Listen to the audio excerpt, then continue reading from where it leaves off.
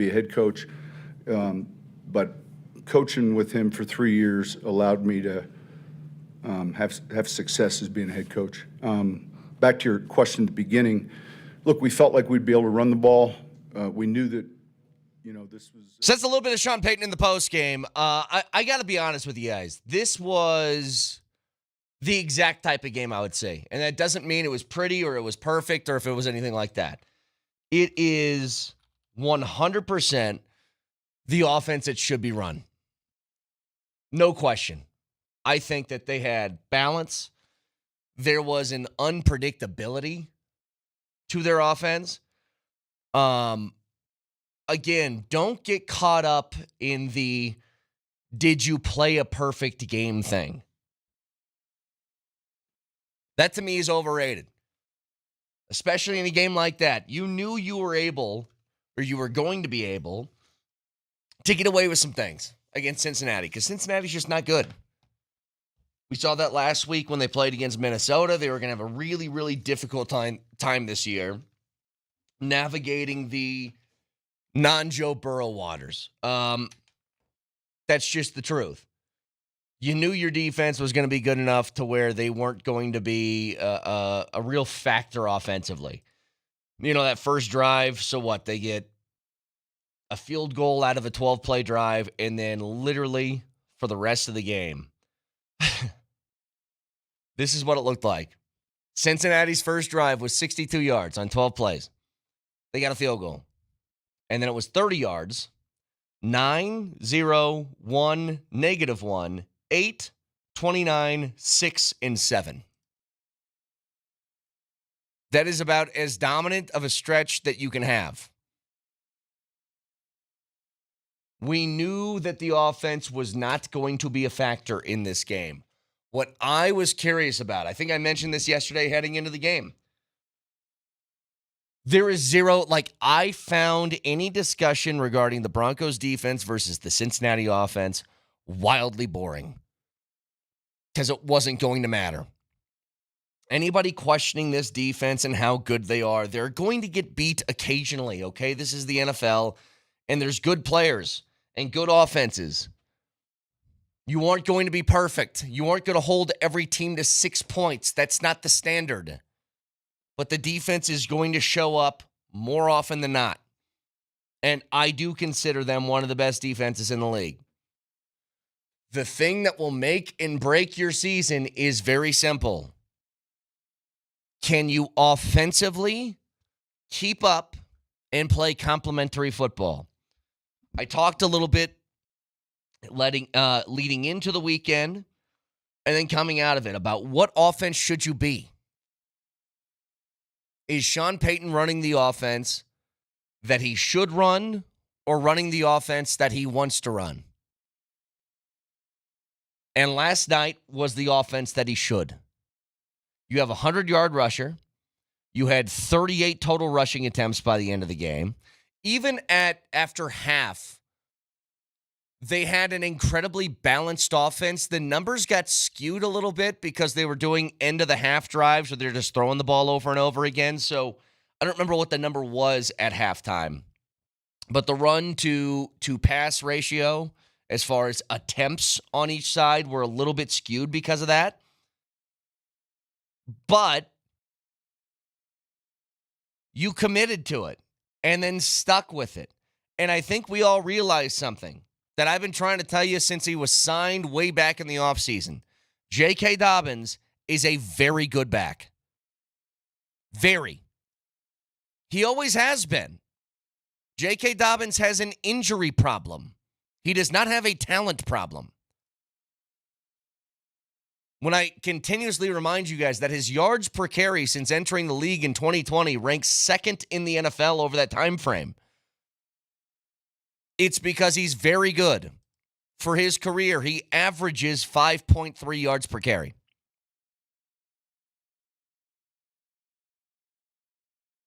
You get, finally, a back that you can trust and believe in when he takes the football.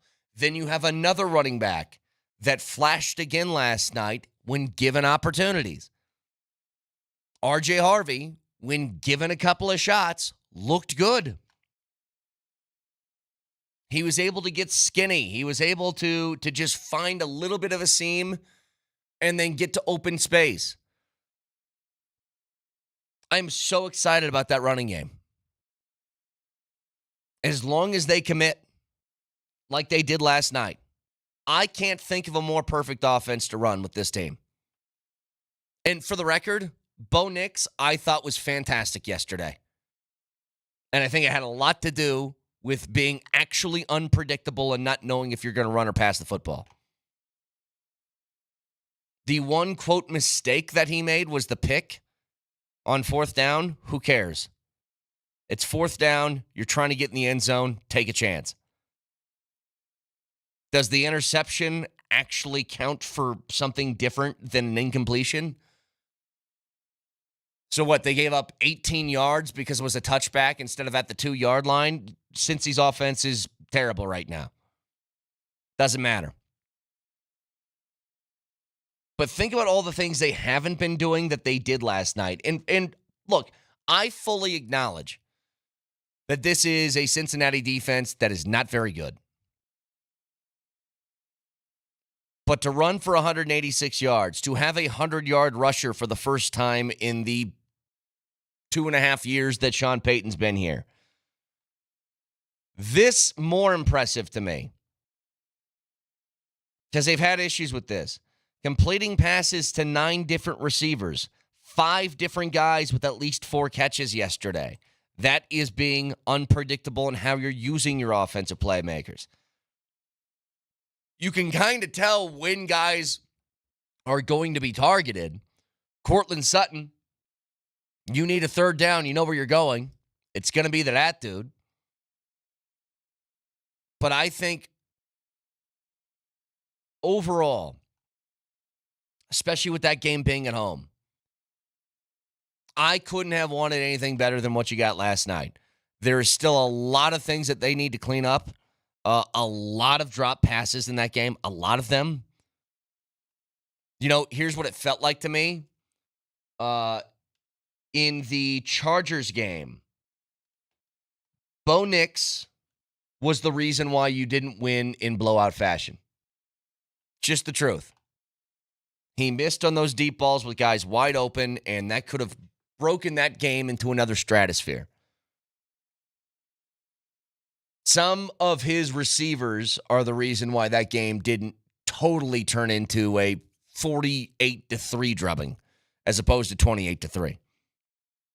Franklin dropped a couple that he's got to come up with, like right on the hands. There's a couple of guys like Troutman had his foot out of bounds making one catch. Ingram did the same. Couple different missed opportunities there. There was penalties that held you back from big plays in multiple instances. If there's one concern that I really have coming out of that game, it's that. Like, you have to be smarter. I mean, we all gave Garrett Bowles a whole bunch of grief back in the day when he had holding penalty after holding penalty. How many times did you hear number 60 get called last night? Wattenberg. It was a lot.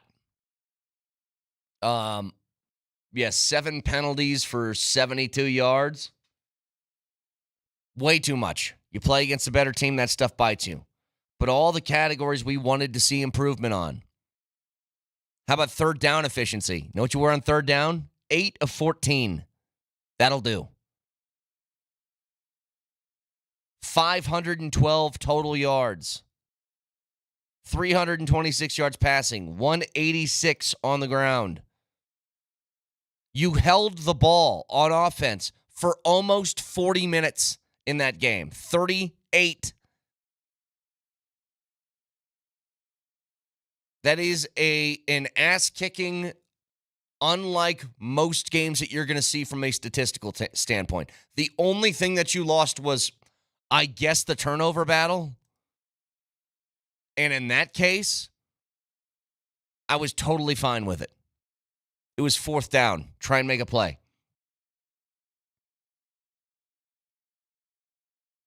I mean, it was about as good as I could hope for. Champ Mazda text line's open for you guys. Want to hear what you think. Like, I actually saw some people complaining last night. And I'm like, what are you guys complaining about? There were missed opportunities. It's fine. It's a bad football team. I do not feel the way I did coming out of the Titans game. Not last night. And nobody should even be remotely close to that. If you're demanding perfection, you're going to have to wait a long time until you get that. But I really think this team just needed a shot of confidence and caught this team at the exact right time. Honestly. There was a nervousness, a sort of everybody was on the edge, it felt like. And that game, I think, can do a lot to repair that feeling and build confidence moving forward when you need to start stacking up some wins now. You're back to 500. You're 2-2. You've dropped a couple of games that you shouldn't have so far, and now you're going on the road East Coast at 11 a.m. to play against the best team in the NFL. And that's where stuff like dropped passes and penalties are going to come way more into play than they did last night against Cincinnati. But God, that was a nice springboard back into the place you were supposed to be. Literally all the sort of check marks of things that I wanted to see out of this offense basically happened last night. You even got Marvin Mims incredibly involved within the offense, and it's weird. It's like when the ball's in his hands, he makes plays. It's bizarre. It's almost like he's really, really, really uniquely fast and agile in a way that most guys aren't.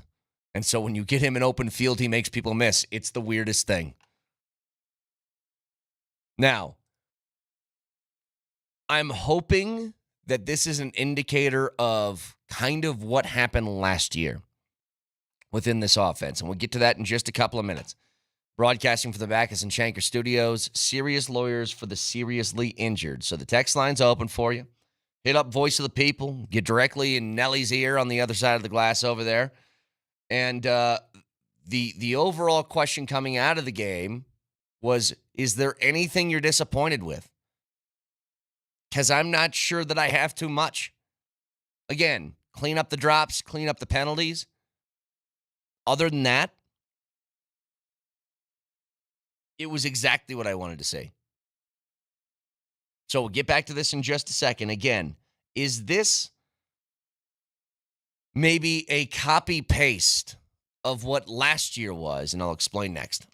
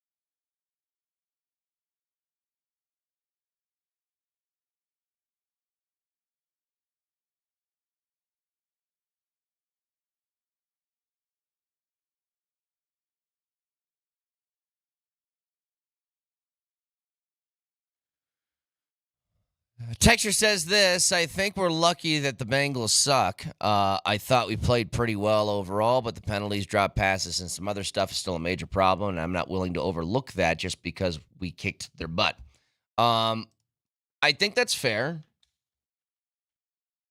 I said this earlier that I loved the game plan. They still had an execution problem at times. There was one drive that was just, the game was already in hand. So it's not like it was totally under a microscope. But one drive was just crazy with the amount of mistakes that they made. So it was their drive that was at the end of the third heading into the fourth. It's 2nd and 9. It was sort of a pass out of the backfield to R.J. Harvey. He makes a couple of guys miss. He gets the first down. You're like, great. Let's head into the fourth. 1st and 10. Harvey had a great run, negated by a Wattenberg hold. The very next play, Wattenberg has a snap infraction, I think is what it's called. So that's back-to-back penalties on him. So now you're pushed back to 1st and 25. Bo Nix takes a shot downfield in pretty tight coverage. Troy Franklin, it's a perfect pass that was dropped. I think it was at least his second of the night, maybe third. Troy Franklin did not have a good night last night. And Nelly, are we still going to do the Jim Harbaugh? We won, and was a reason why we won. Are we going to do that again today? Because I think we should. Yeah, you tell me. You want to go through the full, 6-category Harbaugh evaluation plan? Yes, I think we should do it. We absolutely should. Do it. I'll dust that off. But Franklin's got to make those catches. And so I get it. Again, there's a lot of stuff that they need to clean up, and if they were playing a better opponent, it would have hurt you more than it did. I fully acknowledge that. I am way more like, the reason why I'm so happy this morning, despite some of those mistakes, is because I saw what felt like a shift in mentality towards the offense. And I hope they didn't just do this because they knew they had a pretty good shot to win against Cincy. Like, I hope when they play Philly, they try and do the same thing. Now, Philly just might be so overwhelming that it's not going to work the same, and that's kind of what happens. The Broncos are not in Philly's category yet. They have to work their way towards it. Doesn't mean they can't win, but it's not going to look as easy as it did last night against Cincinnati because virtually every position has an all-pro for Philly. But it's the mentality you take into what kind of offense are you trying to be. And to me, last night was the one. I think you've also established over the last few weeks, J.K. Dobbins is somebody that needs to be featured within this offense, much in the same way that you want to feature Courtland Sutton. I think given opportunities, J.K. Dobbins could prove himself to be as valuable, if not more, than Courtland Sutton within this offense.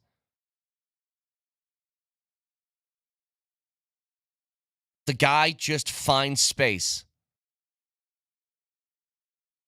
He has 57 carries this year for 323 yards.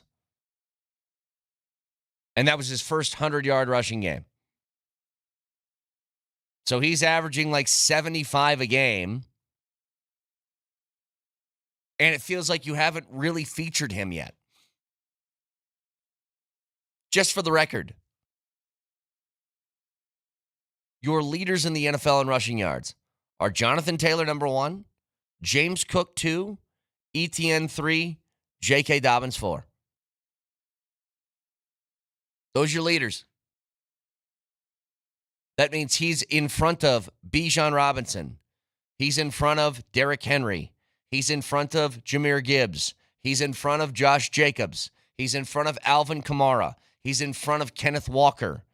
He's in front of Breece Hall. He's in front of all these different guys that we point to and be like, that's the class, the position. He's in front of Saquon, Bucky Irving, Christian McCaffrey.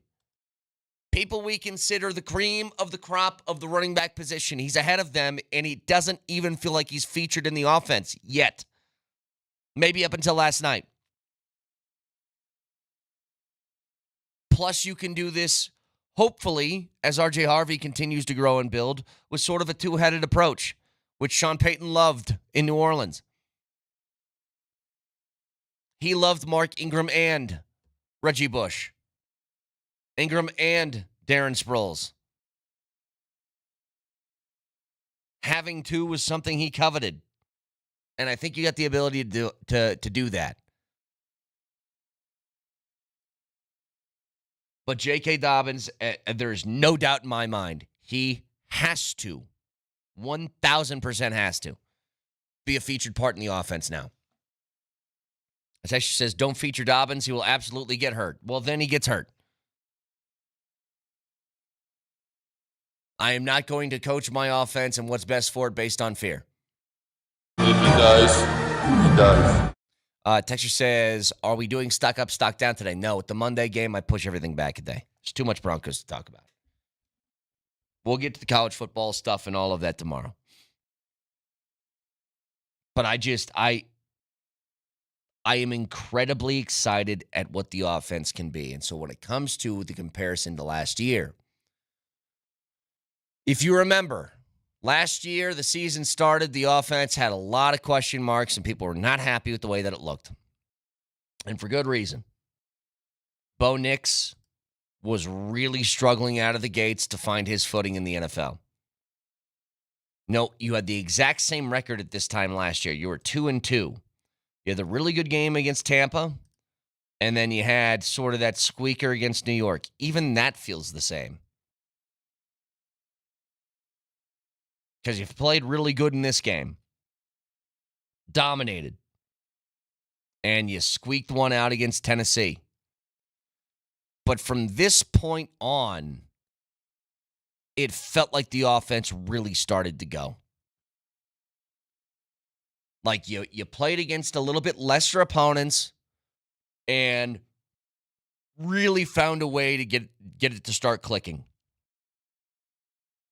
No, this was kind of the portion of the year in which Jaden Daniels had a great start to the year, took a step back, and Bo Nix took the step forward. And there was some conversations like over the next, month around this time, could Bo Nix compete with Jaden Daniels for Offensive Rookie of the Year? And it was close. But maybe this is just kind of where Sean Payton offense is like what they need is about a month to really get things in gear. Because you even look back to 2 years ago when Russell Wilson was still here.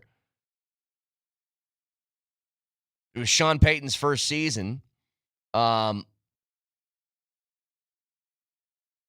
Remember, right in the middle of October was about the time that you started to rattle off some wins and the offense looked better. Not to ever say it was good, but better. So hopefully that's what's going to happen here, that you can just repeat last year and kind of do that over again. The way that you went about mixing run pass, and then when you did decide to pass, it wasn't Bo Nix locked on Cortland Sutton the whole game and just throwing to him. You know, I asked this to Emmanuel Sanders yesterday who joined us. I said, is it tough to stay in a rhythm as a wide receiver when you have some weeks where you get 8 targets and other weeks you get 1? And he said it's hard, but it's part of your job. You know, if you want a featured player within the offense, you just need to capitalize on opportunities when they come. It's why I was disappointed last night in Troy Franklin. He had opportunities and missed them. Like, if I were to grade out the play of Bo Nix last night, he gets an A. And it could have been an A+ had a couple of guys made a play for him. But I have no notes for Bo. He threw a pick. So what? 4th down. End zone. Try and make something happen. Would you rather him not have it picked, but he throws it off the crossbar in the end zone on fourth down? Because I wouldn't. Force something to make a play. It's actually funny. Nelly, I tweeted out before that play. Regardless of what happens, this was a fantastic drive. When I saw them lining up to go for it on fourth down. And then right when I hit send, he throws the pick. And then everybody goes, ha, ha, ha, ha, still time to delete. I'm like, I'm not deleting this. It was a fantastic drive. I think I had the same thought as you. It's like we have ESPN or something. Because when I was watching that drive, the Broncos were gashing the Bengals defense with the run. Yes. And they just go run the ball. Then maybe Bo would make a pass to get a first down just that they needed. And then they'd go back to running the ball with both RJ Harvey and J.K. Dobbins. And then when they needed Bo to make a throw, he'd make a throw. And I was watching it going, wait, is Sean Payton doing what we've all been yelling into these microphones for the past month? Is he doing it now? So, attaboy, Sean. So here's what they had. It was the first play of that drive was Bo Nix to Adkins for a loss of a couple. Wattenberg had another penalty on that play, but it was declined. Then they ran Harvey. He went for 6 yards, but there was an illegal use of the hands by Trey Hendrickson, which gave him a first down. Then it was Dobbins for 9 yards. Dobbins for 12 yards. Dobbins for 17 yards, holding on Wattenberg again. Then it was Harvey for 2 yards. Big pass to Troy Franklin down the middle. Harvey for 7 yards. Another pass to Franklin. Incomplete. Gain of 2 on a pass to Ingram again. And then it was that, I actually don't mind this play. This close to working. I know I was talking about getting cute near the goal line and blah, blah, blah. I thought the direct snap thing was fine. Get a guy who's an athlete, get him out in open space. He had to make a guy miss, just couldn't do it. So then you get to 4th and 1 and you throw a pick. Who cares? I just thought it was a great drive. Because you committed to the run and did it effectively. Now, again, too many penalties. And we can talk about that. So just by my count, Wattenberg had what? Whether they were accepted or not, I can remember 4 at least. 4. And I would love to pry through there again and see how many times he was called for something. In fact, I can try and do this real quick. Yeah, it's not quite that many. I don't think it was 20-some. But it was at least 4 that I counted, whether they were accepted or not. There was a penalty called on Wattenberg. So 2 in the drive that we were just discussing. And there was 2 on another drive at the end of that third quarter leading into the fourth quarter. So maybe it was just 4. But 4 is a ton for one guy. Like an amazing amount. Nope, here's another one. That's 5. It was Wattenberg, ineligible man downfield. So hang on a second. Yeah, man, that's pretty crazy. You got 5 penalties called on you. And I've stopped counting now. But it's at least 5. Like, that is going to, that's going to lose you a job. And Wattenberg's done all right this year, but if you're going to be negating big plays or putting your team in more difficult positions like 1st and 15 or 2nd and 20 or whatever, it just can't happen. No, don't start counting. And look, Sean Payton after the game, happy about the win. I'm sure that he recognizes there's a lot that when they go back and they watch the film, they're going to like a lot of what they see, but there's probably going to be like some discussions about, guys, what are we doing here? What is this? Hang on to the football. How many penalties is this? Texas says, can I gripe about the first drive timeout? Absolutely. That stuff happens way too frequently. And that's a Sean Payton problem. That's not on the players. That is straight up not getting the play in on time. Like it's your it's your third play of the game, and it's 3rd and 2. And not being able to get the play in and get lined up in the proper amount of time has been a consistent issue through multiple quarterbacks. That ain't on Knicks. That was happening with Russell Wilson too. It's like, get the play into the guy and let him go run it. It's 3rd down and 2.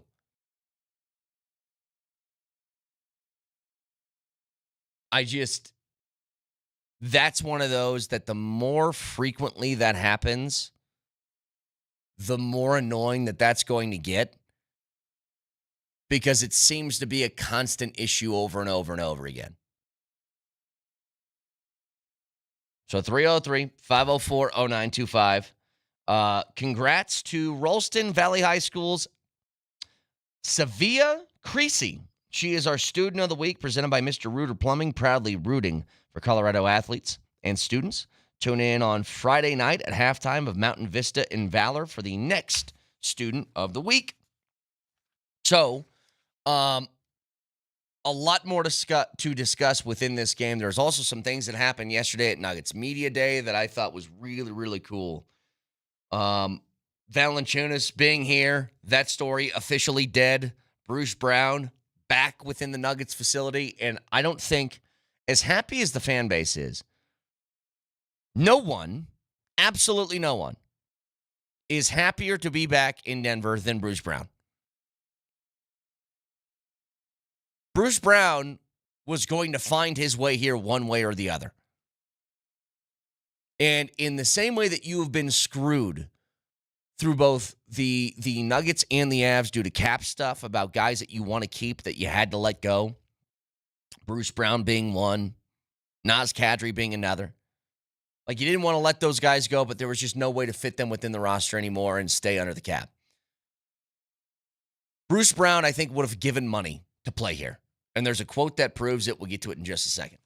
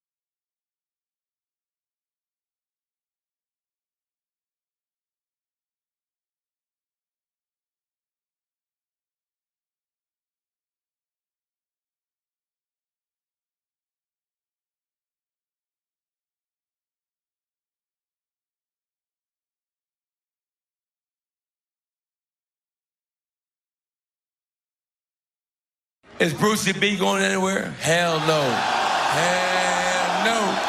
Hell no. Hey, we running the back. We running the back. Oh, yeah. Come on. Get loud. Get loud. Technically, he's right. It just took 2 years.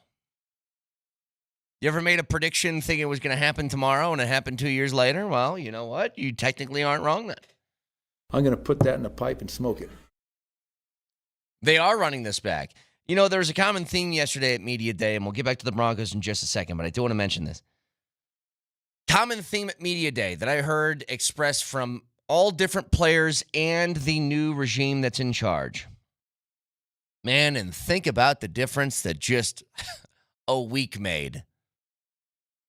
When we came on this show and we said, hey, we got breaking news for you guys.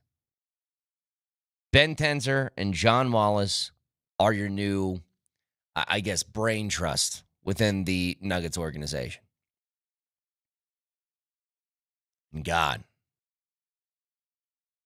Nelly, do you remember the reaction that we got the second that we made that announcement? Oh, it wasn't crickets.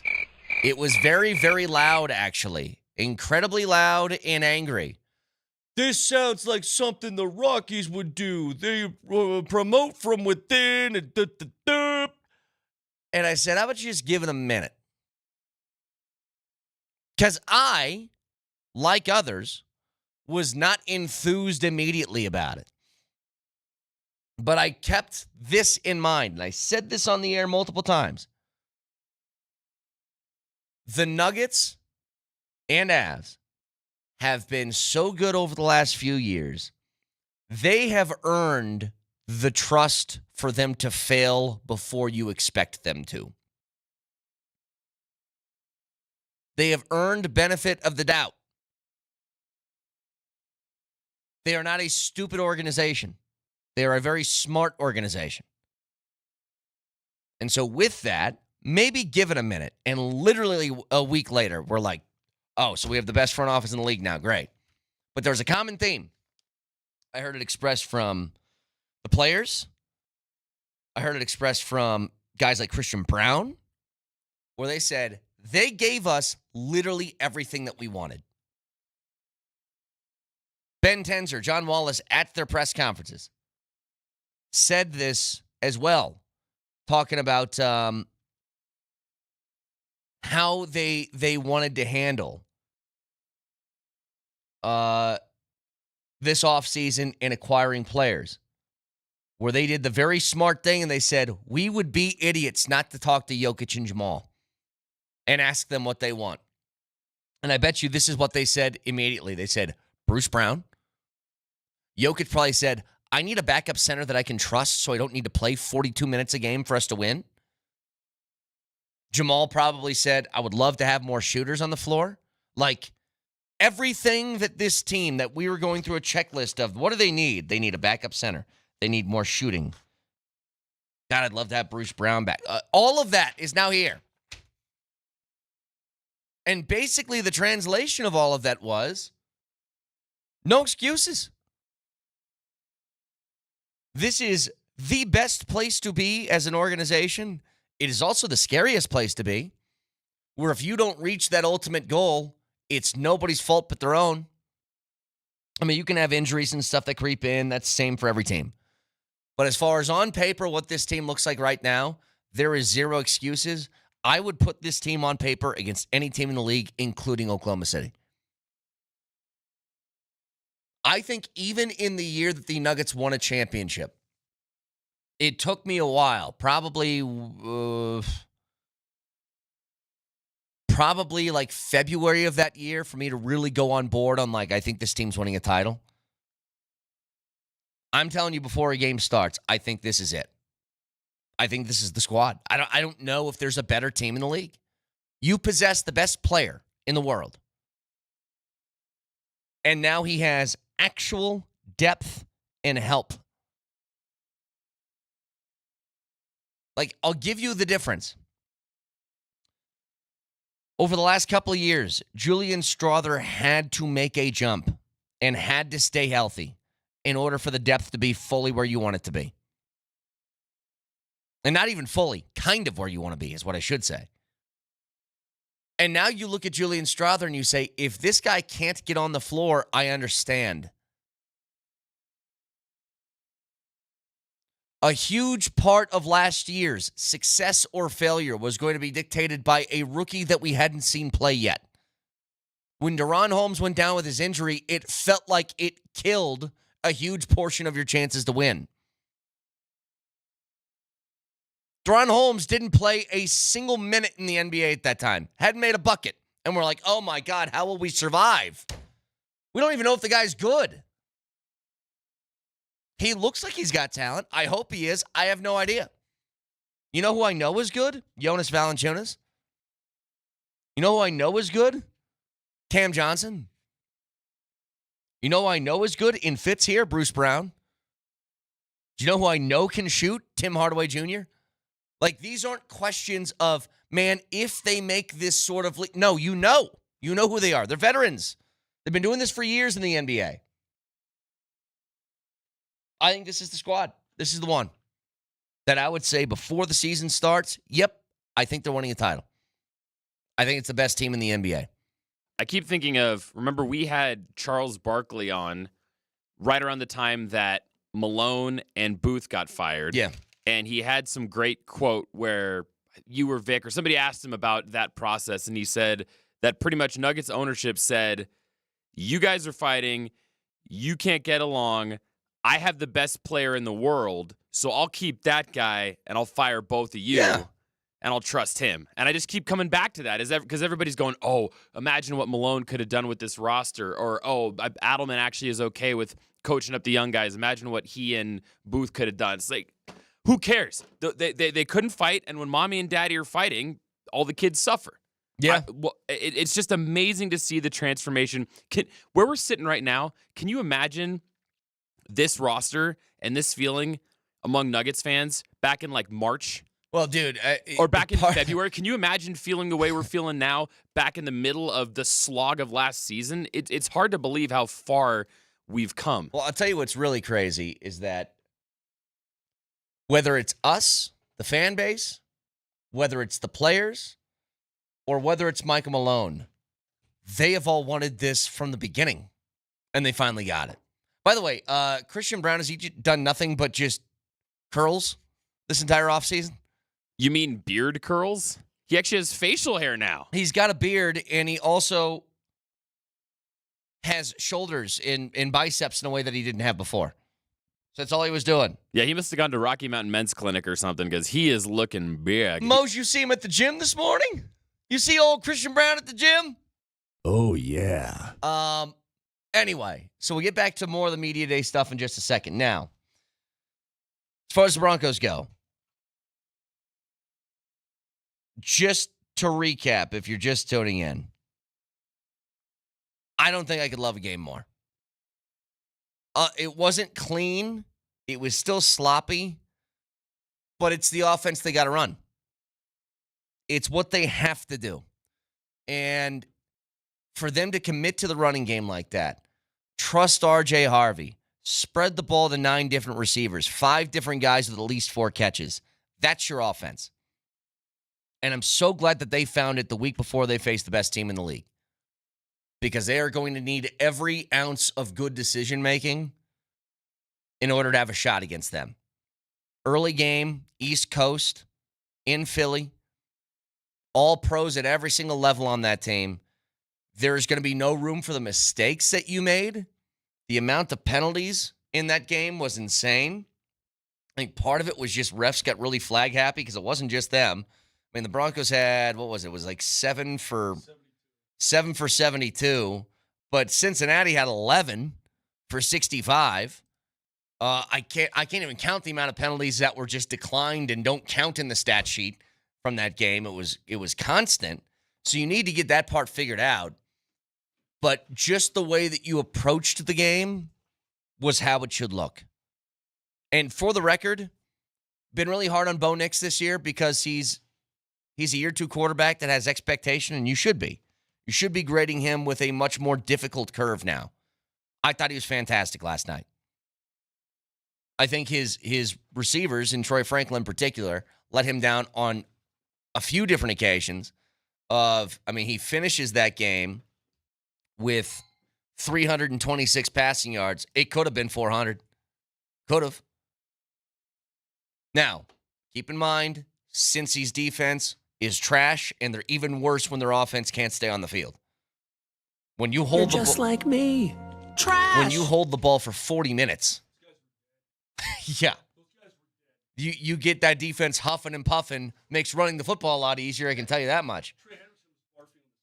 Trey Hendrickson was barfing on the sideline, says Moj. Trey Hendrickson actually limped off the field, and I almost think that was like a this game's over limp. I think it was, what am I still doing out here? Go ahead. I don't get paid enough to carry this entire defense, so I'm just going to exit stage left. But a lot more to get to with this game. You can watch the show live on Twitch, twitch.tv, search Altitude SR in the search bar, the Altitude TV simulcast, and that is the Safeway Twitch feed. Order online, Safeway does the rest. Get easy delivery or free pickup with the same great deals. Get started at Safeway.com or in the Safeway app. Safeway, fresh foods, local flavors. You can also watch on YouTube. Subscribe to the channel and don't miss anything from Denver's #1 sports station, Altitude Sports Radio 92.5. So, have some audio from Nuggets Media Day yesterday, but a whole bunch of Broncos in this win to get back to 500 over Cincy with Moser, Lombardi, and Kane that starts next.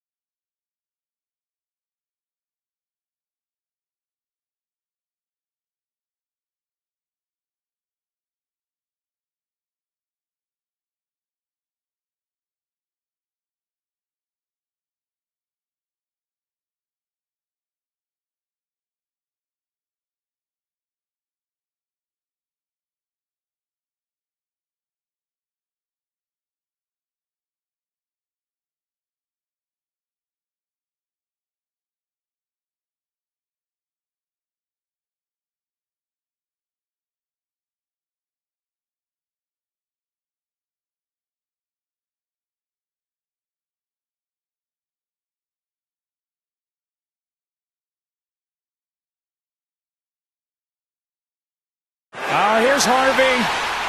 All alone. Touchdown, Broncos.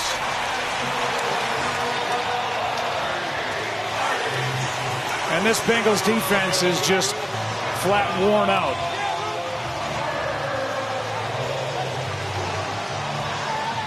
First touchdown for Harvey. And it comes through the air on a 12-yard catch and run. ABC on the call. The Broncos had the football for 38 minutes last night. 38. It felt like virtually the entire dang game. I'll tell you this right now. I loved that game. I loved it. And it's not to say that it was perfect and clean without its messes and problems and blah, blah, blah. I know that those were there. Well, I would say this. I was in the shower today at the gym. Get my buff on.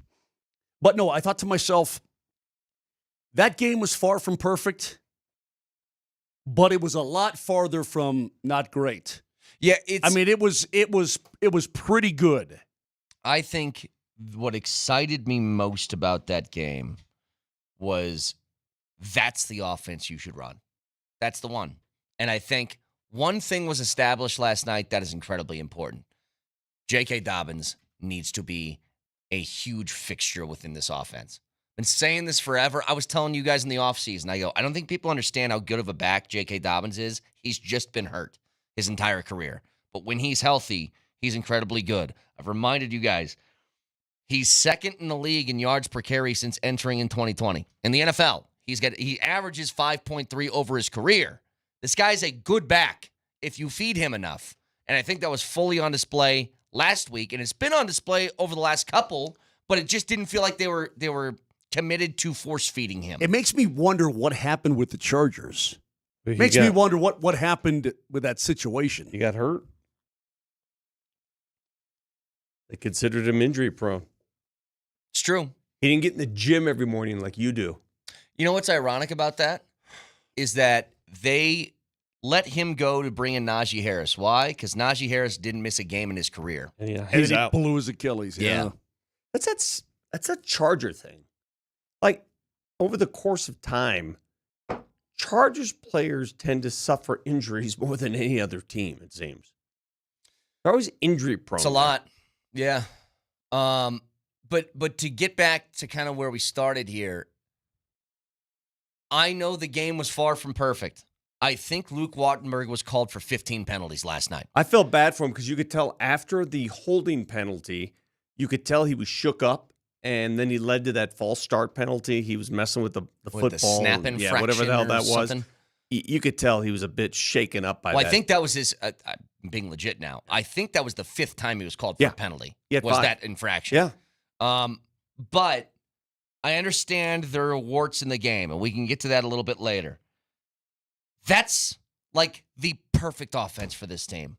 And I think it's proven now. They can run the football, okay? They can. J.K. Dobbins didn't have one good game. Now, he's the first 100-yard rusher you've had since 2022, which was Latavius Murray, believe it or not. Correct. 38 games. But look over, like, Dobbins has gotten at least 70 yards a game in each game, despite it feeling like it's been limited in how they've been giving him the football. 16 carries, guys. It's not like he was workhorsing it for 30. He got 16 carries. But they shared it with R.J. Harvey. I know. 16 carries, and he still got to $1. So good for him and good for the Broncos to develop a running game because that's what it needed. Cultivation, development, seed it, feed it. Like you did with your honey and your bees for years. Just feed those bees. Feed them. Take care of them. Watch them run away. To be honest, it was just a few months. Yeah, that's true. The cultivation of the running game was important last night. Listen, the Broncos did exactly what I think we hoped they would do. They established themselves against a weaker team. Yeah. Okay? That's what they did. Next week, they'll have a chance to do something else. Establish themselves against a better team. Different story. Yeah, much different test. And again, the warts that we'll get to in a little bit can't happen in a game like that. But there's a few things that I've been wanting to see from this offense, and can I just go through? There's 3 things that were top of mind. Running game, we were just talking about. So they got that established. They ran for 186 yards, 38 carries, by the way, on the night. Secondly, I'm like, why can't you spread the football around? Why is it always like one guy in the pass game that's getting the bulk of the load? 5 different guys had at least 4 catches last night. 9 had catches total. That's what an offense is supposed to look like. That's what it does look like when things are going pretty dang good. And golly gee, it's bizarre. I'm shocked by this. Marvin Mims, when he gets the ball in the open field, can actually run past people. It's a crazy thing, I know. But if you get him the football, he can make guys miss and make plays happen. He was featured in the offense last night, thank God. Those are 3 things just off the top of my head that I'm like, that's what I want to see in the offense, and he got it. For me, it was pretty easy. What I wanted to see and what we talked about all of last week is long, sustained drives. All right, I'll go through it for you. First quarter, 64-yard drive, 9 plays, touchdown. Second quarter, 8 plays, 80 yards, touchdown. Second quarter, 13 plays, 68 yards. It results in an interception in the end zone, but still a very good drive. Then at the end of the second quarter, 9 plays, 80 yards, touchdown. Fourth quarter, 10 plays, 76 yards, the bulk of them running plays, touchdown. Those are long, sustained, matriculate the ball down the field drives. Exactly what we had called for. You kept yelling, Vic, about third down. They were 8 of 14 on third down Yeah. last night. Keep the ball moving, keep the chains moving. That's what they did. They were good in the red zone for the most part outside the silly pick that Bo Nix threw. I have no problem with that. I don't have a problem with that either. It was 4th down. Yeah, I get. Okay, fine, but I mean, what do you? I mean, the play call didn't work. It was pretty clear. I could tell as soon as he's rolling right. Everybody's like, "Why didn't he run it?" Because if he had run it, he'd have gotten killed. He would have gotten killed. But I mean, he threw it. There was nobody open. Go back and look at it. Understood. Then throw the mother. Oh, yeah, well, it was 4th down. Yeah, it was 4th down. Yeah, but look. The decision. Okay, we go back to the preseason. Yeah, look at him. Do you see him backtrack? Do you see how quickly he's backtracking? No, but now? I get what you're saying though, Vic. Because Moser, I got the same thing. People thought they got me last night because I sent this tweet out before that because I loved that drive because they ran the ball a ton on that drive. And I said, regardless of the outcome of 4th down or something like that, I think this drive's great. And then they go, still time to delete this. It was 4th down. Yeah. Okay, but it was You're still supposed to force something on 4th down. Okay, I just don't. Okay, fine. You know what? Fine. Don't take any points. Force it. Who gives a crap? But it's not forcing it. You must release the ball, or you do not have a chance to score. Correct. That's you're He you're could entirely have, correct. to Moser's point, he could have thrown the ball and hit the crossbar. Yes, That like is Russell, an option on like 4th Russell down. would do. Yes. Or he could have just run out of bounds. That too. Yeah. Yep. Spicy. Still a silly throw. He's trying to I don't force the care. ball because they don't get another down after that. Why is that a silly throw? I would much rather have him do that than What? throw the ball away or run out of bounds or something. What do you mean a silly throw? There was nobody open. You could say silly play call. Exactly. The play didn't work. Hey, speaking of silly play call, thank goodness the Cincinnati Bengals are silly. Yeah. They're not a serious team. They are not a serious team. They had they had an opportunity there early. I mean, on the first drive, and they go to a pass play that's not going to work in a million years. Rather than just try to punch it forward, I'm like that was. You got a 3rd down, and you can still pick up a 1st down, and you have Browning roll to his right with awesome coverage all over your guy, and you throw it over his head. I'm like, you guys are dumb. We'll take it. You want to set up for 3? Sounds great. Look, I said before the game yesterday that I was entirely bored with any discussion about the defense heading into this game. But let me say one thing about the defense right now. First of all, Jamar Chase is about to have an aneurysm on that sideline. He's pissed. Here's what the defense did last night. So that opening drive from Cincinnati had me a little bit nervous because they did have a 12-play drive. They went downfield. Their strategy was very simple. Whoever Riley Moss is covering, throw that guy the ball. That's all they did early in that game. I thought he was going to have a long night judging from the first quarter decisions. And I thought he played great. But here's the Cincinnati Bengals drives by total yardage. First drive was 62 yards. Second was 30. 9, 0, 1, -1. 8, 29, 6, 7. That's how many total yards they got on each one of those drives. Can I ask you something? Outside of the first drive of the game, in which they produced 3 points, did the Cincinnati Bengals offense cross midfield? I I'm not sure. I'm not sure they did, but I really wasn't paying close attention to where the ball was spotted on the field. I don't know if they did, which would mean they spent the rest of the game on their side of the football field. They went 9 straight times where they could not third down stops. 9 straight third down stops. They did? They did cross once. What'd they get to? It was in the second half. They got to the 44, but then had a holding penalty that took them back in their own territory. Yeah. So they never ended up across midfield. Yeah, they finished that drive at their own 49. Okay. Yep, that's it. That's an impressive defensive performance. That's a suffocating defense. That's just basically saying, nope, you ain't doing this. The Broncos forced 8 straight punts. Yeah. That's impressive. Yeah. No, and that was something that, look, I don't want to say it was totally expected because they still had this, like, maybe Jamar Chase or T. Higgins could have, a big enough game for them to put a few points on the board. Obviously, that didn't happen. Listen, man. I want to go through, by the way, we're going to do this. We're going to do the Jim Harbaugh. Yeah. We won. And the reason why we won. We're going to do all those a little bit later in the show. The Broncos played for what we anticipated, what we had hoped they'd do. They played a near perfect game. Yep. The first quarter was not perfect. Clearly, they came out stumbling a little bit. But after that, that's about as good as you can expect out of the Denver Broncos. They did what we asked of. They had some dropsies and a lot of penalties. Yeah, there were some drop passes. If they do that against Philly, it's going to look a lot different than it is against Cincy. Everyone's going to have moments of ineptitude, but the moments of ineptitude were overcome by greatness.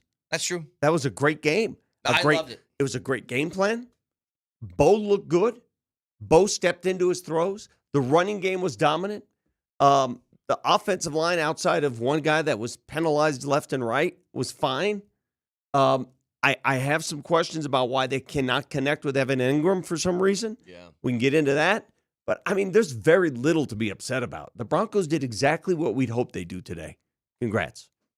And yet you've got that dour look on your face that I noticed the moment I walked in. What are you talking about? Do you notice it? You look dour. Dour. I don't look dour. Yeah, now you're smiling. I'm undowered.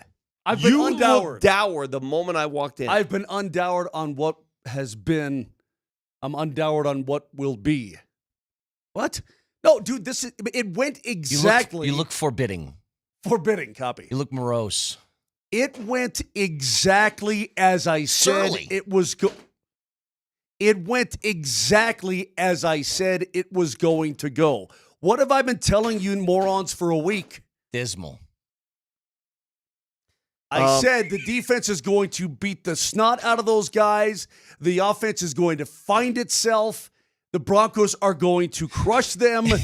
I've been saying it for a week. Can I ask you I was remarkably calm for 8 days going, no big deal. They're going to smoke the Bengals on Monday night. What? Jason in Minnesota says this. Vic, I totally disagree with you on the Knicks interception. I would rather he threw it away, turned it over at the 2-yard line rather than the touchback. Oh, stop. Jason, how scared are you? How scared are you of the outside?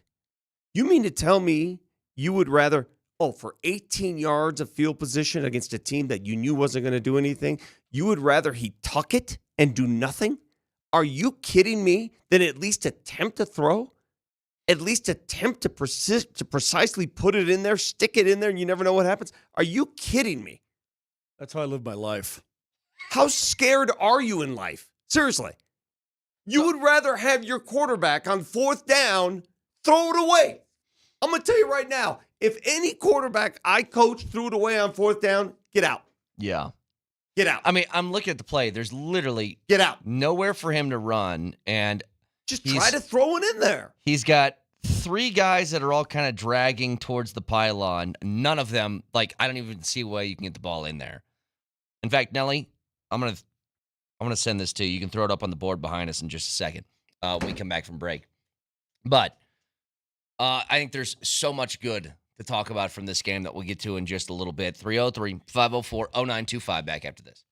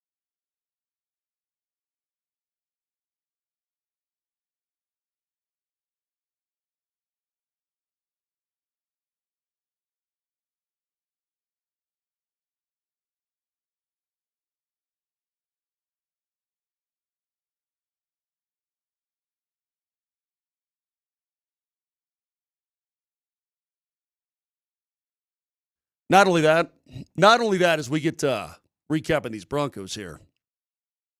Did you see what Knucklehead put up on me?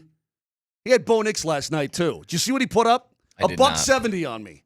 It's a lot of points. $170. Nobody in our league will ever score that many points ever again. If he dies, he dies. Can you remind me just to do the show from home from now on? Oh, did you get a little taste of Moser's bad beats during the break? What that I happens during the commercial breaks at this place is reason enough to go into an insane asylum. I don't understand what I just saw. Are you from here? What's wrong with you? I got backdoored. I don't know how to say it. It was on Phrasing. It was on Okay. It was on Van Pelt's Bad Beats last night. One of my lay it downs was an absolute sure thing until Vandy put in third stringers who were running in circles like Keystone Cops, playing tickle fight with each other while dude was driving down the field for no reason with no time left on the clock. He's just the dumbest thing in America. Go ahead, Brett. Okay. Yeah, you mentioned something about Bo Nix. Can I say something? Because I've been very critical of Bo Nix this year because there's expectations on this team, and he's the quarterback of it, and he's in year 2, and there should be a high standard. I thought he's fantastic last night. I thought he was awesome. Me too. I literally, even the mistakes that he made, we talked about the pick, don't care. I think it's the right call. In fact, Nelly, can you pull this up behind us? The interception? Because for all of those that are saying it's a bad pick, I want you to tell me what he's supposed to do on this play.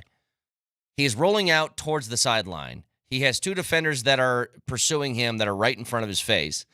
And everybody else is covered or basically out of bounds at this time. He has nowhere to go with this football. You could call it And a it's bad, fourth down. You can call it a bad call, a bad decision, Yeah. a bad, maybe. I hate the roll out and condense the field that much. Yeah, but on he's a fourth boot down guy. thing. He's a boot guy.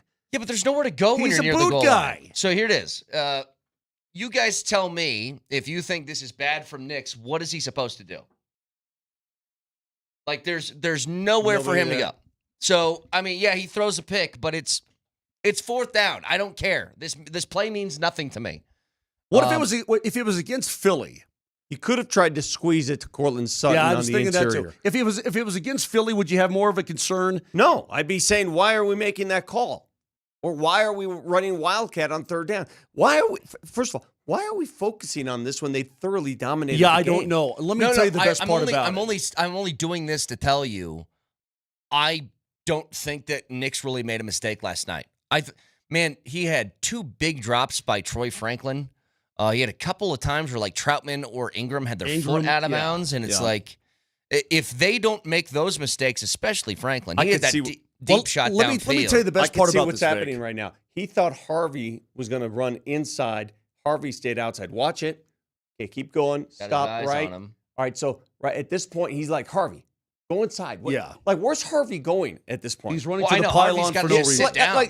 Yeah, but okay, here, move it up a little bit more. Move it up a little bit more. Stop right there. Okay.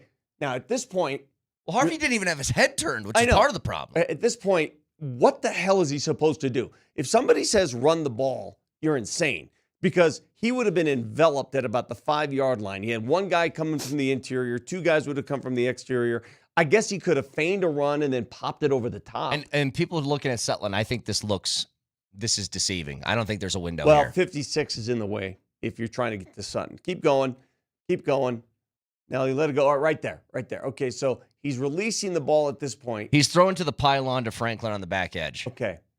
hoping he can make a miraculous catch. And dude who's covering Harvey just kind of jumps and turns around. The ball might have gotten there had the guy not gotten a hand on it. Here's the best part about all of this. When it's 14-3, when the Broncos make it 14-3, I mean, couldn't you guys just feel it? They went 8 plays, 80 yards in 3 minutes and 4 seconds, make it 14-3. At that point, I'm like, okay, Mims in for the touch. This game is over. I mean, you could tell that Cincinnati was not going to get anything else going, period, end of story. But the best part about that whole sequence to me, even though I hate it, it's a 13-play drive and it ends with a pick. I don't care how it did. That's unsatisfying to me. The Bengals stink. They gained 1 yard after that, right? They had to punt the football. Yeah.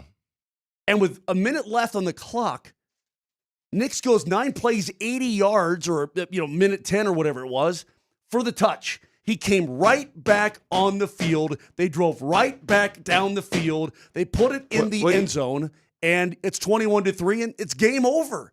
Game over at halftime. The Bengals jogged to the locker room, and they knew that game was over. I really don't understand. Look, we'll move on in a second, but I really don't understand people's mentalities here. Intentionally give up on the play. No. So that you start at the 2 instead of the 20. No.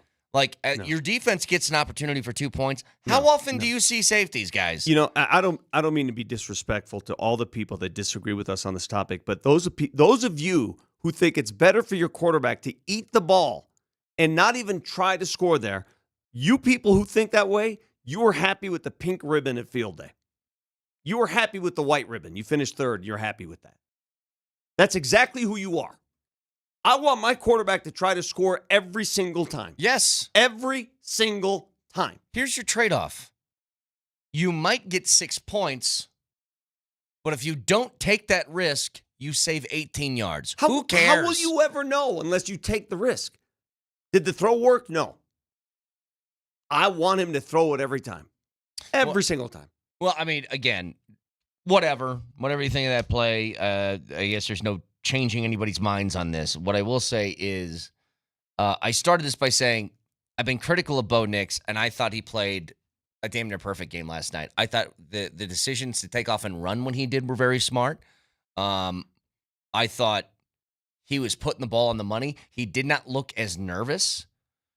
His best throw of the game was a drop. That deep throw over the middle to Franklin where he had a guy draped on his back and another guy that was kind of closing in. Yeah. He put that on the bucket, and Franklin just dropped it. He had a throw to Mims to the left sideline that was a laser. It was a laser show. It was a 3rd and 6. He had a throw to Cortland Sutton in the end zone at the end of the first half that was a laser. He was stepping into throws last night. He was planting that front foot, as you like all the time, Moser, and delivering. I thought it was a good game. The run game was complimentary of Bo's game. The offense was as good as you can get. And the defense, are you kidding me? What the defense did was downright medieval to the Cincinnati Bengals. Super killer. 186 total yards on the ground, 326 through the air. I mean, how do you beat that? It's fantastic. And I loved his commentary, what he said to Lisa Salter after the game on the field. He went to his defense, and he said, it's easy to play the game. It makes it fun, I think is what he said, when your defense is playing that well. If you're a quarterback and you're sitting on the sideline, which is why, again, when he came back with that drive right before halftime to make it 21-3, he showed all the confidence, Vic, as you talked about, all the confidence in the world, the calmness, all of that. When your defense is absolutely bludgeoning the opposition and they can't do jack, passes batted down, Browning on his butt, guys know where to throw the football. I told you, Chase Brown, this guy gets hit in the backfield more than any other back in the National Football League. When the Broncos defense is teeing off on an inept Bengals team, man, as a quarterback, it's got to feel great. It's like a goalie out there, and your team stakes you to a 4-0 lead in period number 1. You're like, hell yeah. I'll tell you what yesterday really proved to me. There is nobody more valuable in this league than Joe Burrow because, good God, that team is terrible without him. I mean, they are lost. They can't do anything. No, they're lost. They're completely, they look like they've never played football. I mean, did you see the look on their Chase? Jamar Chase was one thing, but their quarterback, Jake Browning's face, when he stepped off the field onto the sideline and the crowd noise was affecting him, you could tell. Yeah. The crowd. First of all, I understand that the crowd noise forced a lot of false starts, and the amount of penalties thrown last night, that third quarter was pain. Aikman said it. Aikman's like, this is just he said on the broadcast, this is just a bad product. I mean, if you watched the third quarter last night and said, oh, yeah, I got to have more of this, I don't know what you're watching because I was ready to turn the channel. I was like, come on, man. Stop with it. You could call a penalty in the NFL every single play. Could you not? You could. Every play. Yeah. Aikman even got to Chill the point where out, man. Aikman was complaining about it. My God, do they get paid for penalties? Paid Sure by the seemed penalty? like it. Sure seemed like it. Is this like the end of the month where you start to see cops sitting on those Be those little medians? Be careful on the bridge at Spear on the way to Ball Arena. I saw like 2 people get run down yesterday. That is Got that radar gun out? That's a popular wrap. spot. It's Spear going south, not going north. It's Spear going south. Just be careful. I don't want people to get caught up in something because I had this in the appetizer. I was talking about I thought the run pass splits were awesome, and they said when it was 21-3, the score was 21-3. The splits are like 40 passes to 21 runs. Well, they had a drive at the end of the half that was 9 plays, all 9 were passes because it's the end of the half. Don't let that skew it. Mm-hmm. Base it off a field. Did it feel like that was a balanced offense last night? Heck yeah. 1,000%. Hey, listen, man, if you're going to call in, text in, chime in, and complain about the offense and, he should have ate it on 4th down, man, I don't have time for you today. The Denver Broncos produced 512 yards last night. 512 yards. Trivia question. That is the most yards the Denver Broncos have produced in a football game since when? Oh, I was going to ask you, so I know the answer. Moshe, go ahead. Since when, Moser? Since Peyton Manning in 2015. Close. 2016. Okay. I mean, are you kidding me? They haven't put up 500 yards since 2016. It's been There a you go. decade. There's no room for criticism. The only thing I'm looking at last night is they did everything I asked. Long, sustained drives, resulting in touchdowns. Great balance on offense. The defense came to play. Everything worked. The only question I ask, can they do it again in Philly and beat a team they're not supposed to beat? You pounded a team you're supposed to pound. Yeah. Okay, you went to pound town on the Bengals. What can you do in Philly? Ready? They did. Pound down. Everyone's going to Pound Town. I don't Everyone like this loves song. to go I don't like the way you guys are Pound saying Town. this. That's exactly what they did. Vic is 100% correct. Now, listen. All right, here's the thing. The Bengals. Let me make another animal analogy, Vic, for you, because I know you love animals so much, and they love you. The Bengals last night, you know what they were? I'm a kitty. I'm a kitty meow. I'm a kitty meow. Want a treat? I'm a kitty meow. So what are the Eagles? The Eagles are going to be an absolute beast. Well, win a game on the road you're not supposed to win. The Denver Broncos last night won their 7th straight home game. Yep. Their only losses this season have come on the road. You've got an 11 a.m. game, always tough for the Broncos on the East Coast against Tough the for defending anybody. Super Bowl Tough champion, for anybody. against a defense that has been proven, an offense that is good luck. Again, last night, great. They exceeded expectations. Okay, in my opinion, the Broncos did exceeded expectations. If you really want to get my attention, win in Philly. If you can win in Philadelphia, dude, then in my opinion, because I'm already saying it's a loss, but if you can win, and I'm sure there are Broncos fans today with what they saw last night who are going, oh, yeah, everything has changed around for me. Not for me, because I know going to the Link is very difficult. But if you can win in Philadelphia, that changes so many things in my head about this team and where they can go. But see, I think the Broncos have the trench warfare to deal with Philly. A lot of people get beat up by Philly. I think the Broncos can hold their own against Especially defense. Yeah, Their front I think seven they on can. defense. I really do. Now, we're going to get a chance to break down the Philly game all week. We got all week to do this. But Yeah. I guarantee you, Vic Fangio's sitting there right now saying, I'm going to drop everybody and say, Bo Nix, see if you can fit into tight windows and avoid getting picked off. That's what he's going to do. I don't look at windows. Do you what do you think the early spread is for that game? 6.5. What do you think, Moshe? I have no idea. Say yes. What is it? I'd say it's probably Broncos at Philly. 4.5. 4.5. Is it really? Yeah. That's Am a I lot. right? It's Wait, a lot closer Hold than I on, thought it'd be. hold on a second. Are you telling me I'm correct? You are correct. Well, again, it's a winnable game. And it's a game that the last time the Broncos won a game like this, where you did not expect them to win, was at Tampa Bay last year on the road, correct? That is correct. Correct. Yeah. Different animal But- in Philly, but yes. A completely different animal, but still a road game in which they were underdogs. This is what that game is. Did you guys see the injury to Tyreek Hill? Ugh. It's gross. Dislocated knee, they said, right? Did you see it when it happened? Yes. Mose, did you see it? Yeah, I saw it. Oh, my God. The whole knee came apart, dude. It's not, I don't know. Oh, my God. Listen, it just feels like these injuries, it's probably just because of social media. It's probably just because of everything's exposed His nowadays. foot was backwards. Yeah, I know, dude. His whole knee came apart. He His leg was pointed the other way. Yeah. And you know what's crazy to me? I was watching him being carted off. And he's smiling and waving to the crowd. I know. It wouldn't have been me. And you know what I'd be doing?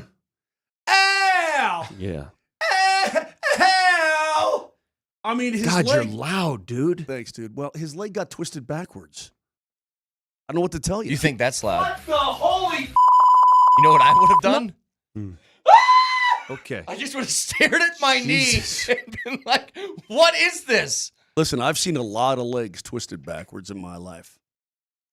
And it's never pleasant. He had to have torn everything in the knee. I know a texture's Everything. saying it wasn't a dislocated knee, it was torn this and that. They said dislocated knee when he got carted off. So I'm sure there's a ton more. No, he did tear everything. He tore it all. His body was facing north, and his foot was facing south. Yeah. Man, it's just repulsive to watch stuff like that. And we've had so many moments, the Theismann injury, the Alex Smith injury. So many times we've seen stuff like that, and it's never Do you easy remember to the watch. injury to Napoleon McCallum? Oh, yeah. I do remember Brett, that. he got hit on the knee. I do remember that. His leg Went backwards. Yeah. Yes. And I'm like, it's the only thing holding it together, I think, is skin. It's just, it's sad for guys, man. For a guy who's so fast, if he can come back and be effective from this, then Dude, you modern wonder- medicine is incredible. You wonder if he'll ever be the same again after that. He was already, he's still fast. But I think, he's 30, 30, 31, something like that? I don't know how much longer you could be that fast and that effective still. Let's assume that he stays healthy, but that's going to be almost impossible. There to come goes back from. There goes that race against the sprinter, Noah Lyles. Oh, yeah. Didn't he race a camel or something? Champion to what? Didn't somebody race a camel? Wait, somebody raced a what? An emu? Ostrich. It's another one. Texas says the tight end for the Bears 10 years ago, Zach Miller, my boy.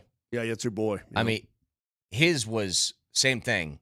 Leg went in, bent inward. Cut an artery. They thought they might have to cut his leg off when he got to the hospital. Who was the Pittsburgh Pirates catcher? Jason Kendall. Oh, yeah. You remember that one? Yeah. That was just his foot, though. Oh, it fell off. Robin Ventura's foot went backwards. Dude, his foot was pointing the opposite. Ugh. So a lot more to get to with this game. Some audio from Media Day yesterday. I loved some of the things I heard from a lot of different guys. But yeah, Vic, I'm going to need a full report. The vibe down there seemed really, really good. I have a question, though, as we head to break. For Bruce Brown to play here in Denver again, if he had to pay money to play for the Denver Nuggets, would he have done that? He may have. Because I've never heard somebody want to play for a team more than Bruce Brown wanted to come back here. We'll get to it next.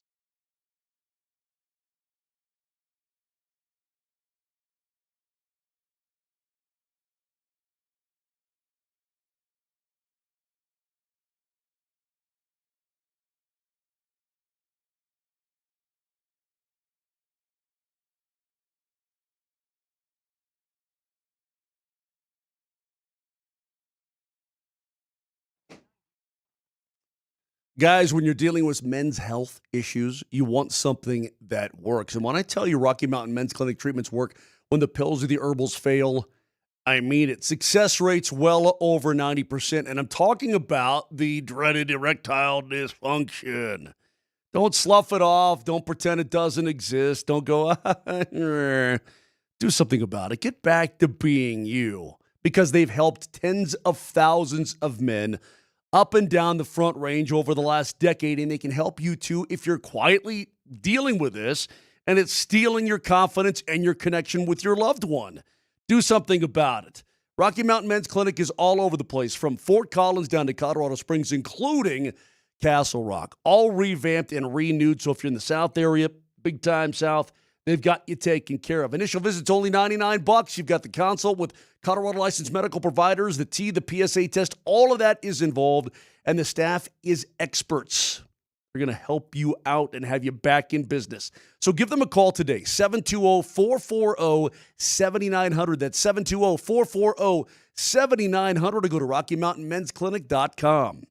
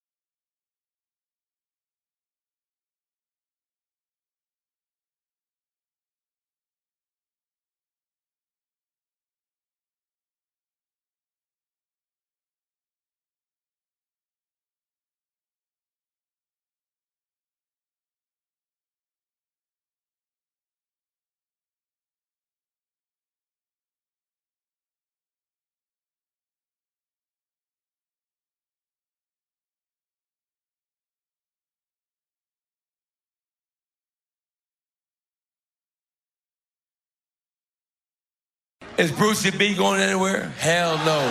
Hell no. Hell no. Hey, we running the back. We running the back. Oh yeah. Come on. Get loud. Get loud. How do you live with this?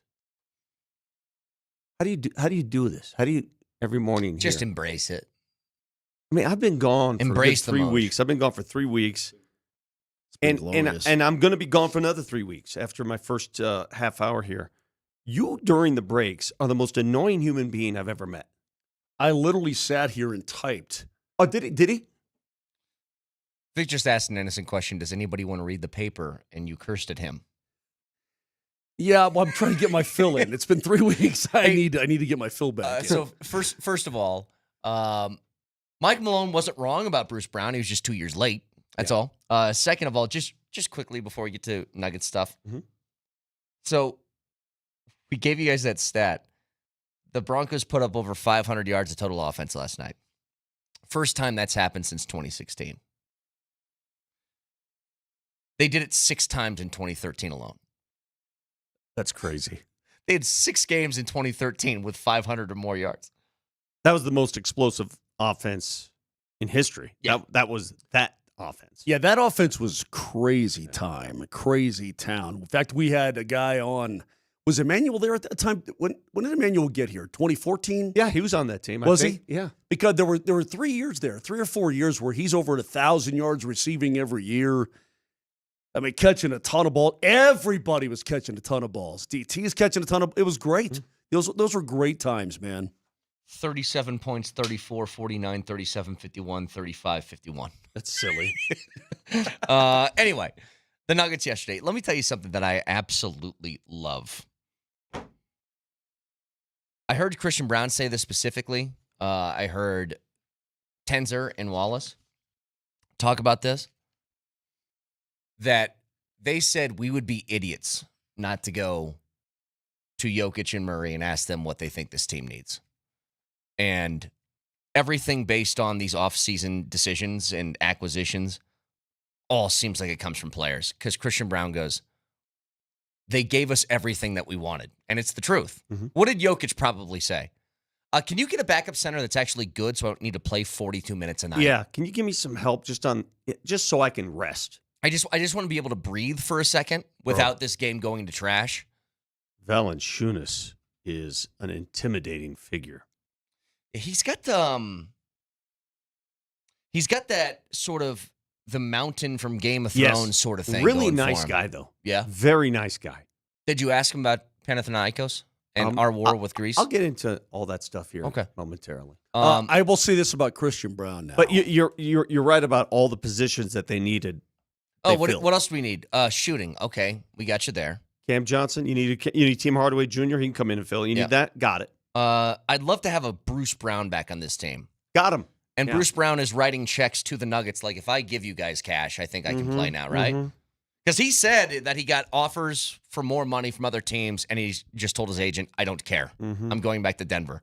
He was talking about going back for the playoff game. That was intentional. It was for everybody to see him and be like, I want to be back, which we all knew. He said he was going to golf at Cherry Creek Country Club, and he got the phone call that, hey, the Nuggets want you back. He's like, yes. Guys, there's a different feel. And that's the key, right, Vic? It's a different feel. Yeah, and the feel is pretty simple. The perception is that, these guys are going to just take it day by day. No. The one thing I noticed about Nuggets Media Day, these guys know what's at stake. They know that this is championship or bust. They're not playing around. This isn't, hey, we're one of the best teams in the West. And, even David Adelman said, we're a problem. And they are a championship pedigree team right now, and that's the goal. And I can honestly speak into this microphone and say, if you don't get to that title game, they're going to consider it a failure. I said I've already made my decree. First time I've done it for any team in town before a season starts. Nuggets are winning. Well, I've felt that way for the last couple months. I honestly think they're the best roster in the league. Now, knock on wood. Knock on wood. Why? But, injuries, you want to knock on wood. It applies to everybody. Yeah, I know, but still knock on it. Go ahead and find it and knock on it. I get it. I think they're the best roster in the league. I think they're a better roster than OKC. Fight me. Better than the roster, though. This is more important than a roster. The commitment from each of the players. Jamal Murray looks chiseled, boys. Yeah. Boys, I saw him in the hallway, and first of all, he has that look like, I am tired of hearing about it. Mm-hmm. And that's fine.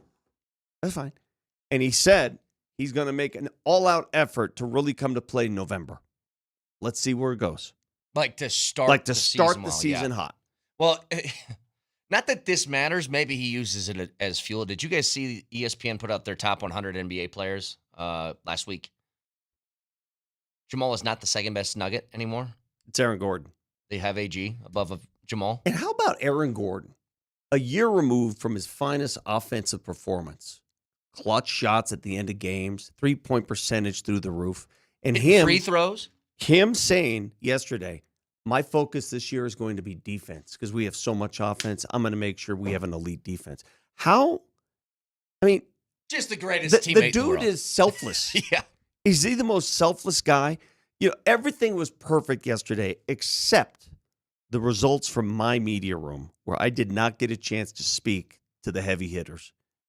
Why? And I'm upset. Why? Because ran out of time. They had to leave. They had to jump on a plane. They had too many interviews to do.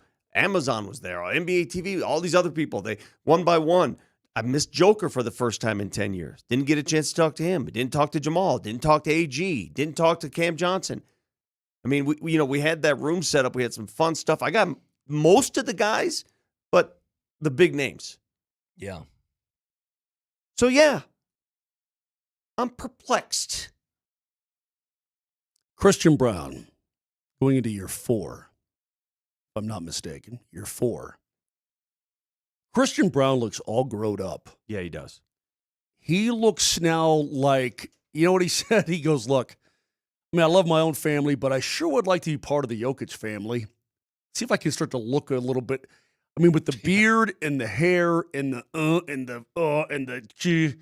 I'm like, this guy. He's just done bench and bicep curls all He offseason. looks scary. Guys, and you know what? Well, hold on a second, Vic. There's something about a guy out there dribbling around when he's got this little coif of hair that kind of falls down over his forehead, like, go guy, little guy. Then here comes the guy with the head and the beard. And you're like, that guy looks a little bit more intimidating. Yeah. I cannot wait. And Vic, not only that, but you tell me that everybody realizes that it's, championship or bust, and they've got the guys and so on. But how far inside that room and from guy to guy will the belief go that we believe that we are that team? We behave like we are that team. We perform like we are that team. I think it's huge. I think the Avs feel the same way. I think the Avs realize the opportunity. This, I don't want to say renewed enthusiasm, but it's, hey, man, we can do this, baby. And we know what it takes to do this. Texter responds, 5251. Wow, Murray's going to try hard in November? We should be so lucky. Good thing he's finally trying hard after signing his second max contract. I understand the snarkiness there. I do. Like, if you're a professional, you should be.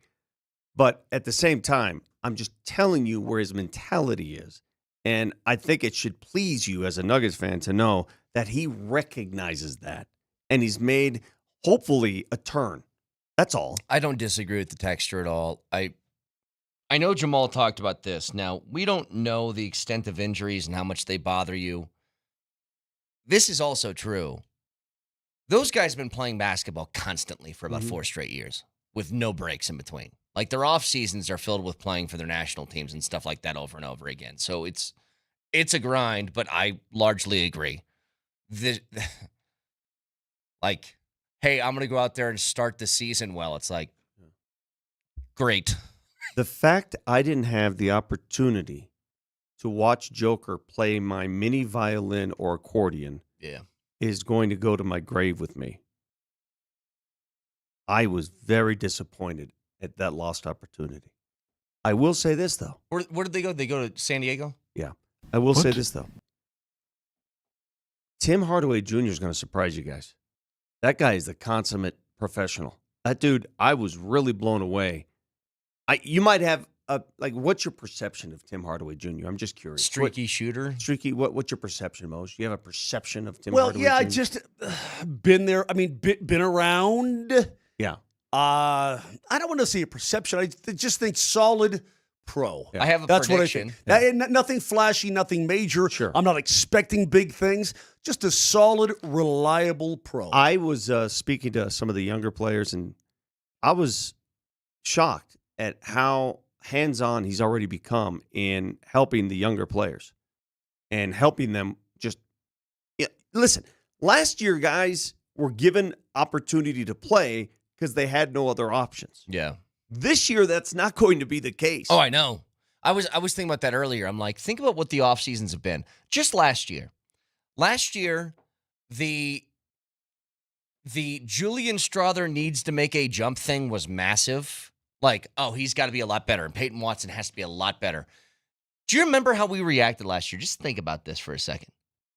There's a player that hadn't played a minute of NBA basketball, never made a bucket in the NBA, who got hurt in Summer League, and we reacted as if, like, a huge part of your hopes and dreams were dashed. I was just going to say the same thing. For a guy, we don't even know if he can play or not. That is correct. You know what I mean? That is correct. But I've been saying, like, man, why are they playing this guy? It's Jerron Holmes, by the way. God, I hope we can get this guy back. Or why isn't this guy getting any time? And you know what the answer is going to be this year? Who cares? Because they don't need to.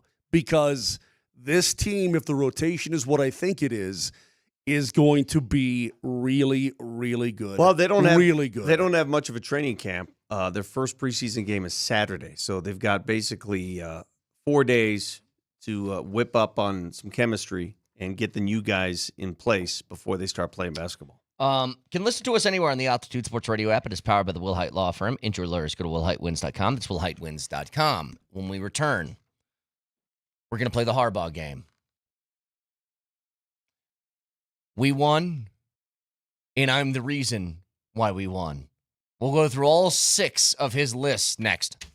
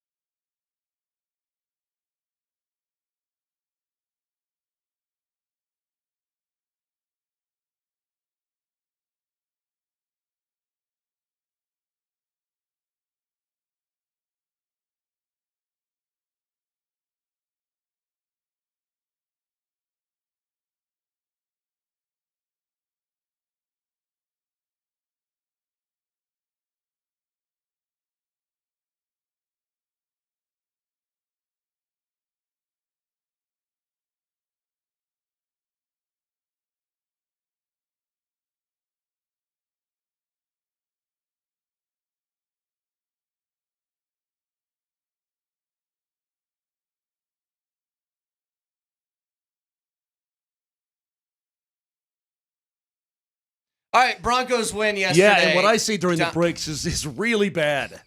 What? Let's go. Roll. Broncos win yesterday. By the way, isn't it good to have Socrates back here in studio for a day? Yeah, it's fine. Don't get used to it. No. Come on. No. I loved the game yesterday. I loved the game plan, I guess, more than anything else. I love the way the stadium looked on national television. I do, yeah. You know, and I know awesome. I know we're getting a new stadium, and I get it, and I'm pumped. Right? It's going to be state of the art. But I like Mile High Stadium. Yeah. I don't know what's wrong with it. Did you see? It's not theirs. I know. That's what's wrong with it. But it's not like. Like, do you think hang on, let's say that rolled into the package of, like, buying the Broncos was that stadium was privately owned and it's now the Walton Penners. Do you think they still do this? I don't know. No, probably not. But I'll say this. It would have been a much more expensive franchise if that were the case. That's true. When Mile High came down and when McNichols came down, they were ready to come down. No question about it. They were ready to be knocked down. I don't feel the same way about this stadium, although it's interesting. This stadium right now, Vic, is as old, if not just a tiny bit older, than McNichols was when it got knocked down. But see, if you here's can the believe difference. that. It's crazy. You're exactly right. 25 years. You're exactly right. Here's the difference. McNichols was nasty. Well, it was outdated the day the paint dried. McNichols was worn out. It was. When the paint dried, Brett, that place was outdated. McNichols needed to get raised. Agreed. It needed it. You heard even Aikman last night saying, wait, they're getting a new stadium? Well, did you see the flybys of Burnham Yards? Did you see that? Yep. You know, and that's and what did you see, Brett? Sorry, I'm talking to Nelly and you at the same time. I said, did you see the flyby on I saw the Monday Night Burnham Football Yard last thing, night? yep. Yeah, they had the drone flying around. And then you asked me something else. What was it? I said, Burnham what Yard. did you see? All you saw was weeds and concrete and crap, man. It's going to be gorgeous. It's going to be beautiful. But I will say this. One of the reasons why Mile High has been able to sustain 25 years is because ownership has thrown a lot of money into it to keep it updated. Agreed. They've thrown a boatload. Yeah. And a lot of stadiums that have not. Do you remember the old veteran stadium before they got rid of that? Do you remember how nasty that became? Oh, God. Some of these stadiums where they just didn't put any money into them. Dude, the Oakland Coliseum looked like it had a nuke strike. Dude, the Oakland Coliseum was the worst place So gross. I've ever seen. So gross. I went to the Metrodome about 6 months before they bulldozed it. The most disgusting place I've ever seen in my life. Like, rats were running around the Metrodome. Yep. Anyway, let's go ahead and play our new game that started last week. Nelly? If you remember, Jim Harbaugh, after the Chargers game, went full Jim Harbaugh. And he said there's ways you can evaluate the game for your players. And we have promised to do this every week following a Broncos game. So, Nelly, let's kick it off. The things that can happen, in a game individually for a player, which would be we won and my team won, and I was one of the reasons we won. Okay. So who is in that That's Bo category Nix, for big you? time for me. Bo Nix. I'm saying JK. I'll go with J.K. fine. Dobbins. That sounds as well. good too. Both of them though. Yeah. Nix is a big reason why. Vic, you were talking about that pass to, was it to Mims down the left sideline? Yes. An absolute rocket on the money. A dart. And I'm like, man, that's a big pro throw. Yeah. That's a pro. And big, the throw to Cortland It's a big Sutton. pro throw. Yeah. And the touchdown to Cortland Sutton in that window. These are big time pro Agreed. throws. I'm proud of the At guy. the same time, though, when you get a running back to break a streak of 38 games, as J.K. Dobbins did, and he did it on only 16 carries. Yep. 16 carries. With a long of 16 yards, by the way, which means it was just consistently pounding. All right. Brett. Pound Town. Let's go to the next one, Nelly. Next best would be we won, and I had a good game. I'm going to give this one to Riley Moss. He got picked on early on a couple of throws, and they were clearly targeting him, but I thought he held in really nice. Now, it's a lot easier to do with Jake Browning at quarterback and not Joe Burrow, but I would say Moss is that category. Okay, can I go off the known path a little bit here? Okay. I thought Franklin Myers had a game last night. He did. He had a sack for sure, but man, was he tough on the interior, Vic. I almost think he plays too well to be in this category, by the way. You think so? I think he played too well. Well, I'll put it this way. The entire defense was awesome. I mean, when you... what happened to our tune? What's the category? It's back. Oh, if I'm poor Chase Brown...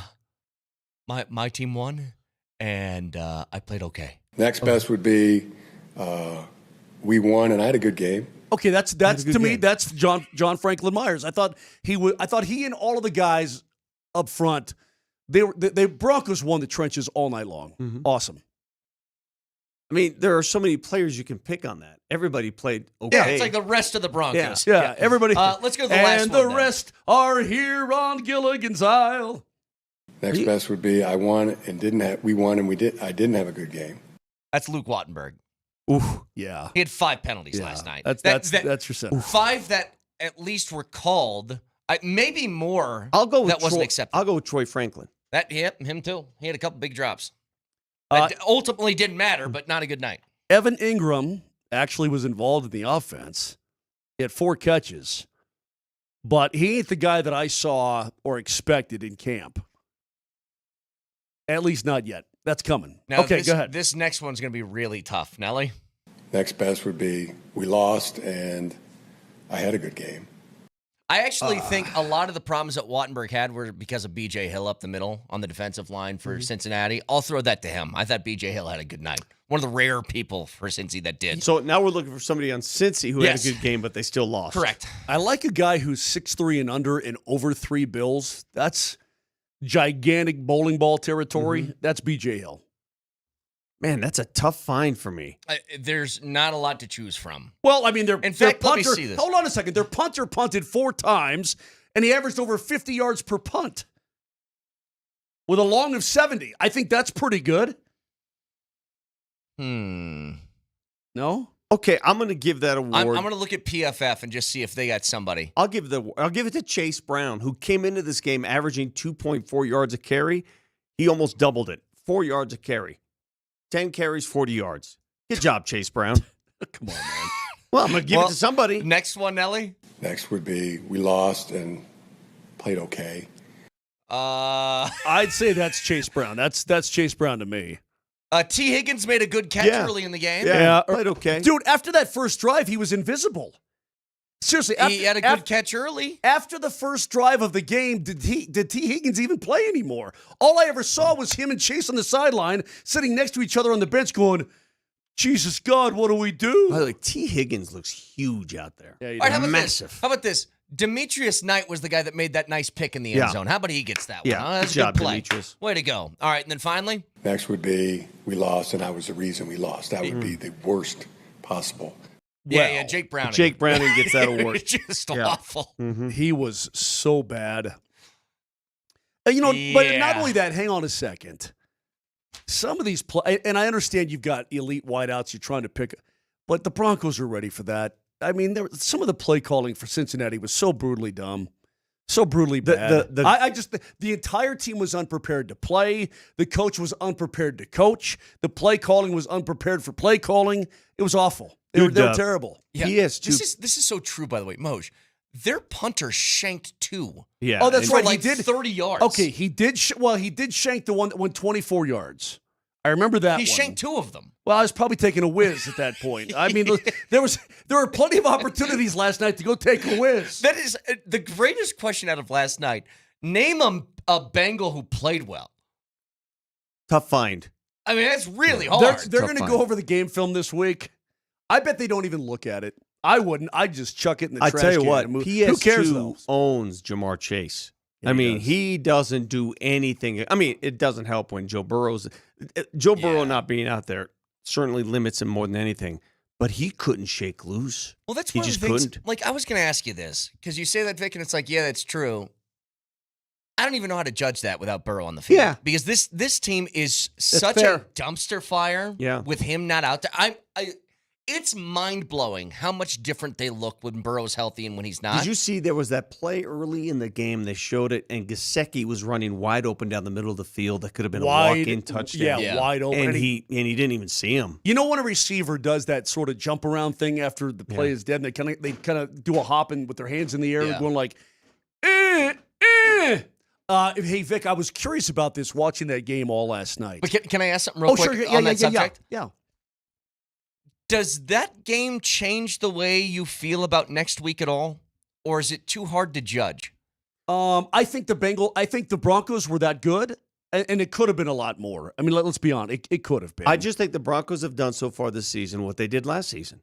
They have beaten up on bad teams, and they have yet to prove they can beat a good team. I would argue, next week we'll have a chance to prove that. I would argue, and it's something I wanted to get to a little bit later, they've had the exact same start as last season. Yeah, after 4 weeks. You tell me, have they answered that question? After 4 weeks, they're 2-2.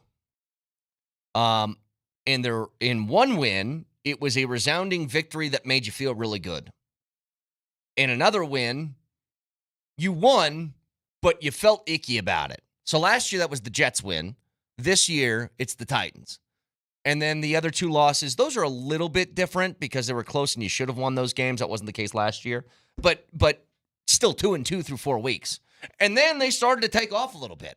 To me, this was such a get-right game, though. It felt good. They're going to be full of confidence.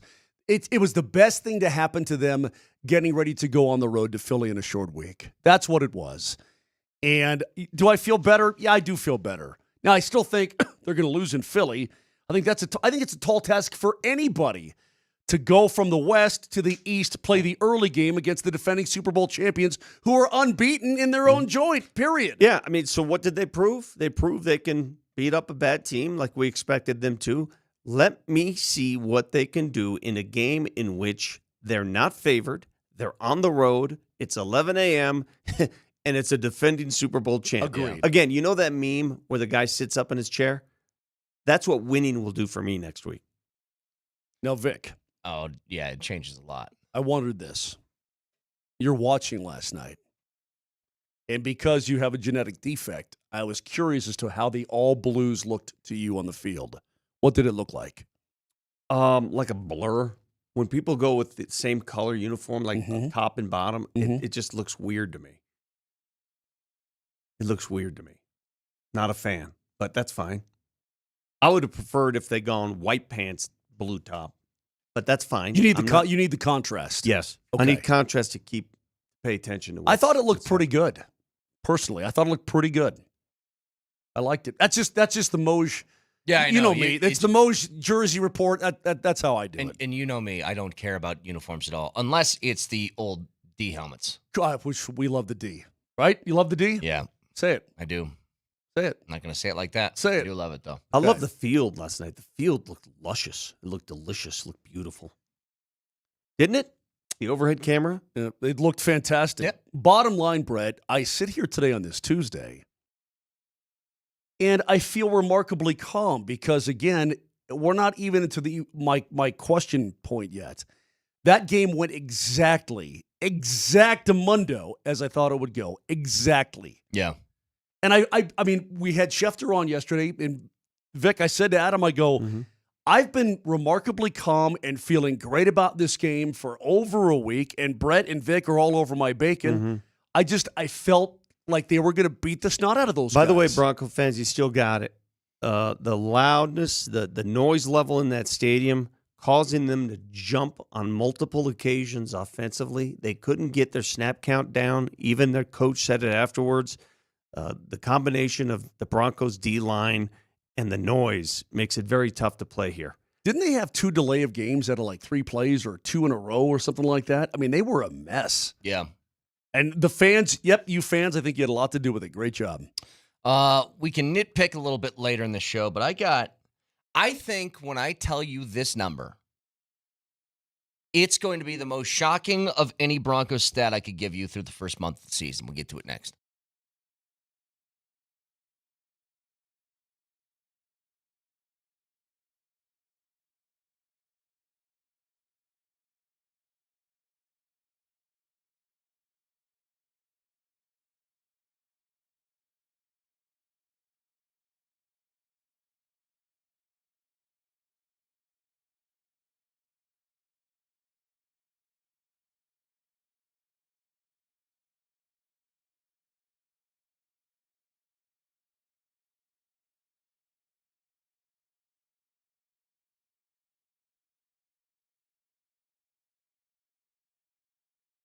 Dan Kaplis Law is the official law firm partner of the Denver Nuggets and the Colorado Avalanche because Dan Kaplis Law wins. And he wins in record-setting ways. A serious firm for serious cases, accepting righteous injury cases on a percentage fee basis. Write down the number 303-770-5551. If you need Dan's help, 303-770-5551 or hit him up. Always available. 3 locations along the Front Range. DanKaplisLaw.com.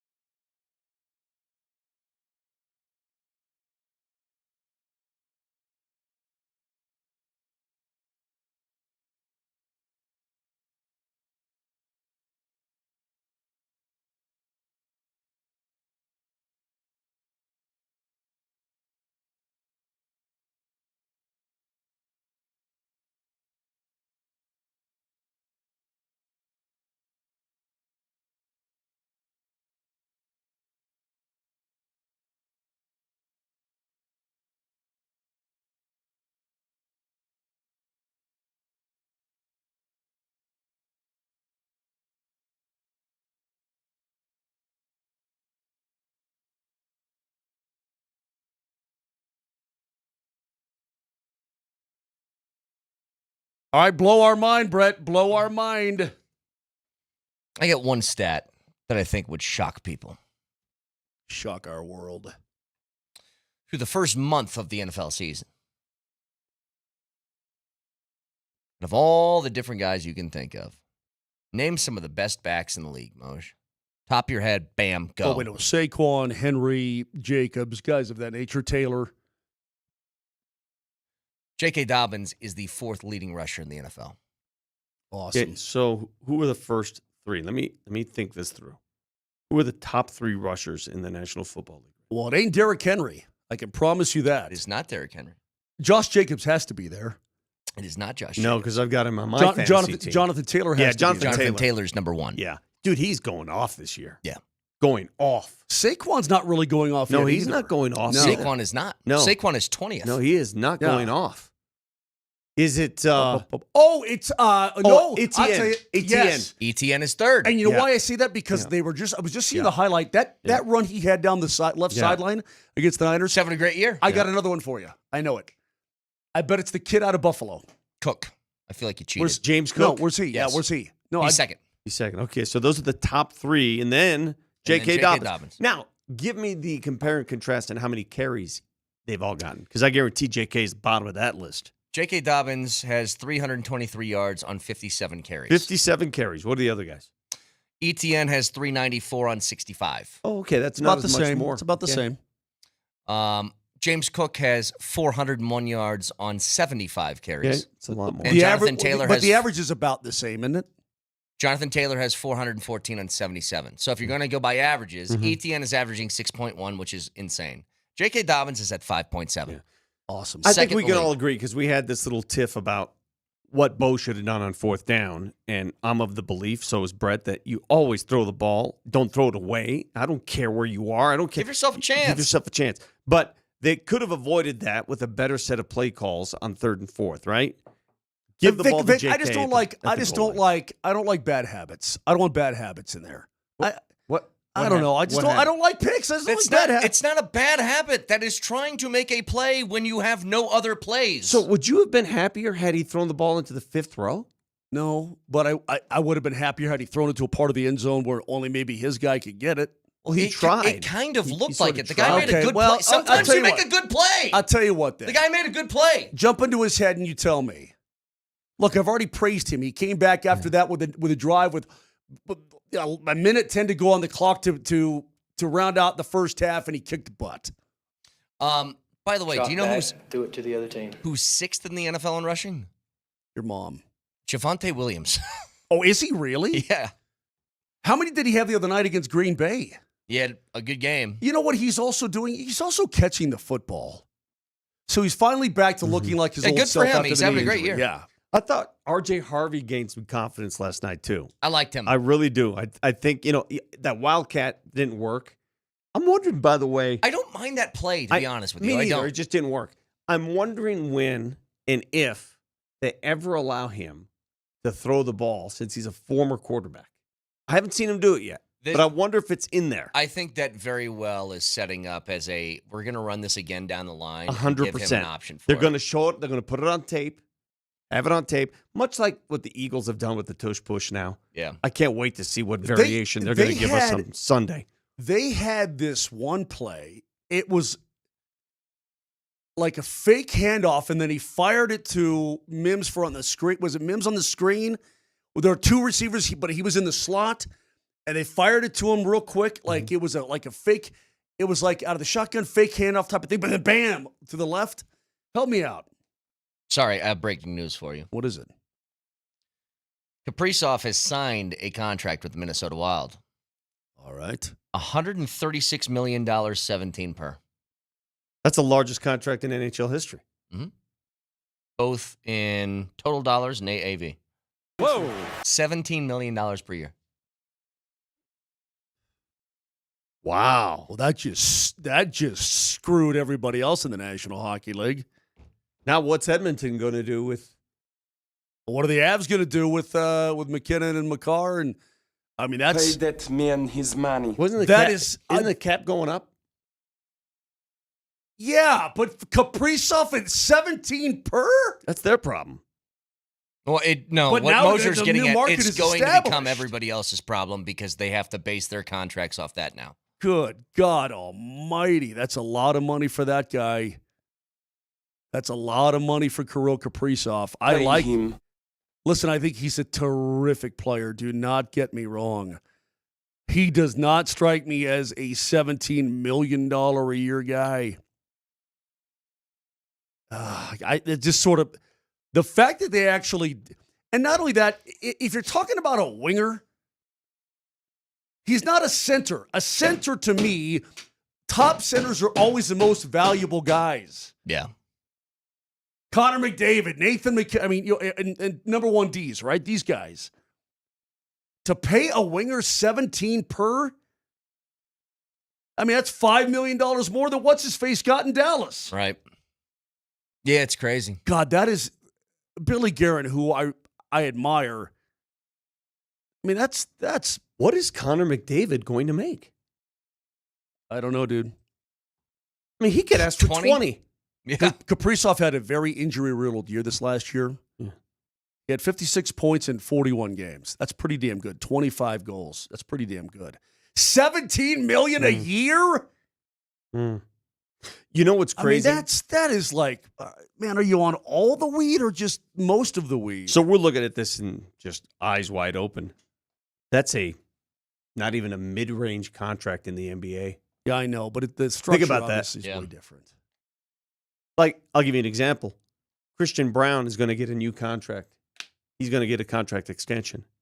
He will make that look like chump change. Yeah, Agreed. Bobby Marks last year said the base right now for Christian Brown's extension is $30 million. Yeah, he will make Kirill Kaprizov's contract look like nothing.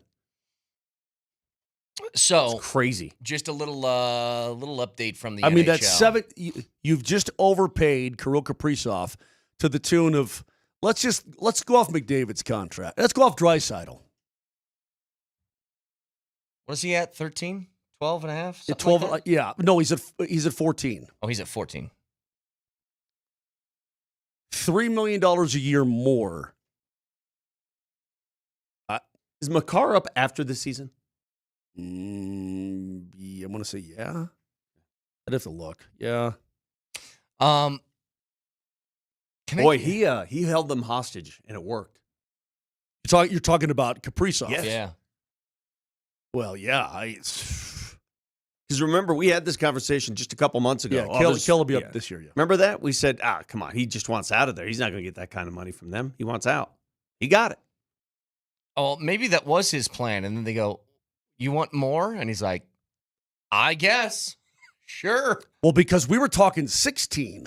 And he rejected it. Right. And I was having kittens at 16. Okay. So let me ask you the fundamental question that I think a lot of fans are asking themselves, because I'm already getting texts saying, "Oh, Makar will take a lot less just to stay on this team." No, I'm gonna be very, very blunt.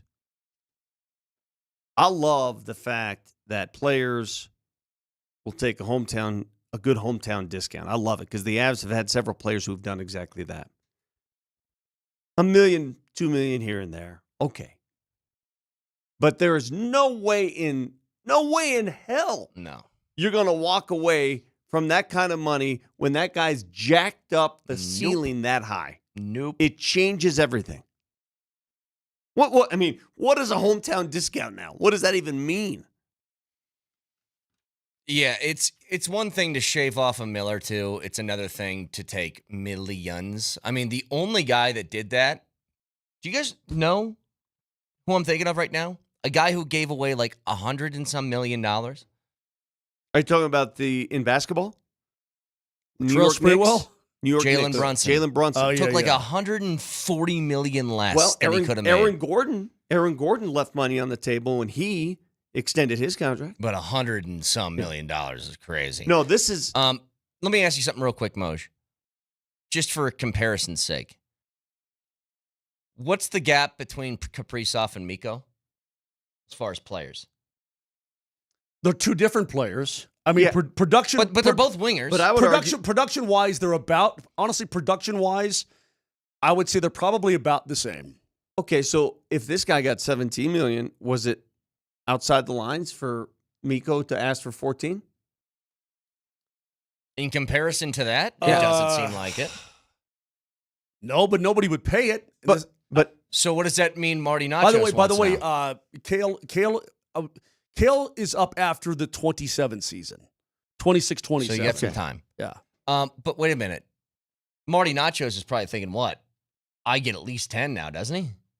That's got to be like the minimum that he's thinking. Probably. See, this is where, damn it, Minnesota, you messed things up for everybody. Like, totally messed it up. Stupid. I mean, so Nate is under, listen, if I'm not mistaken, Nate's under contract through 31-ish, I want to say. 2030, 2031, right around in there, and he's making it. Oh my God. He signed an 8-year deal in September of 2022, so through 2030, it looks like. Unbelievable. That is. I can't tell you how flabbergasted I am by that number. I'm flabbergasted. Yeah, they've ruined it. They've ruined everything. I mean, but it's like Tua making 50 per. Hey, didn't a bunch of Florida players leave money on the table? Three of them did. Mm-hmm. Like how much? Well, Chuck Bennett and Ekblad combined. But the per argument year, there is the tax benefits. Correct, but per year between the three of them per year, I don't know. Listen. 9-10 mil. Hear me out. What? I'm thinking about starting a tree company. That if we get the best players on the Avs to endorse these trees, we can keep the band together for a long time. Make it a tree. No, make it a tree removal company. Do it the right way. Yeah, you're right. It's too many trees in this Too world. many trees. Tree removal company for funny. rotting trees. Did you hear Kawhi Leonard's attempt to explain himself yesterday? His attempt was, It is laughable right now. If there's nothing that happens, if there's no result, if there's nothing, then all bets are off. Then I think guys should be hired for side jobs left and right. Nikola Jokic, cat's out of his trunk. Cat companies, call them up, dude. I'm telling you right now, it feels. You want cat? Feels, and thank goodness for Pablo Torre. It feels like they're dead to rights. That's what it feels like right now. Now, again, I'm not a lawyer. I don't know, but if I'm to believe what Pablo Torre has been writing, and I don't think he'd publish it. He'll what? Every day he's doing something else. He's coming up with another thing. Because there's another angle. You open yourself up to a massive lawsuit if you're lying or you're wrong. I don't know what to say. Anyway, I'm sorry, I'm thrown off, man. I'm sideways. We'll get back to this in a second. I got to call out to work right now. I'm sorry. I'm out. We'll get back to this in a second. I want to give you guys just a side by side because I think this is important now. And we were just discussing that the Broncos possess the fourth highest rusher in the NFL through a month of the year, in J.K. Dobbins. You want cat? Sure, take cat. Here's the comparisons from last year. Again, commitment to running the football, or was it we just can't, so I'm not going to try? J.K. Dobbins is averaging 5.7 yards per carry. Mm-hmm. R.J. Harvey on a modest 27 carries this year, but still, he is averaging 5.1 yards per carry. What do you think Javonte averaged last year with the Broncos?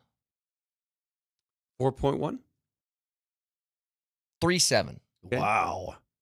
Audric Estime, 4.1. That's Jaleel, 4.4. You have two guys averaging over 5 yards a carry. Mm-hmm.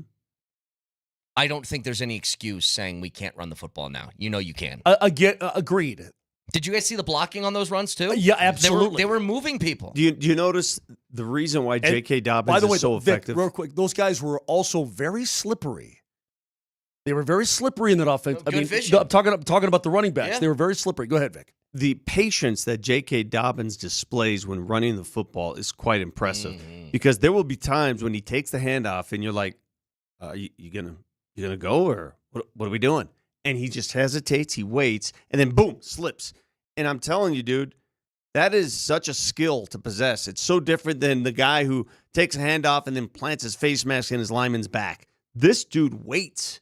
That patience is very profitable. You saw it last night. Texture says it's crazy that Jaleel hasn't seen the field at all yet. I don't think so at all. You have two backs that are way better.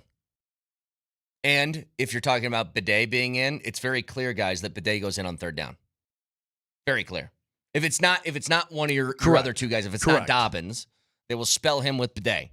And I feel bad for him. I mean, we all know how hard of a worker Jaleel is and how hard he's worked his entire life. But you don't sign a Dobbins and draft a Harvey if you're even remotely happy with what your running back room looks like. And so no offense to Jaleel or anybody else who was part of that or is no longer part of that or an Estime or a Williams, or it doesn't matter.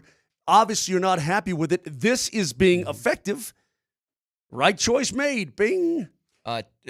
Texture says, think we should calm down a bit on the run game. I won't, because you can. You can do this. For the first time in years, by the way. You can't stop this train. Effectively run the football. You can't. I mean, if he's excited, he's excited. Well, and I'm not delusional enough to confuse this with like what they do in Philly or what Detroit has with Gibbs and Montgomery. But you're good at that now. You're good. You're capable. Yes. Which is what you just need that. You need a threat back there, and they have a threat now. You can't tell me that opposing defensive coordinators aren't looking at J.K. Dobbins and being like, we need to game plan for this guy. Well, they're going to have a chance to display that, again, Sunday in Philadelphia. Yeah. Because I guarantee Vic Fangio's game plan against the Broncos will be drop guys into a zone and force Bo to beat you. Mm-hmm. And if that's the case, how do you counter that? You got to run the ball. Yep. You got to run the ball. And you have to run it effectively against that big Philly D-line.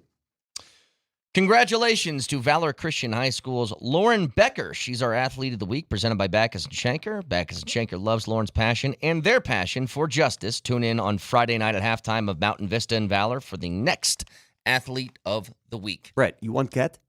You want cat? So when we return,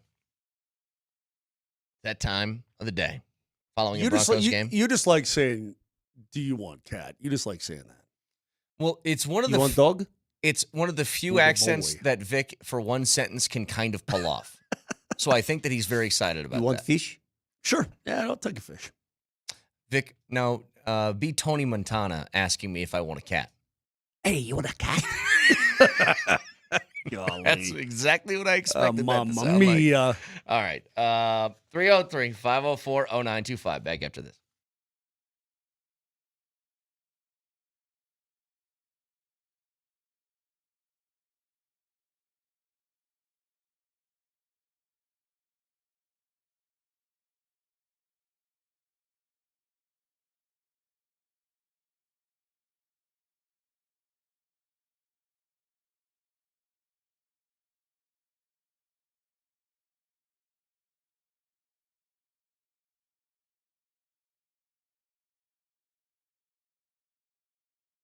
Guys, when you're dealing with men's health issues, you want something that works. And when I tell you Rocky Mountain Men's Clinic treatments work when the pills or the herbals fail, I mean it. Success rates well over 90%. And I'm talking about the dreaded erectile dysfunction.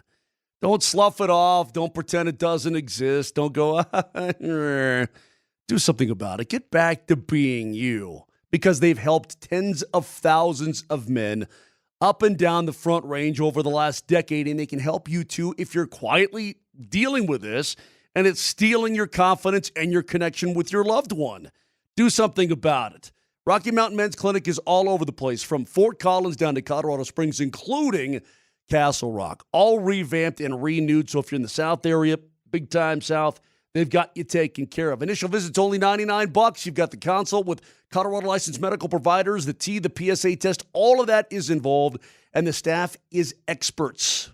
They're going to help you out and have you back in business. So give them a call today, 720-440-7900. That's 720-440-7900, or go to RockyMountainMen'sClinic.com.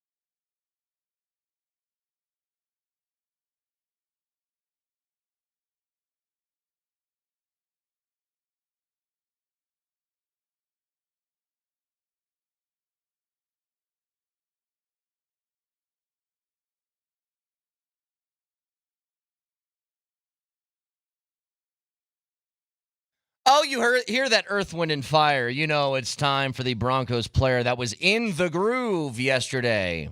So, boys, who's in the groove? Well, that's easy.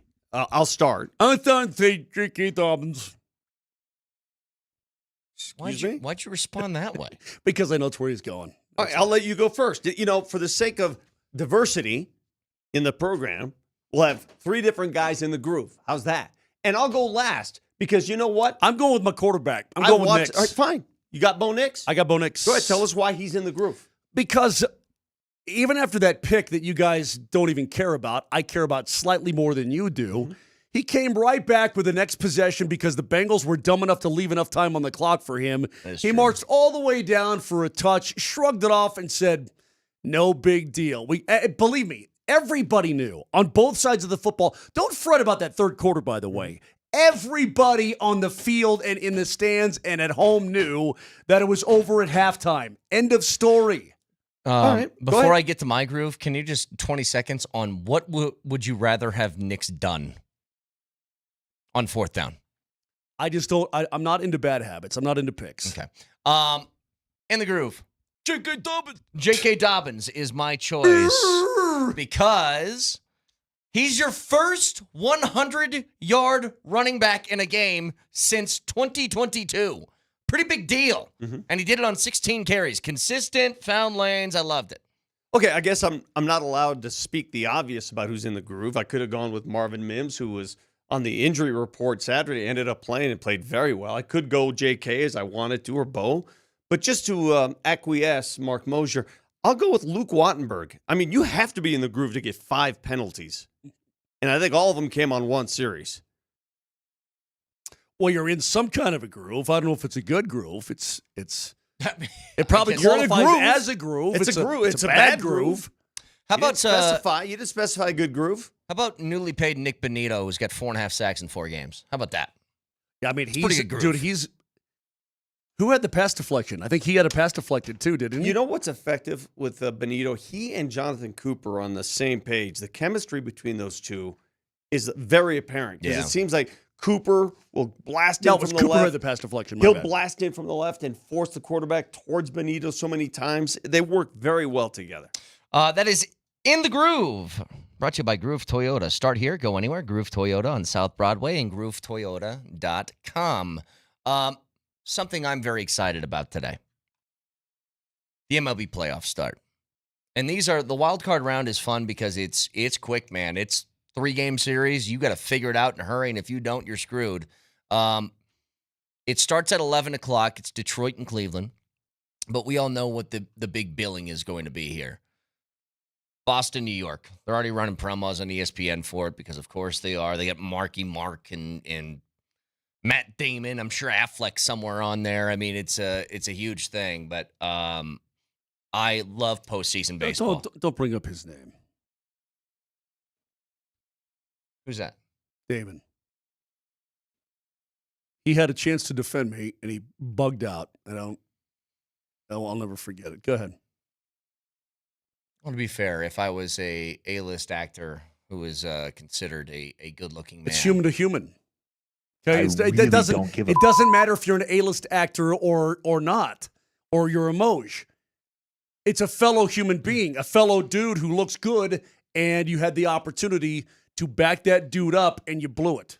Couldn't care less. Can I ask just a question in general to you guys and the people listening? What is your reaction to playoff baseball? Is this something like, in hockey, somebody might not be an NHL fan, but they go, but I love playoff hockey. I watch playoff hockey. I love playoff baseball. Okay. I will watch, and I will watch today starting, 1:30 is the first game? 11 o'clock. 11 o'clock here? Yep. And the fact that these matchups, you got Yankees, Red Sox. I know. Now, Don't fall into the trap. I know. I don't like watching Sunday Night Baseball, Yankees, Red Sox all the time. No, but a Yankees, Red Sox playoff game? Yeah. And the beauty of the playoffs is there is no room for error here. You got to microwave these wins. Yep. I'll say, God, I hope the Reds somehow. They're not going to. They're not going to beat the Dodgers, but if they did, I would do handsprings. Who are we pulling for in these playoffs? Well, I tell you what, that Tigers and Guardians, with what they went through to close out the regular season, with them facing each other now, dude, that is heavy duty. I'm going to tell you who I'm pulling for. That is heavy duty matchup. And I'm going to pull for who?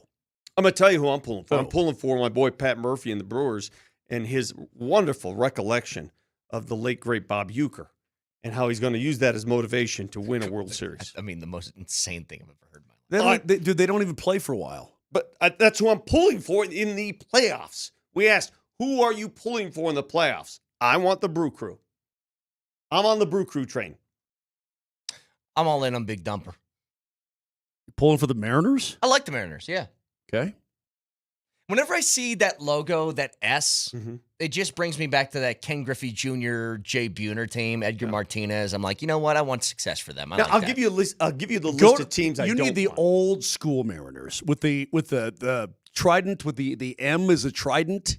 Those are cool. Like what's his face? Who was the guy that was Ariel's dad? What's his name? I don't care. Here's a list of You would teams. know, Brett, help me. Ariel's Triton. dad. What's his Triton. name? Triton. King Triton. Okay, that guy. Here's With a list with of the teams thing, I with the do thing on not the want thing. to see succeed in the playoffs. I don't want the Dodgers, obviously. Boom. I don't want the Phillies. No. Oh, no. I don't want the Phillies. I don't want the Yankees or Red Sox. And the Cubs. Or the Cubs. You're exactly right. Yeah, so eat that, Kreckman. to all Yankees fans, and I actually used to attend Yankees games when I lived there for a year. And Yankees fans, all New York fans, you guys are going to pay a penance now. You have a penalty for what you did at the Ryder Cup. So all your teams are now going to be cursed in my book for several years to come. Well, the Mets already are. Did you see that idiot post that video of of verbally assaulting Roy McIlroy? Rory Yeah. and then thinking it's Yeah. cool to post it like, look at Idiots. me? Like, what society do we live in now? What is this? What is this where this is like, hey, check this out? It was embarrassing. It's embarrassing to It's our embarrassing. country. Yes. It really was. Can I say something that goes against all conventional wisdom about who you should root for and who you shouldn't? Is it wrong if I don't mind the Padres winning the World Series, I don't mind it either. even though they're in the same division? I don't as the mind it either Rockies? because I play basketball with AJ Preller when he comes to town. Like I know. A lot Okay, of, then let's root for somebody who's never won it. Tigers have won it. Guardians have won it. Cubs have won it. Red Sox have won it. Yankees have won it. Reds have won it. Dodgers have won it. The only two teams are the Mariners and the Padres. Those are the only two teams in that have never won the World Series. I'd be down with both of those, but there's somebody I love that a lot of people hate. Machado? I love Manny Machado. Manny Machado has quietly the best Hall of Fame career that nobody talks about ever. Go look at his numbers. He's insane. Like a cannon of an arm, a Gold Glover, hits for power, hits for average. The guy does it all. I do love their ballpark on a night game when their fans are into it. That park's beautiful. That is, and they get into it. Yeah. What do they call that? Is that the Gas Lamp District Yeah, in Gas San Lamp. Diego? Yeah. Yes. Yeah. Still, I think my favorite vacation I've taken. San Diego is just unbelievable. Did you go to the zoo? No. Me and my wife did not go to San Diego to go to the zoo. My wife and I went We to went the friggin' zoo. What do you think? What are you saying about me? No, that they're known for their zoo there. That's why he brings it up. I understand, but San Diego. Omaha It's one of the greatest- Omaha's a better zoo than that anyway. What's his old face in Wild Kingdom? I'm not a zoo Bunch guy. of dorks. Look it No, up. man. Greatest zoo in the country. Look it up. It's Omaha. Sorry. Henry Dolly Zoo is the best thing that exists. There's one thing you do when you visit San Diego. You play Torrey Pines. Dude, I can't afford Torrey Pines. What are you talking about? It's a public course. I know, like 5 bills around, 6 bills around. No, What it's is not. it? What is it? You can get on for like $175. My tailpipe. You have to get in line. It's hard to get on. I went to the beach. What are we Googling here? Greatest zoo in America. Go ahead. Yeah. Pull it up. Pull it up. Do it. Pull it up. San Diego Zoo. San Diego Zoo number 1. There's no ranking here. Henry Dolly Zoo's right next to it. Wait. Where's Matt Damon's zoo? Oh, that was I That's a like good that little- movie. I like that movie, Actually, too. That was a fun little movie. don't tell Damon that I liked his movie. That is a good movie. I got a thing. That was a heart-filled. A single dad, a widowed father, Yeah. trying to keep his she family croaked. intact. And the fact that she put all that bread away, it was I know. pretty, yeah. Hey, $306 That's neat. for 18 holes, plus cart. Okay, cool. See, Texture says the Omaha Zoo is the best zoo in the country, and it's not close. See, Cody knows what he's talking about. The Bronx Zoo.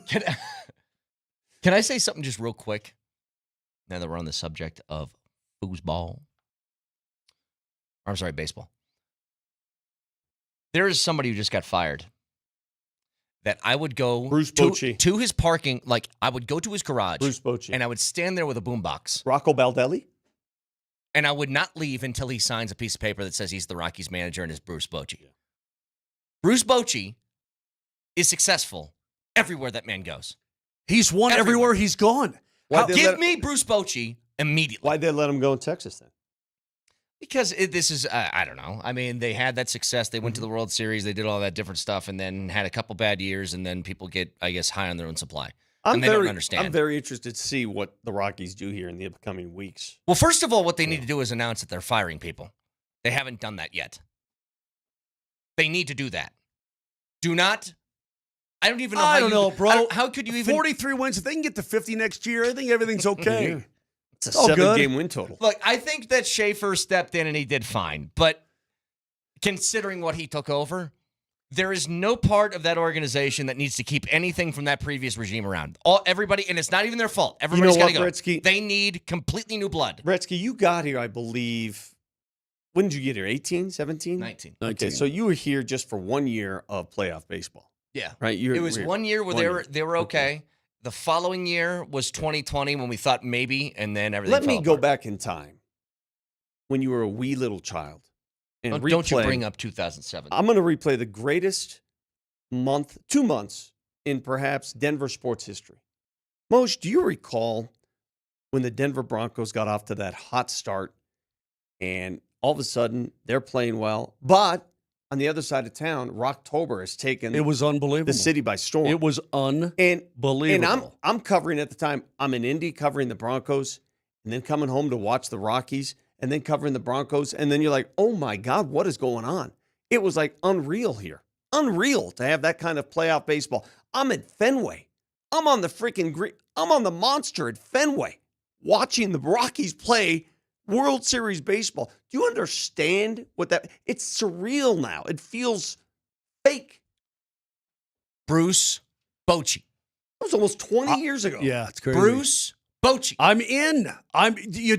You don't Bruce Bochy. Do you understand the words that are coming out of my mouth? You all don't we have need to to know. convince me. I'm already in. I'm already at the choir. There's one problem with Bruce Bochy. One. He's got a weird eyebrow. No. Oh. His problem would be, why the hell would I go to the Rockies? That's the only problem you face. Well, That's where you need some convincing that we are turning things around. New guy in charge. How much would New organizational view. How much would convince you?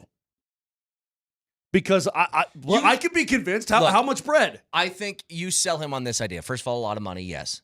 Second of all, you sell him on the idea, you have to say, we're doing a brand new vision. I want to model it after one of the best managers in this generation of baseball. So now you want to pet him a little bit. Of course. I want to pet you. And then I would tell him you. And then I would tell him, if you find a way to succeed here in Colorado, you are a damn legend.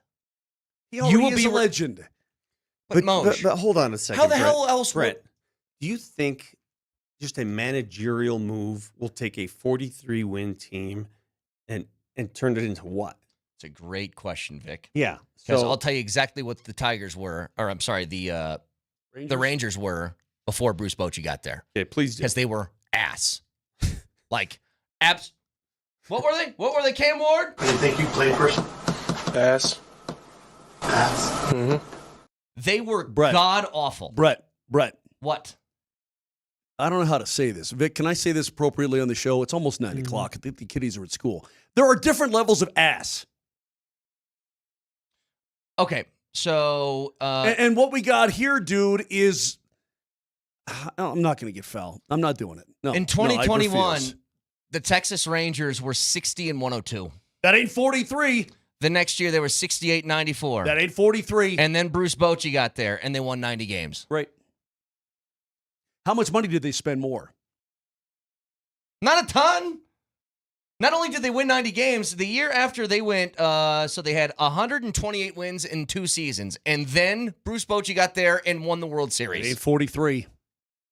Managers matter in baseball. Well, it ain't 43. They matter. What's more important? Let me ask you, in order of importance, what's the more important job for the Rockies? The general manager or the manager? General manager. Okay, so you're sort of working You need backwards. to find talent. I know, man. but Like, you're you gotta working. do that. So you're working backwards. But I think, but you let Bochy have his choice at the groceries too. That's how you sell it. You get to do both. Okay. 303-504-0925. Back after this.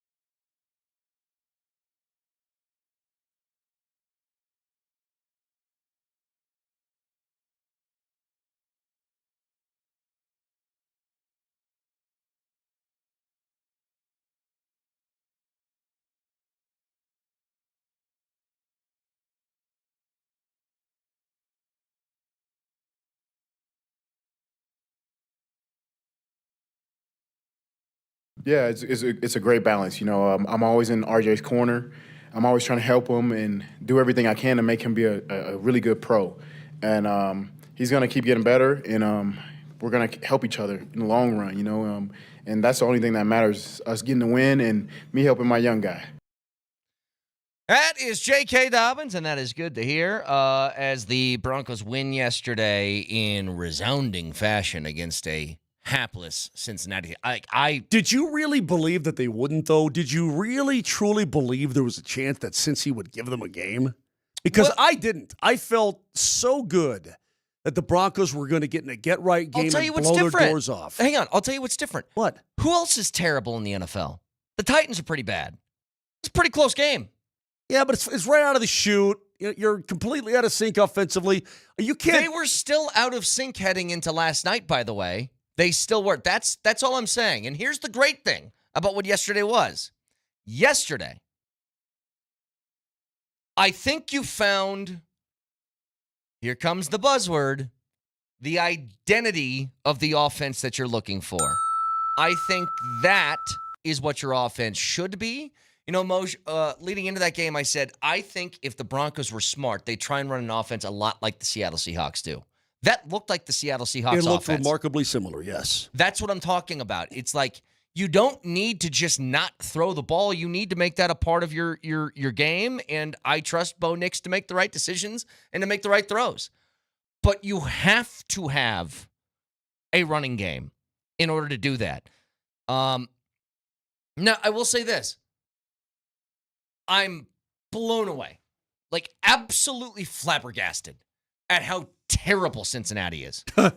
Like, I am blown away that just remove Joe Burrow. And I know you can say this about a whole bunch of quarterbacks across the league. Oh, yeah, we'll remove Josh Allen from Buffalo. Buffalo don't look like that without Josh Allen. They don't look like they don't stand a chance against anybody. Who was it from Cincy? Was it Ocho Cinco? Somebody goes, a former player goes, I think we can hang on till he's back. And I'm like, hang on to what? Yeah, what are you hanging on to? You stink. You're terrible. They were flawed to begin with, even with Joe. That is correct. But so is it pretty obvious that he masked a ton of issues? Can I tell you what I think Cincinnati is? Cincinnati is the Nuggets the last 2 years without Joker. I don't know, because, well, yeah, you're probably right. Because they still have Higgins and Chase. It's not like they don't have any talent, but he makes up for so many of their problems. And it's so clear now. Because guess what? That defense is so bad, Moj. The Broncos did whatever they wanted to, right? And the Broncos aren't like some elite offense in the NFL. They did whatever they wanted. The Minnesota Vikings, 2 weeks ago, with Carson Wentz, did whatever they wanted.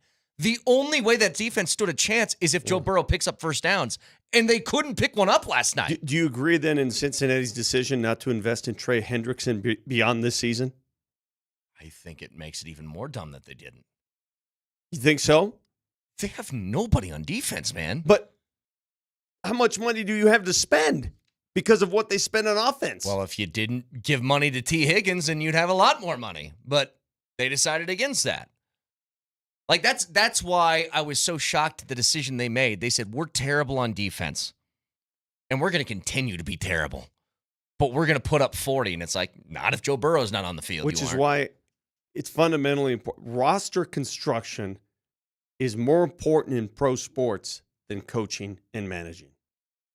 Well, yeah. I mean, you have to have the talent on the field. If you don't have the tools, you're not – I mean, in any sport, you tell me. This one's even better, by the way. Remember that year that Peyton Manning didn't play for the Colts? Oh, and they played Curtis Painter? Yeah. That's what the Bengals look like. I don't know. There was a year, remember, Tom Brady didn't play for the Patriots, and I think they won 11 games. What's his face? Matt Castle. Matt Castle. You realize this. Look, if the Broncos, I liked so much last night. The replication of that in Philly is going to be incredibly difficult. I'm not going to have any delusions. We'll talk about it more as the week goes on and certainly make our predictions on Friday. But, guys, keep in mind, after what you saw last night, can you just get on my same page? What page is that? Well, the Moser train is pulling out of the station, and there's plenty of room for everybody. For what? For what? Following the game in Philly, the Broncos will play 5. Count them. 5 straight games against teams below 500. Understood. The Jets game is, I mean, come on, the Jets are the Jets still. They're bad. I'm not going to say that the Giants are a doormat anymore. I mean, I think the Giants, they just beat the Chargers. What makes you think that you're going to automatically beat the New York Football Giants? Hey, and those Cowboys, because you're at home. Well, you're at home, and the Cowboys is also at home. The Texans are junk, and then you've got the Raiders at home. I mean, you've got short week this week. Short week the following 1, 2, 3, 4, flying 5, back, 6. Flying back from London. I'm with you, Vic. To play, that is not going to be an easy task. It's not going to be easy, right? If you're taking on a rookie quarterback at home, right? It's not going to be easy, Hey, can I ask you a right? question? You think Green Bay's pretty good? I think they're pretty good. The Cowboys just dropped 40 on them. Yeah, I understand that. The Cowboys are not. They also gave up 40, Holmes. Understood. Holmes. They Yeah. also gave up 40. Yeah, Jordan Love and company put 40 on them. Can the Broncos put 40 on them? Damn right they can. Okay, well, I got to see it. That's the what that's would the the Packers presumption that What- you're making. Okay, what would the Packers have done to the Bengals last night? Spank that tail. You know it, and I know it. Moshe, who'd the Packers lose to? Was it the Bears? No, who'd they lose to? Let's jog your memory on that. Oh, they lost that crap game to Cleveland. Joe Flacco Yeah. and the Browns. Well, I mean, they had a stupid pick, block. I mean, come on, man. By the way, an update. Who's the famous radio host in Cleveland? What's his name? Tony Rizzo. Mhm. He just said that, according to a source from him, Dylan Gabriel is going to start this week. Oh, Shador's head's going to fall off. We were talking about this yesterday, Vic. Did you watch Flacco? I watched a little Flacco's- bit of that game. Flacco's a corpse. Well, I Dude, don't he- understand. dude, he's can't got to move. be. I don't understand what they're trying to prove in Cleveland. Yeah, What are they I don't doing? either. What are they doing? You're not going. What?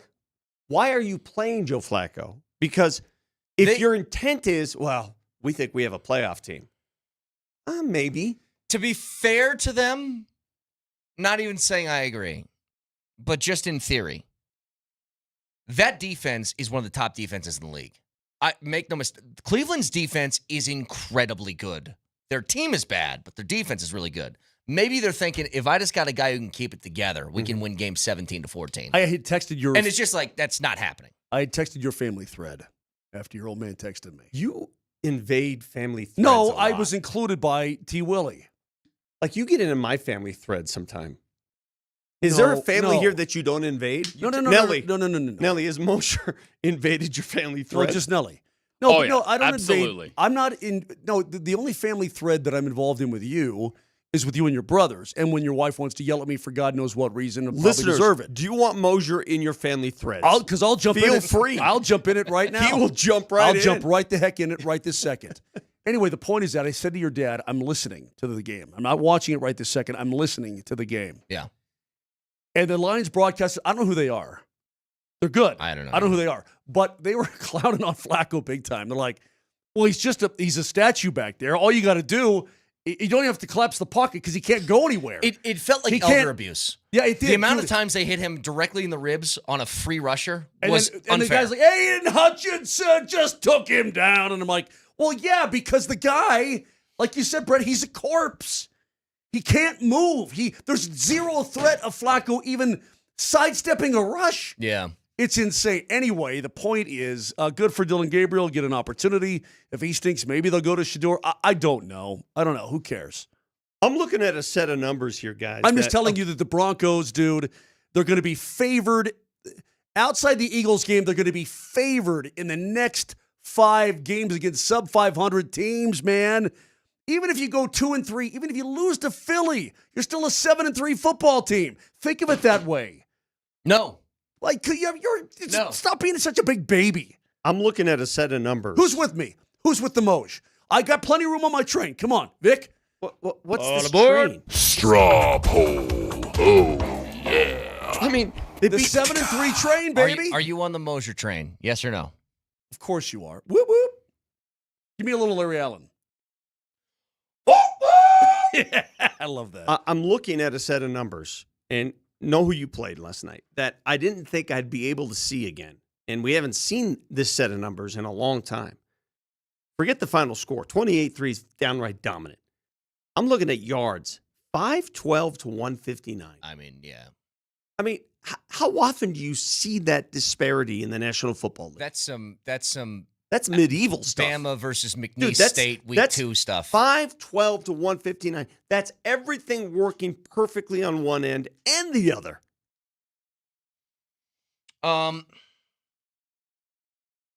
It's just the only issue that I'm having this morning, and it's not even an issue, because I said this from the beginning. I thought they played a pretty near perfect game from a game plan standpoint. Drop passes, penalties are a problem, but whatever.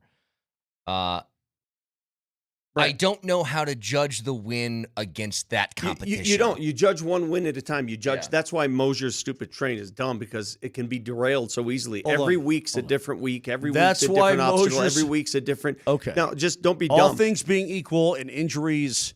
Okay, guys, stay healthy. There are no trains in the NFL. Okay, hang on. There are no trains. There are train stops every city. That's why Moser's stupid train is. That's why Moser's stupid train is silly. What'd you say? There's no nonstop train from Denver to New York. It doesn't work that way. You're stopping in small towns. You're stopping along the way.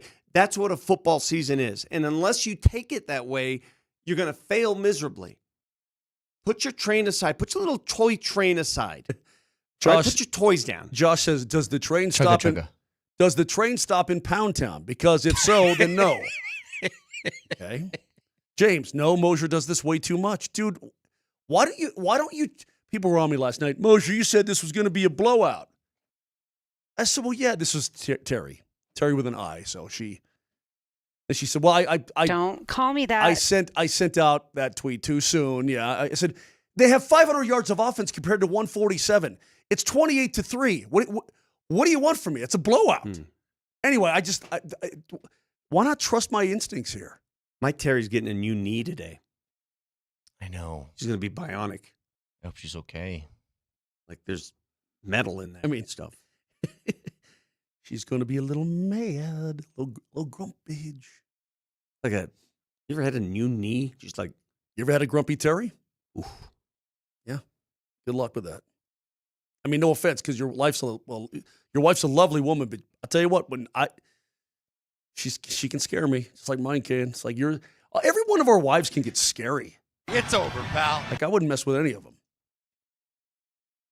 I'm looking at this Kaprizov contract just quickly. Mm-hmm. So the way they've structured this, his July 1st signing bonuses in the first 5 years are $18.1 million. So it looks like they're front-loading the contract as much as they can. Who's this for? Kaprizov. Okay. So in 2032 and 2033, for a wing, $18 million for a wing. Those will turn into $12.7 million cap hits. So they're front-loading the contract. That's still crazy, though. I mean, right now, as the cap currently sits, Moj, he is going to account for a fifth of their salary cap. Try to think of it as the equivalent like this. So they're paying him like he would be a franchise quarterback, like he's Joe Burrow, like he's Lamar Jackson, like he's Patrick Mahomes. They're paying him like that, but he's not a center. He's a winger. Yeah. He's 20% of the cap. Mamma mia. Isn't he coming off a big injury? Or a series of injuries? Yeah, he only played 41 games last year. Yeah. That's another thing. I mean, what are we doing here? Well, you're probably trying to keep Minnesota happy. You're probably trying to keep the fan base somewhat pleased. I dig. I mean, that's their guy. I got you. But I guess if you had to trade him, it'd be a much poorer team. I don't know. 17 per for a winger is just mind-boggling to me. It's hard to comprehend. It really is. Yeah. And it's going to affect a lot of deals moving forward now. I wonder if you would have told me before the season, Brett, or even told me in the summer, by the way, Kirill Kaprizov is going to be the highest paid player in the history of the game, I'd say, by far. Yeah, go smoke your crack someplace else. Yet here we are. Unbelievable. That's why I was asking you, Moj, earlier I scoffed at Mikko asking for $14 million. In comparison, Doesn't sound crazy at all, does it? Two different wingers. I know they're different kinds of players, but two different wingers play the same position. One gets 17. The other was asking for 14, according to people. And we were like, you ain't getting 14. And we were right, because he got 12 when he went to Dallas. $5 million more for Kaprizov a year? That's pretty crazy. It's crazy.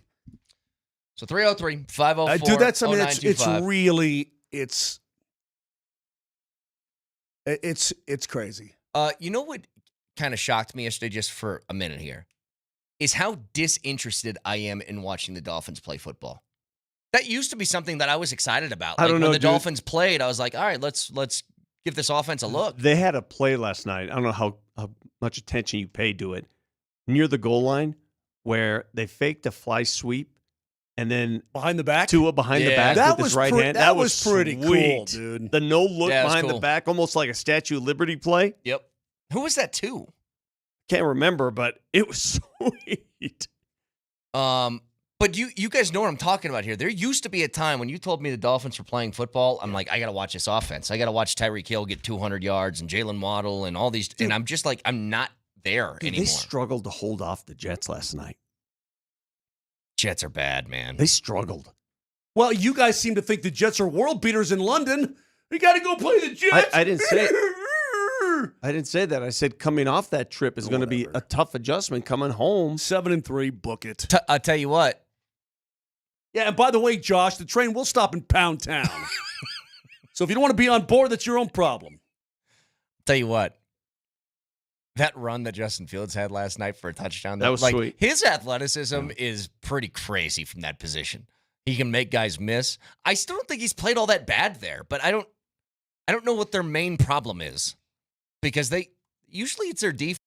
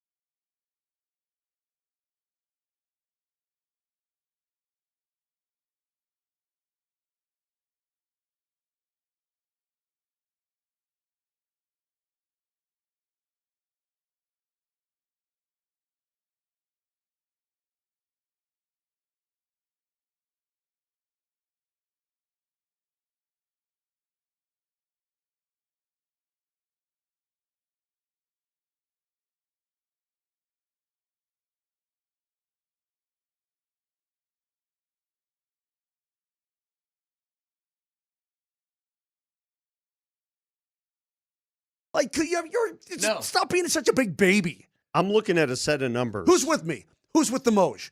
I got plenty of room on my train. Come on, Vic. What's this aboard. train? Straw poll. Oh, yeah. I mean, The 7-3 train, baby. Are you on the Moser train? Yes or no? Of course you are. Whoop, whoop.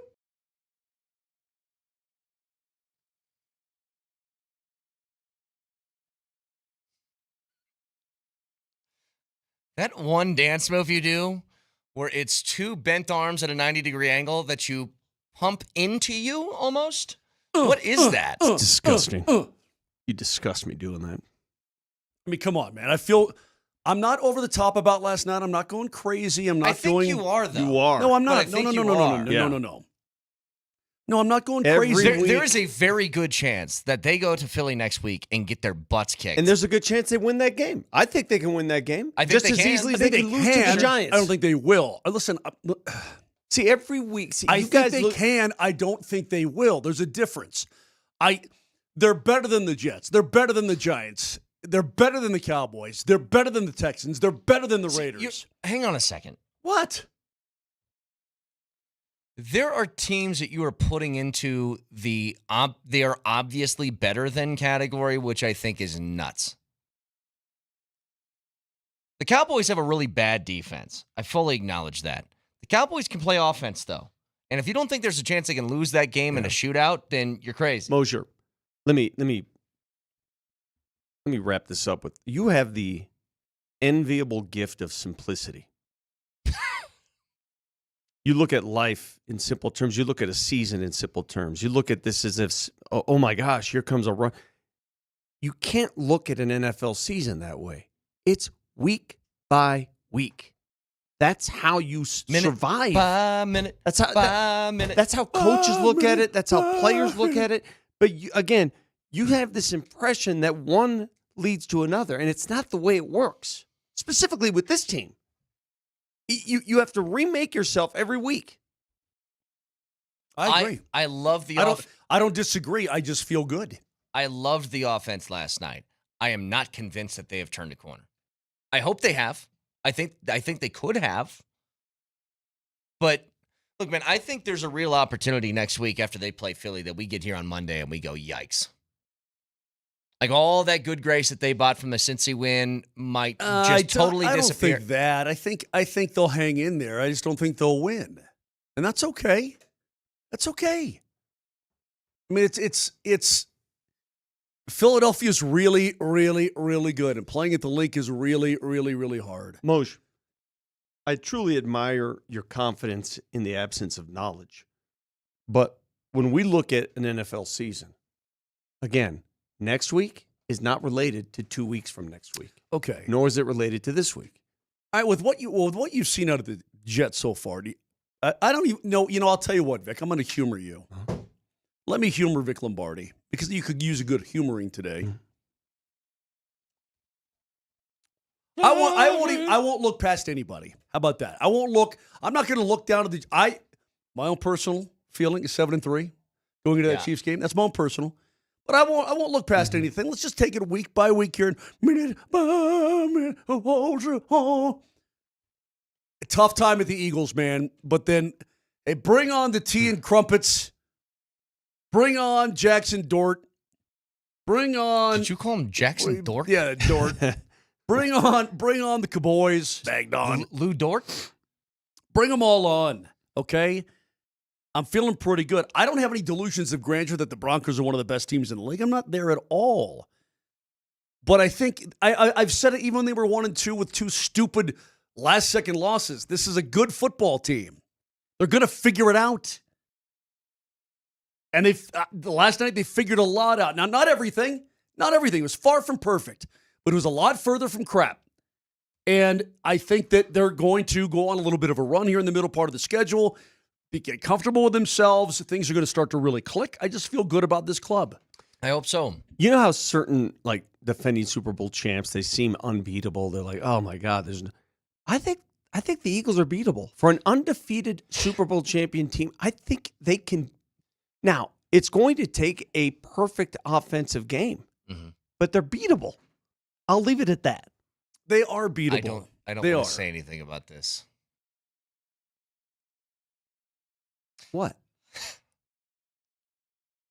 Philly, like, they could have lost every game for like the last 2 years. It feels that way, doesn't it? I keep saying that. Like the Rams they had 'em. barely beat the Cowboys in the opener. The Rams had them.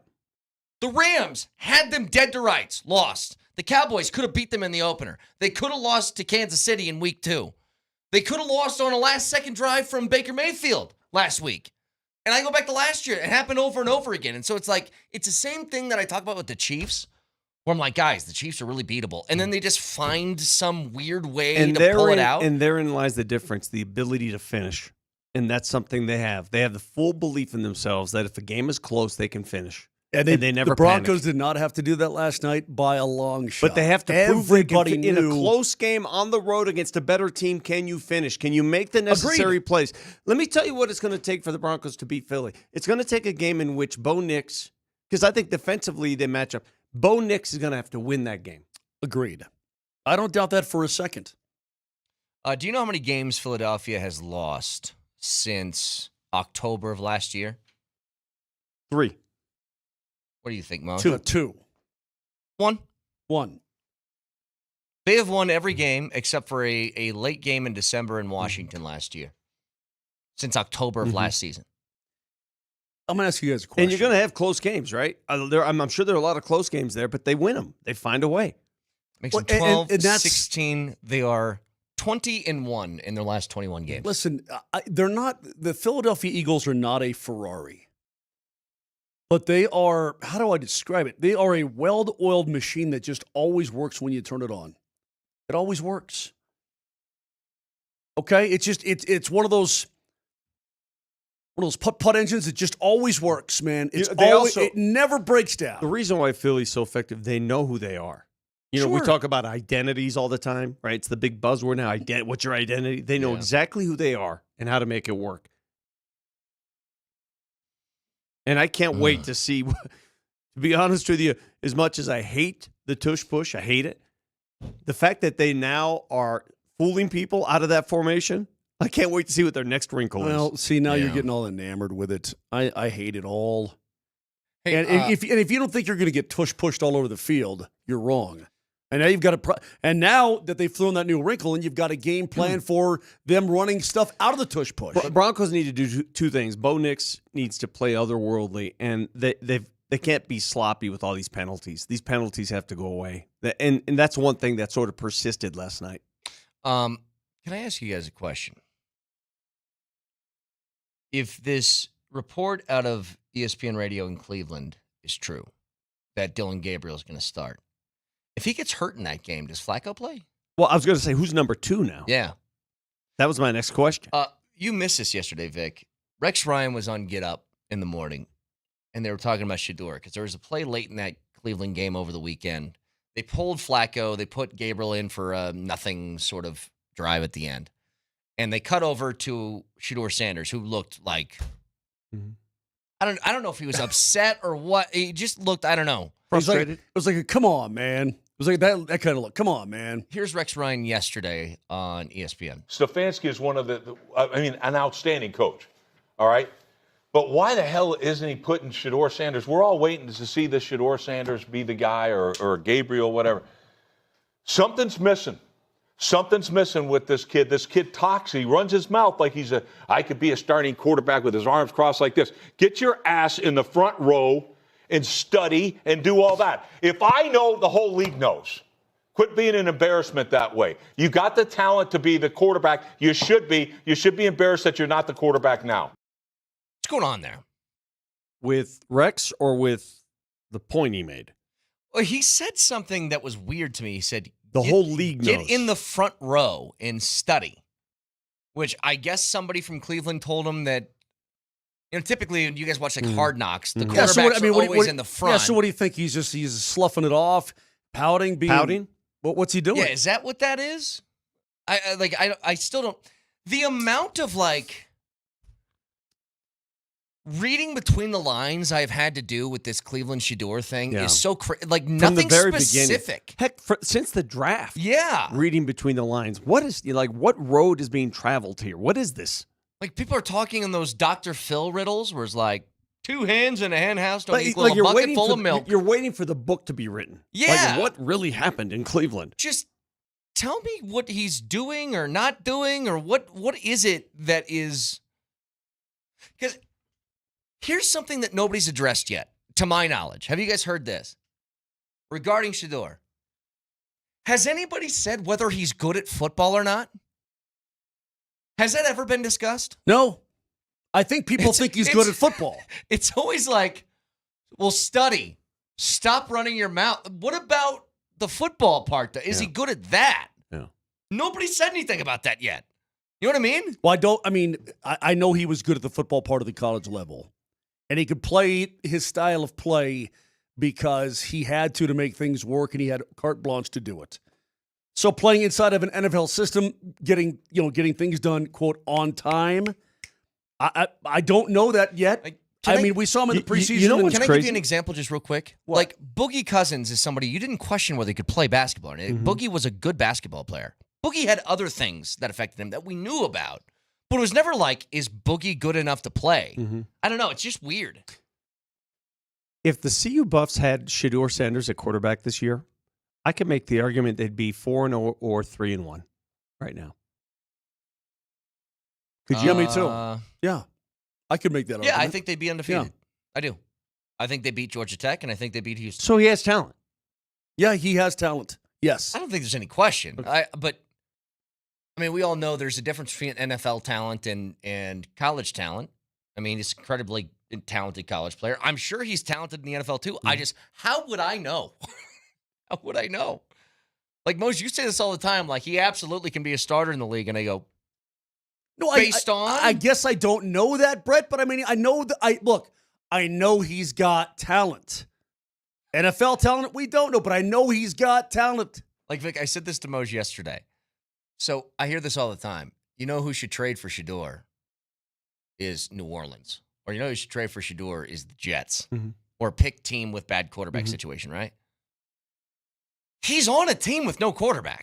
He's already in that situation. Exactly. If I told you that Dylan Gabriel is now your greatest obstacle, you'd be like, great, let's go. That's what I don't get. So anyway, just weird. Continues to be weird. Hey, we got to hear before we leave the show. I got to hear from Kawhi. I don't know if you had a chance to dig that up, Nelly, because that was laughable. Yeah, we'll get to that in just a second. Again, Broncos win 28-3 last night. Could have been worse than that, by the way. If not for a couple of drops and some penalties mixed in. Broncos played great. Offense looked awesome. Just what you needed heading into your toughest test and what will be the toughest test of the year. An 11 o'clock game in Philly against the defending Super Bowl champs who are 20-1 in the last 21 games. Back after this.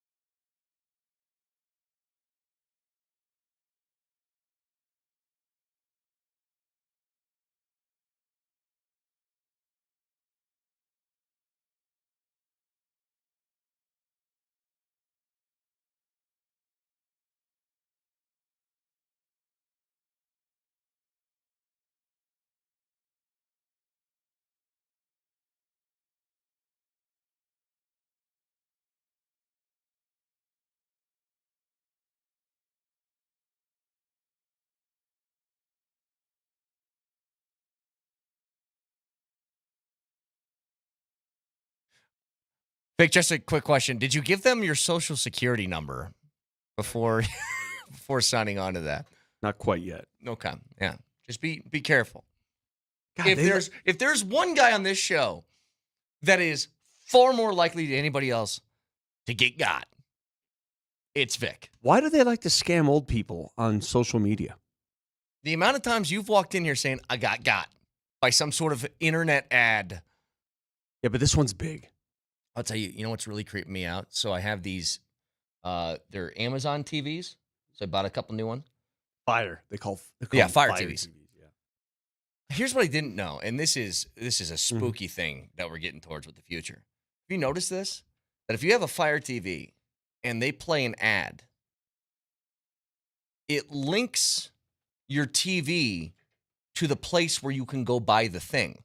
So there's this little pop-up in the corner that if you hit OK on your enter on your remote control, it will take you to a link to buy the thing that they're trying to sell you. There's too much. That's creeping me out. Too much is going on. They got to slow down on there's too much. Too much knowledge. Yeah, I don't like that at all.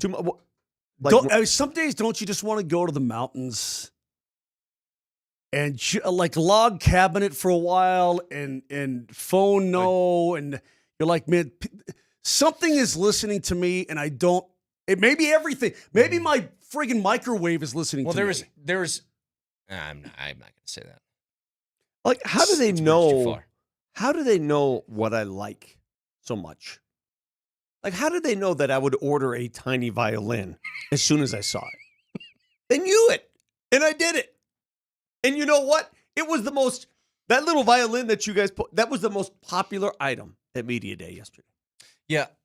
But how did they know? Here's what's funny. I kind of walk around the house. I'll have like a YouTube thing going, a podcast or a press conference, and then there'll be an ad in the middle. And I'm trying to figure this out because I do not use Moser's product. I don't need Moser's product. But it will give me ads in the middle about ED commercials. Dude. And my wife goes, what have you been Googling to make? I haven't been doing anything. I don't know what this is. I don't know if you paid attention. Hey, don't be ashamed. It's 2025. Hey, that's between you and your spouse. Go to the Rocky Mountain Men's Clinic, you moron. Brett, sports talk radio wouldn't survive without Moser's product. But I'm just like, that's got to be a specified ad for what they think the target audience is of the video and not me. It can't be on me. I would argue to you, the human race. The algorithm needs it. All right. Anyway, so something is listening to me. I don't know what it is. Vic, you probably get pop-up ads. Wait. You probably get pop-up ads for wigs. And small instruments. If people go down YouTube rabbit holes like I do, you'll know exactly what I'm talking about. Here's something I can't stand right now. They do these ads, but they do an AI voice to the ad and not somebody's actual voice. So you hear something like this. These orthopedic shoes are some of the most comfortable shoes you've ever worn in your life. And I'm like, I hate that guy. Yes, I hate that guy sucks. I hate that dude guy too.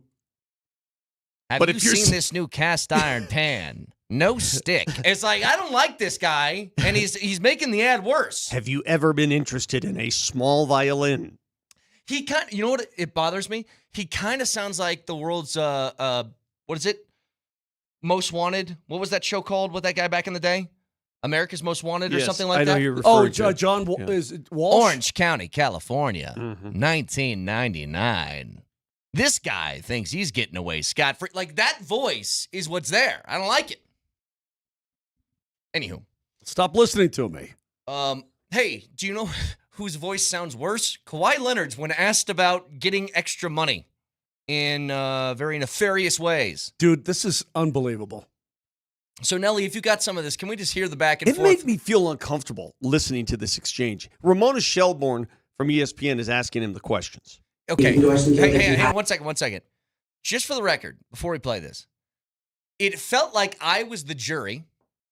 He was the defendant that got called to the stand, and it's like, guilty. You just whatever this reaction is, you are guilty as charged, sir. Listen. The endorsement deal that you had with the company that's been talked aspiration, and did you perform any services for them?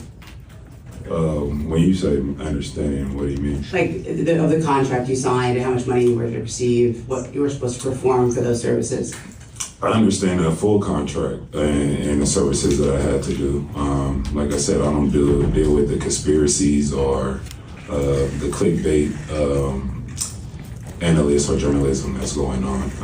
So that's what it is. Well, I think the allegation was that you didn't perform any services for them. Is that accurate? Okay, so pause it right there.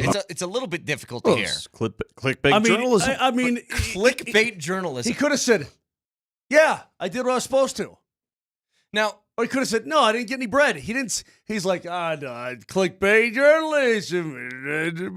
I don't even know which one's worse, his reaction to it or Steve Ballmer when he like the day after that story broke and he was like, "I've never heard of them in my life." Like his voice was cracking. It's like I got conned.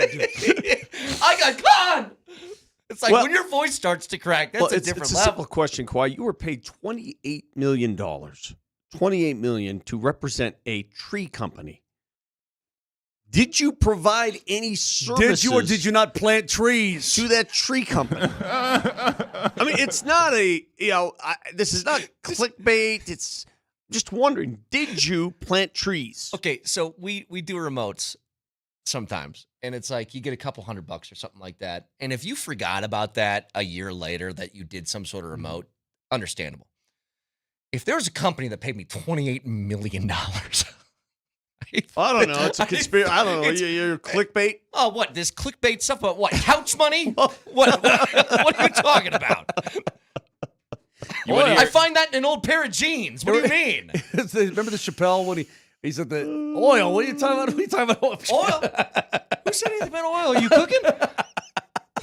God, Chappelle's so awesome. If you thought Kawhi sounded guiltier with his tail between his legs, this is Lawrence Frank, the president of basketball operations for the Clippers. Lawrence, this is Ramona Shelburne with ESPN. Just following up on the NBA investigation of this situation, I'll ask you the same thing I asked Steve, which was, has Dennis Robinson, Kawhi's uncle, ever asked for any extra benefits that wouldn't be allowable under the NBA salary cap directly to you? There's been a lot coming out about his asks. Yeah, look, Dennis knows the rules, Kawhi knows the rules, Mitch Franco knows the rules, and we know the rules. Is that a yes or a no? So, yes, we all know the rules. So, Sir. Did you stick up that liquor store? I am fully aware of what the law is, of okay? aggravated armed robbery, okay? Hey, Brett, do you want any water?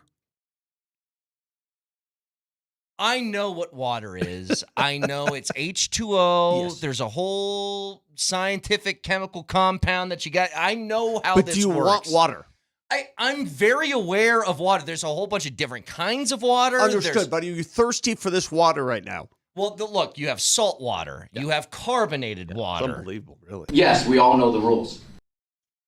That's just hysterical to me. Dude, you don't think they were coached up on that stuff? Of course they were. Could they coach better? Hey man, I don't know how to say this. And I'm not privy to any of these investigations. Did you cheat on me, babe? I just got home. I mean, good Lord. Listen, I know the rules of adultery. Gosh. Dude, everything marriage is a here, sacred thing. We all know this. Everything here looks really, really bad for the Your Clippers. own little internet shows are driving me crazy. No, everything looks bad for the Clippers. I mean, bad. And if I was another owner in this league and another team had circumvented, allegedly, I would be so mad. I don't care if you want it to go away. You're hurting me. Why is Mark Cuban so staunchly defending? I still got a conspiracy theory about that, but I just conspire away. I think that if the Clippers get hit with this, Mark Cuban knows that every team in the league, including himself, has probably done something like this in the past. And so he's defending this, saying, "What? The guy got duped. Yeah. It happens. Yeah. It's business." Yeah. Like, I really think this is kind of like if he goes hard on the Ballmer thing, then he is opening himself up for somebody to be like, "Oh, really? Yeah. Well, where did Dirk get this money Stay from?" out of my closet. Hey, and look, man, I don't know a ton of billionaires that routinely get duped on $30 million deals. That's just, I mean, I guess I need to find dumber billionaires. I don't know, man. I don't know. I mean, Crazy. here's the thing, though. If they are guilty of this, I make you Adam Silver. What's the penalty? By the way, Adam Silver's got it. This guy. Sorry, we can't do that. We got in trouble for this once. Him saying that he wants a championship between the NBA and a European team, you can get the hell out of here with that. He wants what now? I didn't. Come again? Adam Silver talked about, hang on, I'll find the exact quote. But if you're Silver, you got to come down with a hammer. That's cheating. That's straight up cheating. Well, it's circumnavigation of the salary cap. Which, hey, the Nuggets got burned by that big time after they won a championship. It stopped them from winning the next couple of years. That's straight up cheating. But I think you got to come down with a hammer. What's the hammer exactly? What is that? Like, what's if your there's, form? if there's an owner actively cheating in your league, you kick him out. You can't have that. An owner who is circumventing the rules, not allowed. You are not allowed to own that team. So he doesn't make that call as much as the other owners make that call. You realize that, right? Well, if I was another owner doing it right, Vic, I would be beside myself. That's me. Maybe they're all doing it. I have no idea. But if I was another owner, and if I'm the Charlotte Hornets and I'm doing it right, doing the best I possibly can, the Sacramento Kings, and these guys are working out $30 million deals on the side, I would lose it. We have something we call the NBA Cup, a midseason tournament. You could imagine teams from Europe, potentially Africa, competing in the tournament. You could possibly see teams coming into our playoffs, top seeds from other leagues. Hey, Adam, no. No. What are we doing? Nope. That last line, you want to do the NBA Cup and have Team Uganda play? I guess whatever. Don't care, because I don't care about the cup to start with. But when he said you could possibly see teams coming into our playoffs? What? No. Nope. Like Panathinaikos? I guess. Dude. What's the name of it again? Panathinaikos. Panathinaikos. They get killed. The Nuggets would kill them. By the way, Jonas Ridiculous. was asked about, are we good? And he said, yeah, we're good. I'm happy now. I'm happy here. I still want a book written about that. There was really not much detail given yesterday. Jonas said, I'm here. I'm happy to be here. I was always happy to be here. And I go, well, I don't know about that. Kept saying, Are you sure? oh, we have things we need to work out, and there's decisions to make. You were the one saying that. What do you got? Wouldn't even talk about it even once today. But yesterday, Joker says, I'm a Nugget for life. Oh, yeah. Well, because we know it's never been an issue. Exactly. Who in the world ever brought that up that he would not be? Who? It's other teams. Who are the dummies that would even remotely contemplate that? It's other teams claiming that they're trying to open up salary cap space to go after him in a couple of years. It's not happening. He's not leaving here. Did we not just confirm everything? Did he not confirm everything we've been saying for years now? Nelly, quick fact checker. Nelly monitors the mistakes in today's Fact Checker. Presented by Rock Plumbing, Heating, and Air Conditioning. Your local home comfort specialists. RockHeating.com. Rock, bringing comfort home and simplifying your life. He's only started one game, so I'll give you the benefit of the doubt, Moj. But the quarterback for the New York Giants as of now is... Tough time at the Eagles, man. But then they bring on the tea and crumpets. Bring on Jackson Dort. Jackson Dart. Dart. I want to say Dork. He's not and related Dart at the same time. He's not related to this guy, though. Come on, man. You can't get beat by Lou Dort. Separate people. Separate people. It's good stuff. Different. Same family. No. Good stuff. iTunes, Spotify, Moser, Lombardi, and Kane. Have a wonderful Tuesday. We will talk to you tomorrow. Love you. Bye. Bring on Jackson Dort.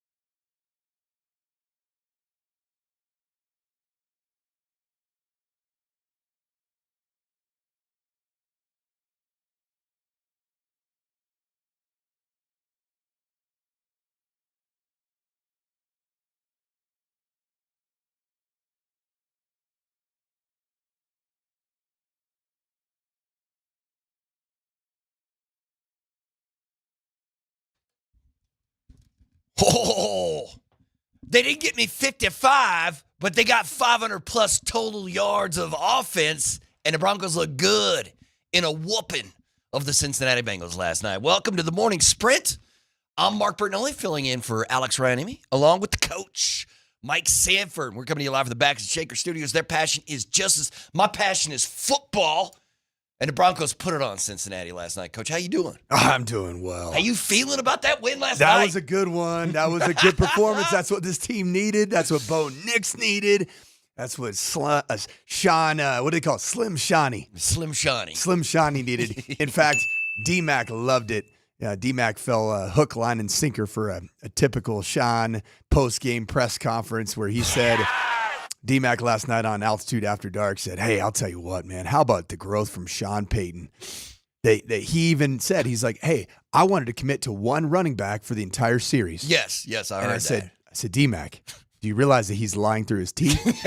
Because we had J.K. Dobbins right before half the second to last drive that was moving the football by way of the ground game down there. And guess who went in there from Wildcat quarterback on third down and goal from the 2? Yeah. You know what? It was R.J. Harvey, not the same back. But you were right on the money. You were like, give me at least 15 carries for J.K. Dobbins and I'll get you a win. And he got 16 carries. And a hundo. And he looked real good doing it. And he got a century And piece. they got a win. Although, I will say, before we get too excited and start crowning the Broncos as the best the football Bengals team. are terrible.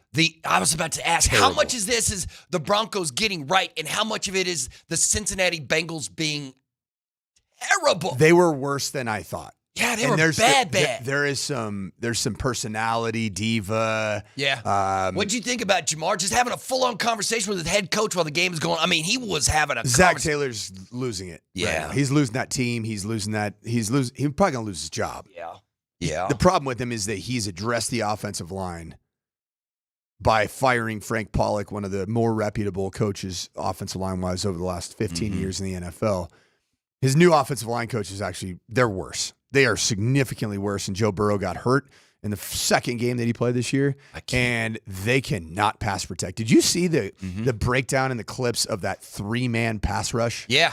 Where they walked everybody up, and it ended up with there were 3, both guards in the center were blocking one guy. And then both tackles were basically whiffed on Nick Benito and Jonathan Cooper. It's insane. It's a 3-man rush, and it is a Joe jailbreak. Burrow is a superhero, man, for making that team, that roster competitive, because, damn, they look. I saw a stat today that said that offensively, just picking up yards offensively, this Bengals team is now tied with the 2009 Raiders led by Jamarcus Russell when it comes to just ineptitude offensively. Just like failing to get to 200 yards offensively total. It's this Bengals team led by Jake Browning and the 2009 Raiders team led by Jamarcus Russell, one of the biggest busts in the history of the NFL. So that's how bad they are. So Austin right now on the Shot Mazda text line says, don't walk it back now, Coach. You said for a week the Broncos should be worried. I was scared. You know what? I stand by that. Because if you don't play well on offense, and it didn't look like that for the first half of the quarter, the first half of the first quarter looked about like what we've seen. It felt a little bit like the Titans game, where you're like, this is going to come down to... Yeah, I was real nervous because Cincinnati, that was the only success Cincinnati had in the game. On their offense. And then really the Broncos offense didn't really start getting cooking until about second quarter. And then they were rolling. Yeah, but then at the end of the second quarter, the game was over. This game was over. Like, because, I mean, once Bo, that great pass, that great drive at the end of the game, the 2-minute drill, he hits Cortland in the end zone, and it's 21-3 going into halftime, and you're like, man, this game is over. Cincinnati got they can't show up and do anything about this. This thing is donezo. But I wanted to see what they were going to do in the second half anyway. You know what I mean? Like, run it up on these fools. Let's go. Let's put it on Cincinnati. But I guess you got more than 500 yards offense. I guess I would have liked a few more scores, but that's just me. I'm just getting greedy. Bo looked great, threw for 326 yards, man. I mean, he threw that pick in the end zone. But that was a fourth down play. You want the guy to, I want to go. Well, you're looking at me like you got something for me on that fourth down play. The biggest thing is just J.K. Dobbins had gotten you down there. Oh, you're just put the ball in number 27's Marshawn, belly hand twice. him the ball. It felt a little bit like the dang Seahawks losing the Super Bowl. I know the ramifications of that 3rd down and 2 and 4th down and 2 against Cincinnati were a little different than the Seahawks winning a Super Bowl. But sometimes you just gotta do what got you down there, and what got you down there was J.K. Dobbins between the tackles, and that guy is playing at such a high level right now. I actually think that Sean Payton, while it can be painstaking to watch, not using him as much as it feels like he should be used. Would you agree with that? Like, are there times that you're watching the game and you said, hey, man, 27 looks good. Just give him the ball. Yeah. Like, I like because RJ got 14 carries, man. Right. Like, they worked RJ. And But I kind of like some that. catches. As where much they're as like, I didn't like it, I kind of like it. where you're like, all right, this set of downs, it's all you, RJ. And the next set of downs, that's all you, JK. And I do like that because I think that Sean Payton knows that J.K. Dobbins' history is such that he is going to burst onto the scene. You're going to feel like you'll want the temptation's there. I'm going to run this dude into the ground. Like I did about 10 years ago at Boise State with Jay Ajayi. And I dang near didn't leave any tread on those tires for that young man's NFL career.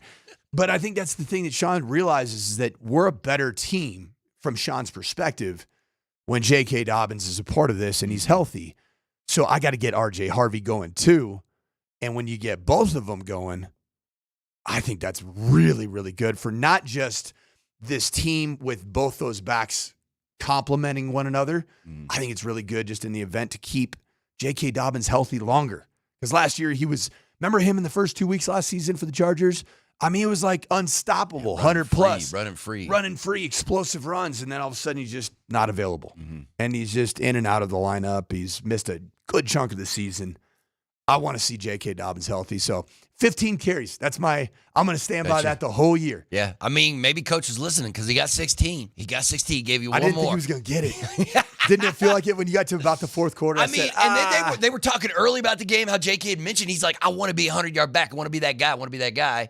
And then he got it, and it looked good. Compare and contrast the two quarterbacks from last night. What'd you think about what you saw from Bo Nix? What'd you think about what you saw from Jake Browning? Well, Broncos country, you need to be fired up about the turnaround for Bo Nix mechanically in the pocket. He didn't look antsy. He didn't look jumpy. He looked grounded. I don't know how many cleats. I think it's 7 studs, or I don't know how many cleats are cleats. Something. I mean, nowadays they're like they're not even. Back when I was playing, you used to screw those suckers in. Yeah, now no, not anymore. But however many studs, I felt like Bo did a good job of staying anchored in the pocket, and as a result of it, you saw that Bo was using his lower body to create ground force production, meaning that if you're throwing off platform all the time, or if you're jump throwing, you're relying solely on what exists between your right clavicle and your right index finger. And you're not using what's most important, which is your hips, your core, a neutral spine. Bo Nix, by playing anchored in the pocket, stepping into his throws, creating that transfer of weight from your back hip through your front hip, and all you golfers out there know exactly what I'm talking about. It's the same thing. Bo created ground force production, therefore the ball was jumping out of his hand, therefore the ball was accurate, therefore he threw for 300 plus, and he looked good. And some you know of those what? passes were rockets, Coach. And rockets. here's what I'm going to say. Like, I've never doubted that Bo Nix has shown the NFL that he has the requisite arm talent to be really successful. But what I will say is that he has not shown that he can be fundamentally lazy, cute, or overly creative vis-a-vis Patrick Mahomes and be that type of accurate passer of the football. He's got to be right. And when he's right, he's awesome. He does 2 things really well. Processing from the pocket when he is grounded and his feet are in the turf, and he gets through his back hip onto his throws. He throws accurately and on time, number 1. Number 2, he throws tremendously when he's actually on the bootleg naked on the run, and teams know that.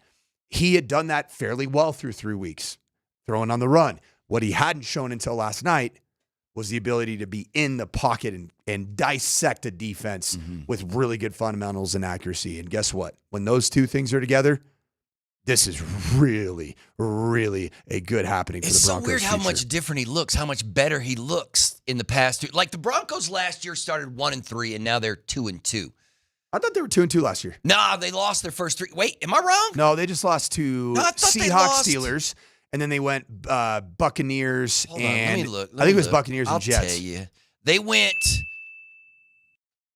Wait, what did they do? They went. Yeah. They lost to Seattle. They lost to Pittsburgh. Then they won 3 in a row. So you're right. They were 3-2 last year. Right. I thought they started 1-3. Why did I think they lost the Buccaneer game? You know what's funny is that the first 2 weeks last year felt like it felt like the world was coming to an end. So you started 2-2 last year. You've started 2-2 this Correct. year. Getting to 3-2 this year. A little bit is gonna harder.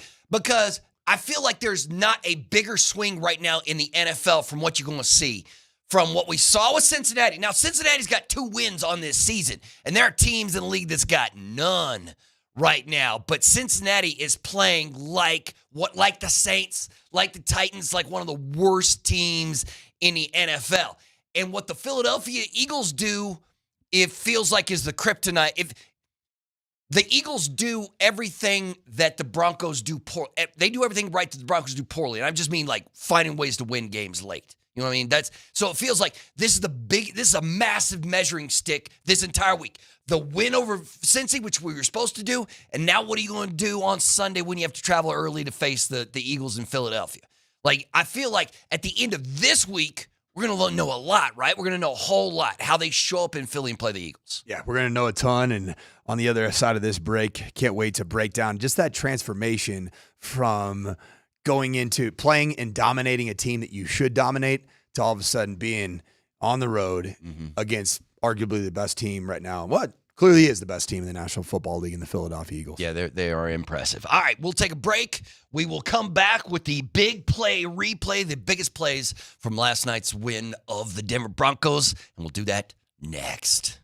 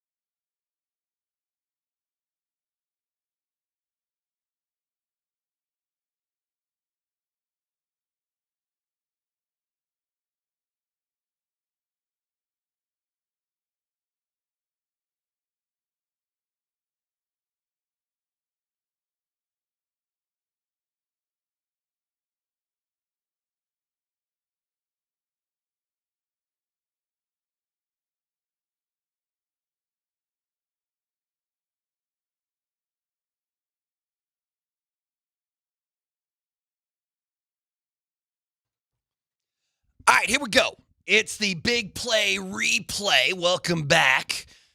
Mark Bertoli and the Coach Mike Sanford coming to you live from the studios here in Lone Tree. Just one single tree. If you want to be part of the program, the Shop Miles, the text line, one price, one person, 1 hour. 303-504-0925. Text in, say hi. Let's check out what happened last night. The Denver Broncos hosting the Cincinnati Bengals. I like happy replays better than sad replays. Yeah. This is much better than last week. Let's bring that JUIce, baby. Let's bring that juice, man. Let's go. So the Cincinnati Bengals won the toss, right? And they deferred. No. Wait, I'm already messing up. No, they kept it. They kept the ball, and their first drive was the best drive they've had in like 2 weeks. They had a 12-play drive. They go down, they kick a field goal, and the Bengals go up 3-0. On the resulting Broncos possession, the Broncos go 3 and out. Yeah, and I'm Here we go again. At this point, Coach, I'm nervous. This Sanford guy might be right. Yes. We should be nervous about these Broncos that's against exactly these what I was bungles. thinking when These the Broncos go bungholes. 3 and out. And then I have 2 middle fingers. the Bengals get the ball back, do nothing. They get 30 yards on 4 plays. They have to kick it back to the Denver Broncos. This is the Broncos' second drive of the game, and this one looks good. 9 plays, 64 yards, and it ends like this. So now 3rd down and 5. Nix wants it on the ground. Touchdown, Denver. Don't forget, this drive started after that 24-yard punt, and the Broncos make the Bengals pay. That is Bo Nix scrambling 6 yards for a rushing touchdown. Coach, you love to see it. Bow-legged. That's what I am, right? Have you ever seen me walking? Yeah. I'm pretty bow-legged. It's genetic. My dad has. It's almost like I grew up riding horses, even though I grew up in Orange County, California. Never seen a horse, right? I mean, I've seen a horse. I've ridden a horse before, but not to the extent where I'd have bow legs. Like the cowboy in Yellowstone. You know, the old cowboy where his legs are like 90-degree angles. Yeah, just like, what is going on? So I came up with a new euphemism that I'm pretty excited about. Oh, break it out. The best type of bow-leggedness? Well, it's Bo's legs. I like Bo's legs. And Bow legs turned into a good start for this game. And that's what I was waiting for Bo Nix to use his legs, especially in the red zone, when he can sniff the end zone. Whether it's on an extended play in the pass game or whether on a naked bootleg. Hey, if they cover everybody else, you know who they didn't cover? They didn't cover your beautiful little bow legs. No. Bow legs goes in from 6 yards for the touchdown. See what I did there, though? Bow legs? I like it. Bo Nix, bow legs, Yeah. bow-legged. 6 carries, 7 yards for Bo, and that touchdown right there. I think that's one of those dad jokes that's just going to die on the vine right Well, there. we'll see, man. All right, We'll see. Maybe We'll see. KJ will pick it up and start using it at home or something. So, I've already forgot where we are. We're after so Bo Nix scrambles for a touchdown. That's the end of the first quarter. Let's start the second quarter with Cincinnati getting the ball back on 5 plays and having a punt. So, will the Broncos continue to roll offensively when they get the ball back? Yes, indeed. Signed a 4-year extension in July. And the Broncos turn around and extended 2 more. Here's Mims. Touchdown, Broncos.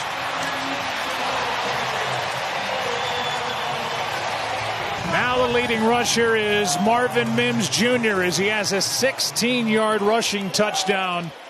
Great blocking, well set up, and Mims takes it in. Great Marvin blocking Mims. indeed, right? Oh, Great yeah, Pat blocking. Bryant. Yes. Man, Troy Aikman loved him some Pat Bryant blocking, didn't he? I love me some Troy. Hey, Even when Pat had that penalty later in the game, he's like, I forgive him because he blocks so well. Patrick Bryant, you know what he did last night in prime time? What's that? He earned some more rope from Sean Payton. Yeah. Because Sean Payton cares about those Yeah. as he I should. was thinking you know the why? same Because thing. Sean's a good football coach. Right. He is, man. Like Yeah. I know we give him a hard time about not running the ball enough, but he rewards the types of players that do the small, dirty jobs. You know, was the guy that did that so much in the past that was almost made you pull your hair out as a Broncos fan because you didn't understand why he was on the field in a critical situation? Little Jordan Humphrey. Jordan Humphrey. Patrick Bryant's going to do those little things. I think he does them better than little Jordan Humphrey, and I think he's way, way bigger threat in the pass game. Give me more of Nate Kreckman's fellow Illini, Patrick Bryant. I love it. No, I love it too. And I think he probably did earn some playing time last night, I've right? become a Patrick Bryant fan. You're a truther, a Patrick and Bryant I was truther, man. not a truther. Give him some When more he was playing drafted time. and he had the same 40 time as me, I said, You were like, no. That's not going to work Can't out. do it. Now No. I'm like, hey, man. Could you block like that, coach? Could you block like that? No. He stuck that dude. He uses great fundamentals, great techniques, and people say like, whatever, it's just a choice, it's easy. No, it's not. He's big, he's strong, he's physical, and he's got a dog mentality, and I'm in. I'm in on Pat Bryant. I'm here with you too. So the Broncos are now up 14-3 after Mims gets in from 16 yards with the rushing touchdown. On the very next possession, the Cincinnati Bengals go 3-and-out. You just get used to that because this is basically what they do for the rest of the game is 3-and-out. So the Bengals go 3-and-out. Then the Broncos have a very interesting drive. A 13-play, 68-yard drive. They're still up 14-3. Here's how that drive ended, though. It's 4th down and 1. Denver gets the ball to start the second half. Nix under center. Out to his right, looking for somewhere to go. And it's picked. Intercepted by Demetrius Knight. So, yeah, I mean, that's a great pick because he bobbled that thing, man. It was like went to one hand to the other. But you saw it right when Bo Nix You were released like, that no, football. don't do it, Bo. You know what I was begging for? What? Use your bow legs. Yeah, I should have I known. want to see bow-leggedness. Yeah, the bow-legged should have. Because do you think bow-leggedness there would have scored? Yes. I didn't. If you would have thrown his body on the line, and those are fun, man. Yes. You helicopter yourself in. People think that you're going to get hurt on those. That's not how you get hurt. At quarterback, you get hurt when you either try to run a guy over, right, and put your shoulder through him. All of a sudden. But when you just dive into the end zone and get just spun every sort of type of way. Mm-hmm. It's fun, man. Like the John Elway helicopter in the Super Bowl. Those feel good, believe it or not. Yeah. And I've done that before. I was like, that was fun. I like it. KJ, what you got, man? Well, I wanted to ask Coach, so you were talking about Bo using his legs there. How much? What are they called? Bow legs. Okay, bow legs. Thank you. How much? We're making it stick. Yeah, we're It's gonna stick, baby. It's gonna stick. How much did RJ Harvey run into the pylon instead of cutting inside on his little running back out route right there? How much did that impact Bo Nix's decision? It's hard because when you run into that pylon, that's the design of the route, right? So he's occupying that space that creates a high-low back pylon, front pylon. The only thing I would have liked to have seen RJ Harvey in his growth is once he's covered and runs out of real estate, I actually think you press vertical over to the right sideline, up the end zone, and then a little hook route back. And I call that a scramble drill. That's a scramble move on the scramble drill. And then you know what happens is if he pushes up vertically, he takes the defender, and it probably opens up the run even more for Bo to get to that front pylon. Right, yeah. Yeah, no, that would have been interesting. All right, so Bo throws a pick. That would have been interesting. Bo throws a pick in the Stop end zone. coaching, Coach. They don't want to hear your coaching. No, I love it, man. I love it. I want more. I want more of it. So Bo throws the pick on the 1 yard. So since can we go back to that, though? Yeah. Could you just, once again, I loved everything about you, Sean. I loved that drive. I loved all the J.K. Dobbins that got you down there. I just didn't like that particular play I didn't call. like 3rd and 2 and 4th and 2. I thought 27 should get the ball in his belly with 2 called gap schemes with now reporting as an eligible receiver, number 63, Alex Polcheski. Yeah, the crowd goes wild. The crowd loves the dude. I love it. I love it. That's what I wanted right there. And can you tell me against that atrocity of a Bengals defensive front that reporting for duty number 63, running power or duo, which is power without the pullers, double teams everywhere, and handing the ball into J.K. Dobbins' belly would not have. It would have. I guarantee you, it would have resulted in a touchdown. Yeah, against that team last night. And I was so pissed off, man. You know why? Why? Because I had J.K. Dobbins on my fantasy football team. I mean, he got you 100 yards, man. He got you 100. Yeah, but you should have had some more tutties. And the Broncos offense hardly. I mean, they Give me never more did. tutties, Sean. Yeah, I get you. Hey, man, I was the one who wanted them to score 55 points. You know what I mean? And they crushed Cincinnati, and they put up 28, and that's still like, all right. So when last week Did I say R.J. Harvey or I say J.K. Dobbins? You say R.J. Wait, I meant which J.K. one? Dobbins. I have him on my fantasy team. Yes, you said J.K. Okay. You said J.K. Sure. Right. So the Broncos get picked. Bengals get the ball back. You know what they do?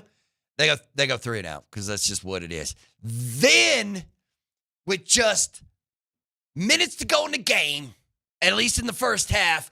This is basically what ended the game was over after this. It'll be 3rd down and 2. Well, you take one shot here, I think. If you like the matchup, if they give you a look, take a shot, see if you can't get it in the end zone. But I wouldn't risk throwing anything and keeping the ball in play. On 3rd down and 2, Nix, end zone, Sutton. He's got it. Touchdown, Denver. What a catch. Yeah, that was a great throw and catch. It was a great response drive from Bo. Mm-hmm. And you know what we haven't seen? I keep talking about Bo's greatest trait. It made me a Bo-liever last year. But through 3 weeks, I hadn't seen tremendous response from Bo Nix. Oh, okay. Yeah. Either within a game or from a bad performance in a game to the next game. The closest thing was I thought Bo played horribly against the Tennessee Titans. And it was a really surprising, horrible performance against a bad team, a bad defense. He played better. He responded better against the Colts, but overall didn't play great. Didn't play winning championship caliber football through that interception that was highly costly, would have made the game even tighter. I saw the response from that dumb, boneheaded interception on 4th and 2 where he could have run it in and he said, okay, here we go again. He's gonna spiral out of control. And Bo said, nope, that's who I am. Mm-hmm. I respond. And you know how he responded?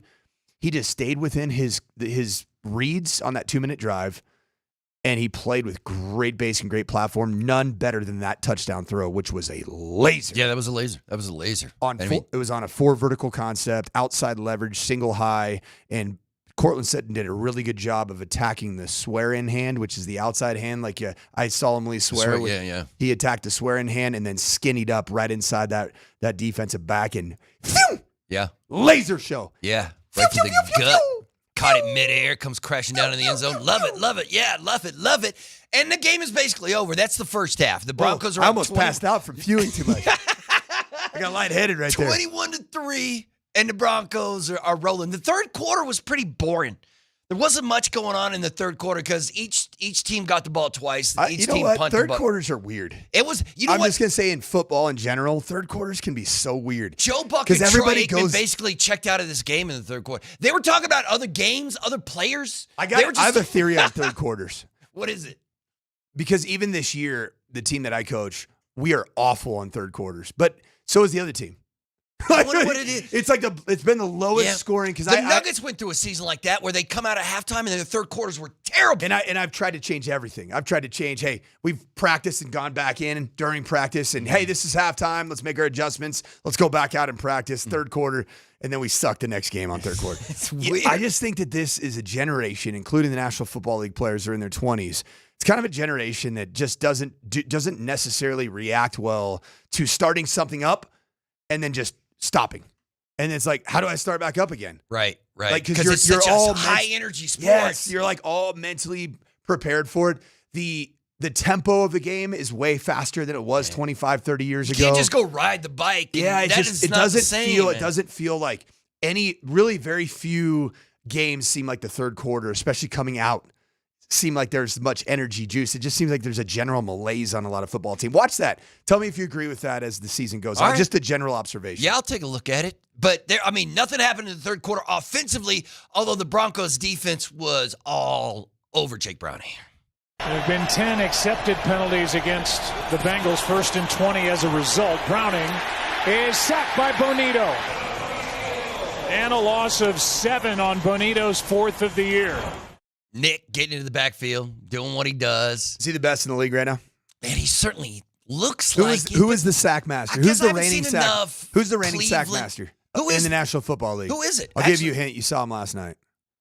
Oh, it's Trey. Trey Hendrickson. I did not realize it was Trey, although I should have noticed that because we were talking about how much he needed to be paid. Okay, seeing those two cats on the same surface on the same night, you tell me with Nick Benito is way better, dude. It is Nick, but I mean, I Trey don't know Hendrickson, how much. dude, he's a great effort player. He's getting no help from anybody. That's bad. He's a great effort player, but my word. Yeah, that was my word. Nick Benito is so much more twitched up. He's such a different type of guy to block. Mm-hmm. Trey Hendrickson, man, I feel like if you chip him, you use a tight end or a back, you're good. What makes Nick Benito so dang good is he's so bendy. He just hits that edge and can bend, and then he can retrace. And he plays with great instincts about where the quarterback is going to redirect in the pocket. And he just has a way to kind of spin into the quarterback and get there and then hold on for dear life, man. Yeah, it's impressive. He's on track for 20 right now. Do you think 4.5 sacks through 4 games? Man, and then the Broncos. See, we were complaining about pay him, because if he plays this season without a contract, he's gonna make extra $5-10 million. What's 17 divided by 2? That'd be 8.5, right? Is that what it is? He's on track for 25.5 sacks right now. And I know he's playing he's gonna sack Jalen Hurts next week. It is, man. The Broncos made a smart decision by paying him because he's going to be worth a whole lot more in a year's time. All right, in the fourth quarter, let's get Coach's favorite player in on the action. A couple of punts to start the fourth quarter from both the Broncos and the Bengals, but then once again, the Broncos offense gets going. 15 yards away from 100 yards is Dobbins. Uh-oh. How many is that, Spida? He doesn't know. He's got his hands in the air. That was 16. He's at 100 yards. Troy Aikman, he called it early. He's at 101, and that is the first 100-yard back that Sean Payton has had now in 38 games as the head coach of the Denver Broncos. It's crazy. January 8th, 2023. Latavius Murray. Is that it? The last time. Wow. Denver Broncos had a 100-yard rushing. Tell me for a second, Perdo, sorry, man. No, that's all right. Reps, old reps. Tell me for a second that you weren't terrified that Sean Payton was going to call a toss play to J.K. Dobbins. It was going to be a -3. I think RJ, you give RJ another 5 carries, he gets 100 yards too, man. Yep. So I would love to but see you know what, though? 31 thunder, lightning, two-handed punch. What Sean Payton did last night, and we have to give Sean Payton his flowers when we've been just yelling at the clouds for the last 3-4 weeks. 31 combined touches between J.K. Dobbins and R.J. Harvey. You know what I say to you, Sean Payton? I give you a big old juicy smack on the rear. You did a great job last night calling ball play. KJ, you won't play the last highlight. We got the final touchdown for your Denver Broncos. He only had 1 carry in the fourth quarter. I don't know if he thought he'd get it on 16 carries. That's a pretty healthy average. Here's Harvey. All alone, touchdown, Broncos. And this Bengals defense is just flat worn out. RJ had a combined 98 yards, 40 receiving, 58 rushing, and that receiving touchdown for the Rook as the Denver Broncos go on to beat the Cincinnati Bengals by a final of 28-3, Coach. I just got fact-checked on my math. Oh, what was it? Nick Benito's on track for 19 sacks. Oh, it's not 25? Yeah, I tried to. It didn't go great. Did not go great. Hey, man, you know what? You don't coach at high school. You don't teach at high school. You coach. The 227. I appreciate you. Once I saw it, because I was a good math guy. Were you really? Back in the day. I can't do 2 + 2, brother. Yeah, I've had too much football trauma in my brain. You know what? But KJ just told me that Benito's a half a sack out of the. Who's leading the NFL in sacks? Let me grab it here. Brian Burns of the Giants. That's surprising. That is surprising, especially with the Giants. Yeah, he's getting to the quarterback that many times. He's got 5 already. Oh, he's got 5 sacks through 4 games. All right, man. Go get him. Appreciate you, 227 up there from Fort Collins, just calling me out. And hey, I'm here for the truth, man. Right. But I still think that Nick Benito's capable of getting over 20. I mean, if you got 15, I'd be happy with it. If you got 20, I'd throw a parade. Congratulations to Valor Christian High School's Lauren Becker. She's our Athlete of the Week, presented by Backus & Shaker. Backus & Shaker loves Lauren's passion, and their passion is justice. Tune in on Friday night at halftime of Mountain Vista and Valor for the next Athlete of the Week.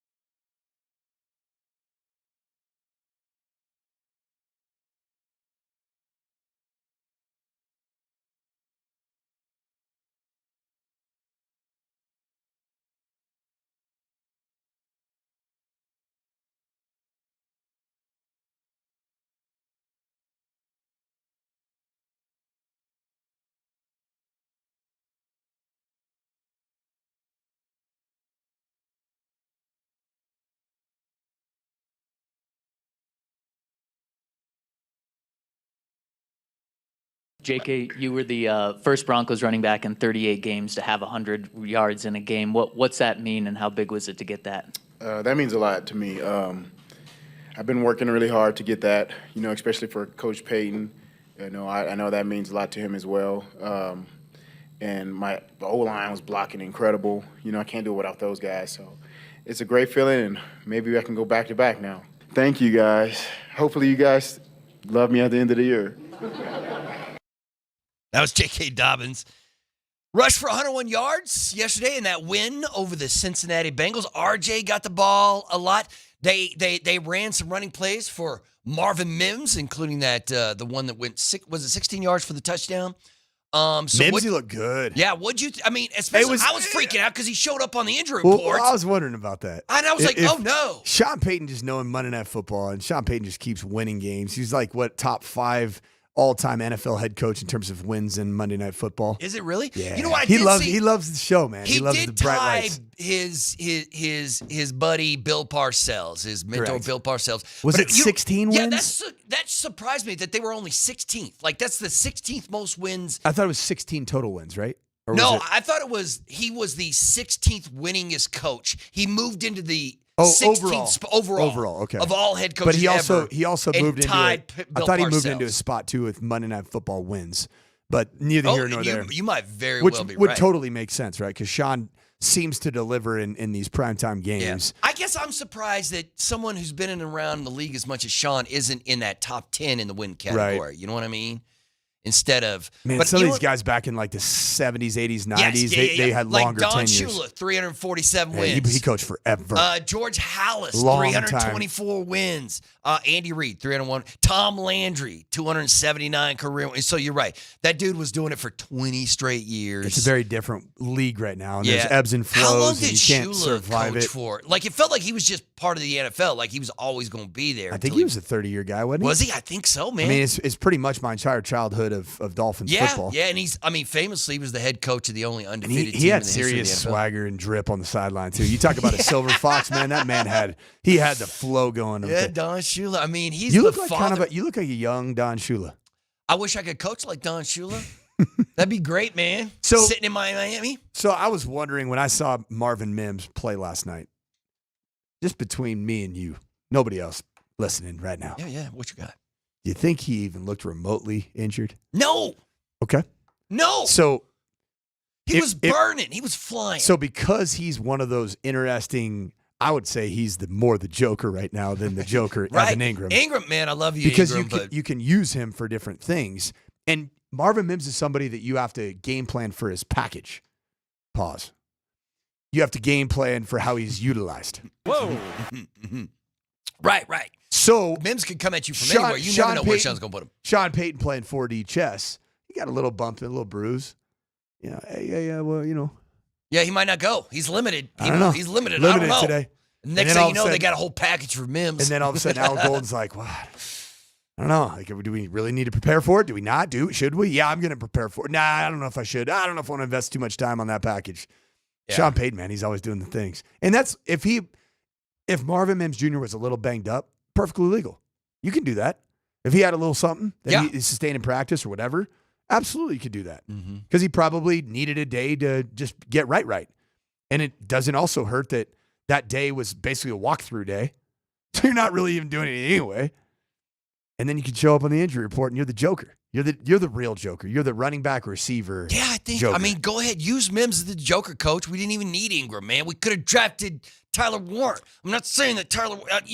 Okay. I don't want to this is a happy day. I don't want to. No, it's happy. It's a happy. It's day. a happy day. I want to get to that point where I'm like, but we got Pat Bryant last night blocking. Pat Bryant. We got Savion Jones was out there playing, another rookie. We had Jeremy Crawshaw with his only bad performance so far, but a great time to have a bad performance against the Bengals. Do you think that?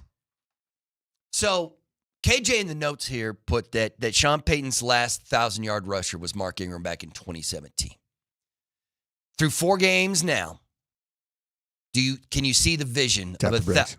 No. Tap the brakes. No. So I'm Health. getting a little too Health. far. Health. I guess I forgot about it. That's why that's why JK is here Yeah. instead of somewhere else, is because you're right. that could Health. jump up and bite you at any time. I don't want to I put that, in terms of I almost want to go reverse jinx. I'm going reverse jinx. So you guarantee me 1,000 yards? No. rushing I'm saying the reverse jinx is that there's no way he's going to get to 1,000 because he's never stayed healthy for 17 games. Okay. All right. Right? So there you go. Because I'm just going off of the best indicator of future events is always past He is events. currently the 4th leading rusher in the NFL.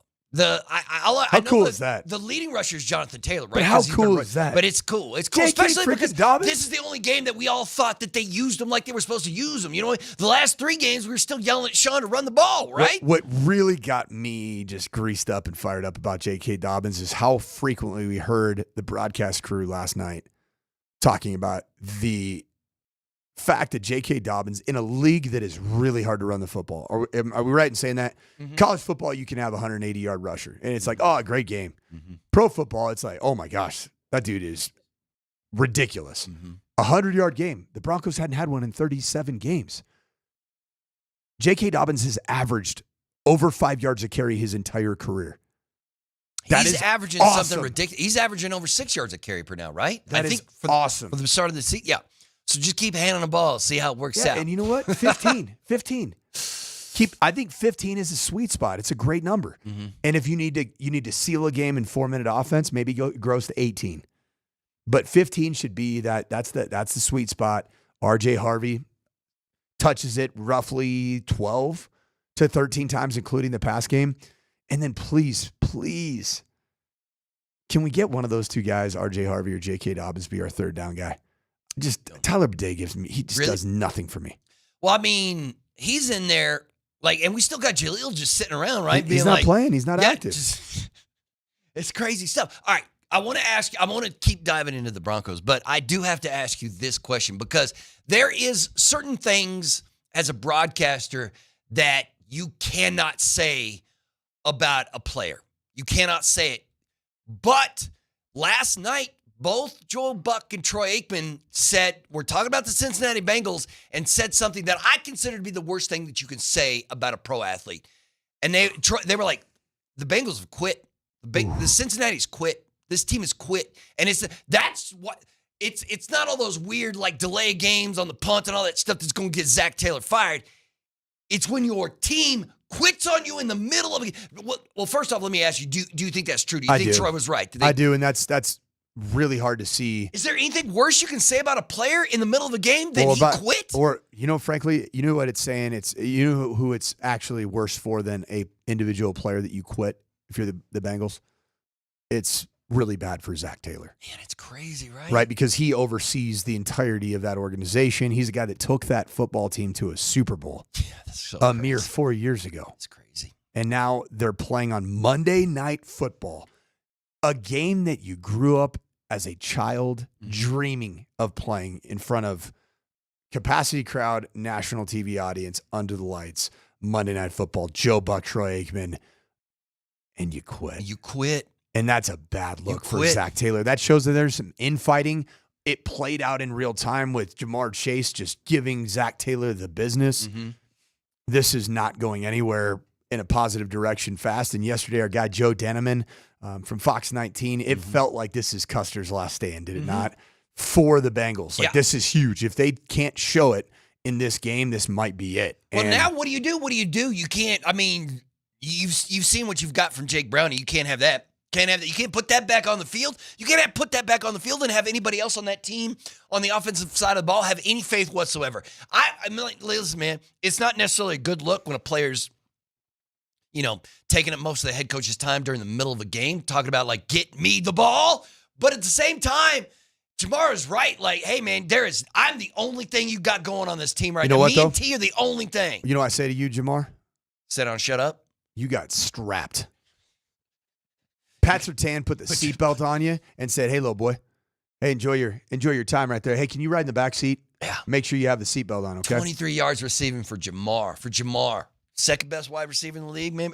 Fourth worst game in Jamar Chase's career. You know what I saw? And when we talked to Joe yesterday, and he pointed out how last week's loss by the Vikings was the worst loss in Cincinnati Bengals history, just by the margin of victory.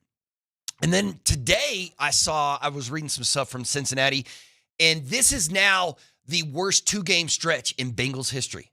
the whooping Minnesota put on them and the whooping the Broncos put on them, that is the worst 2-week stretch in the history of that team. And that's been a pretty maligned franchise throughout its not like history. this. I mean, it's had some great moments. Right, but it's not like they're not the Green Bay Packers. There was some great, or the Pittsburgh Steelers. Some decent John Kitna moments, some really good Carson Palmer moments. John Kitna, there's a name I haven't heard of. Oh, yeah. Wow, I know, brother. that's my guy, man. He coaches some high school football, too. Does he? Where's he coach? Where's John Down Kitna in coach? Tennessee, I believe. Or no, he was in Texas at Waxahachie. Wow. Yeah, you know Waxahachie, don't you? Yeah. He was there. Now he's like in Ohio. I think he's back in the Cincinnati Metro. Crazy, man. That is absolutely crazy. But either way, Broncos get the 28-3 win over the Cincinnati Bengals. Everything is looking good and feeling good. JK gets 100 yards. Bo Nix throws for 326 yards, 2 touchdowns, and 1 pick. And the Broncos are now 500, although they have to travel to Philadelphia to take on the Eagles next. We will roll on with the morning sprint after a quick timeout right here on Altitude Sports Radio.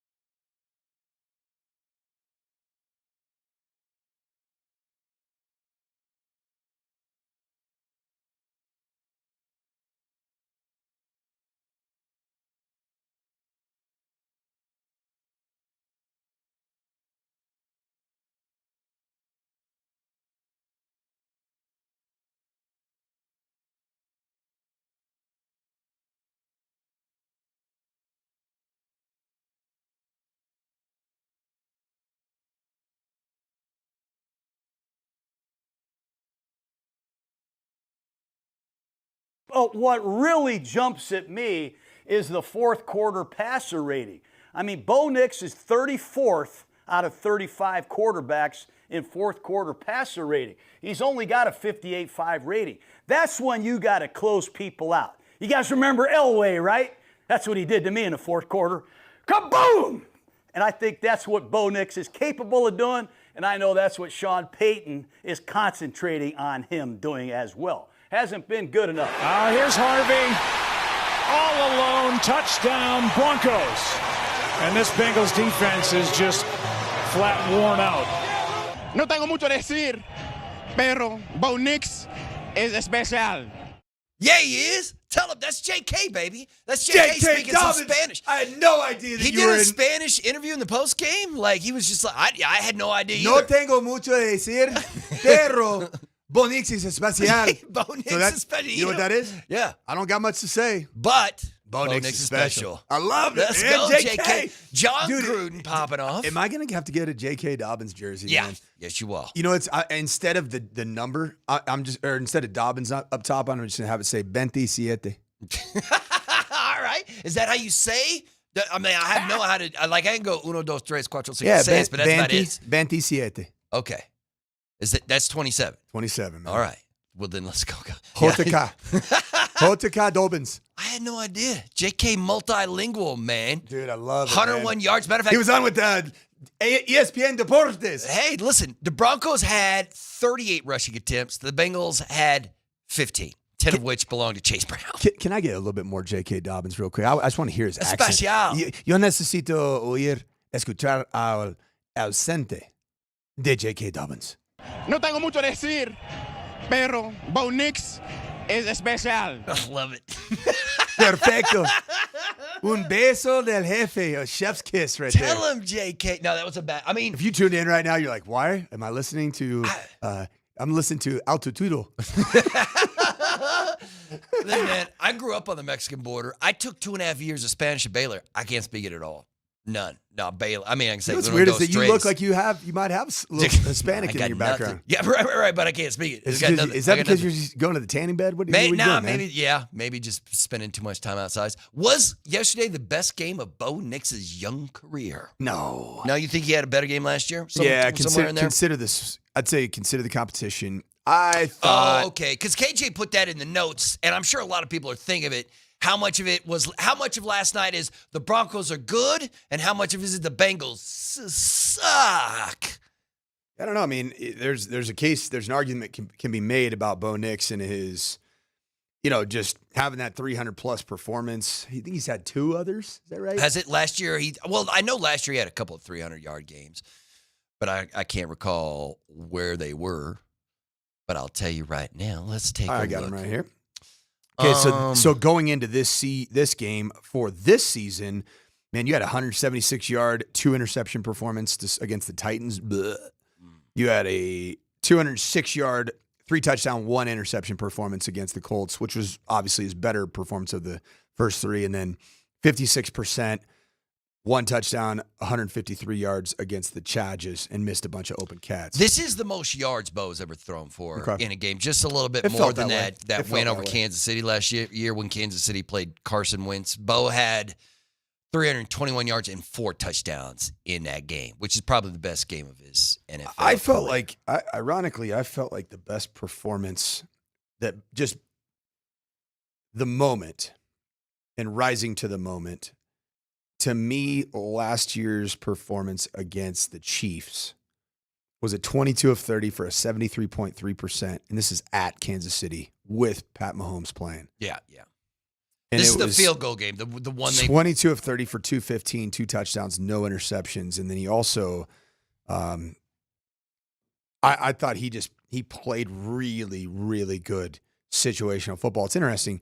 When you look at QBR, which is this ESPN metric that takes into a lot of different things, his best 2 games last year it was the stupid game against the Chiefs that didn't really count. Right. He played against the backups. You know what's funny? Last night felt like that game. Yeah. So this current iteration of the Bengals felt like Kansas City with their second string. 15 and what were they? 15 and 1? Yeah. Yeah, they 15 and 1 Kansas City Cheeks. that just said, "Yeah, we're just going to roll out We're good. all of our practice squad." That's what I mean. I mean, if you're the the Bengals owner ain't going to do anything because he's the Bengals owner. But if I own the team and I saw a team quit on my head coach, I hate to say it because I hate to call for somebody's firing. I'm not sure how much more time Zach Taylor would be spending in his office there. You know what I mean? Like the team quit on that man. They quit on themselves. They quit on each other, which is the worst thing you can say about a professional athlete is that they gave up in the middle of the game, man.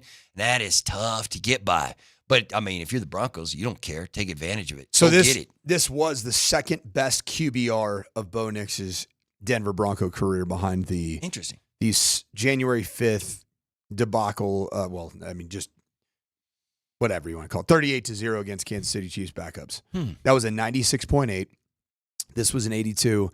And then after that, you remember Bo Nix kind of went off against the Falcons last year. Remember when Kirk Cousins just looked like absolute buns? Yeah. And that kind of led to the end of Kirk Cousins. Yeah, and they brought Penix in. Bo Nix had a great run last year against NFC South teams. 77.2 QB rating last year against New Orleans, 71.6 against Tampa, and against Atlanta, 72.2. And then the Panthers, right? They're in there too. Yeah. Do you think this 78.3. Do you think last night unlocked what the Broncos were like, this is it. We found it. This is it. This is the game plan. This is what we want to do. Now, it doesn't mean that it's all autopilot, cruise control, right into Philadelphia at Lincoln Financial Field. Yeah. You're gonna be facing a really good defense. You're gonna see pass rush. But I think Bo Nix is gonna quit himself well. I think he's gonna play. I think this is the game I think Bo is a real human, even though sometimes I feel like he's a robot, right? Yeah. Externally. I think he's a real human with real human emotions. I think he hears and or feels a lot of the external, certainly through the first 3 weeks. This was a massive sigh of relief. But it was also I'm back. Okay. I'm feeling back. But This you is have to what do I it needed. again, right? You Yeah. have to do it again. But when you have the recency of feeling what it feels like to play that way, it helps you. It's a whole lot. Go into the next game. I'm just glad. Well, the next game could be the best team they play all season. Should be. So The one thing that's different though is that the Eagles don't just score in droves, right? So you just need to play good, clean football. You need to run the football. You need to. The game against the Eagles is kind of going to come down. Hey man, the Broncos have built this thing around an unbelievable front seven defensively, and a very expensive offensive line that I believe last night against the bad Bengals front, Sean Payton leaned into what that offensive line unit does really, really well. Gap schemes, power, counter, duo. That's what this team needs to do. Do it again. Do it better. And even if it isn't 5.7 yards per carry like J.K. Dobbins had, I think he was 6. It was over 6. It was like 6.3 or something. 6.3. He's 5.7 on the season. But that's still ridiculous. Really good. Even if it's the body blows early, man, 3 yards, 2 yards, 4 yards, 5 yards. Those lead to 8 yards, 12 yards. I mean, because you mentioned the body blows. You're facing the defending. You were facing the super. You're facing the champ, man. Can you take that punch? Can you take some punch and then can you give some back? Because the Philadelphia Eagles, this entire season, it feels like you watch the first half of their games, you're like, I don't know what's going on. And then they get to the second half and the Eagles realize they're like, oh yeah, that's right, we're the champions. And then they just steamrolled it. And then they just they put 31 on Tampa, they put 33 on LA. You put 30 plus points on the Broncos, you win it. Because can Bo Nix in that offense we saw last night, the one that went over 500 yards of total offense, can that offense, can JK and RJ and Cortland and Bo put 30 or more points on the Eagles this weekend? No. So the defense is going to have to have their best game of the season, because that means you got to hold Philly to those scores they had at the beginning of the season when they were winning by 24. Let's say they beat Dallas 24-20. They beat Kansas City by scoring just 20 points. That feels like that's what the kind of game is going to be on Sunday, like a 20-17 kind of game. Because if it's anything other than that, the Broncos are getting housed. And I would prefer not to have that. I'd prefer not to go from your best win to your worst win in the season all within a span of 6 days. Do you believe that the Broncos have a better defense than the Dallas Cowboys? Oh, yeah. Dallas allowed 24 points to the Eagles. Yeah, this will be the best defense the Eagles have seen all season, right? Because who's on that list? Week 2 at Kansas City. It's a pretty good defense. I think the Broncos are a better defense than Kansas City. I don't think that in these type of moments, because Bo Nix and this offense haven't been consistently in these games where you're playing against the best of the best and every little thing matters. Mm-hmm. And it catches up to you, like the pass to RJ Harvey yesterday that was dropped. I thought that was a drop by RJ Harvey. And I've been very critical of Bo with wide open dudes. Right. But then it felt like, man, it was even Troy who kind of put that on Bo. He's like, that's a little short, but he could have caught. And everyone's like, well, no, man. If it hits you in the hands and you catch it, you can't. I'm not putting.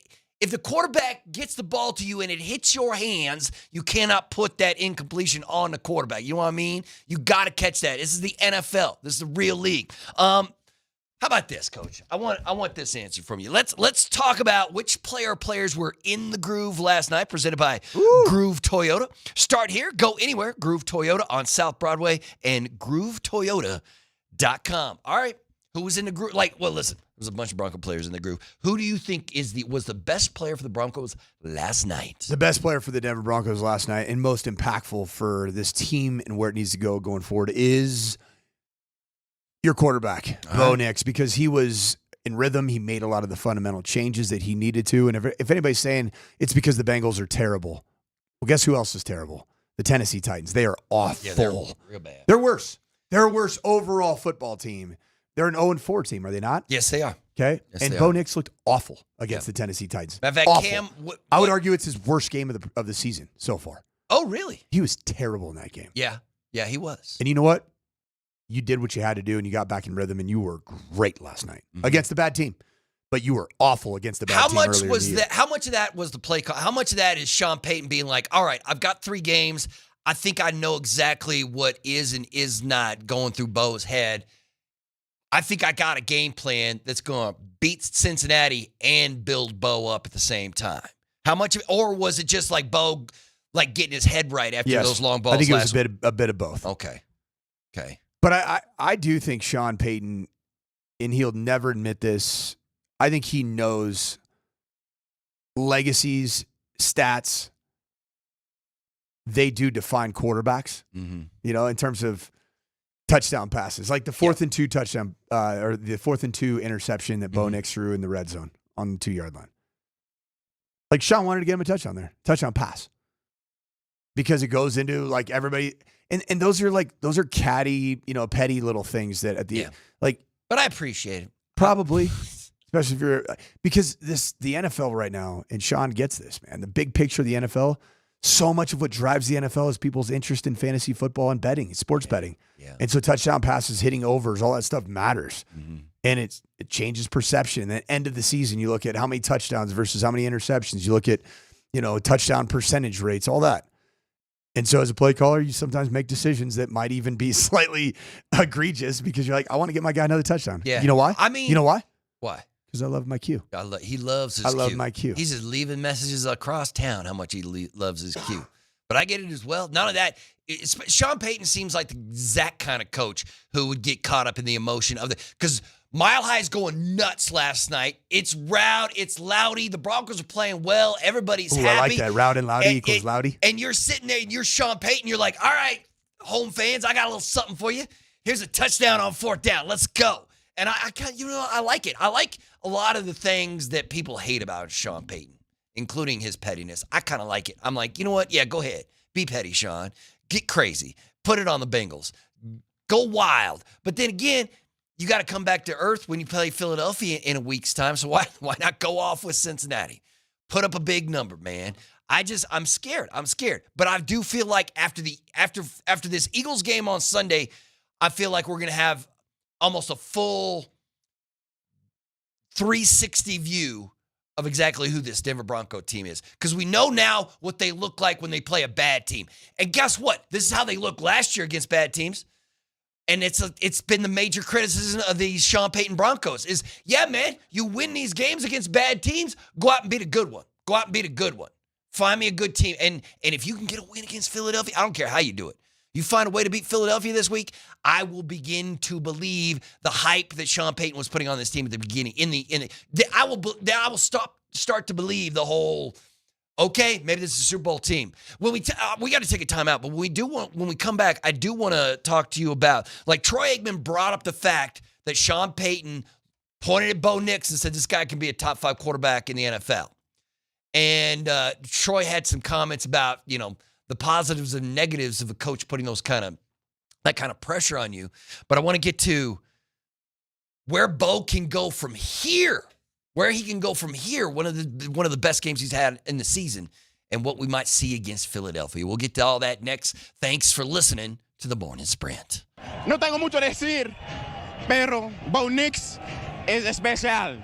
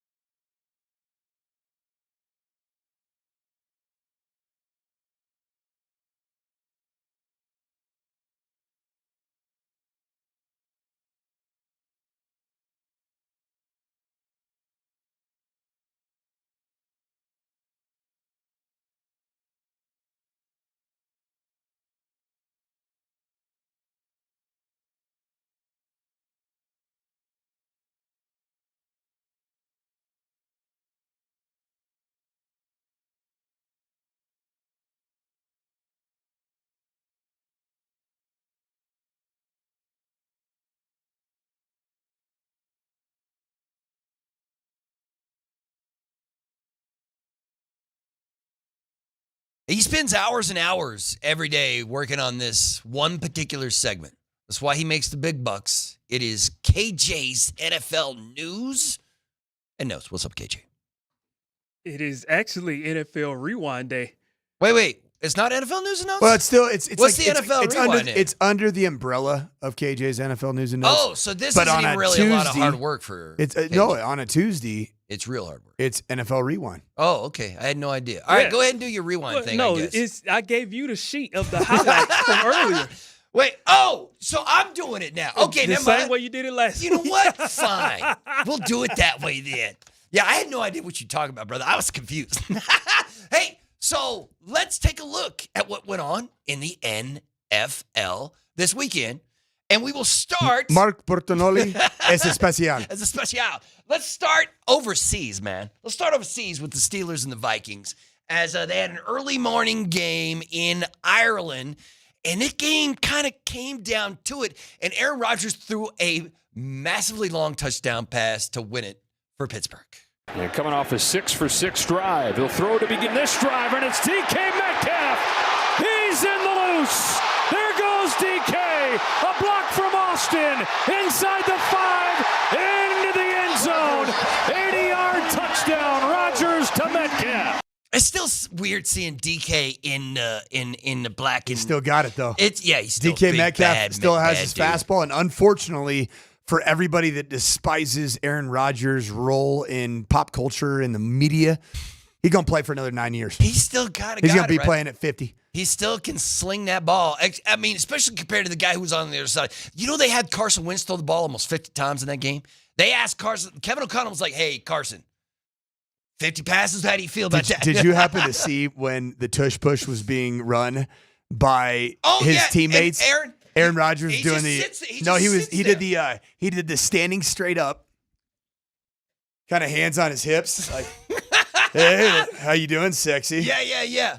Mom at yoga class kind of look. Oh, yeah. And then they just hand the ball to the tight end. Is that what they do on that? Yeah, so they'd run a tush push without tush push with A-Rod just sitting back there, just like, yep. The way he was talking about it, it made it sound like they'd figured out the tush push, like the Aaron Rodgers tush push was going to be the real deal. And then what it is, the Aaron Rodgers tush push is a tush push without Aaron, without the quarter. It's so weird. But either way, the Steelers win that thing 24-21. Pittsburgh is now 3-1 to start the season. Let us now move to the Falcons and the Commanders, as Michael Penix Jr. had the worst game in his career. Look at him. Look at him. What is that? Look at him. Aaron Rodgers. Yep. What is that? Hands on the hips. Listen, as the kids say, my man is just aura farming right there. That is all he is doing. Aaron Rodgers is a living, breathing, farmer of aura. So ridiculous. He is a harvester of aura. Nonsense. Look at that nonsense, man. I mean, yeah, go ahead. It's actually pretty sweet, though. Is it not, though? No, I mean, I like it. Yeah, that is dope. If you were doing that at 40 some odd years, would you? Yeah. That's got all the flavor. You knew who's not doing that at 40 some odd years? Who? Me. Yeah, you ain't got that kind of swag. You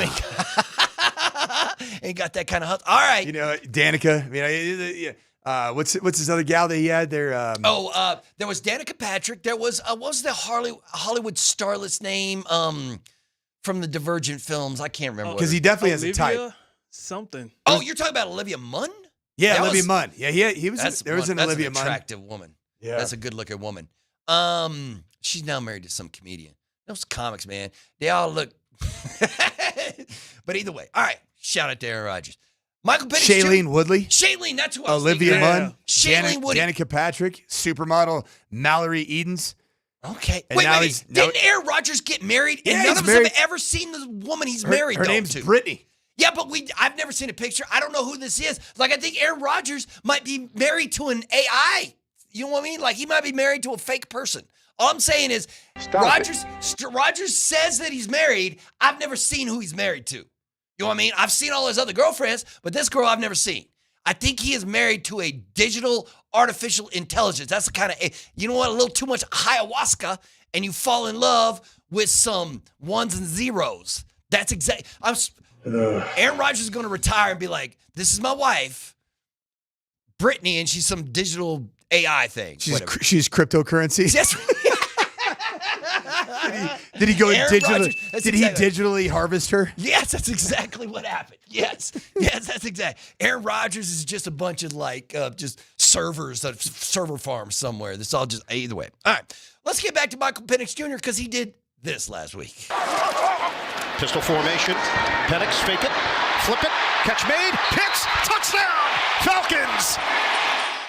Cannot stop Michael Penix Jr. 313 yards and 2 touchdowns against the Washington Commanders in a 34-27 win. The Falcons are now 2-2, and the Commanders fall to 2-2. And all of a sudden, Michael Penix Jr. doesn't look like the worst quarterback on him. He did last week, though. He was right? awful. He was awful. How can, just like Bo, why do you think there's such big swings sometimes with these young quarterbacks? I mean, consistency is big for everybody, but these QBs, like Penix, looks like a franchise quarterback against Washington. It looked like they made a horrible mistake the week before when they didn't even play. They had to bring in Kirk, right? Like, yeah, no, I don't know. I mean, he's a young quarterback that didn't get a full rookie year or even close to it. I mean, the guy, when you look at Michael Penix Jr.'s rookie season, he really just played significantly in the last 3 ball games of the year. So he's still a work in progress. Right. I consider him still a rookie, man, right? Because it's kind of him and J.J. McCarthy are in a similar conversation. Right. Just need the playing time to see exactly who and what they are. All right, let's move to... He's 2-2 right now with the Falcons team that appeared to be dead to rights after last week's game. Yeah, no, I would assume that I would have given the Falcons 1 win at most in the first 4 games. But Dude, Michael Penix Jr., man, against the dang Washington Commanders, a playoff winning team a year ago. They went to the NFC North. He led that team to 34 points, 313 yards. That's a pretty impressive performance. A 90.5 QBR. That'd be the only game Bo Nix has had with a higher QBR was against the Chiefs backups at the end of last season. I'm a believer in Michael Penix Jr. I'm a believer in him. I could be wrong. I mean, I'm a believer in him. But yeah, I'm with you, Coach, man. I got Pen 15 envy. Pen 15, man. That's your guy. All right, let's go to the Broncos' next opponent, the Philadelphia Eagles.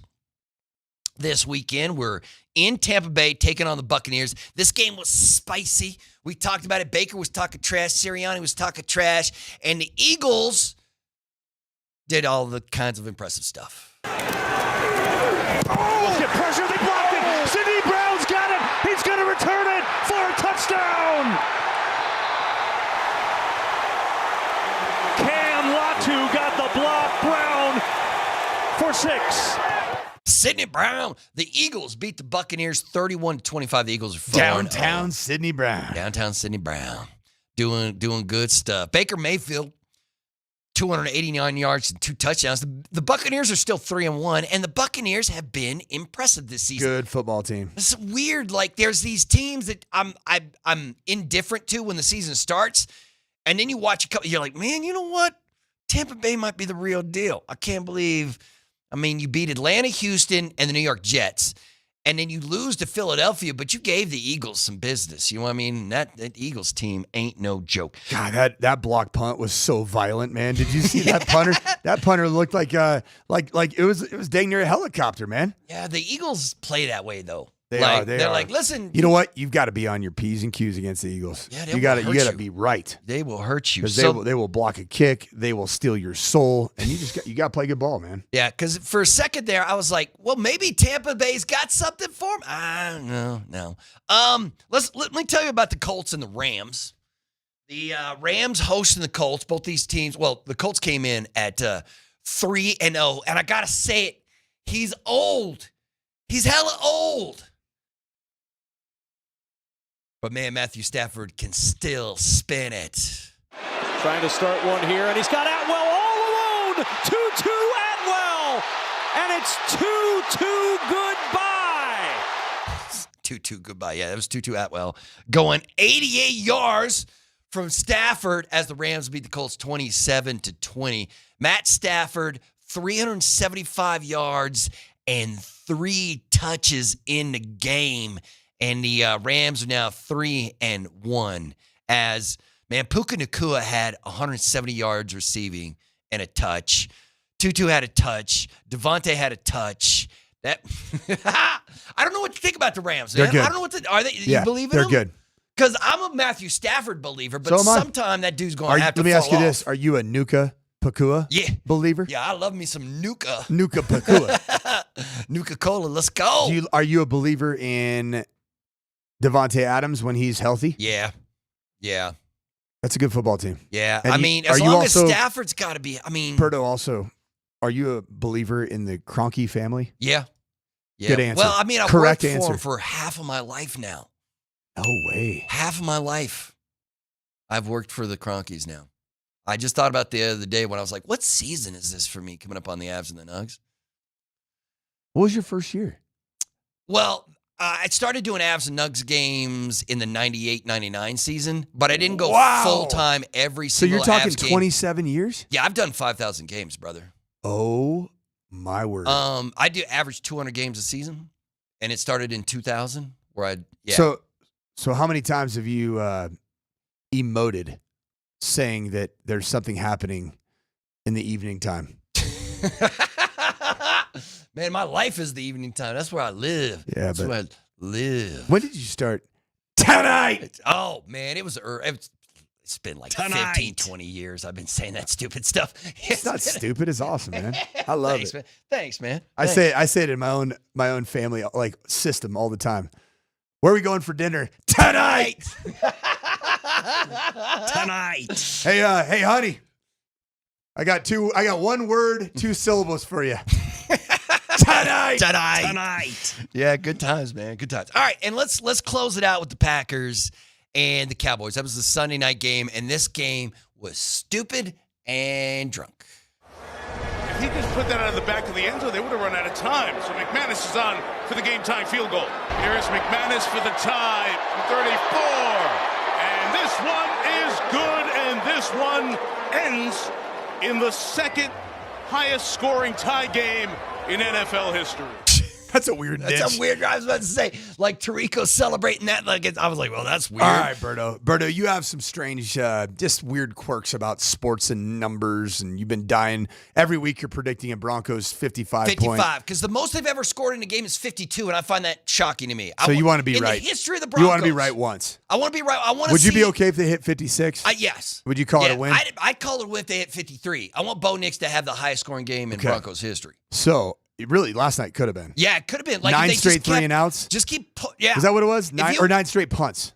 No, it was nice. Wait, you're right. I think it was can 9 look. straight punts. Was for it the, punts? For the, Yeah, that's correct. The Not straight Bengals punts. punted 9 But times. There were so many But 3 they were and outs. all 3 and outs except for one, which was a 4 and out. Is that right? I can't remember. It was, but you're right, Coach. It was insane. Yeah, and A 6 then the out. Broncos. 3 and out, 3 and out, 3 and out, 3 and out, 6 and out. The only reason that if the Bengals had turned the football over a couple times, that would have been a 55 burger. Yeah. I want to see it. I want to see 40 points from the Broncos this season sometime. So I was going to ask you this with some of your quirks with football and numbers. Where do you stand? Berto's brain. Some would call it a bird brain. Where do you stand on ties in a National Football League regular season contest? Against it always. Isn't Against it it always. so gross? It's dumb. It's dumb. And now it's going to mess up all the division standings and how we do it. Like, I hate that where I have to, like, work in, like, wait, what does the tie mean? What is that? Blah. Nah, I'm done with it, man. This is America. There's a reason the NHL got rid of ties. We hate ties. No more The ties. NFL's deals, or There's the gotta be NHL's a- regular season thing is weird also, I think. I just want them to figure out a way that we don't have to end in a 40. That made me feel bad the way Wow. that game ended. So for whatever reason, my dumb brain was thinking that there was a time in NFL history where there was no possibility for a tie. They just keep playing until they get a winner? It's always been that way. It's always been a time. Yep.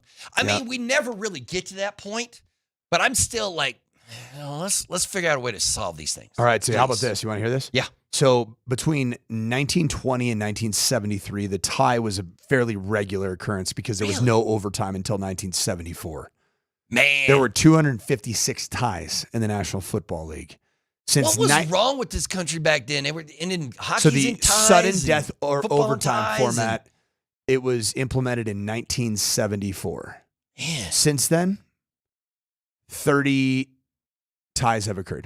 That's still a lot of ties, but yeah, that's not, I mean, we're talking about 50 years. So I do not like the way that Packers-Cowboys game ended at all. But, I mean, it's not such a big deal that the NFL needs to put that into the top 5 things they want to solve before next season, right? Nobody really cares unless we get 1 or 2 more of these this season where you get them ties and you're like, what is going on? And then finally, last night, Jets and Dolphins. Dolphins get their first win of the season. Jets fall to 0-4. But that's not Justin the story Fields for that looked game. a little nasty, though, Yeah, too. Justin Fields had one of those things where it's like He was running all over the people. entire play falls apart. This is supposed to be a negative yardage play for the Jets, and he's like, okay, I'll just go take this to the. You know what I'm going to start to doing? the I'm going end to zone. start exercising my fear tactics with Broncos country to build up Justin Fields and the Jets and make everybody terrified for 2 weeks from now. I'm going to be nervous about it, and they might very well be 0-5 by then. Who do the Jets have this week? Hold on, I'll tell you right now. Justin Fields. Who did the Jets have this week? They got the Cowboys. Cowboys and Jets play on Sunday morning? Oh, no. Who knows what's going to happen in that game. But all right, that right there was the NFL. Tyreek Hill. Oh, that's right. We didn't even mention Tyreek. His leg went the wrong way. Yeah, he dislocated his knee, which reports say it's was his foot facing the wrong, entirely the wrong direction? I don't like to watch those. Oh, put it up here. Come on, KJ. I don't like to watch Put those, it up here for the boys. Because they put him in the air cast immediately because his knee Was he like the bottom of his leg celebrating was not when he was leaving? Was he in shock?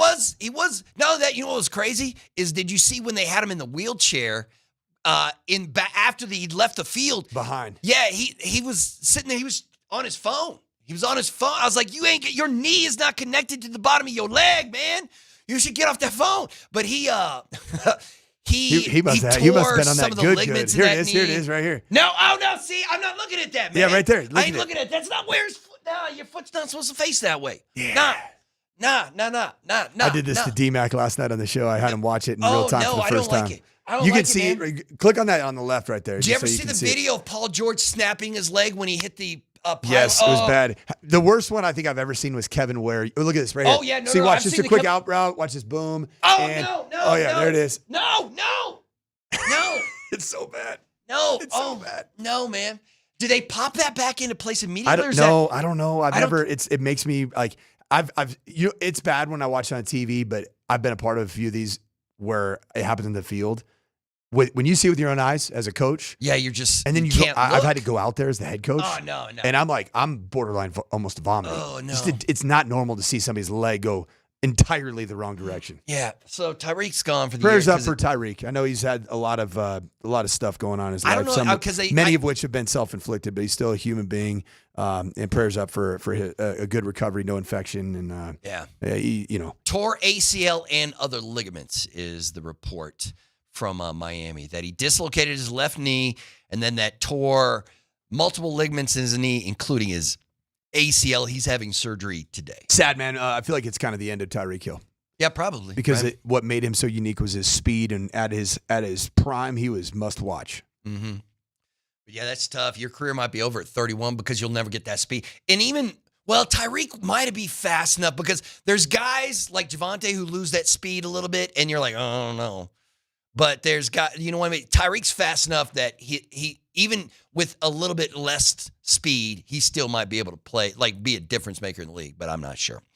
Let's do this. Congratulations to Ralston Valley High School's Savia Creasy. She is our Student of the Week, presented by Mr. Rooter Plumbing, proudly rooting for Colorado students and athletes. Tune in on Friday night at halftime of Mountain Vista and Valor for their next Student of the Week.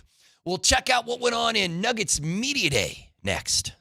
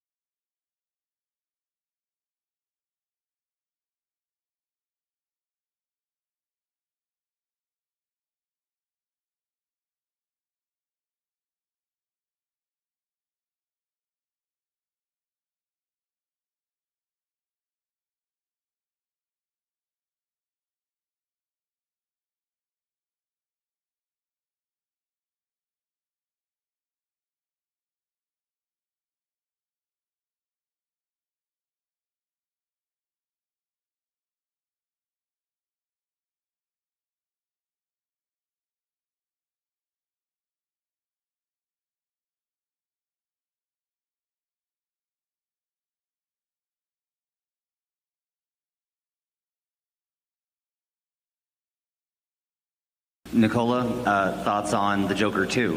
Russo. Amazing. You should try it. It's good for the feet. It's comfortable. Try it.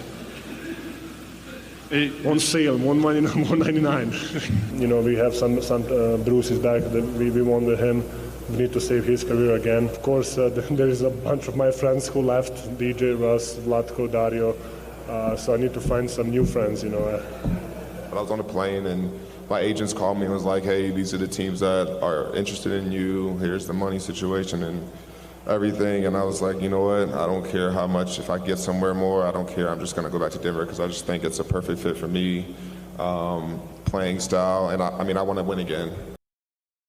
That was Joker going full Joker yesterday at Nuggets Media Day. And then Bruce Brown talking about how he immediately accepted that contract from the Nuggets. Not Bruce Brown as in Brucey B. That dude's not back. Not the legend, is he? Oh, the legend is back. He is back. He was back. I'll tell you what, I've never in my life seen somebody who had more FOMO than Bruce Brown in the last couple of years. Yeah. I feel like he was just steady kicking it in Colorado every opportunity he was saying that he watched every Nugget game. He's like, I watched all the games. I saw him. I ran into him at a restaurant one time when really? You're like, Bruce is here, man. Who would it have been? Was it the Raptors? Who did he play? He played He played for Toronto for a while. It might have been, but a lot of the time, I think he was hurt during Toronto. Yeah, that was the guys who gave him the money. Yeah, Pacers were in town as the first year was missing.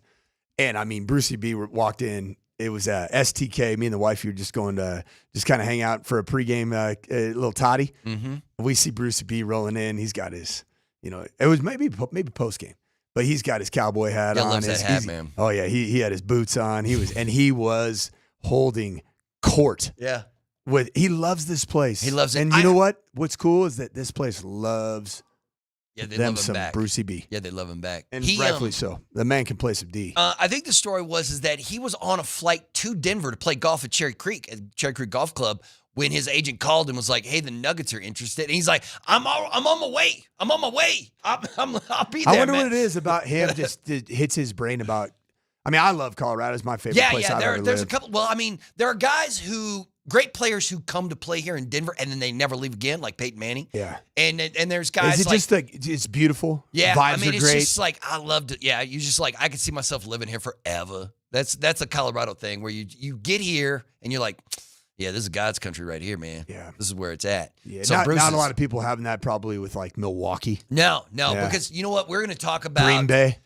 Even though I love the state of Wisconsin. The Minnesota Wild today broke off. They made Kirill the three-roll the highest paid hockey player ever. And I think there's two things with this. One, if you're an Avalanche fan, if from the Avs perspective, there is both negatives and positives. The negatives is that the price tag just went up because the Minnesota Wild are drunk and they handed the richest contract in NHL history to a guy who's not currently one of the top 5 NHL players in this league, which means the price tag just went up because both Nathan McKinnon and Cale Makar are better players than Kaprizov. So now they're going to want to be paid more than that.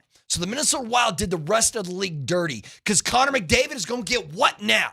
Nathan McKinnon is going to get what now? Cale Makar is going to get what now? Because all those players are better than Kaprizov, who just got $17 million a year over 8 years. I think it's going to hurt that franchise, but it's also, I bet you NHL owners are angry at Minnesota. Like, really?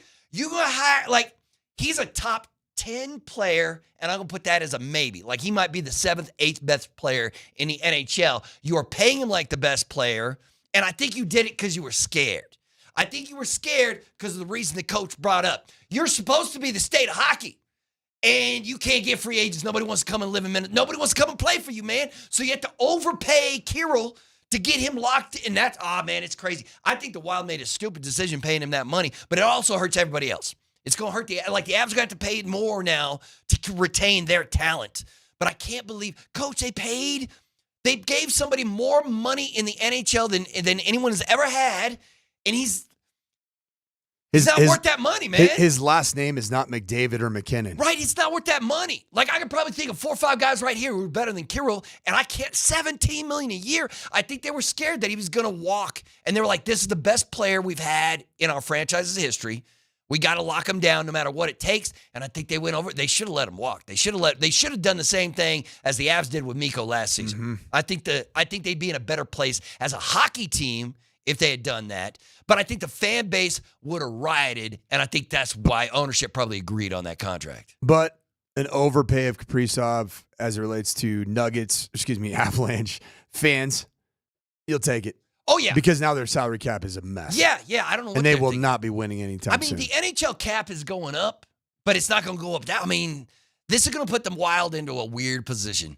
And, I mean, I get it where it felt like ownership was like, we can't. Because when he said no to the first contract, that entire state freaked out that he was going to walk for nothing. And they're like, well, I guess you got to trade him. But he agrees on the biggest contract ever. And I think it hurts that team. It hurts that market. It hurts the rest of us as well because you have to pay. But, I mean, it's not my money. Feel free to give Cale Makar $100 billion. I don't care. But you got to fit it under the cap, however you got to do it. I don't know, man. It's a weird, Coach, once again, you're a coach. You don't care how much your players are making. You just want them to be happy. If they're happy and they're there, you're happy. Hopefully they're not getting paid in high school. Not yet, but you know what I'm saying. Some places. You know what I'm talking about? But it feels like this. It feels like this will hurt the team by overpaying one player for the Minnesota Wild, a contract that I don't think he's earned yet in this league. But then again, I guess if you're going to make waves, if you're going to change the nature of things, you got to do something. This doesn't seem like a smart idea to me, but I could be completely wrong. It could change things. I just don't know. In a sport where salaries are not exorbitant, the salary cap is very, very restrictive. 17 mil, it just doesn't seem like a great contract unless you have the undisputed best player on planet Earth. Right. That is the ultimate boat raiser. If you're going to pay him $17 million, how much are you going to have to pay Cale? Now, I know one's a winger and one's a blue liner, but we're talking about the best hockey players in the NHL. And I don't care. Whatever your list of top 5 players are, the Nuggets, the Avs have 2 of them. The Avs have 2 of the top 5 players in the NHL, and they're going to have to pay both of them. What is that going to mean? Because Nathan McKinnon is there. Matter of fact, Nathan McKinnon is either 1 or 2, depending on what your opinion of Connor McDavid is. And Cale Makar is probably 3 or 4. So they're the top 5 guys. What is Cale going to get paid? What is McKinnon going to get paid if this is now the price tag for the greatest players in the league? Because if I'm Cale or Nate and I'm going to ownership, I'm like, you know how much better I am than this dude? And he's making $17 million a year. I'm at least 20 or 22. And now we're talking we're talking crazy money for NHL players at that point. Like $17 million is wild in the league. Wild in the NHL. In the NBA, it's a joke. In the NBA, that's like the 12th man on the bench. That's DeAndre Jordan just to be a cheerleader. Just to be hanging out. Right, $17 million get you a vibes guy. Yeah, that's exactly right. $17 million will get you a vibes guy. Get you one of Joker's buddies that are all, you mentioned DJ yesterday, but... That sounds like a change. Vlatko. That's a Vlatko. Just a good 17 milli. That's crazy. It's what the best player in hockey's getting right now. All right. That was a fun Tuesday for the coach, Mike Sanford, for KJ Grannis, for Alex Ryan and me. I'm Mark Bertnolli. Thanks for tuning in the Morning Sprint. We got PhD next. No tengo mucho decir, pero Bo Nix es especial.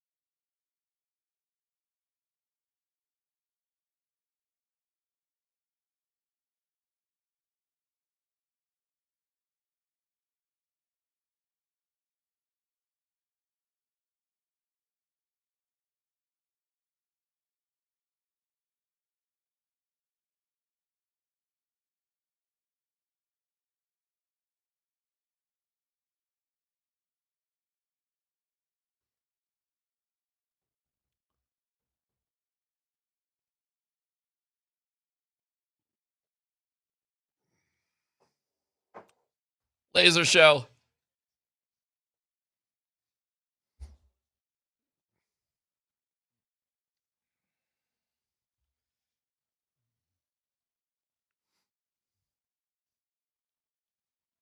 Uh-oh.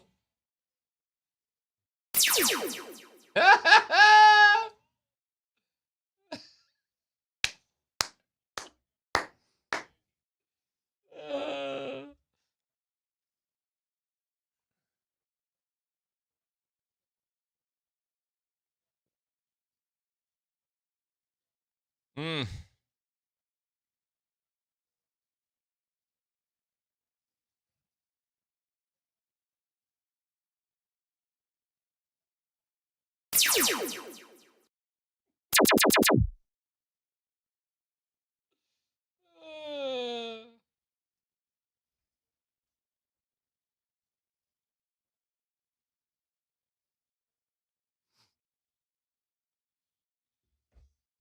All right, welcome to it. What a nice win by the Broncos. Very liberal use of lasers by Dan Tanner putting that together. For the Bo Nix, 29 of 42, 326, 7.8 per couple tutties. The interception was sloppy and ran for one. I mean, it was a laser show, and the Broncos win by 25. Welcome to it, boys. Hi, boys. Scotty. Well, I'm going to tell you this, and here's a couple things. One, boy, Cincinnati's in trouble. Oh, my God. Well, it's a little bit of an I told you so, yeah. but. Cincinnati's in some trouble. That's one. But two, isn't it funny, the real first laser show that we've had, although I think I said, what did I say, 24-6. It was 28-3. I didn't think they'd give up a touchdown. That offense is pathetic. But they had a running game. Yeah, it was fun. I mean, right? wasn't it funny? The Bo was able to let go of some throws. He missed one real long one that probably could have added another 40, 50 yards on his total. He had a couple of drops that probably should have been caught. You know what's amazing? Our running game's actually been sneaky good all year long. But not like that because it felt like he stayed with it. There was a series, I don't remember a second or third quarter, where they basically ran it 5 straight times. And I think it was the third. When they came out in the second half, they just made a commitment to it that we haven't seen that style of commitment. No. I mean, I was trying to think back the last time that we saw 2-3 straight run calls, like back to back to back. Well, I mean, it's happened. I think it happened in week 1 against the Titans, but not very often, right? Yeah. And obviously it's successful. And obviously it's the first 100-yard rusher of Sean Payton's tenure here with the Denver Broncos, which was hard to believe. I'm like, good Lord, man. 2.5 years? We haven't had – wait, how long has he been here? 3 years. This is third year. 2 years and 4 games. 2.5 years. We haven't had a 100-yard rusher. That was pretty sad. But it was fun to watch, man. I mean, the offensive line – they kicked some ass. It didn't matter. It didn't matter who was running the ball. R.J. Harvey looked good. J.K. Dobbins looked good. They all looked good. Yeah. I got some great numbers here. I will say this, and they talked about this. I'm going to go back to R.J. Harvey. He's still not disciplined inside the tackles. And he's getting a lot better, though. But he's got to get more discipline there. That being said, you want to get him on a swing pass or something outside, that's dangerous. Yeah. That one throw he had down the left where he kind of went out and then sprinted along a little bit. I think it was 20 yards down the side or something. Dude, get R.J. Harvey out there with the ball because he's got a little wiggle. Yeah. He got some wiggle, and now cornerback's going to try to tackle him one-on-one.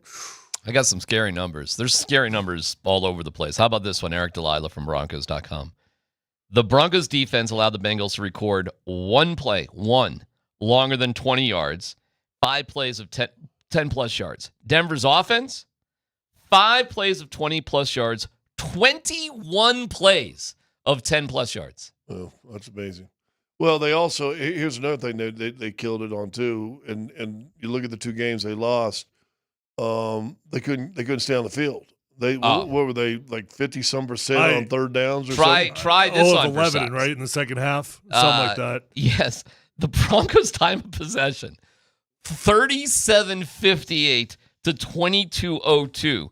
And the total yards differential, 512 to 159, is the most lopsided margin in the NFL this year. That's like a Rocky stat. Yeah, I mean, that's like a Rocky stat right there. I knew the Bengals were not a good football team, but I way underestimated just how bad of a football team they are. I mean, that is as bad of an NFL team as I've seen in forever. Undisciplined, nobody. We talk about Miami losing faith in their head coach. That team, good Lord, man, fire Zach Taylor tomorrow. I've never been a fan of Zach Taylor, but he's got no control over that team. You see Jamar Chase breaking down on him on the sideline. That team is just giving up. The amount of penalties, by the way, like, hey, refs, enough. Like, seriously, Yeah, the second half was at a dragging. certain point, do you not get embarrassed as a referee for throwing your flag every two plays? Troy Aikman was getting on him a little bit, I too. mean, because it's obnoxious. Yeah. It literally gets in the way of the enjoyment of a football game, and I don't even care if it's going in the Broncos' favor.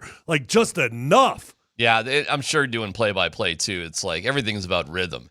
And, it's like, oh, my God, here's another one. And the game's a blowout. Listen, man, it's 21-3 at halftime. That game was over. Yeah, it should be. That game, it was. It was over for the Bengals, too, at halftime. It of the was over game. the Bengals after the first drive, which, again, Well, they had a good drive. Defense gave them some yards, but then held them to that field goal. They did. But, every NFL team you figure is going to, get a field goal here or there. The Bengals didn't get the ball over the 50-yard line after the first drive. They couldn't do anything. How about the Broncos getting home on a sack with Cooper and Benito sandwich on a 3-man rush? 3 versus 6 and they get home. It was, except for the interception. The interception, and Bo, just run that in. Or give it, I don't know, whatever. We're throwing out the back. That throw did piss me off, though. It did. I'm there with you. Because it was early enough in the game. Like, you had a good lead, and the game was already in control. But it was just so stupid. It was so bonehead. I can't even remember who was running the route on the backside of the end zone there, the guy that he was throwing the ball to. But he would have been out of bounds by the time that ball got to him anyways. It was such a bad decision. It was such a bad throw, but whatever. You know what? Hats off to Bo. He played good football. He played on time. It was good rhythm. He delivered the ball down the field. He had great chemistry with Cortland Sutton. That was a really bad ball. It pissed me off. But he had an overall really nice game. Well, think about it. You're thinking, okay, here they are. They're going to put 7 up right before half because that was right before half. And you're like, oh, my gosh, really? You're going to throw a pick in the end zone. And then they hold Cincinnati to 3 it out, and now they get the ball with less time because I think that was like a 4 or 5 minute drive that got them down there. I think it started on the 20. It was a great drive. Yeah, it was a great drive. Beautiful. And then you get a everything pick, was great. you're thinking, oh, well, they're dead. And then 3 and out. You get the ball back with a minute 58 or minute 48. Yeah. And you go, boom, boom, boom, boom, boom. Let's score another Well, touchdown there's anyway. a couple fun twists on that, as Bo talked about afterwards. The goal on that final drive wasn't even to score a touchdown. They were just looking to, we're going to kick it and whatever. Get some points, But and you get the ball. Cincinnati gets penalized, and it kind of rewired the thinking. Bo said it gave us enough time for the 13 seconds for one shot. So we designed a play for the end zone, one shot, because there's penalties, the clock's stopping.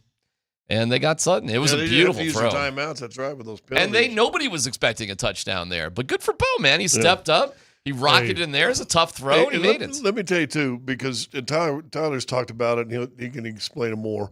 One of the big things that rookie players, offensive players, specialty players, running backs, wide receivers, struggle with is blocking in the run game or whatever. Great reverse for Mims and blah, blah, blah. Did you see that block Pat Bryant had? Pat Bryant, yep.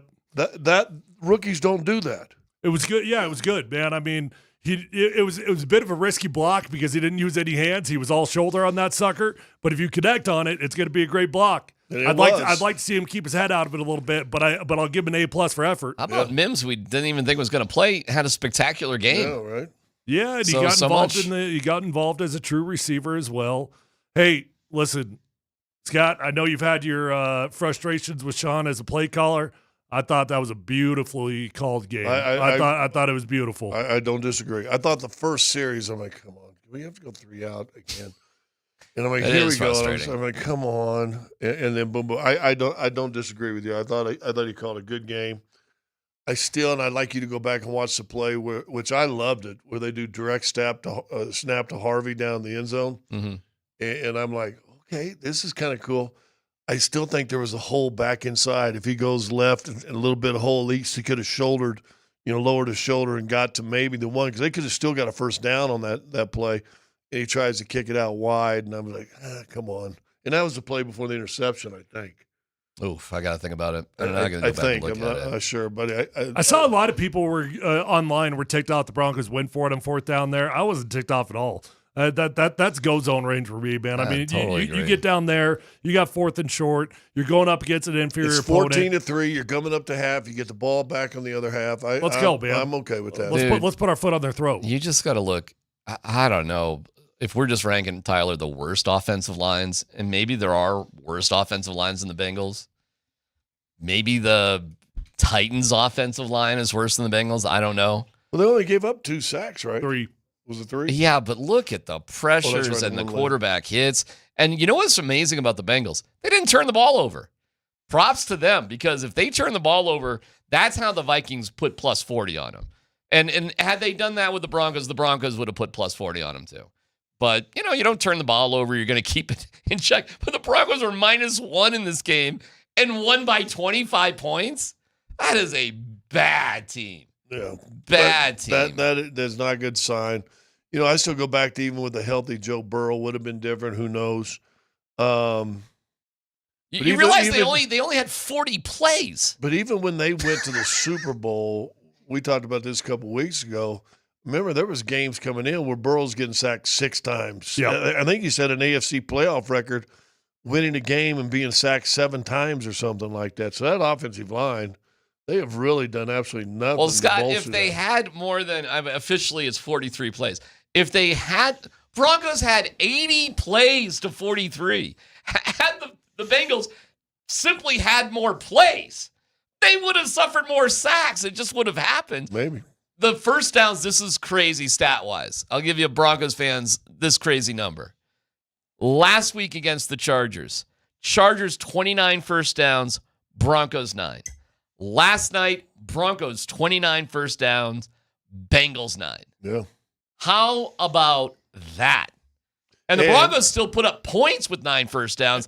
The Bengals came up with 3. And the Chargers stumbling in New York,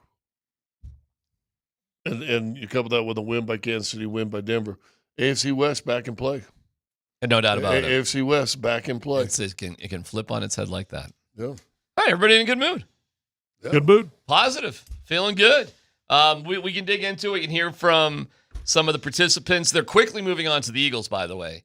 Sean Payton had his conference call today, and it's, they were happy with the film and all, but they're like, it was really eagle, today. So it happens quick in the NFL.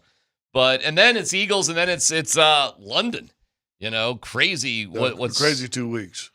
Crazy couple weeks, and it happens quick. But, man, that was a great night. So we're here to celebrate the text line, Voice of the People on the Altitude Sports Radio app. If you want to throw in your 2 cents. Good day to be in a good mood. It's Altitude Sports Radio 92.5.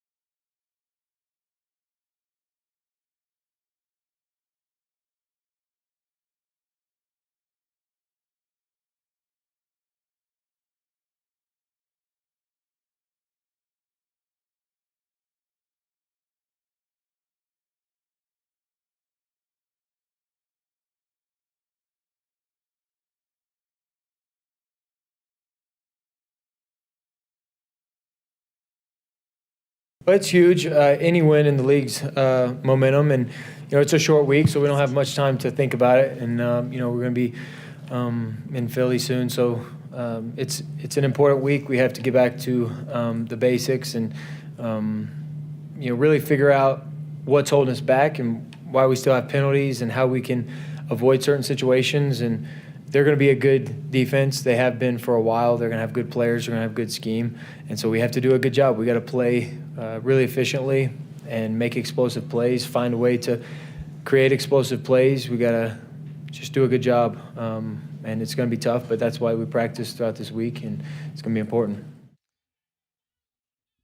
I had my bizarre 24 hours is continuing. I didn't make it to the game last night for officially the weirdest reason in my 38 years of doing broadcasting. I'll tell you about it later, but it was weird, and it continues later today. And I title this, I Love My Wife. And then we go from there. So when you're ready for an I Love My Wife segment, just not right now, but let me know. I got one in my back pocket. Okay. But it forced me to... Could you work it into some sort of no dumb question? It would fit beautifully into no dumb question if we can just wait till then. 1 hour. Could just take the whole segment, no problem. That's probably where it should sit. But that being said, it was a different perspective because I was at home watching it and at a restaurant. Again, that's part of the story. But Bo Nix was, he was great, man. I don't know. It was, I should go put on, what hat am I wearing? Oh, I got to go put on my Believe hat today. Man, I got to throw that bad boy on. I think he needed this, Tyler, Scott. I think people were questioning him. I think that was out there. I think there was noise, rightfully so. Even after that first drive, they go 3 and out. If you saw his demeanor on the sideline compared to 2 series later, it was a completely different guy. And I don't know if the stress was getting to him or if what's going on. But no, he was a lighter guy by the end of the game, which big wins do that. I mean, listen, I'm a big believer in not riding the wave, not getting caught up in the moment all too much, which is why when sometimes I can come across as a Bo Nix hater, over the last couple of weeks, if anything, I was a big Bo Nix defender saying, hey, let's not panic. Like, there's no reason to freak out. This is normal sophomore year. Things happen, man. It's just not a straight linear arch up in straight progression. And here we are, right? So I was not surprised to see Bo Nix have a good game. I expected Bo Nix to have a bounce back relatively soon, and the Bengals is a great opportunity to have it. Now, where are we with Bo Nix? Probably somewhere in between, right? Like, this is why you don't ride the wave on either side of it. The last few weeks, bad. This week, he went up against terrible defense, and he did exactly what he was supposed to do, and I give him a tip of the cap, man. Good for you. Good for you. You went out and you balled out. You did your deal. But has Bo Nix figured it all out? No. Like we're probably still somewhere in between. We're probably going to have some growing pains throughout the remainder of this season. But Bo Nix is still, and he always was, a very capable starting quarterback that there was no reason to toss him out with the bathwater. What his biggest thing is, and I'm glad you said, like you just said it, he's a good starting NFL quarterback. The progression we want to say is he's an elite NFL quarterback. That's the progression as Bronco fans you hope you see.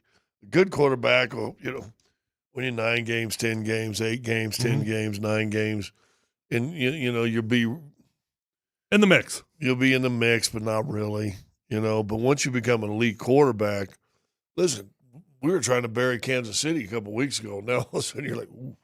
You watch that last game and they just dismantled Baltimore, and you're like, ooh, okay.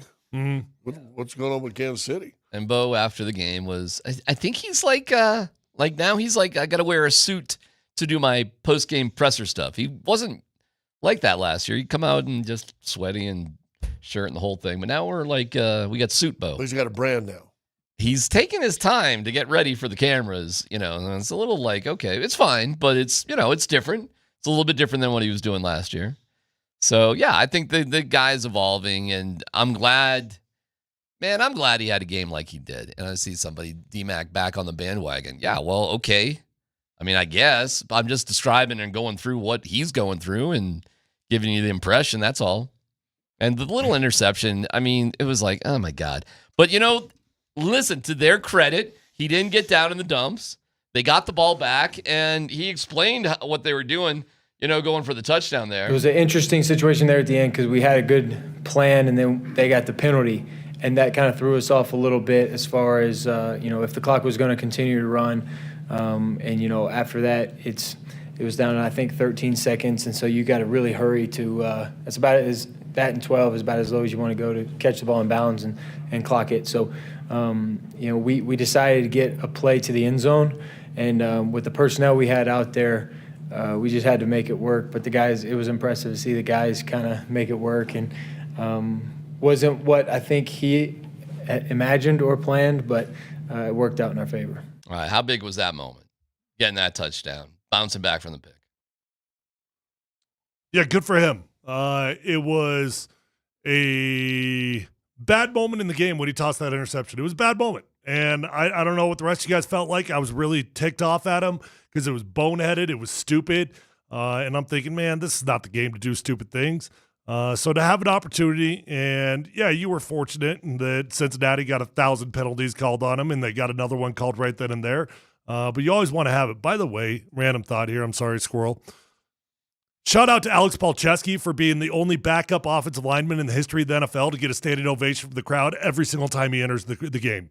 You guys notice what's going on with him? Yes, so it's weird. He got a penalty being that extra guy. Whenever he checks in as the extra tight end, and he's got what number is he? I forget. I'm drawing a blank right now. He is 60. Hold on. Right. There's a whole thing with that. It's a whole.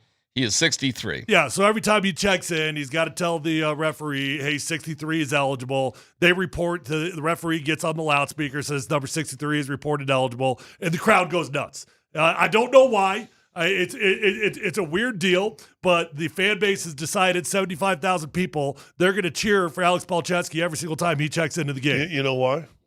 Because 73,000 people are hoping to see a fat guy touchdown. Maybe that, or maybe they know we're running the football, something, I don't know. We thought it was Connor McGahee getting them going. Talked to Connor about it last night. It's not. Connor said because we thought it'd be funny if Connor were to say it, and then they would like the Avs, woo, woo! Like that would be hysterical to little crossover. Connor says there's rules, you can't do this, that, the other thing. This is just the crowd organically starting this. Yeah. And Connor said it happened in the Tennessee. People are they're making little signs that they're handing out, little hand signs saying 63 eligible that people have in the crowd. That's just the thing. They've just made a thing. How did this happen? I don't know, but it's a that's beautiful the cool thing of sports. Scotty Gaines talked to Palczewski about it. We'll have it for you in a second. But J.K. Dobbins was asked about it. He thinks it's fantastic. By the way, another squirrel loves being here, by the way. J.K. Dobbins is fluent in Spanish and was on ESPN, the Spanish version, doing an interview in Spanish. Okay. Didn't have that on my bingo card, but, they were having a good time with that. We should play a little bit of that too, Dan. That was kind of crazy. Well, I don't know if we'll understand it, but, it was fun. And this Palczewski thing has got this very bizarre life of its own. Like, it's a cool little cult following. How did it happen? I don't even know if you can call it a cult following when you got 75,000 people cheering for you. People have signs? 63? Did Palczewski's family do something? Like, how is this happening? Don't know. As soon as Dan gets it, we'll hear Scotty Gaines again. Okay. Any chance we see a Palczewski reception here in the future? Can you imagine how the crowd would react to that? The crowd may storm on the field if that happens. No idea how this started. If anybody has an idea how it started or the origin story for this. Somebody should have asked Sean about that. They did. What did he say about it? Maybe they didn't ask Sean. Maybe they didn't. It was a big topic. Bo was asked about it. Dan, if you could find Bo, J.K. Dobbins was asked about it. Maybe Sean wasn't asked about it. I think Mike McGlinchey was asked about it. Just about everybody was asked about it. It's crazy. All right, Here's Scotty, who did a great job asking Palczewski about it. Every 3 plays, they say, number 63 is eligible, reporting eligible, and the stadium goes bananas. Do you enjoy that? It's pretty cool. I'm not a big fan of it because I think I'm going to get a little slack from the offensive line from that. But I mean, it's pretty cool just to be able to have a little crowd roar, I guess. But as an offensive lineman, has that ever happened to you in your life? Never whatsoever. You know, that's my biggest thing. I want to have zero recognition, so that's the opposite. But yeah. People are saying that you were doing backflips trying to get the crowd to get crazy. Is that right? Some sources have said that. I'm not going to elaborate on it, yes or no, but you guys will have to see. Yeah. It's a thing. I love it. It's a thing. We'll see it again when the Giants come. I love little sport nuances, you know, just little things that don't make sense to anybody, but it becomes your fan base's thing. Like incomplete. Do you hear that at any other stadium? No, that's a Denver thing. This is definitely a Denver thing. People going crazy for an eligible offensive lineman. I don't know. It's cool. It is. It's cool. What was his penalty last night? Was it down the field? Was it a screen that he got down too soon? Or I don't remember his penalty. Yeah, he got penalized for something. How can I remember a singular penalty, Scott, when there was 5,000 of them? That's true. I mean, most of them by Luke Wattenberg against the Broncos. But. He had 3 or 4. You want to hear Dobbins about Palczewski? Sure. He was all fired up about it. Go ahead, Dan. Do you notice the crowd cheering when they say 63 reporting eligible? I heard that. And do you like it? I love that. I heard that. The first time I heard, I was like, am I tripping? Yeah. And then they kept doing it. I was like, this is great. Like, I love that. Like, Broncos country is the best. Like, I played at Baltimore, really good fan base, but I think Broncos country is probably the best I've been in, other than the Buckeyes.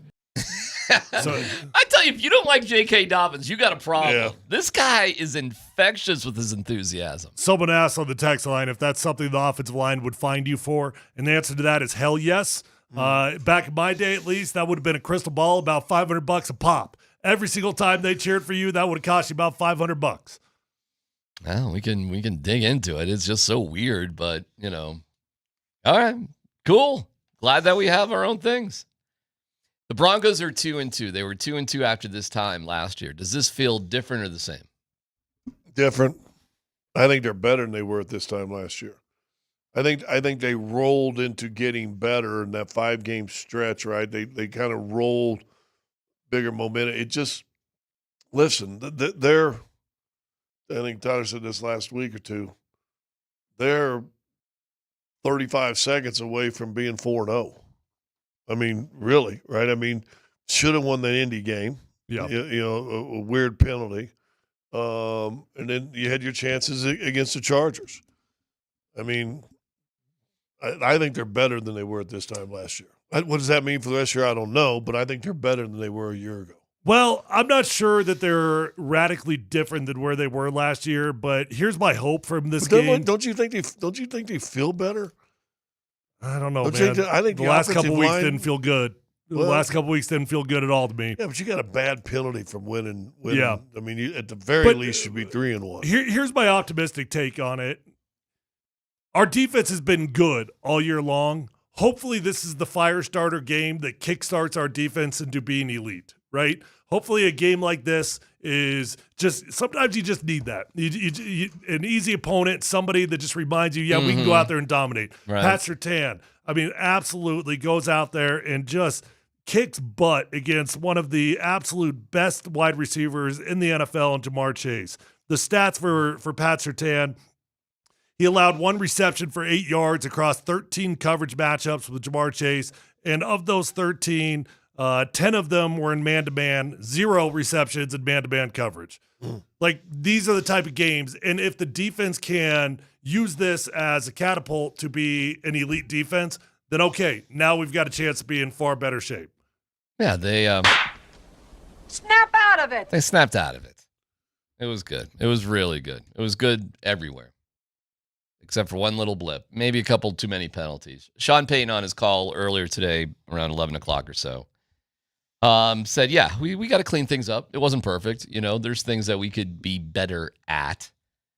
And well, you're going to get a game against maybe Philadelphia Sunday, or one of those Chiefs games, or one of those big games coming up that's going to be really matter to have that you can't have.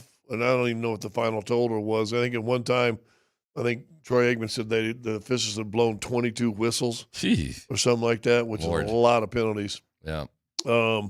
Yeah, there'll be a game that a penalty or two. I mean, when you're rolling on offense and they were rolling, and you get a hold, and then you get a false start, and you got an illegal formation. All of a sudden, you're looking at first and 25, and you're like, "Come on, man!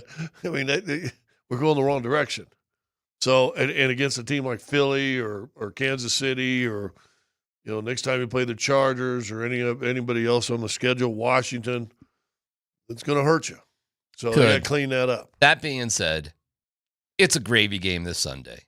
If they win, hey, it's gravy. Nobody's going to pick you. I don't even know what the spread. I could look that up. I'm sure it's out there right now. I'd say just take a guess while I look it up. What do you think, just off the top of your head, the Broncos are underdogs against the Eagles? What do you think? 5.5. 5.5?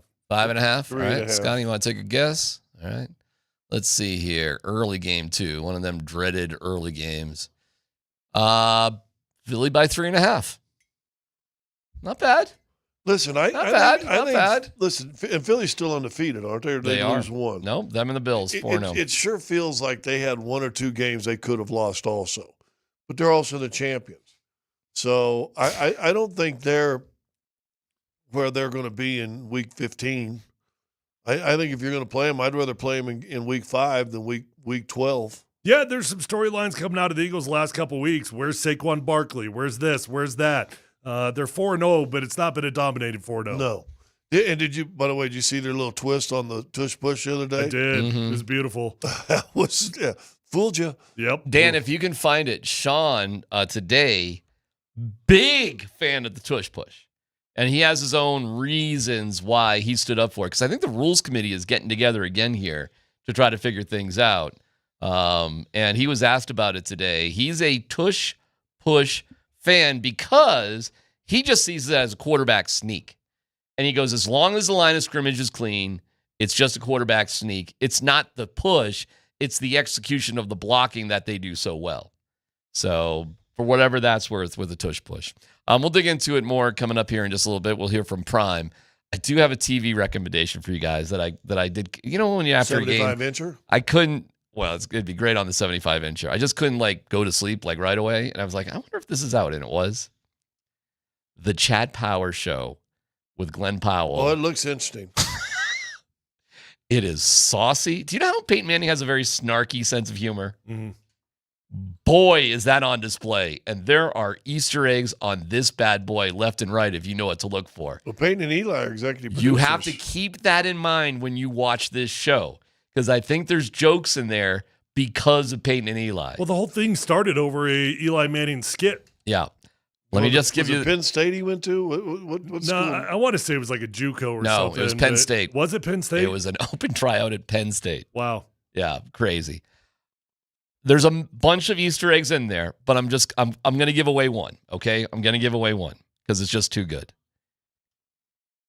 They have this guy. The premise is obvious. The guy puts on makeup and goes back to college to whatever, okay? I won't give anything away, but that's obvious. He's the quarterback. The backup quarterback is an over-enthusiastic, Charlie Hustle, run around everywhere sort of guy. Tim Tebow. Guess what number he wears on the TV show? What was Tim's number? Whatever Tim number was. 15. 15. He wears, it is a rip clearly on Tim Tebow by the Manning brothers. And I just was like, oh my God, that is hysterical. I hope I'm not spoiling anything. And as a Bronco fan, you will, if you don't instantly get it as a Broncos fan, knowing that the Mannings produce this, you're an idiot. But most people won't get it because it's not that obvious. But it is hysterical how they make this character look. So, for whatever it's worth, I was laughing my ass off watching this Glenn Powers thing. It's got heart to it too. It's got some heart in it as well, which you like. So check it out for yourself. Does he look like he can actually throw a football? Sort of. And you know what? That's what I hate about sports. Glenn Powell's definitely a good-looking, athletic-looking guy. And he's a big UT fan, by the way. It's not just Matthew McConaughey. But, man, throwing a ball, though, guys, I mean, there's something about throwing a football or throwing a baseball. It's weird when people just can't do it. And if you can't really do it, it's tricky to fake. And I'm going to say Glenn Powell is sort of like under that sort of athletic, but I don't think he can really throw. So the way they cut it, edit it, and sort of thing, you have to sort of work around that. But you don't have to work around bombing on Tim Tebow. Anyways, just check it out for yourselves. That's out there too. The Mannings are going to become billionaires with this Omaha production thing. Like, what aren't they producing? That's not good. Everything they're producing is of high quality and hysterical. Yeah. All right, we'll get back and focus more on the Broncos. We'll also hear from Prime as who are they even playing, Tyler? Is it TCU? Yeah. This week as they get ready for that. This is Altitude Sports Radio 92.5.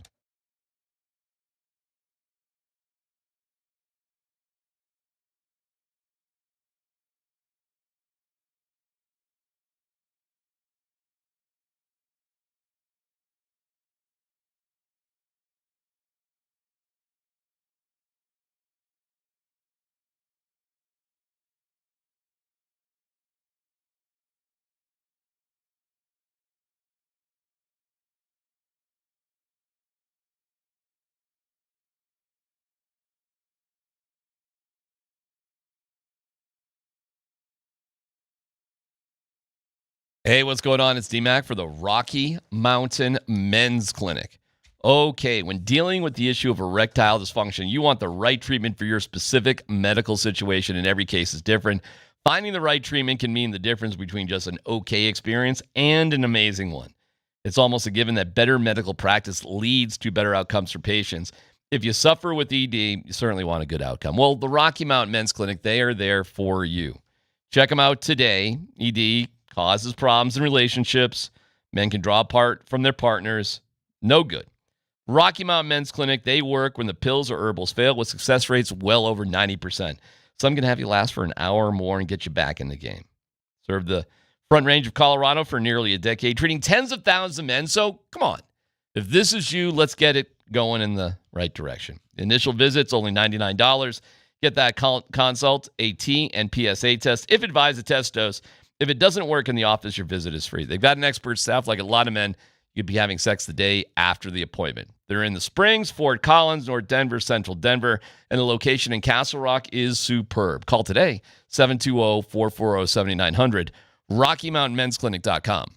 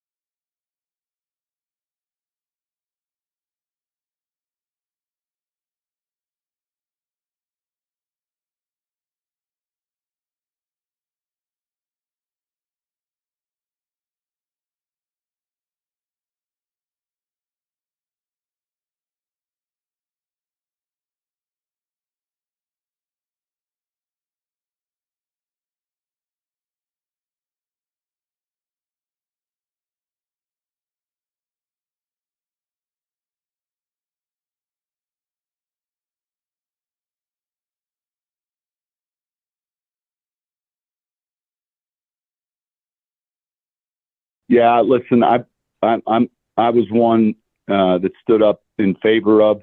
The reason I stood up in favor of is pretty simple. If the powers to be don't want it for aesthetic reasons or competitive reasons, or it's hard to officiate, etc. But I've been involved in those meetings for a long time, and when all of a sudden health and safety was pulled into that, which might be the safest play in football, my bull nose kind of went up. So that's Sean saying when they started talking about how dangerous it was, he's saying the tush push was the safest play in football, and his BS meter went off. You guys agree with him? Well, where are you guys with the tush push? Listen, here's where the tush push hurts. Big uglies like Tyler. That's the guys that are slamming 600 pounds or meeting at quick impact, explosions. So it's not. Is it any dangerous for the running back or the quarterback? Really, no. Well, the analytics, the deep dive on the stats for the Nate Kreckmans of the world says that the play is not extra dangerous. It has not led to an increase in injuries. However, if you listen closely to the Eagles' own offensive line, whenever they're asked about it, Lane Johnson, I just work here, man. It's not my decision whether we run this play or not. Their left tackle. Look, we're going to run it as long as we can. If they tell us it's illegal, we'll stop running it. But all I know is that they call it, so I run it. They don't even talk about it like they love the play.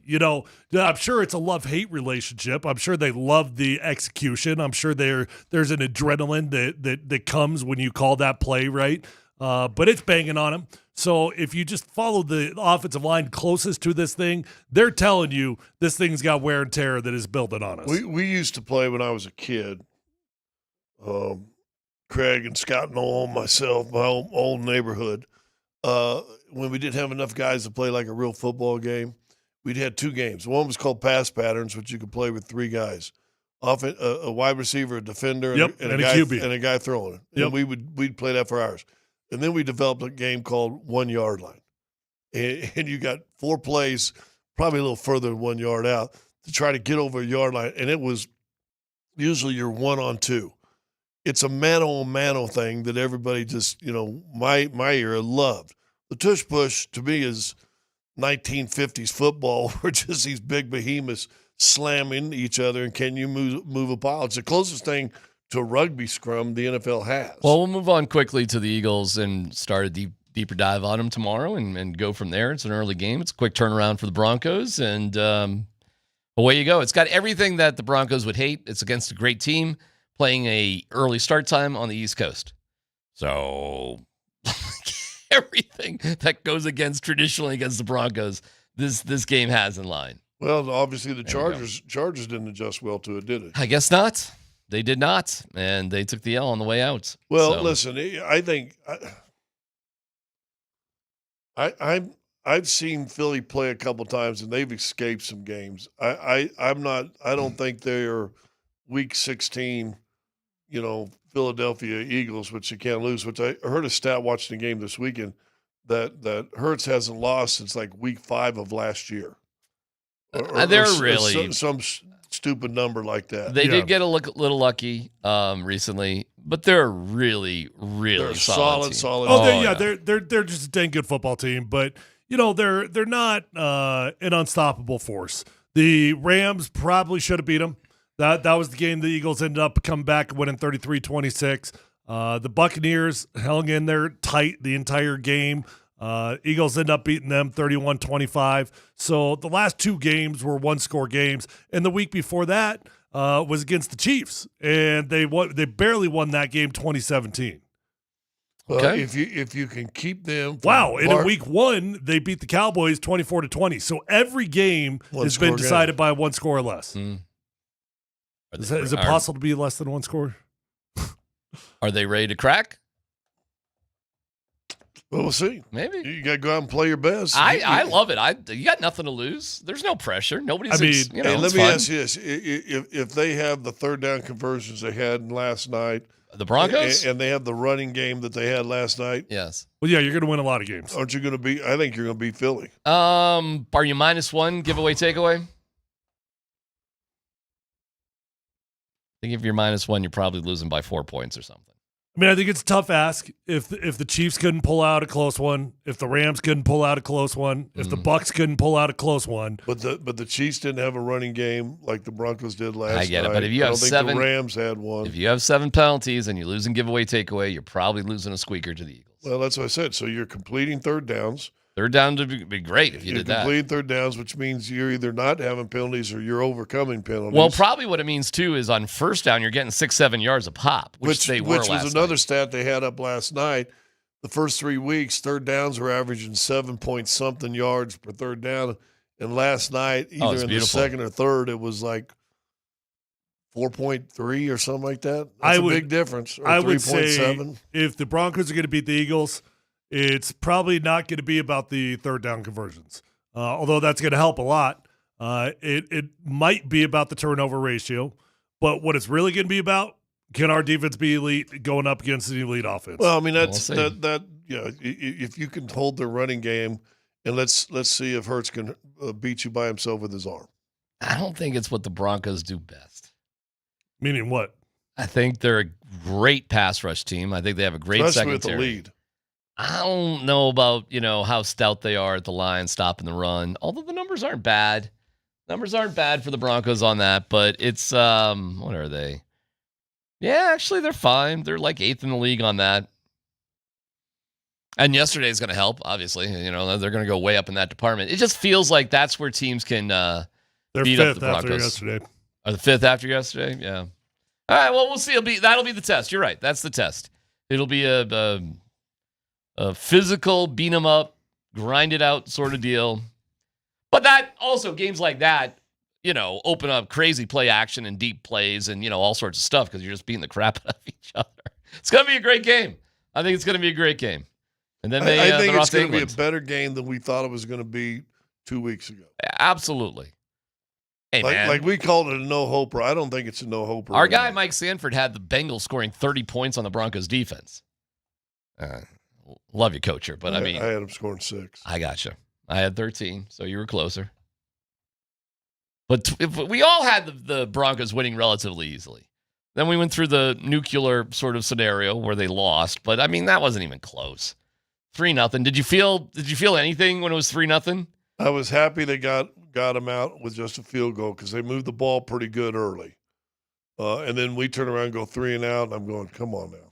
A little more on the origin story for the 63 eligible. We got a bunch of texts, so you guys are awesome. Thank you.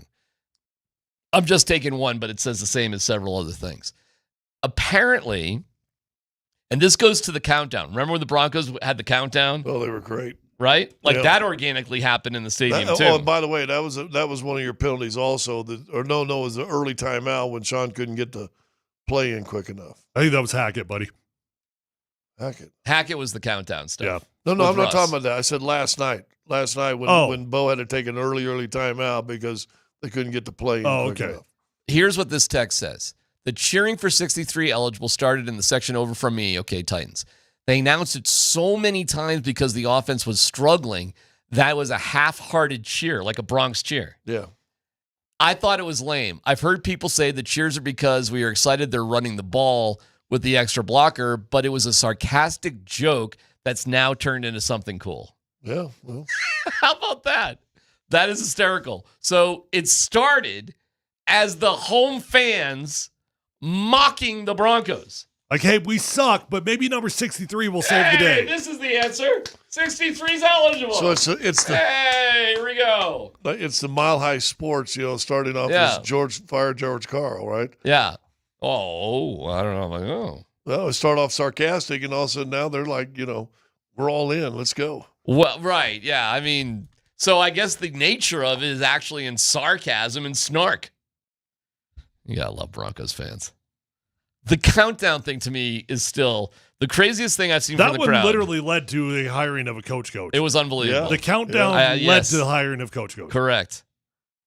And the booing of Garrett Bowles for the holding. Oh my God, that was another we have a smart, tough crowd here in Denver, I would tell Colorado. you, we were down in the old building off Colorado Boulevard, and that one year, I don't know how many holding penalties, but It seemed like every game there was one or two, and we ended up having a drop that was holding 72. Oh, yeah. He's come a long way, hasn't he? Yeah. Hey, congrats to Ralston Valley High School. Sevilla Creasy, she's our student of the week, presented by Mr. Rooter Plumbing. Proudly rooting for Colorado students and athletes. Tune in on Friday night at halftime of the Mountain Vista and Valor for the next student of the week. Okay, we'll hear from Primetime. Also, the Nuggets Media Day. Interesting revelation about Jonas. It's PhD on 92.5.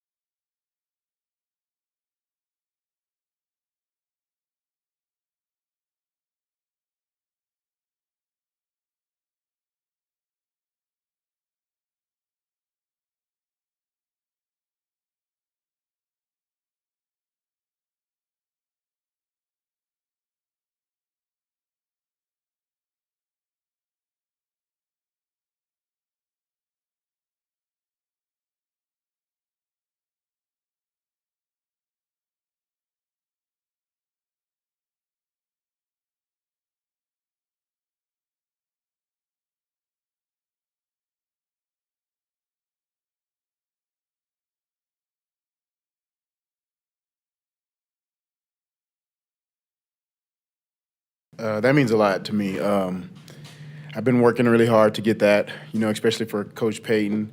I know that means a lot to him as well. And the O-line was blocking incredible. I can't do it without those guys. So it's a great feeling, and maybe I can go back-to-back now. Yeah, it's a great balance. I'm always in RJ's corner. I'm always trying to help him and do everything I can to make him be a really good pro.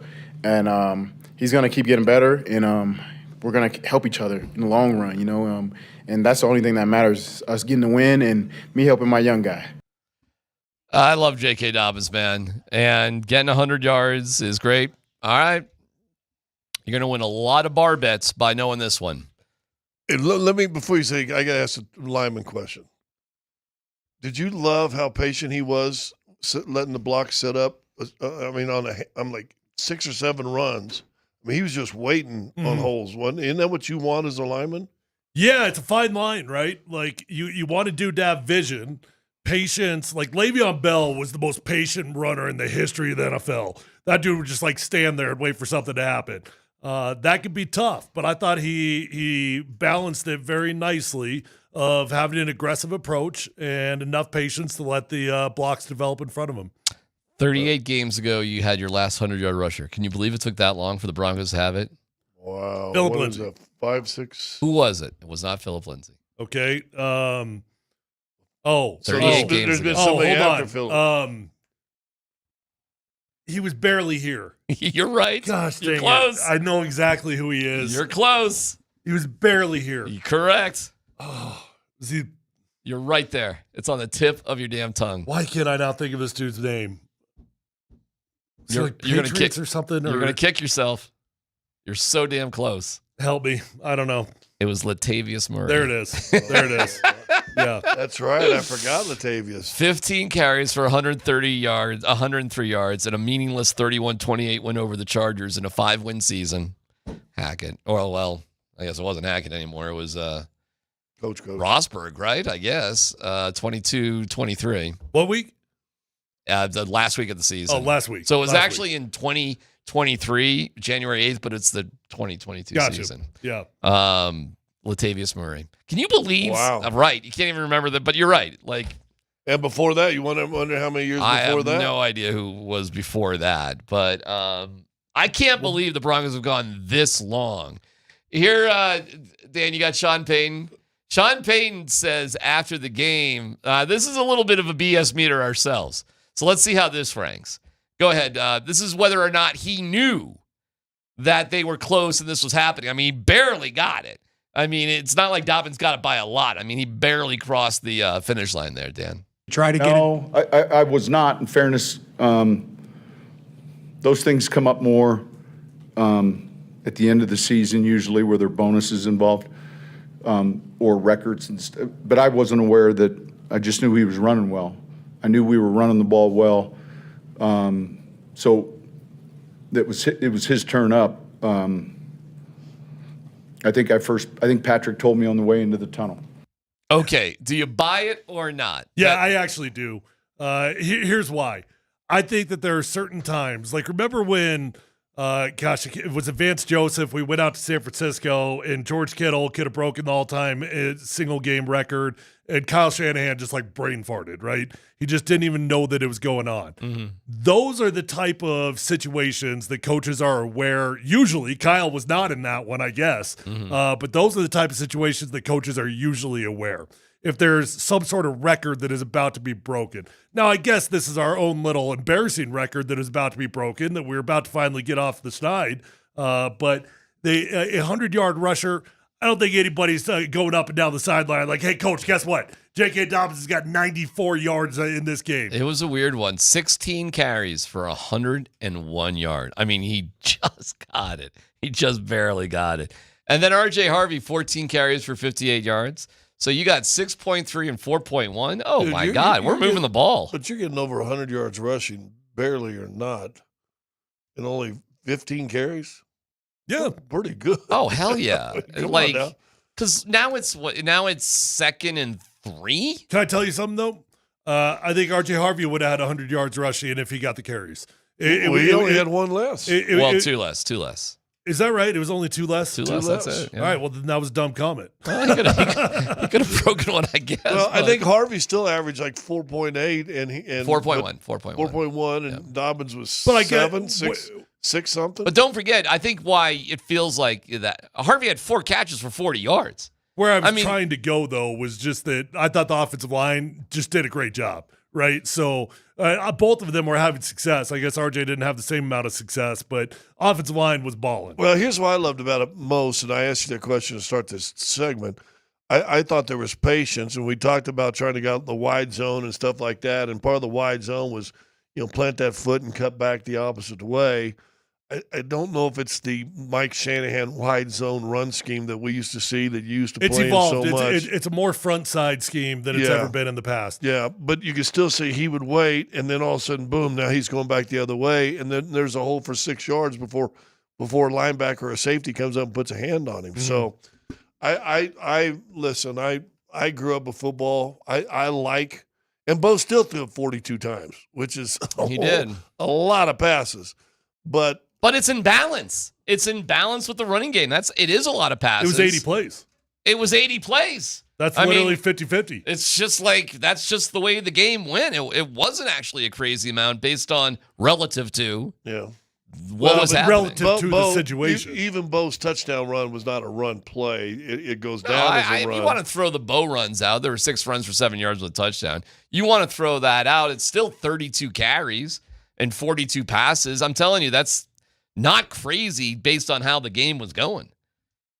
Listen, this was as balanced as a game as you're going to this was a great game. I understand that. Great play calling game. I understand that, but I still come from an era where it's just the opposite.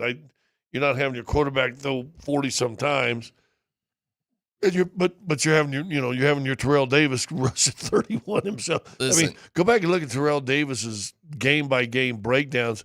How many 30 carry games he had? I mean, it's a different era of football. Yeah, okay. Sure, I agree. But if we were to tell you before the game, we're going to get our 2 main running backs 30 carries tonight. And they're both going to have over 100 yards. And it's going to go for, we're going to give them 30 carries for 159 yards. Who's signing up for that? Everybody good with that? Everybody's going to be like, yeah, that sounds good. And we're going to be what? We're going to have 21 plays that gain 10-plus yards during the game? I mean, they weren't just hitting. They were hitting big. And their third downs were short as hell. I mean, and the total yardage, the numbers are just crazy. Say it. Say it. What? Say it. Say what? The difference in yardage is Rocky-esque.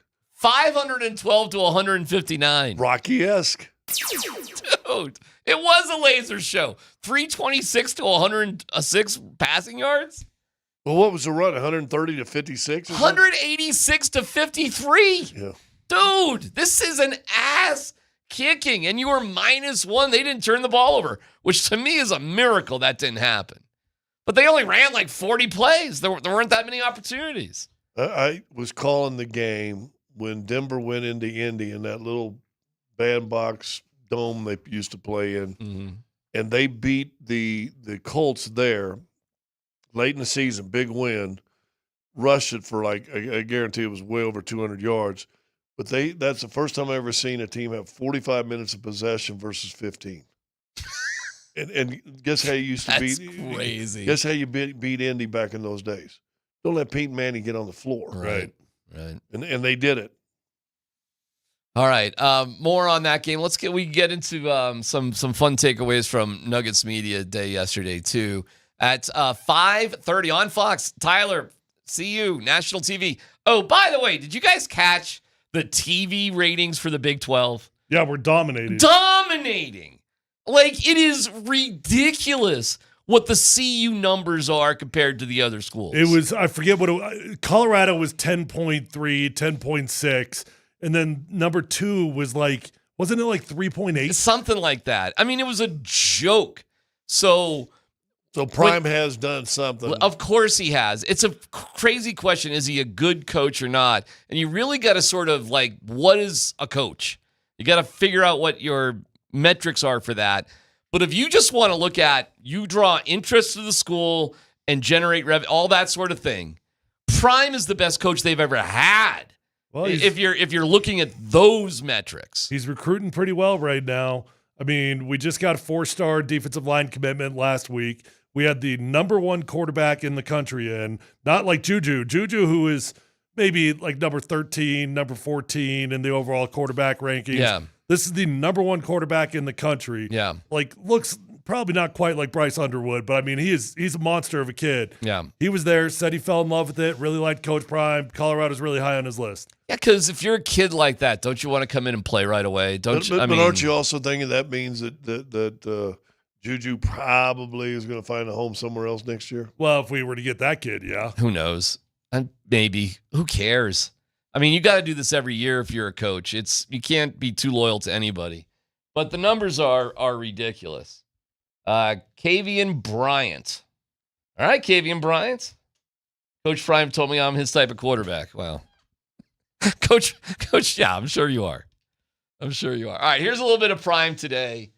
Well, this is about Salter. And you said Salter's brutal, like you can't imagine calling plays for Caden Salter. So here we go. Nikki Edwards, Yahoo Sports. What is your message to Caden Salter in the offense this week to really finish and execute? Let's just say the offense. Let's not single anyone out right now.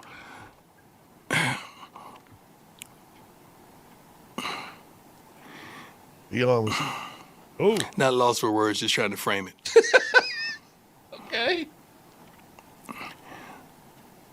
I want them to play like their life is on the line, like their careers are on the line, like the payment for a car is on the line, the payment for a home is on the line, like they have children depending on them, and some do.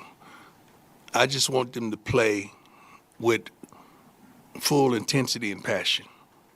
And when you walk off that field, you look back and say, I gave them all.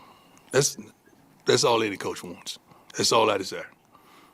I don't want you saying, I wish I could have, should have. I want you to look back over your shoulder. I asked the kids a question. I'm trying to remember the question I asked them this morning in the morning meeting. Underachieving. Yeah. Just a simple question. There's only one answer or the other. Are you underachieving or overachieving? That's it. Yes. That wasn't a play. That was real. Okay. I have my thoughts. What's your reaction to that? I think he's not happy with how Salter has played. Clearly. And I'm not sure that wasn't a message to maybe other quarterbacks that would like to be playing. Are they doing the right things? Well, I do think it's a message to the whole offense, and he's trying to protect his quarterback the best he can because he knows that this quarterback right now isn't good enough, but it's the best option that they have. So when you know that you're going to continue to play the young kid, you try to deflect off of it the best you can, and you open it up to the entire offense, and you go big picture. And I think sometimes, you got to walk a fine line of accountability, of encouragement, of all those things. And right now it's a motivational tactic of, if you got another gear, if you got another 10 minutes to be in the film room, you got another 15 minutes to be in the ice tub, like, don't leave anything behind. I just think that we need a little more X's and O's than TED Talks. And I think Prime is great at the TED Talks, but the X's and O's and game management and specifically coaching these kids on what to do, I disagree. Has not been great. I disagree. The X's and O's aren't the issue with Caden Salter. Good luck. I mean that sincerely. Like good luck scheming up the success with Caden Salter. Like you have to have the kid step up and start playing better football. So hold on, that whole thing was just to one kid? That wasn't to the whole team? I think it was his best way of deflecting off of one kid. To one kid. And not burying one kid. But yes, he's probably talking about him. All right. Well, if that's the case, I don't even know why you're playing Salter. I just told you. I guess if that's the case, then just play Juju Lewis. If he gives you the best chance to win, then what does it say about the other two guys? You know that it's not good enough, but you know that it gives you the best chance. And those two things can be true at the same time. He can run a little bit. Oh, yeah, he can run. Yeah, he ran like 17 times. Backwards for a 25-yard sack. Yeah, it's not very productive, his running. No, it was in the first half. was extremely productive. They're better off at this point lining up Draylon Miller as the quarterback and just running with him than Salter. It's a disaster with Salter. But listen, man, you're the one that recruited him. You're the one playing him. You're the one that rotated the quarterbacks around. You're the one that hired Pat Shurmur. You're the one that stuck up for Pat Shurmur. You're the one that recruited the cornerbacks, and you're the one overseeing everything. So I don't know what to say. The kid's got to try harder. It doesn't feel like it was set up right in the first place. The buck still has to stop somewhere. Somewhere. Yeah, man. I mean, you've got to motivate the kids. The kids may be trying their hardest. It's probably all... Hey, we'll see against TCU. It's on national TV. I want them to win. TCU's pretty good. Did you guys see any of the TCU-Arizona State game? No. It was good. It was a slugfest. You know, both teams were really going after it. And the TCU lost to Arizona State, but Arizona State's doing well. They got a good quarterback, Sam Levitt. TCU's pretty good. TCU's a pretty good team. And that's on the road. So is BYU, though. So is Georgia Tech. And Yeah. you played well against both of them. All right, well, that's the next test. It is at 5:30 on Fox down there in Texas.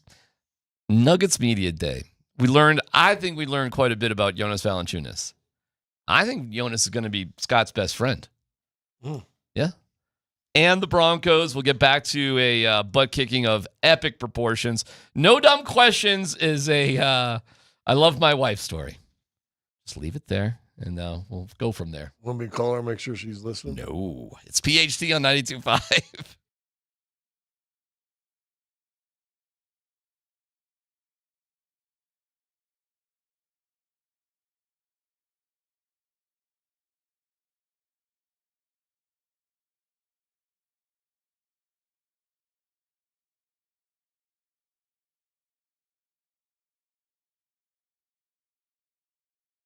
Hey, if you're out there in the market for a new or pre-owned vehicle, go to the best dealership in Colorado with the best prices, the best inventory, and the best customer service. It's my friends over at Phil Long Ford. I've been a customer since my rookie year at Phil Long Ford, the only dealership I ever go to when I need a vehicle because I know these guys, I love these guys, I trust these guys. They're going to treat you with respect. They're going to get you in. They're going to get you out. They're going to give you the best price, and you're going to find the vehicle of your dreams. Whether you're looking for a new vehicle or a pre-owned vehicle, the vehicle of your dreams is already on the lot at Phil Long Ford. They've got over 8,000 cars, trucks, vans, SUVs, electric vehicles, even commercial fleet vehicles on their lot right this minute. So new or pre-owned, you're going to find the vehicle of your dreams. You're going to get the best price. They're going to treat you with respect. They're going to get you in. They're going to get you out. And you'll probably become a customer for life just like I am. Guys, Phil Long Ford has got an award-winning service department. So remember, after you buy that new vehicle, keep it serviced over at Phil Long Ford, and you're going to have a beautiful ride for a very long time.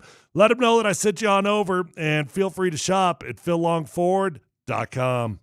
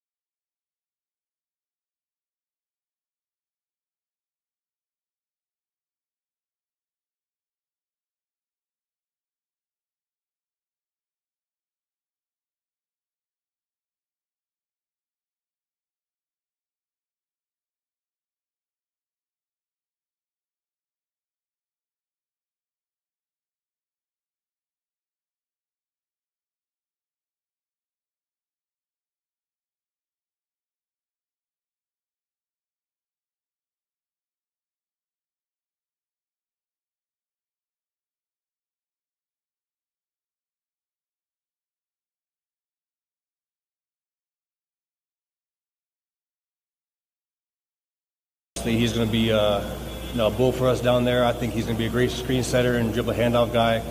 Somebody that's going to be very hard to go under, and if they go over, it just plays into our advantage. So I think it's going to be really fun playing with him, and kind of similar to like hopefully when I get out there, kind of similar to like when Enes Kanter was playing with Dame, and just everything was at half court when they're setting the screens in the playoffs, and it was really tough to stop. I think we can kind of add some of that with the mixture of Yoke and Val in there, and maybe even playing them together or something like that. So I think it should be cool. All right, we'll get back to the Broncos in just a second. It was the Nuggets media day yesterday, and kind of catching up on that. That's Jamal Murray. Thoughts on Jamal Murray? Hair, different. Okay. Focused. Looks buffer. Looks great. Good. Looks great. It's funny, he was asked about being in better shape, and he just, you know what, Jamal? Jamal never likes to answer a question that insinuates there was a problem in the first place. He's very sensitive about going into depth, so he would never admit it. However, he did say that he felt worn down by his experience with Team Canada coming into the season last year. And he said he does feel more rested despite the fact he's been working out more. So there probably was something to the national team training, travel, whatever you were going through, right? That just weighs on you more than I'm just getting in the gym and going on runs. It's a real fine line in the offseason, right? Like, I do believe that the only way to really get in game shape is to play games. Scott, I don't know if that's true in basketball. It's definitely true in football. You can't get in football shape without playing football. However, I could see how when you're spending that time with Team Canada, you're spending the time playing basketball, well, that does not allow you the opportunity to rebuild or reshape your body in a different kind of way that does not come from getting in game shape. So there's two different ways, right? Yeah. And you're saying he looks buffer, he looks stronger. Well, he's probably had an opportunity to train in a different kind of way that's allowed him to actually rebuild the body. Right. And listen, the MO defensively for defending Jamal the last couple of years is get bigger guys and beat him up. I mean, that's kind of what it was. And if you're not able to build your body up in the offseason, which you didn't last year with Team Canada, and then you got all the mental strife and everything going, the season didn't end well. I don't think he was in great shape at the end of the year as far as physically. I think he was okay, wind and all that, but I don't think his leg was right and everything else. And so now you go right into the Canada stuff, and you feel committed to that, and it's your country and all that. I don't think he came in the shape he needed to be in. In fact, I think he missed close to 20 of the first 45, 50 games. Yeah. So I don't think he was healthy. And so now you spend the offseason getting yourself in better shape physically. Mentally, you're probably in a better place. And he looked buff. In the times I saw him on his press conference, he looked buff. He also was the one that led the runs that they had in Los Angeles. He said, in terms of him and Jokic, we need to communicate better off the court with things. I don't think they dislike each other at all. But I do think the wear and tear of relationships sometimes, not that you dislike each other, it's just that you're not really talking anymore. You know what I'm saying? And I think that's probably the way it was because the coaches, I think the stuff happening behind the scenes with the coaches and GMs, I think it was wearing on the team. And I think it was easier for everybody just to be like, okay, we're just going to move on with our day than really, approach what was going on. Let's get out of here, and you're not hanging out. And Tyler tell you this, when I retired, forget the money, but after that, you miss just kind of hanging with the dudes every day. And if all of a sudden it's kind of a crappy environment, then guess what you're not doing anymore? You're not hanging with the dudes anymore. Right. You're not sitting there having a salad and a sports drink with Joker and talking about how's your kid doing. And I think everybody liked and respected Russell Westbrook enough, but I do think there was a divisive nature about him that separated off the court relationships. It quieted a lot of other people's voices. Yeah. And I think Jamal's was the biggest. Yeah, let's be honest. That was never really, really going to work with Westbrook and Jamal. And I think they liked each other fine enough. I don't think it was like a hate thing. It just wasn't a great chemistry thing. Here's Jamal talking about him and Yoke. I think talking between each other. On the court we have such a special connection, looking at each other without passing and just reading each other's emotions and reading each other's game at the point of where the game is at. We do such a good job without having any real conversation.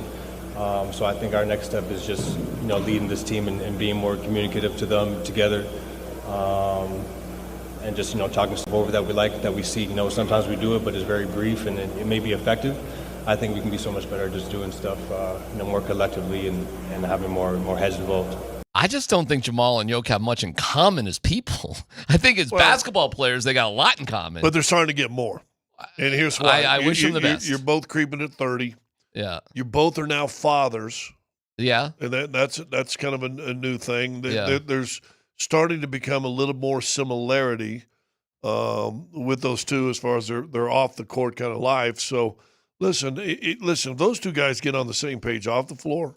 Yeah. And say, okay, listen, Joker, you need to be loud today in the locker room, and then I got your back, and tomorrow it'll be me. If you start getting that tandem leadership thing, it could be pretty big. Did you hear what Jokic said about his friends? He goes, well, they got rid of my friends, Russ, Mike, Dario, DJ, so I have to make new friends. But what Vlatko? He did say Vlatko. He did say Vlatko in there too.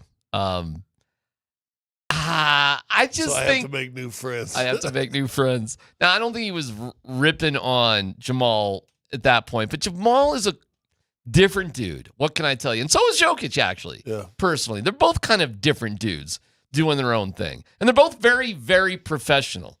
And they're both very smart. I would be really surprised if they had much of a relationship off the court. But I wouldn't be surprised if Jamal doesn't really have a relationship with anybody. Like, I wonder, who he's really close to off the court, period. So him organizing things this summer, I think, was pretty cool. And I'm optimistic because of it. I'll give you a guy that I think could be a great bonding guy, is this Valanciunas guy. Did you guys hear him talk at all? Just a little. First of all, his English is incredible. Really good. And he was asked, when him and Jokic talk to each other, what language they use. And he goes, English. Because he's Lithuanian and Jokic is Serbian. They have to talk English together. There's not a common, a different language like that. But Valanciunas was actually engaging. It sounds motivated. He quickly wanted to push aside all the Greek talk. He was asked about it a couple different times, and here's a sample. One thing I want to clarify is I'm here. I'm happy to be here. And I'm going to dive in to do everything to win more games than ever. So I think we're in a great opportunity to compete for the highest level. And it's a lot of work to do. Training camp starts tomorrow, so we have a lot of stuff to do, a lot of X and O's to clarify, but we're capable. We have a great group of guys individually, strong individually, and I think we are capable to do as a team because, in my opinion, team wins. It's not individual sport, it's a team sport. So we have great chemistry and we're going to go far. He just didn't want to go into all the details, which... Yeah, smart. Yeah, fine. I mean, what's he going to gain by saying, yeah, actually, for a quick minute there, actually, we want to be in Greece. But you can instantly tell he's professional. He knows what his role is. He's the best backup center on paper, Scott, the Nuggets have ever had behind Jokic. And I think there is a good relationship between those two. Oh, it looked like there was. Did you see them taking photos yes, together? Yeah, Joker putting his head on his shoulder and stuff. Yes. They get closer. They go, well, do you want me to kiss him? But again, you guys could talk about the big guy love. Is there big guy love? Oh, there's big guy love. Sure. Okay. Because there's DJ loved him. DJ and Jokic had a great relationship. But DJ just wasn't. But DJ was getting older. It wasn't like this. And they're going to put them together on the court at times. Valanciunas is going to be so important for this team. He's going to, as big as Cam Johnson is going to be, and Jamal even said, Cam Johnson is going to lead us in scoring some nights. No doubt about it. Brucey B being back is awesome. Everybody loves Brucey B. And he wants to be here. And Hardaway Jr., what a personality this cat has. The most important addition to the team is Jonas Valanciunas, without, in my opinion, without a doubt. Yeah, well, he gets you a chance to I was telling somebody the other day, I was on an Oklahoma City show, and I said, you finally get a guy back there that you trust to play, then now Joker doesn't have to play 42 minutes a night, and now you can keep him down around 35, 34, 36, somewhere in there, and now all of a sudden maybe he's fresher in the postseason too, which helps a lot. I will say this, and I haven't gone and watched minute for minute of all the press conference, but did you hear any of David Adelman's press conference? I did. Adelman is very smart. Yeah, he's not confused about his opinion on anything. No. Like everything is very this is what it is. He's so ready for this moment, it's ridiculous. Yeah. I get it. You may raise your eyebrow. The interim gets I don't know how you could have found a better dude than David Adelman. He would have just been a head coach some other place if he wasn't here. And instead, he gets to start his coaching tenure, which a lot of coaches don't get this opportunity with a good team. Right. Yeah. This feels like the Avengers team of the Denver Nuggets. Yeah. Oh man. But did you hear? Did you like what he was talking about zone? Yeah. I thought that was kind of interesting, man. I mean, I've talked to but I'll just say this: I've talked to so many people, and this when they didn't have a backup for Joker, really, right? You didn't have a guy that was going to give him 18 minutes a night, and all these coaches and scouts, why don't they just play more zone? Joker can rest in the zone, and why don't you rest him while you still have him on the floor? Mm-hmm. And now David Adelman, I think, recognizes that. By the way, I don't know how much Julian Strother's even going to play this year. He better have worked on his game. I tell you what, man, he ain't going to have a long rope. Well, I tell you what, Tim Hardaway Jr. and Bruce Brown are going to say, you did what in the offseason? Dane Watson wants to have a word. And Christian looks like he's auditioning for a movie as a bad guy or something with the buzz cut and the beard. Talk about a different they're attitude. Having a casting call for Sons of Anarchy. Dude, he looks right out of Central Cast. My kind of guy. The Dark Hearts is the new biker gang. You got to watch Task. It is a good show. Dark Hearts is the new. I'm 2 episodes in. Yeah, the new fentanyl dealing motorcycle gang of the day. Well, Christian Brown would fit right in. Yeah, man, that is a badass looking dude compared. He would look like a choir boy for a few years. Yeah, he's never had a beard, has he? I don't think he could grow a beard like that. I think, seriously, I'm not joking. A couple years ago, I don't think he could do it. He looks like a different guy. Well, he is Joker's little buddy, so maybe he's trying to look Serbian or something. He looks, no joke, he could easily pass for Serbian right there. You know what Joker said, too? It was funny. He goes, the coach, national coach, say, you guys get along too well off the court. You need to get along better on the court. Get along better on the court? Well, because they lost in the early rounds of the Euro thing, and to the 19-year-old kid from Finland. Yeah, but was it Finland? Lehkonen had a big, or what's the guy that's not Lehkonen? Lauri Markkanen? Markkanen, yeah. Was it Finland they lost to? I think so. Yeah, so somebody that they shouldn't have lost to. Right. And Joker was just like, our coach said we get along too well. 39-14-4 or something like that. But they're all best friends. They all get along. And this was in relation to the Jamal Murray stuff. We got to, better off the court. And he was like, well, we got along too well off the court. On the court, that was the problem. But Joker also says something interesting, too. He goes, it's been a long time since I played NBA basketball. So even Joker was quantifying, listen, I get it. I played in this Euro tournament. Everybody makes a big deal of it. It's not NBA basketball. There's a difference. That says something, doesn't it? Yeah. But you know what it also says? I don't disagree with that. At times it looks more physical and less flopping than guys just pound each other. But I just think it's going to be interesting. I think he's 100% right, but it also shows you your top 5 guys in the one stat thing you read the other day from ESPN. Top 5 guys in the NBA in the world, guess what they are? They're playing in that world tournament thing. Mm-hmm. All I'm saying, Avs fans, Nuggets fans, get ready, baby. Well, it could be interesting. Get ready, baby. It's going to be one hell of a year. All right, we have no dumb questions. Back to the Broncos and their big win. Coming up, it's PhD on 92.5.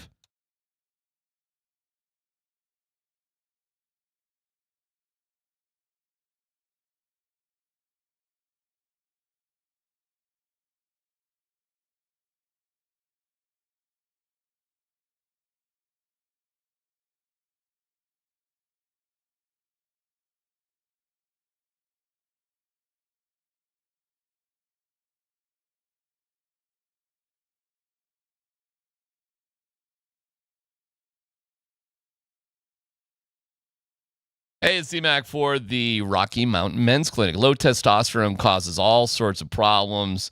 Oh, man, it can just drag you down, takes your energy away. The workouts aren't the same. If you're like a lot of guys who are low T, within a few weeks, you'll feel your energy return if you get with the Rocky Mountain Men's Clinic. Guys in their early to mid-30s will start losing 2 to 3% of their testosterone production. And before you know it, you don't feel like the same guy in your 20s or 30s. Well, let's go. Get that gym workout better. Get that love life going in the right direction. Get with the Rocky Mountain Men's Clinic at RockyMountainMen'sClinic.com. Take the low T quiz on their website. It's a simple 10-question quiz with yes or no answers. Just takes a couple minutes.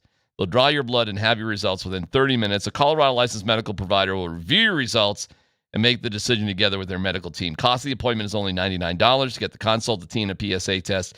If you sign up for testosterone treatment the day of your appointment, your visit is free. I love the Rocky Mountain Men's Clinic, and you will too.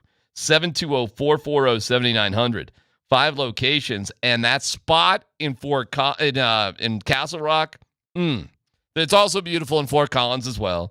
North Denver, Central Denver, and Colorado Springs. Again, 720-440-7900. RockyMountainMen'sClinic.com.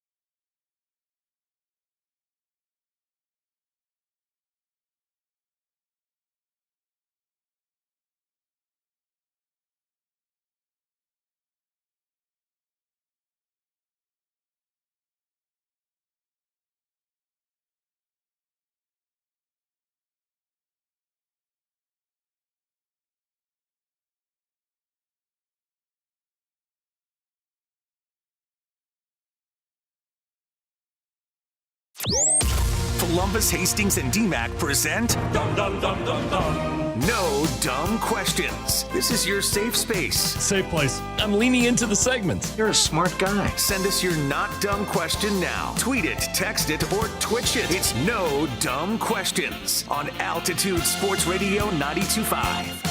All right, let me just do this one fast because it's a long story, but it's why I didn't get to go to the game yesterday. My wife and I basically share a car. She works 3 miles from here, okay? She should bike. The light rail is close enough. Never mind an Uber.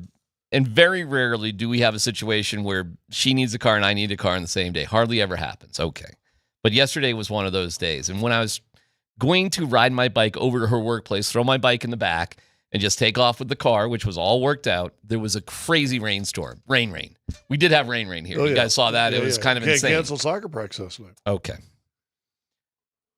Let me just read you this text and see how you guys take this. Because maybe I did get it wrong. So, all right?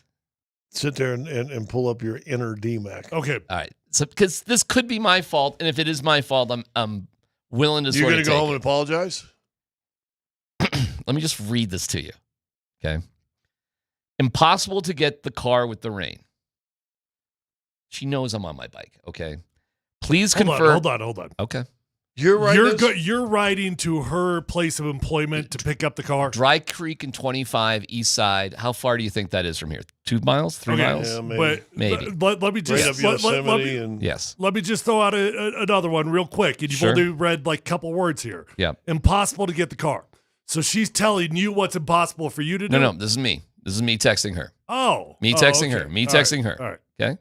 Location matters in this story. Just think about. Are you still here when you write this, or are you at home?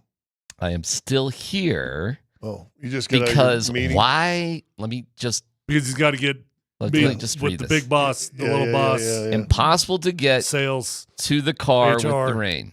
Please confirm that you can pick me up at the back door as soon as you can. I will drop you off at home and then just go to the game later. That sentence is critical. I will drop you off at home and just go to the game later.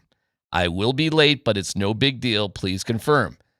Because a double please confirm. It's just because I need to know you know this. Because I have to pick up my credential before the end of the first quarter outside of the stadium. I don't have just a season credential. I have to. Why don't you have a season? Scott, let's not go there. But is that another no dumb question? Mm-hmm. But we'll just leave that one alone. I just have to do this. So I have to be. Why don't you write Greg and say, "Can I get a pet?" At the end of the day, I have to be by the North Tunnel before the end of the first quarter. Right. So that's about 6:45. All right. She writes back, "Okay, we'll see you as soon as possible." Little hearty thing. 4:30 goes by. 5 o'clock goes by. 5:20 goes by. And you're still here. I'm looking at her location. We have like a fine look at your location thing. She hasn't left work. And I'm like, okay, maybe she's just working late because sometimes, but she said, I'll see you as soon as possible. Are you checking in yet? Are you sending messages? I must have left her. I'll just show this real quick. I don't know. Oh, yeah. Can you see 11 messages? Oh. 11 messages. Just proving I called her 11 times. Oh, those are call messages. 5 different texts because now I'm thinking, because her location just has her still at work. Like, did she get hurt? Is she okay? Now my thoughts are, and by the way, the rain is totally cleared up at this point. Is she making out with the boss in the upstairs office? I mean, what is going on? Because now we're like, now there's no way I'm going to get downtown, period, before the end of the first quarter. It's 5:50. 550. Yeah, you're screwed. Zero chance to go from Lone Tree area, downtown park. No way. It's over. It's done.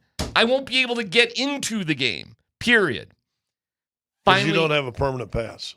Finally, I hear from her. She goes, I thought you were going to be at home. I want to go back to the text real quick. I will drop you off at home and just go to the game later.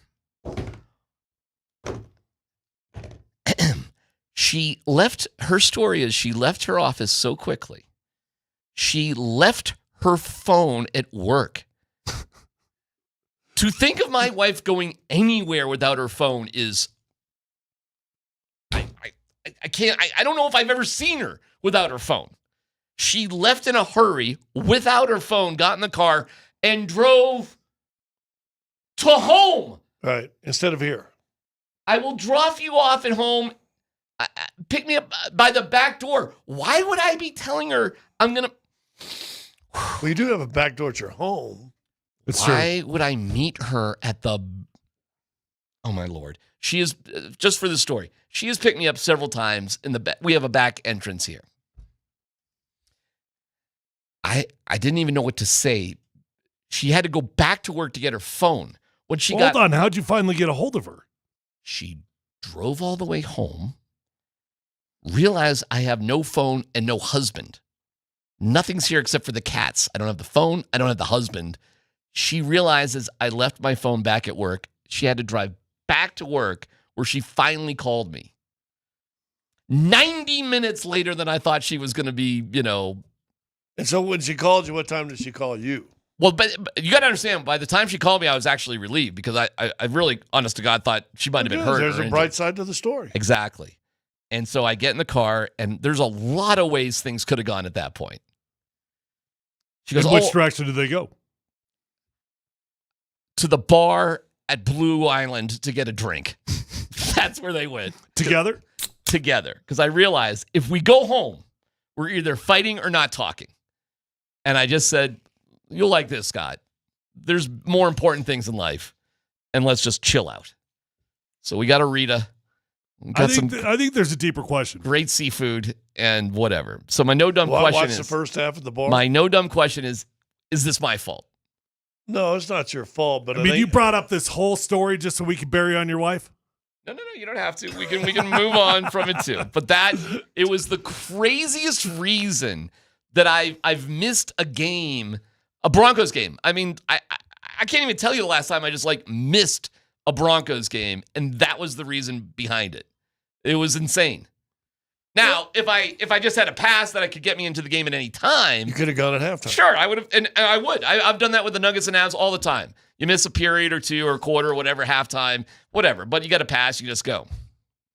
By the way, I forgot my work pass too. I think I left my work pass in the car when I was going to get my, my drink on last night. So I have no idea where my work pass is. Everything that could, ever have one of those days? I have another question. Yeah. You said the rain cleared up. Why didn't you just do what you usually do and bike to the light rail station? Could have done that, but I started getting worried that my wife was actually hurt, injured. It was so weird. And her location was just showing her at work. I almost got in the never mind that. I was going to bike over to where she was, but I wouldn't be able to get in the building. But I was afraid she was hurt or something because she left her phone there. So her location was showing her just at work. So my mind sort of left going to the game because I was worried about her. Have you asked yourself another question? What? What was she doing that she left her phone so you couldn't track her location?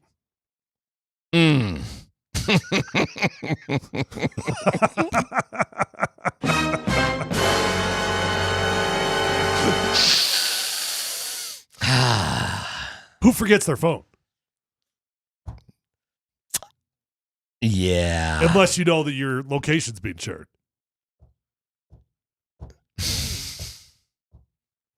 Happy hour. You know what? What's Ken been up to? You know what? I got to say, after 37 years together, if she could figure that out. Happy for her? If she could figure out how to have an affair on me in 50 minutes between the end of work and picking me back up, I got to give her credit on that one. How do you know that she went home? I don't. I have no idea. I couldn't ask the cats. Yeah. I'll give her this. If somehow she I think there's questions. If she could have cheated on me in 50 minutes between the end of work. How long does it take you, buddy? That's like a 43 50 seconds. minutes. That's a 43-second thing, man. What are you talking about? Have you seen me? Do you think I'm cheating on anybody? Seriously, look at me. So anyway, you turned a negative into we a actually had a great night, and it made me realize how much I hate going to Monday night games. Anyways, I really do. And you know what's funny? I go to all sorts of weeknight events. Nuggets, Avs, all sorts of Monday and Tuesday night things. I don't know why football feels different. I do not know why. The game actually starts earlier and ends earlier. Why is it such a big deal? I have no idea why it feels more exhausting for football than for the other sports, but it does for some reason. And it's the same length of drive. I literally hate Monday Night Football. I know it's maybe fun to but literally I hate it. I hate waiting the entire weekend. I hate sitting there and we had to share Monday Night Football. I know I'm just bitching on I'm getting up on my high horse here, but Speaking of, no dumb question, was Tyreek Hill thrilled that he got hurt because he doesn't have to play for the Dolphins anymore? Do you think that's what he was doing? Yes. Yes, do you think that was why he had that reaction? I absolutely think that's what he was doing. Matter of fact, they zoomed in on him and he's clapping on the cart on his way out. Like, I'm done. And he's screaming, "Yes! Yes! Yes! Yes!" That's worth your foot being turned 90 degrees in the wrong direction. That was ugly. Tough look. Chris Cooper thought that was ugly. You guys saw the video? It's one of those, I see enough of it, and then I saw it once, and I quickly pulled my thumb up so I didn't have to look at that thing again. No, me neither. I mean, that was brutal injury, but I've never seen a dude more happy to be hurt in my life. I've never seen a dude that happy after being hurt with the foot twisted around like that. Well, I know. Like, was he not in pain? Was I he don't delusional? know. They give him a... Have you ever talked to Coop about that when he got his foot twisted in that wrong direction? No. Like, maybe, does it not hurt? Does it bizarrely, are you so numb or in shock or adrenaline that, I don't know. Because it's just wrong looking. I've never seen a dude screaming yes on his way off on the cart. All right. Let's get to the big question of the day, and that's where the Broncos go from here. What does this do as they face the Eagles? That's coming up next.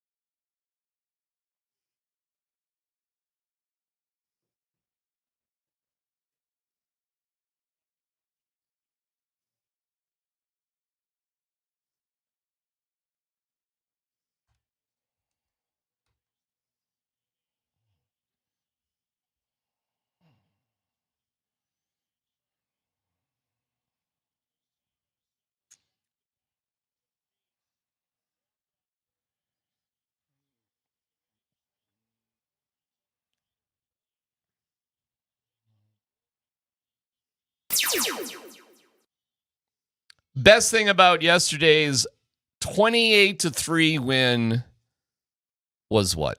100-yard rusher, man. I don't even have to think twice about it. Having the Broncos with a legitimate running game feels good. Our running game's been much better than people realized all year long, but to finally have a 100-yard rusher, see the commitment. Now, I will say this, though, about the running game. He was not overly committed to it until the game was out of control. And at that point, he did get overly committed to it. But it was cool to see it working, man. I mean, obviously, Bo Nix played good football, and there was a lot of good stuff. Nick Bonito continues to be a terror coming off the edge. Pat Surtain shut down Jamar Chase. But if I had to pick one single thing that had me the most fired up, it's seeing J.K. Dobbins get 100 yards. Scott, favorite thing about last night?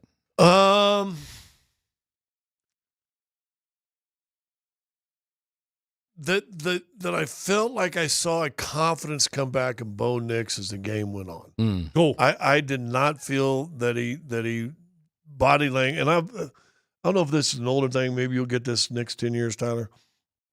I tend to watch body language and peripheral stuff of the athlete as opposed to how they're necessarily playing.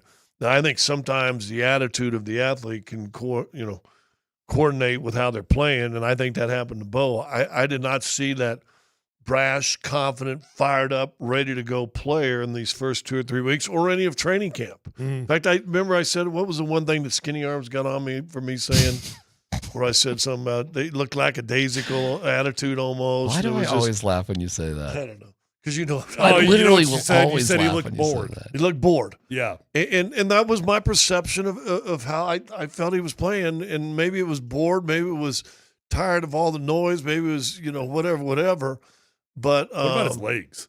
Huh? What about his legs? Well, listen, arms like that, his legs can't be any better. He looks 8 months now. Oh my God. I will say he looks a little bit 8 months too. But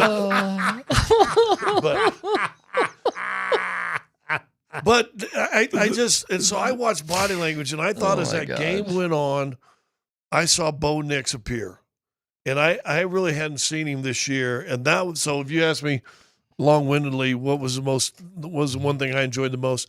I thought a reemergence of Bo Nix to the guy we saw at the end of the season last year. Yeah, I thought he showed up. Yeah, he's finally back. We haven't seen that guy. And forget playing. And listen, when you're, you know this, Tyler, when your attitude's bad, you tend to play bad, right? When your attitude's up and you're ready to go, it seems like you play better, doesn't it? Sure. And I think that was the difference from Bo Nix. Forget that he had a great game, and he did. Yeah. But I'm just telling you, it just didn't feel like he was that fiery, let's go kind of guy that I saw last year. He had to snap out of it. Snap out of it, man. I felt like he snapped out of it. Whatever was going on. I don't know what was going on with this guy. What was happening? Training camp, these first 3 weeks? I don't know. Who knows? Maybe we got tired of mowing that big old yard in Castle Pines. Don't know. It was good stuff, man. Lots of good stuff. How are his mechanics, by the way? I'll break down the film tonight, and I'll look a little bit closer at it. But watching it in real time, it looked like he was much more calm. It just seemed like we stepped up into the pocket. We didn't run up into the pocket.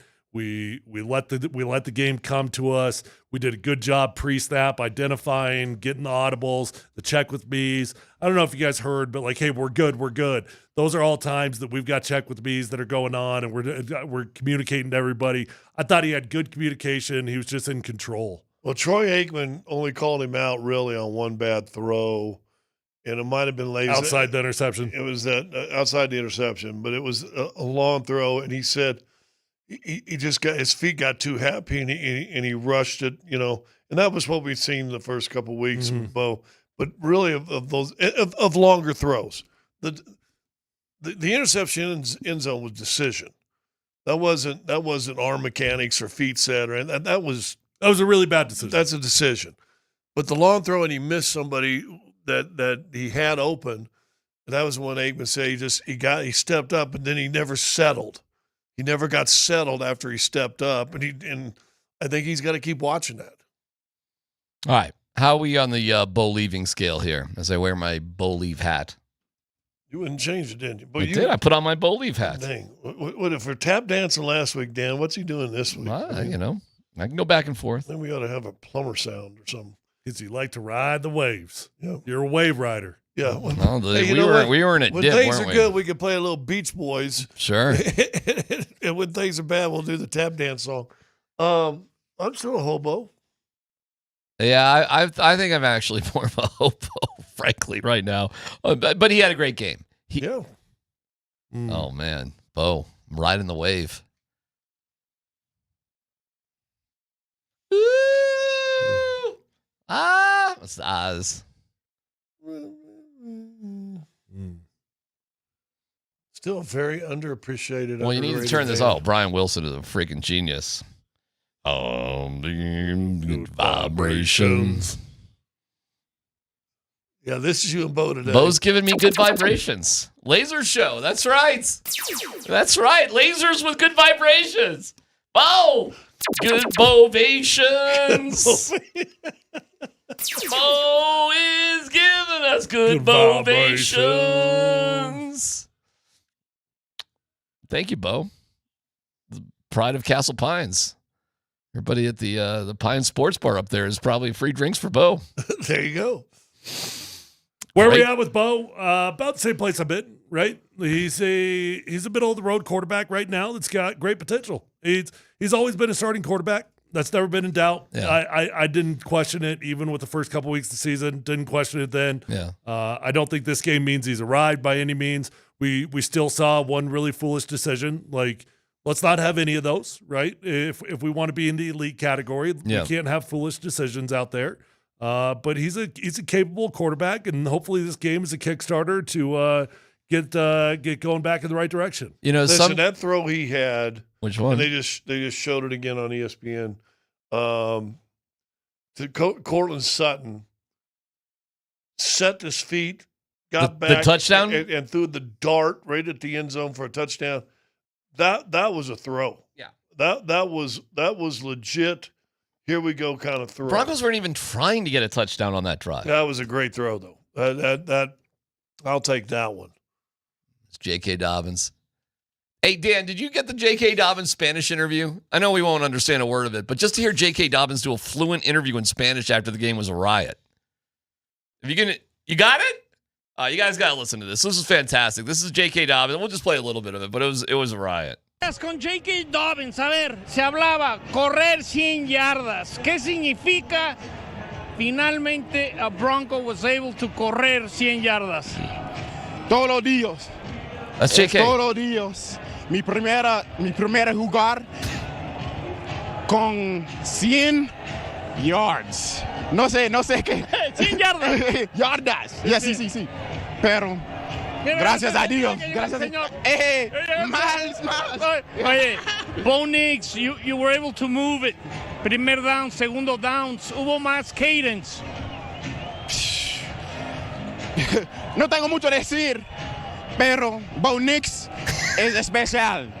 Bo Nix is special. We get that one. I don't have much to say except Bo Nix is special. Yeah. How great is that with J.K. Dobbins? Cool. No tengo mucho que decir, pero Bo Nix es especial. How Pedro many, that's good. Keep that. How many American-born guys can actually do an interview in a foreign language? It's really tough. Amon-Ra St. Brown, was he born in Germany? Oh, his mom is. They speak fluent German. I know. Yeah, I know, but you were saying American-born.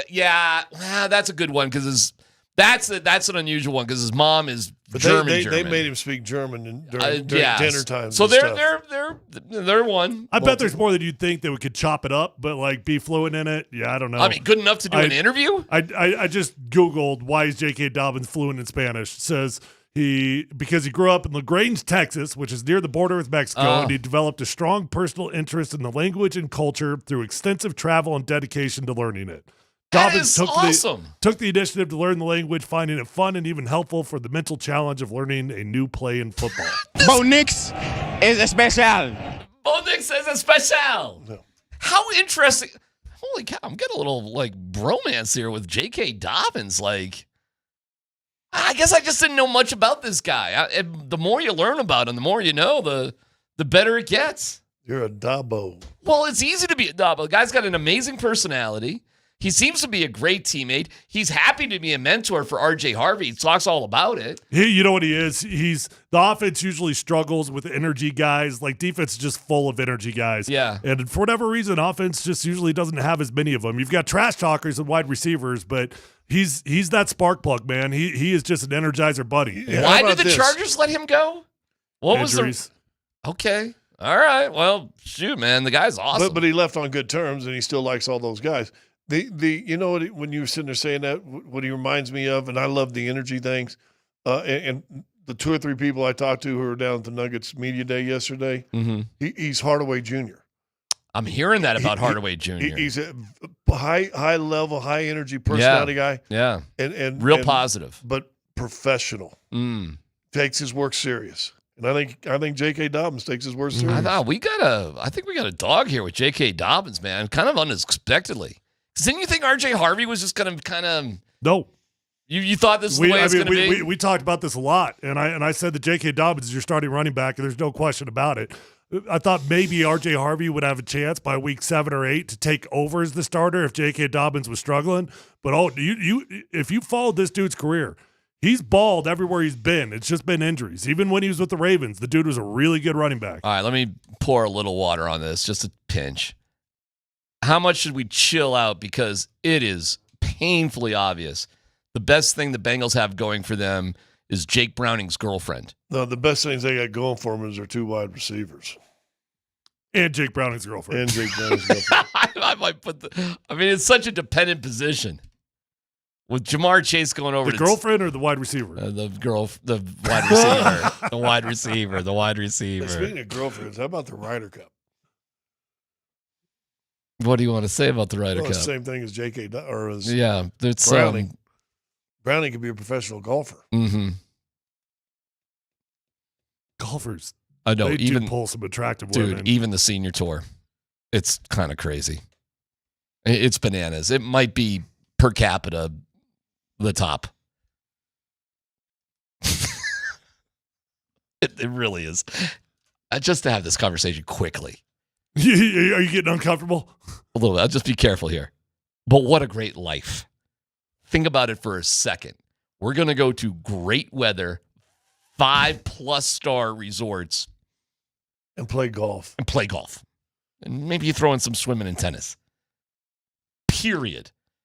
Like, and by the way, everybody's vacation is what we're going to do full time. And by the way, we're going to travel the world while we do it. Yeah. And bad weather, maybe a rainy day in Ireland. Like, that's the worst it's going to get. Yes, that's a life. Not bad. Like, seriously, why wouldn't every parent just stick a golf club in their kid's hand and just be like, I'm telling you. You need to do more of this. Did you see that one commercial on one of the broadcasts? I guess it must have been the NBC. It was of the little girl and the parents trying to get her, and they give her all the sports, and there in the corner is a hockey stick and tennis clubs and baseball and softball and and finally she's a golf club, just kind of sits there, goes over and just whacks it, and they go, you never know. And the kid was, 8, 9 probably. I'm just 10. saying. All right. Let's football go. Great win for the Broncos. Let's see what else is going on. Dan, Bud, Squint Standard. We'll turn our attention to the Eagles here really quick. It's PhD on 92.5.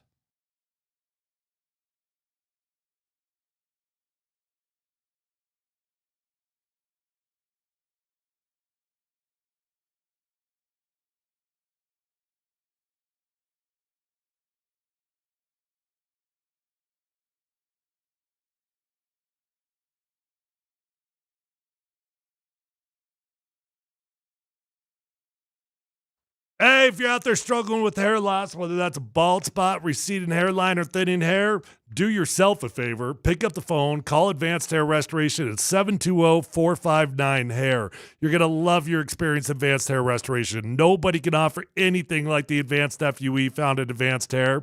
They've already changed tens of thousands of lives, and you deserve to be the next one. You're going to be in a calm, relaxed environment with the best of the best working on you.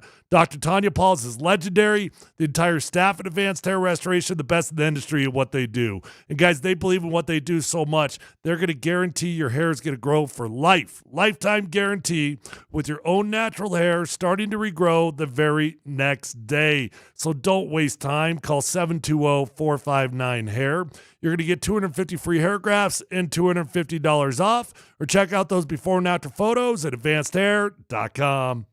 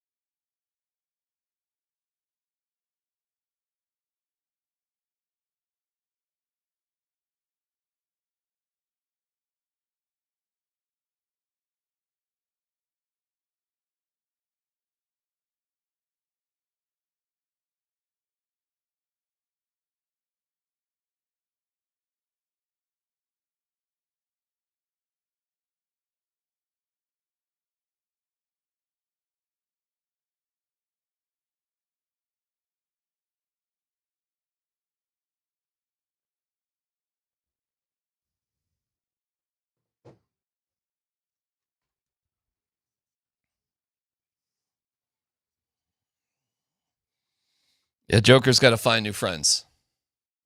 Sorry, Jamal doesn't like you. Sorry, Christian, not his friend. Their relationship, the Joker-Jamal relationship, is really, really interesting. Hey, let me give you a basketball analogy before we get there, Dan. We're going to get there in just 1 second. Thank you to Mountain High Appliance at mountainhighappliance.com. Jim Boeheim, coach of Syracuse, had an assistant, Bernie Fine. I know you know Jim, but I don't know if you knew Bernie. Yeah. They had worked together for like 30 years. Like 30 years. They never socialized. They weren't really close. They weren't really friends for 30 years. And Bernie got in trouble for some nasty stuff I don't need to go into. Boeheim defended him initially, but then it came out like, I really didn't know the guy after 30 years. I think that's what, and they work together. They work great together, theoretically. I think that's what Joker and Jamal got going on. I think they work together great. There's no animosity whatsoever, but I don't think they really know each other. Not really. And I don't know if that's good or bad. It's been fine. It's been a positive relationship, but they don't really know each other. So if there's something that can improve this year, perhaps, maybe it's that. I just don't think they have very much in common. Yeah, I'm not sure I ever see them go out to dinner on the road or anything together. No issue, though. I got no issue with that. I don't think it's complicated. I don't think it's a big deal at all. There are lots of relationships inside of a locker room, and I've been teammates with so many guys that I liked. I had no beef with, but I had zero relationship with them outside the locker room. Yeah. Sometimes it's basketball might be a little bit different, Scott, because it's so intimate. So maybe you got to be buddies with everybody on the team. I don't know. Like in football, it's very easy to just have a relationship but not know the guy very well. I think you're closer to one or two guys. I had a coach tell me years ago when I was in Atlanta, and he was talking to the team because we were having some internal issues. He said, you don't have to like everybody that's a teammate, but you have to respect them. Yeah. I think they respect each other. And so I think that's kind of where they are. I don't think they're inviting each other to birthday parties. All right, let's go. Let's football go. Thank you, Mountain High Appliance. Dan, what's good? All right, let's start with one cut here post game, and then we'll move on to Peyton's presser this morning talking about the Eagles. But I wanted to play this for you guys because Sean Payton was talking about the importance of figuring out the team's identity. A bit of a ways with that. Yeah, I mean, look, obviously, early in the season, all 31 other teams are really working to figure out who they are. We're no different, but it certainly was a step in the right direction. Yeah, I would say that there were a lot of things that we were able to do tonight that hopefully can carry over. Now, we changed quickly to a team that just finished winning the Super Bowl. So we'll enjoy this one and then get back to work tomorrow. All right, so we're through the first 4 games of the season. I think we have a pretty good idea of the defense's identity, but have we found an offensive identity yet for the Broncos through the first 4 games of the regular season? I don't think so. I don't think so. I think they were trying, and they had a relatively balanced game plan, which is fantastic. I think it wasn't as balanced as it looked on paper because it really wasn't until the fourth quarter that we made a really heavy emphasis on running the football. I don't know that I don't know what the identity is. Maybe you guys do. I think what it wants to be is a strong running play action team. Everybody wants that. Yeah. Well, they were last night a little bit. It's not an air raid offense. He wants them to run the ball. He does. I do believe that. But you also want Bo Nix to be able to, have his moments, which he clearly needs to do. So, I don't know, man. If you could paint a picture of a perfect game, you're not coloring outside of many lines last night. Seriously. That's about as good as you're going to get. I think they stalled out a little in the second half because the third quarter is weird for whatever reason, and the penalties were slowing the momentum of everything down. But that game, let's face it, dudes, that game was over at halftime when it was 21-3. I really would have loved to see them keep the foot on the gas, though. It would have been fun, but when your defense is playing like that, and I kind of get it. Like, I always sort of thought that cliche of like, oh, you need to play 60 minutes was BS. You know what you need to do? You need to play really good at some point of a game where you eliminate your opponent from having a chance to win. And after that, it's kind of like whatever. Happens in basketball, by the way, all the time. Yep. You don't need 48 minutes. You need probably, I don't know, whatever it is. You know, there's certain things in the NBA or even in hockey where, no, you don't need the entire game. Now, sometimes you do, but hardly anybody plays great for an entire game. Can you put your opponent away to the point they have no chance? And when they threw that touchdown, when Bo Nix, after throwing an interception, getting the ball back and leading them down through that interception to Sutton, that game was over. Over. Whereas in college football, who knows? Down 21-3, there's a lot of teams that could come back, maybe from something like that. Hell, Stanford did it to CU, and Stanford had a 29-point lead. But last night, anybody with a brain could see that game was done. Yeah, that defense wasn't going to get any shabbier. I just saw that Browning was pressured on 31% of his passes. And of the, I think he said 5 dropbacks, pure dropbacks, 1 completion, 3 sacks. So out of 40 plays. Yeah. And they ran the ball a few times. But the point is, Browning had no room to breathe basically last night, especially, I wonder if you took the first drive out of that too and looked at the numbers. Because they were only good on 1 drive the entire game. Next story, Dan. All right, looking ahead towards the Philadelphia Eagles, fellas. Here's Sean Payton on his relationship with Vic Fangio and how fun the chess match between them will be. Number one, I've got a tremendous amount of respect for Vic. He went to the same high school my father went to in Scranton. So long before we ever met each other, I have a niece, teams, defenses, offenses, real good game plan that's going to understand your strengths and weaknesses. I mean, all the little things. So our offense versus the Eagles defense, but there's a tremendous amount of respect on my part for him and what he's accomplished. What do you guys think the biggest challenge? Boys. Fangio's 6th grade math? So when Vic Fangio was 12, Sean Payton has a cousin that was at least 25 at that time? Okay. 40-something years. What? Do you guys understand that math? I had a cousin who taught Vic Fangio's 6th grade math. A cousin. Well, not an aunt or an uncle, a cousin. My daughter has a niece who's in kindergarten, and she's in 6th grade. So, right, there's got to be some weird family dynamics there to have that all go on. All right, I'm sorry. What's your question, Dan? Just Vic Fangio? What are the biggest challenges that a Vic Fangio defense will present to the Broncos offense? You're not going to have as many explosives. You know that. I mean, what'd you say? We had 20 plays of a gain of 10 yards plus. And then if you expanded that by 20 plus, weren't there 3 or 4? There were 5 plays that were over 20 yards and 21 plays that were 10 yards or more. Well, that's the hallmark of a Vic Fangio defense is he doesn't give you that, right? So he's going to run too deep. He's going to run that shell coverage. He's going to force everything underneath. And he's going to make you string together 12 to 13 play drives to go earn your touchdowns. So if you're going to earn touchdowns against an Eagles defense, it's unlikely to come from explosives. Which from last night, they also had that too, right? With double-digit drives. I think they had at least 2 double-digit drives, which was rare. Yeah. Which was rare from what they've done this year. A lot of close games with the Eagles, though. Yes, there have been. All of them. All of them defined by 1 score or less. Okay. That's good. I like that.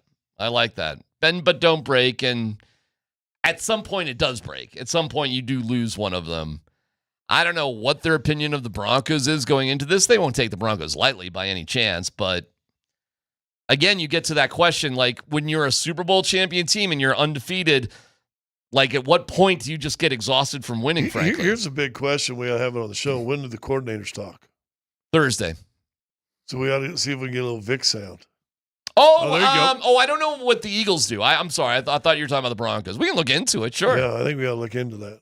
Did they do a Zoom one? Maybe we should have someone pop on it if they do. No, they don't do that anymore. They used to do stuff like that. The NFL, they don't, unfortunately. But we could plant somebody in Philadelphia. You got a question? What would you ask Vic? Well, how do you not have Vic talking about the Broncos in his time here. I mean, we could contact some, blowhard from Philadelphia to throw a question out. We can find somebody.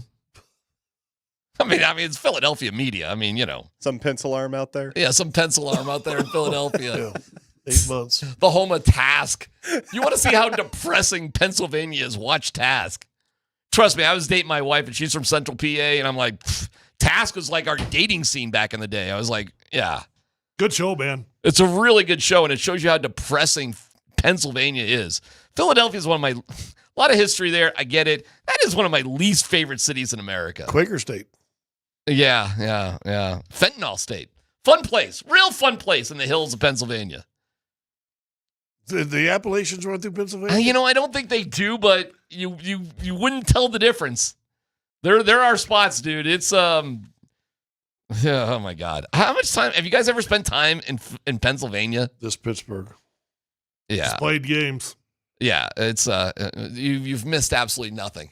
All right, Task is like for the tourist bureau. Here's the real Pennsylvania. Next up, Dan.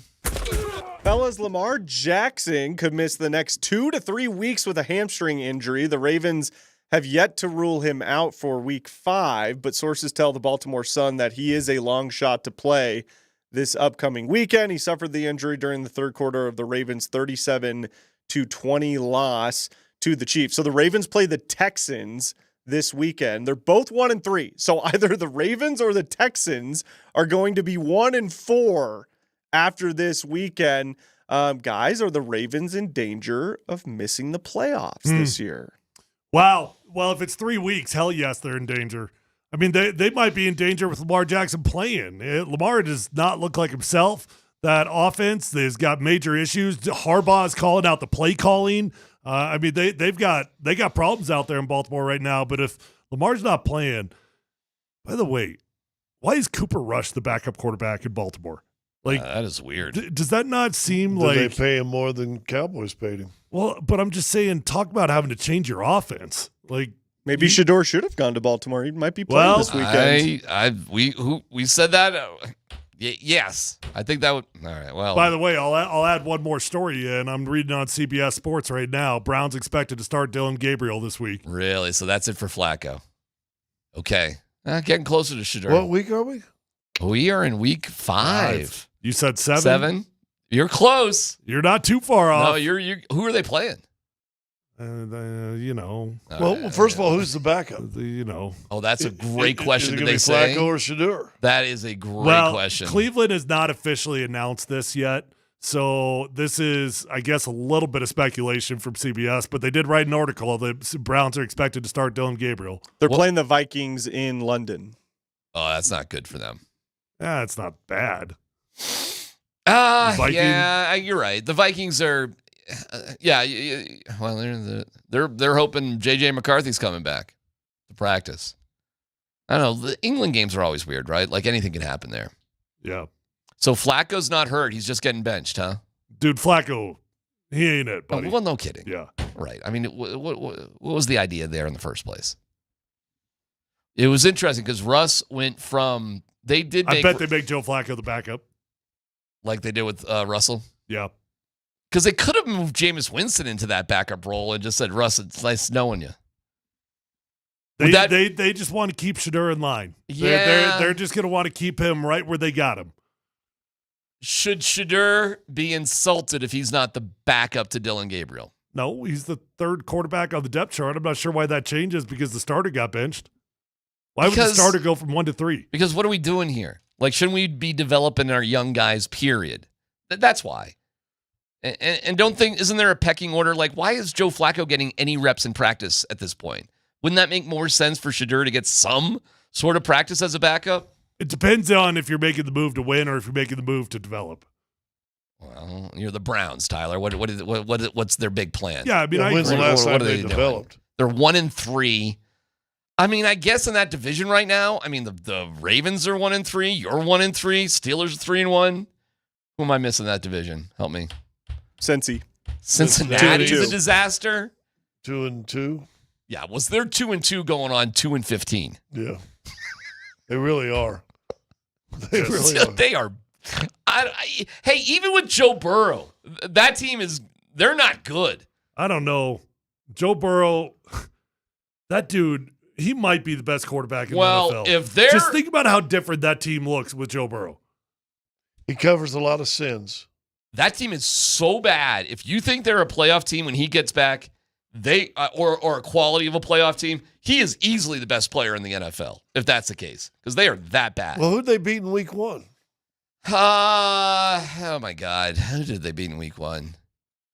I forget, Scotty. You're asking questions that we have to look up. The Browns, 17-16. Oh, right. It was a close game. Close game. Yeah. Their other one was like a 1-point game, too. That one was the Jags. Isn't that crazy? They beat the Jags? The Jags are pretty good. In Jacksonville, I think, wasn't it? That was in Cincy, 31-27. Was in Cincinnati. And Browning had like a 92-yard drive. He was like a hero. He had 2 touchdown passes, three picks. I think he came in early second quarter, something like that, or late second. No, they're terrible. Well, that's a bad division this year, huh? Look at that division this year. They kind of suck. Will Shadur be the backup? Wow. I would say if they do make this move, I'm still in play. You're damn close. 5-6, because I'm not. We'll see what happens with Dylan Gabriel. Well, knock on wood, nothing. We'll see. We don't want his foot to be twisted like Tyreek Hill. We just want him to suck. We don't want him to get hurt. Do you want to we see just want him to Shadur? suck. Hey, who wants to see Shadur play? Yeah, me. Yeah, everybody here. So, whatever. Just suck. Yeah, if Dylan Gabriel just really suck. Yeah, that'd be better than getting hurt. I'm not going to wish ill on somebody. We don't want bad things to happen. We just want you to not be good at football. The Browns will all of a sudden be an interesting team if Shadur's back there. Yeah. You want to see TV ratings go through the roof? Yes. I can't even believe. Oh, whatever. They made their decision with Dylan Gabriel anyways. He's probably going to have to get hurt, though. He's going to. Well, hey, no dumb question, real quick. I got a group chat with my daughters. They changed the name of it to Big Backs. I asked, what does that mean? Big Backs? Yeah. I asked, what's that supposed to mean, and who are you talking to? Mm-hmm. They talking to me? No, it could also mean that they can take the pressure, they can take the heat. We got big backs. Or maybe they're just. I don't think that's what it is. I just thought it was They talking to me? A butt comment. Well, They called me fat? No. No, are you kidding me? What are you crazy? I think it's Chubby more loves of that. we can take this. We're strong. We have big backs. Dude, how are you looking at that drop-off line these days compared to all the rest of the dads? You must be intimidating. I generally don't get out of the vehicle, but No, I'd get out. I'd walk around. I'd, start doing some poses. Mamas. pretty sure they're calling me fat. Yeah, if you're a fat dad, I think it's either confirmed on the text line. It means you're fat. Yeah. Okay. Well, your kids ain't fat. No, I think they're calling me fat. Yeah, their idea of fat is twisted. Well, maybe if that's they're what they're back. doing. Congratulations to Valor Christian High School's Lauren Becker. She's our Athlete of the Week, presented by Backus and Shanker. Backus and Shanker love Lauren's passion. Way to go, Lauren. And their passion is justice. Tune in Friday night, halftime of Mountain Vista, and Valor for the next Athlete of the Week. Broncos. Hey, by the way, the Appalachian Mountains go through 14 states, including Pennsylvania. Okay, well. That answers a little bit. That makes a lot of sense. It's PhD on 92.5.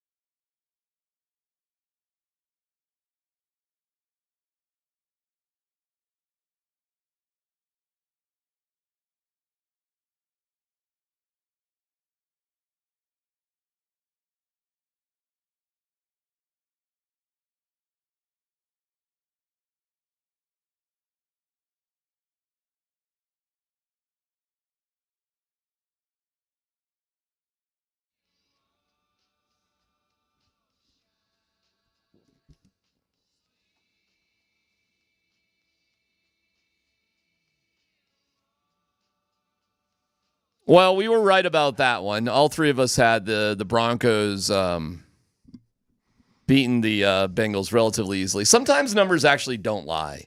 Like the numbers on the Bengals guys were just so bad. And by the way, sometimes it does matter if one guy's making 50 times more than you are to do the same job. Turns out. Think about that for a second. Joe Burrow makes, I don't know, just $50 million, and Brownie makes $1 million. Literally to do the same job, one guy makes 50 times more than another guy. Sometimes that actually, There's a reason.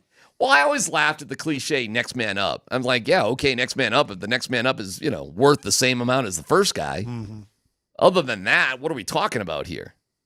And as it turns out, Browning was no good. Offensive line was no good. The running game was no good. T. Higgins and Jamar Chase are good, but who's going to get him the ball? Pat Surtain, how about those numbers on Pat Surtain against Jamar Chase? Yeah. Whoa. I'll see if I can pull them up again here really quick. Well, it's not just those, which is fine if you can, but like over their history together, like 54 different attempts, like Pat Surtain's allowed nothing against Jamar Chase. Must see Pat Surtain in his nightmare. Oh, I'd love to see the historical numbers on him. That'd definitely be interesting. But in this game, Pat Surtain allowed 1 reception for 8 yards on 13 coverage matchups with Jamar Chase. That includes 0 receptions on the 10 matchups that were in man-to-man coverage.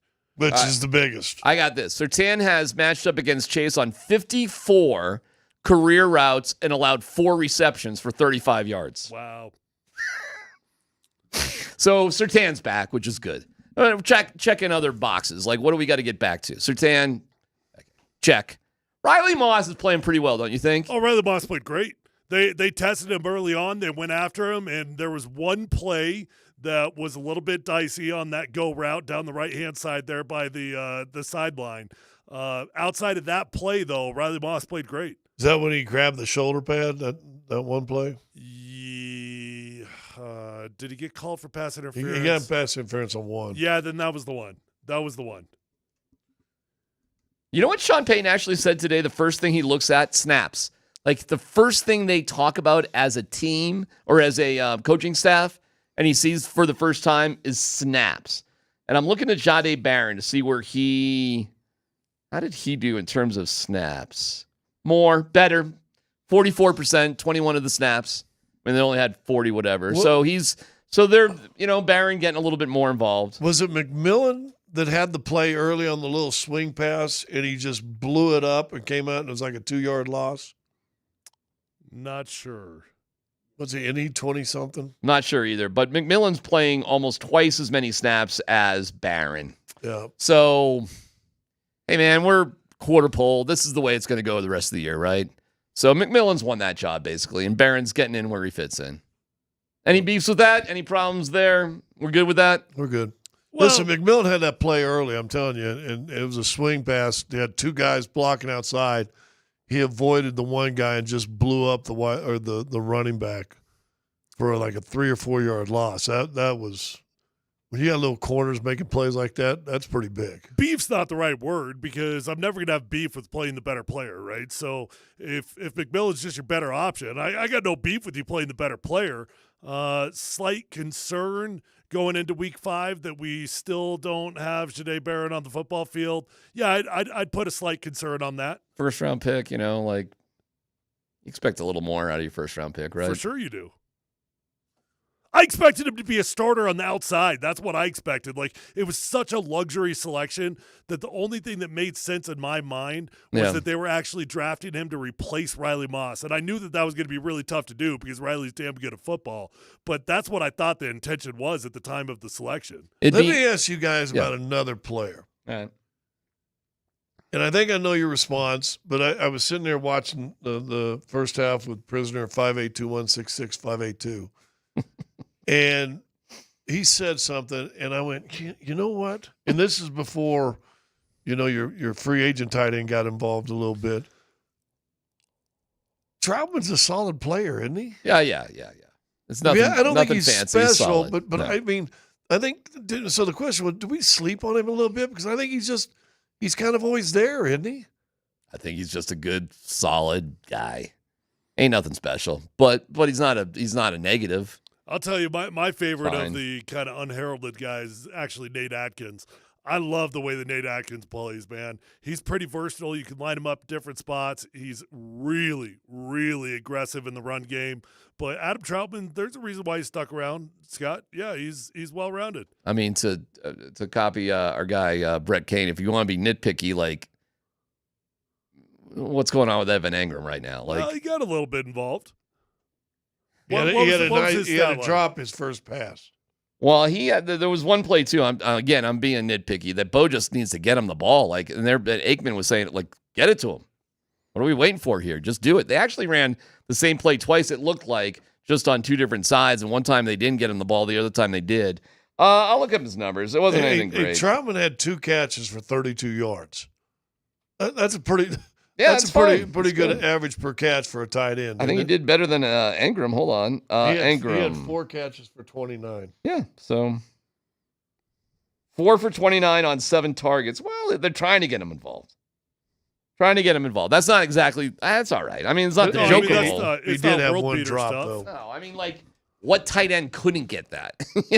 We wanted moments that were like special out of Evan Engram. I mean, seriously, Lucas Kroll could get 4 catches for 29 yards. I'm just not so sure that Ingram's body is just like early on in training camp. I saw Mike Sanford tweeted this, and I totally agree. Early on in training camp, Evan Engram looked fantastic. He looked like he was going to be the focal point of the offense. Yeah. Seriously, that's what it looked like. He was getting so many balls thrown his way. He was explosive. Then we had the second preseason game when all the starters didn't play, and he stayed out there. He caught that one ball, and he takes off.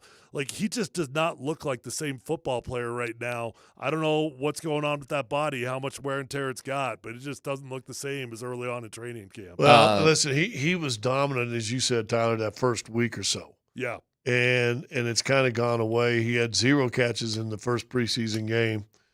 And then was it the third one or second or third one against the second teamers? He had that big long one. Pat Bryant, 1 target, no catches. Which is funny because I thought Marvin Mims wasn't going to play. Not only did he play, he played pretty well. And we were like, Pat Bryant, 1 target, no catches. Do we care? Nope. Big deal? Big deal? Not big Pat deal? Bryant's not that big a deal. All right. Okay. Your cornerback not getting much run, that's a bigger deal, I think. Xavier Jones played, actually. So he had been scratched. He got in there. I'm just looking at the draft picks a little bit. Punter had another nice Punter, game. hey, Crawshaw, there's no beefs with Crawshaw at all. That dude is fine. Like, the more we don't talk about that guy, probably the better. Like, we got no complaints on that. He's turning out great. And by the way, somebody pointed out that he does, because we were saying Dobbins speaks fluently in a different language. Somebody wanted to point out that Crawshaw speaks Australian. Oh, is that right? Oh, there you go. Fluently. That's a different language. Bo Nix is especial. Who had J.K. Dobbins being fluent in Spanish and doing Spanish interviews on their bingo card? It's fun. More you know, I guess. Guys, before Nate and Andy get here, any bigger thoughts here? We're moving on to the Eagles quickly. Well, listen, I think a week ago when we came back off that Sunday, I think that's when Sanford came in and said, I'm worried about Cincinnati. Yeah, Mike needs to apologize for everybody for terrible analysis and horrible takes. And we can catch him every night after the game. Unforced errors on Mike Sanford to think that the Bengals would score 30 points on that Broncos defense. I watched him a couple times, and I'm not a big fan. Of Mike Sanford? No, the show. No. That was Tyler. That was not me. That was Tyler reading your mind. I'm not that a was big not fan Tyler's of take. Browning. Oh, Browning. Is what I was saying before I was so rudely interrupted. Oh, okay. It made you chuckle, though. Yeah. Browning. Yeah. It's KKSC FMHD1 Broomfield Denver Boulder. There is Andy Lindahl. Good to see you, Andy. By the way, my fantasy team, Tyreek Hill and Joe Burrow. Sorry, pal. Who cares? I got T. Higgins, but I won. Really? By the way, of all the a-hole things you can do, I got 5 fantasy teams. Really? Well, nobody does care about your fantasy. It would be fun if you were in the league. It would be more fun. You and I could vie for Scott and Tyler decided not to, they didn't want to play ball, Andy, with the rest of us chumps. I've done one with him. Scott was We've done always a couple. fun. We used to We do had the a- zoo one. What would crack me up about Scotty is no matter how good his team was, he was like itchy GM fingers. This is why we need to make him GM of the Rockies, because all of a sudden you'd be done with the draft. He's like, hey, you want to trade? You want to trade? I'm not. It was like he's coming off the high of doing all this acquisition. What was the reason you guys didn't want to do the station fan? The two of you didn't want to do the station I don't thing. like responsibility. Okay. Scott, what was your reason? I'm not a fan of Browning. All right. By the way, that took me a quick second. The guy who's never played fantasy before, Vic Lombardi, who was all, had the biggest week of anybody. He's 3-1. He's kicking butt. I was so close to taking your boy Raj down. That was all I had going for me. That would have been the only thing I had this year. It's all done. I mentioned Tyreek Hill and Joe Burrow for me. Okay. I Again, lost Joe boy. Burrow, too. All right. Thank you, Dan. That's Anyway, well-deserved all right, right great. there. Yeah. They just talk 5 minutes Fantastic. about fantasy football, and then I say that, and I get that. Who cares? What's your take, Andy, this morning, this afternoon, whatever the hell it is? Wherever we are. Hey, you know what? Look, we got to in a be good happy. mood? Teams, You good? The team needs to get credit when you do what you're supposed to do, and we're supposed to do that. Now, if you're going to prove to me it's different than last year, you win this week. Because last year, you beat on a bunch of teams. Yeah, but are you going to be critical if they lose this week to the Eagles on the road, 11 o'clock? We'll see what it looks like. What do you, 11 o'clock? You know, they've been pretty good in 11 o'clock games. Under Sean. Are you picking them to beat the Eagles? Does Sean not, in every year, does he not I keep have saying one it. of those He's got a outliers? surprise every year. This Every could year. be the. Remember, we were all talking about how Tampa's going to be a disaster. We did. Tampa's going so well, and then they We go and did. beat Well, they won't do it against the Jets. You're screwing around at the Greenbrier. You're finding all the ghosts at the Greenbrier. And then what they do? Now it sucked, but they got the win. A win was a win. It was a fourth quarter comeback from There's Bo. something about Sean in October. I don't know what it is. I don't know what he does. I was on the conference call and I said, "Welcome to October, Coach," and then asked a question that he didn't give a good answer to, so we didn't play it. But I was trying to be snarky. Sometimes do you wonder? Oh, he knows. Do you think he only picks up every fifth word of the question? No, he gets that. You know what cracks me up? He's got the George Carl thing going on where, like, he quits talking for like I get lost in him not speaking, and then all of a sudden, and look, I'm a guy. I got his problem. I get lost. I don't always finish my thought, or I assume you knew what the end of that thought was going, so I switch tracks. Yeah. That dude just all of a sudden we're off the highway and in the weeds. What happened, bro? We were fine. And half the time he doesn't on answer, I really wanted the end of the answer to. It's funny, he does that, and sometimes he can't wait to answer, and he'll just jump the question. Yeah. He'll just sort of jump in there. Did you see? He had a great night last night. He's one of 5 coaches to have now 20 Monday Night Football wins in his career. Wow. And he's averaged 28 point something. I don't remember what the point was, but 28 points in those games. I'll give you another one that will blow you away. Do you know last night's win? It ties him with Parcells. Yeah. His mentor. Got all cry about that. Yeah, he got a little emotional. He got a little misty about that one. Little misty watercolored memories of the way they were. We really do have one of the better coaches ever in NFL history. We really do. Legitimately. No, like legitimately, like statistically, like he is, he's tied his mentor, Bill Parcells. That is crazy. Well, listen, we always talked about, he gets this moniker of this great offensive guy. It used to be Monday nights where that was the highlight show of every NFL team. And if you're averaging 28-plus points a game every time you're on Monday night, guess what everybody's thinking? You're an offensive genius kind of guy, right? Yeah. Because that's when the whole league gets to watch you. So that's an amazing stat in of itself. All right, I got a question for you guys. We're all sports fans here. Theoretically. Scotty will love this. Does the NFL – what are we going to do about the flag problem? Because – dude. Oh, the penalties. They're ridiculous. You got to chill out. And you know what? Yeah. It's like I get it. Nobody because wants we to need call- to legislate certain things, but I thought when Aikman was dead on that blindside block, which first off, we're shoulder to shoulder. It's not exactly blindside. You knew he was there. Blindside to me is like if I were to run up behind Nate and just crush him out of nowhere. Here, you want to see a demonstration? No, I'm just saying. Every little damn flag last night. Rules guy said it was a penalty. Well, rules But guy then also. then he also kind of agreed with Aikman. That it's stupid. It's a stupid penalty. Yeah. What if we did It's put kind the of like official the on leverage TV? on the field goal. For me, it's the Pat Bryant neutral zone.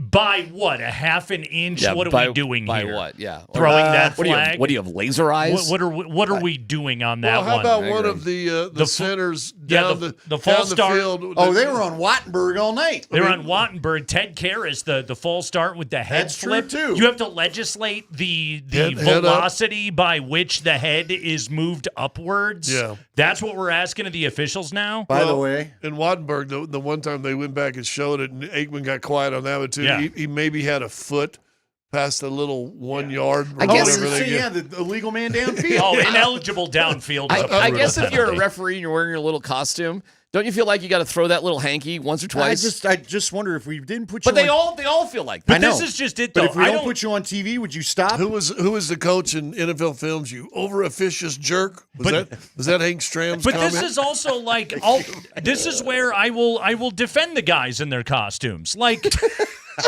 they I'm sitting beside you, right? the amount of rules of like points of emphasis, because how often you hear a broadcaster like the false start again thing with the head, and it's a point of emphasis. Like, do they not have enough to worry about? Yeah, I'm with you. Like the NFL's gone way too far with this. The constant like legislation of like how do we make this the most entertaining and aesthetically pleasing product we possibly can is information overload on these dudes, and then you get flags thrown, and then the broadcasters and all of us at home are just like, what are we doing the here? NBA's been doing that The for NBA's years and killing years and us years with and it. all this stuff. And I've even told the head officials, who actually the guys in charge all kind of like me. They don't mind. In fact, the one guy that's in charge now says, listen, if our guys screw up, you ought to say something. Because he said, I will. He said, they get calls from me later on. Yeah. But the original rule book of basketball is 13 rules. I know. Now we've got 500. So what was the original rules? We were talking about the Dallas game the other night. The guy that you had the long touchdown for the Green Tucker Bay, Kraft. and then we got to come back. It's like you're so bored. Let's look at it with the slow motion. It looked like a touchdown. We have to Forever review- it's been if the pylon gets hit, you get the score. It is, and the technology has just we've overdone it all. But this is also, and again, this is one where I will defend the officials on this. That's our fault. No, you're right. Okay, because we Every jag off with a Twitter account then has to stop motion the thing and then put it online and then whine about it because we're a grievance culture and that's all that we do with anything is complain. Yep. And so then the league is like, well, we've got to now overreact to all of this. It's why we're going to have robot umps in baseball next year, which I'm happy about, but also like, can we stop whining about everything? By the way, you remember? I'm whining about the whining now. Can I give you Scotty's greatest line before we get off of this? Let's have I don't know if we're going to or not. One time I'm working the board, and Scotty was calling a Bronco game, and he goes, Dave said something about, there's a bunch of officials down there. He goes, it looks like a clown fight. Again, with the costumes. They're also they're all jacked now. They all had hockey lead this thing out. Every single one of those dudes is just like no carbs, ripped as can be. They're on whatever that stuff Tyler's on. Like they're walking all around. They've all got a peptide. Steroids. When you look, what do you think about Tyler? When you see, he enjoys a peptide. He's going to the men's clinic. It in the commercial. Exactly. No one's hiding it. Exactly. So he hasn't told you he's not doing Hey, a you know what they're doing? They're buying Tyler's products. They're what good we're customers, doing? We're doing okay? Pepto. That's our problem. But He's you got go the back peptide. That's and how you you look see any 80s and 90s football, and you're just like, look at those fat schlubs. Good for them. Right? You know, they went out for a couple of extra burgers before the game. That blindside hit wouldn't have been called. No. I got to tell you, I'm going to do something for Nate Kreckman. KKSE. I already did that. Oh. No, this is for Nate. What do you got for me, pal? I feel your pain. Uh-huh. As you're watching your Cubs on Gamecast instead of video. Oh, I know. I'm going to give you my phone. Yeah. So you can watch your Cubs. Do you got it pulled up on ESPN? I got it on Fubo, which we don't have in here. What? I lose that. I am letting Nate just borrow my phone so he can actually watch his Cubs because they're up 2-1 up 2-1 in the 8th inning. Finally got to Pivetta in the 5th. He was mowing them down. Andy, you can deal with distracted Nate. MLB.TV. We had Scott and Tyler with the Ryder Cup actually happening during an entire show. Yeah, MLB.TV goes away in the playoffs. It does? It does. I still get the audio feed, but I feel bad for you that you were literally watching your favorite team on earth on Gamecast like it's the 50s or something. It's fine. I'm sticking He with reads it. a paper. We got a paper in here. Well, hey, look. Who's the old guy? Moser? Paper. Well, Okay. Lombardi was here. To be fair, I read the digital replica edition. No. Don't lie. What about the I do. paper? Hey. They don't deliver the paper anymore. No, but this is we actually have a newspaper. That's awesome. You know, I know we got a younger staff. This ain't lying in a stall. No, I will also ask Andy about this. Up until, what was it, probably 2 or 3 years ago, I never did a sports talk radio show in my life without a sports page in front of me. yeah. I know. I always did. And then what happened was the Denver Post and the beautiful, fantastic venture capitalists that own the company, they jacked the cost of newspaper delivery up so obscenely that I was like, I have to quit you. This is awful. When I started talk radio I used to go to the paper and cut things out. Used to highlight, cut things out. I would walk into every show.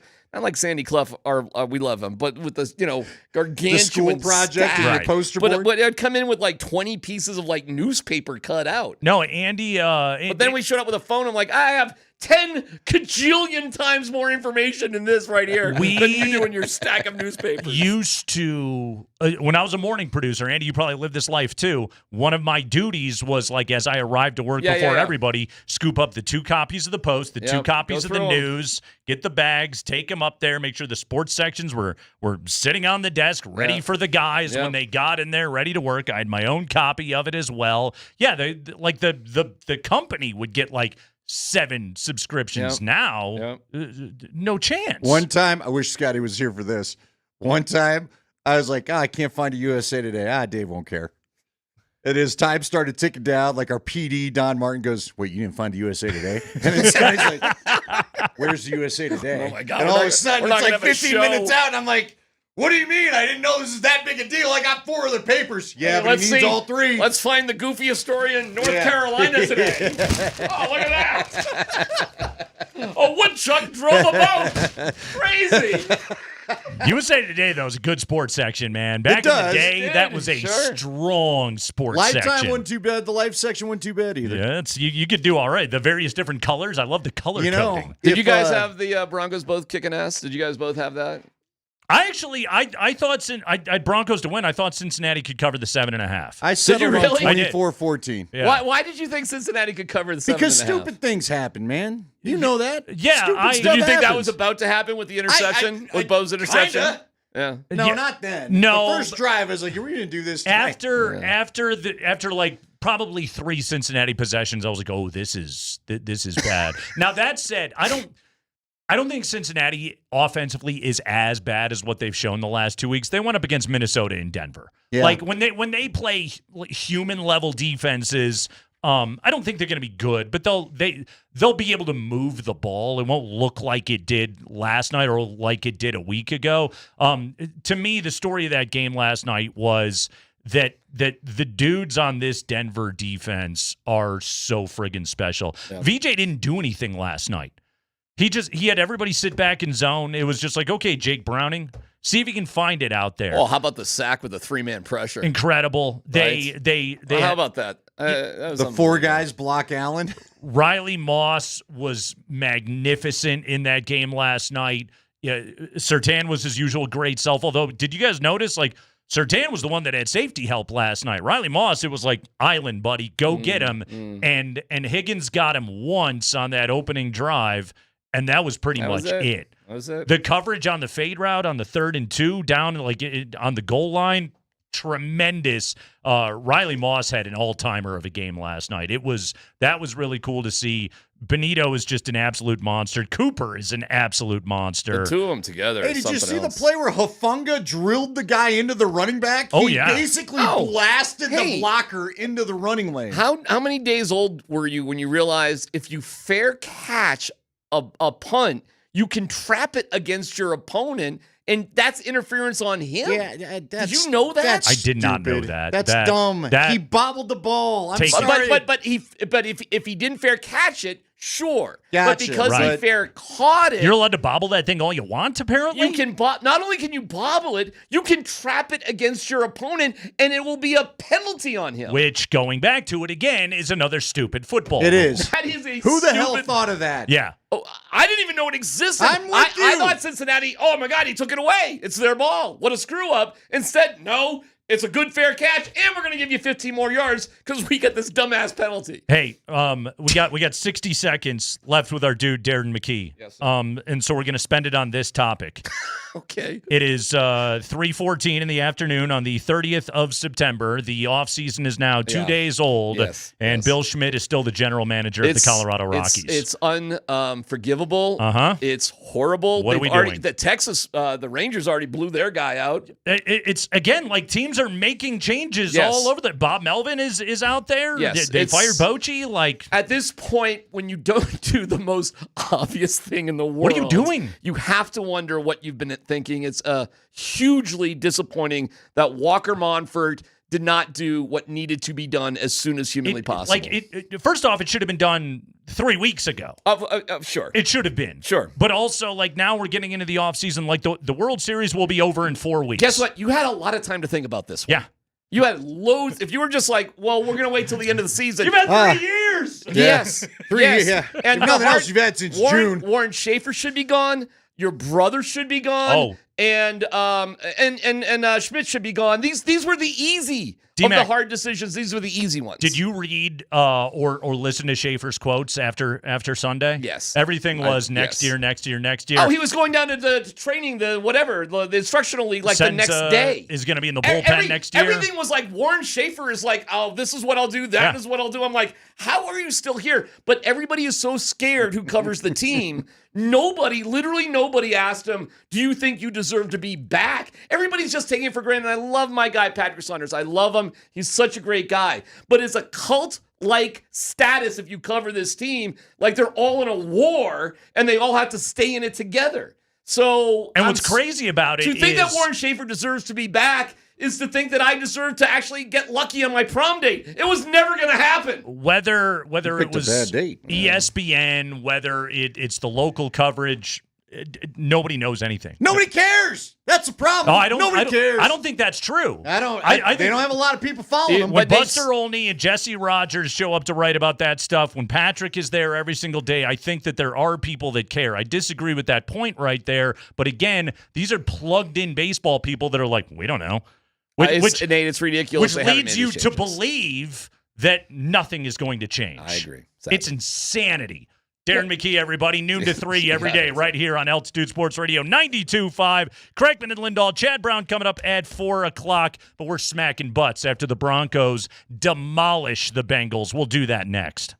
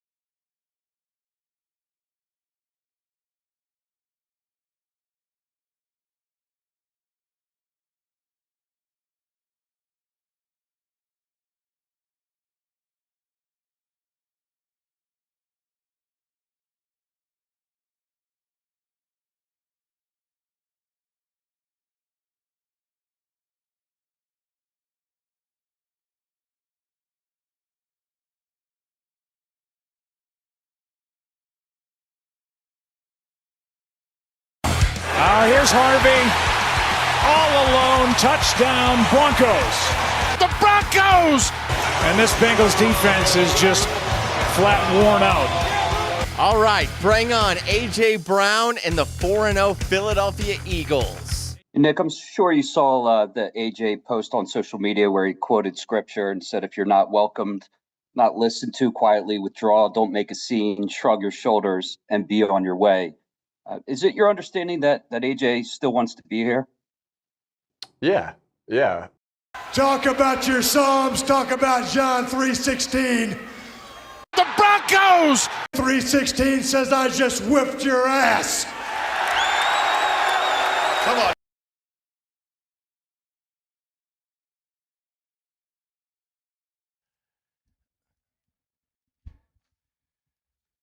Broncos certainly did take it easy last night. Although the Eagles are coming up this week. Had a rough night, and I hate the bleeping Eagles, man. We're with you until... Now I get it. Yes, the reference. It's Sure. right there.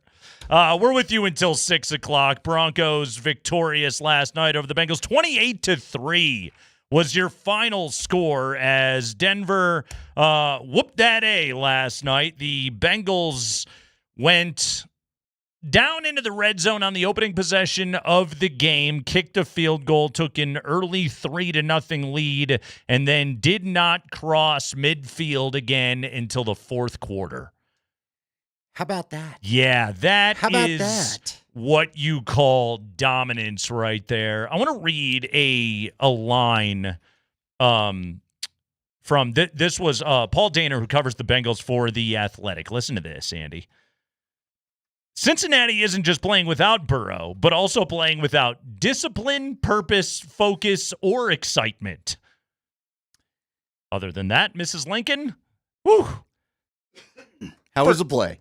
First off, Andy, I wouldn't disagree with anything that he is saying right there, but also, like, in the midst of the topic of how bad the Bengals are, the Broncos defense is friggin' awesome.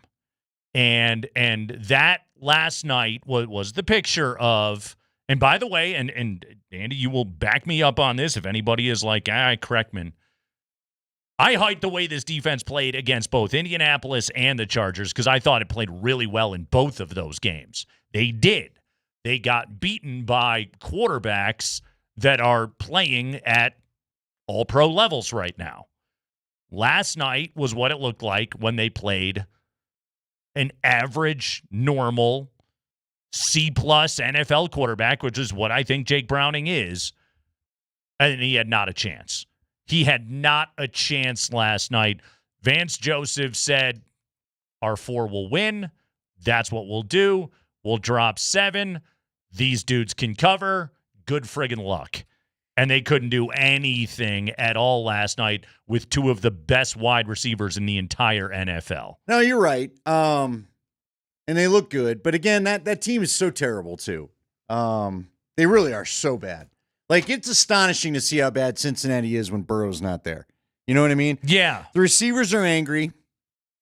If Burrow, like, if Jamar Chase didn't have Joe Burrow coming back next year, I'm sure he'd ask out of there, right? Same with T. Higgins. The paychecks are pretty good. Awful. Yeah, but the offensive line, my goodness. No wonder Joe Burrow isn't out there. Yeah. And it's amazing to see how they've constructed that team and what they think. Because, again, when he's not there, none of it works. Yeah. None of it works. And, again, that's what it looks like when Denver's defense goes up against a lousy offense. They're gonna kill those dudes, and the Broncos are going to win those games. Okay, I said this. I'll say it again. This, to me, is a good, interesting week because I think – you know, am I happy with the win last night? Absolutely. You always got to be happy when your team goes out there and handles business. And we've said it before, time and time again, the one thing you've got to really credit Sean Payton for, his teams always seem to beat the teams they're supposed to beat. Yep. Period. And that's important in the NFL. It is important. Now, in order for this to look different than a year ago, you go win a game like Philly. Or at least compete in a game like Philly. Sure. Because the Super Bowl contenders – They whooped you up and down the – you did not do well against Buffalo. You did not do well against Baltimore last year. You can't have one of those now if it's going to look different than a year ago. Again, you know what? The Bengals might as well be in the NFC South the way that they played last night. So we've seen this team handle those teams. Now go handle a big boy. Yeah. And I think they could. There's a way they could. I know you seem hesitant. But I'm gonna spend my week trying to find that, Andy. As I sit here right now, I can't squint hard enough to see it.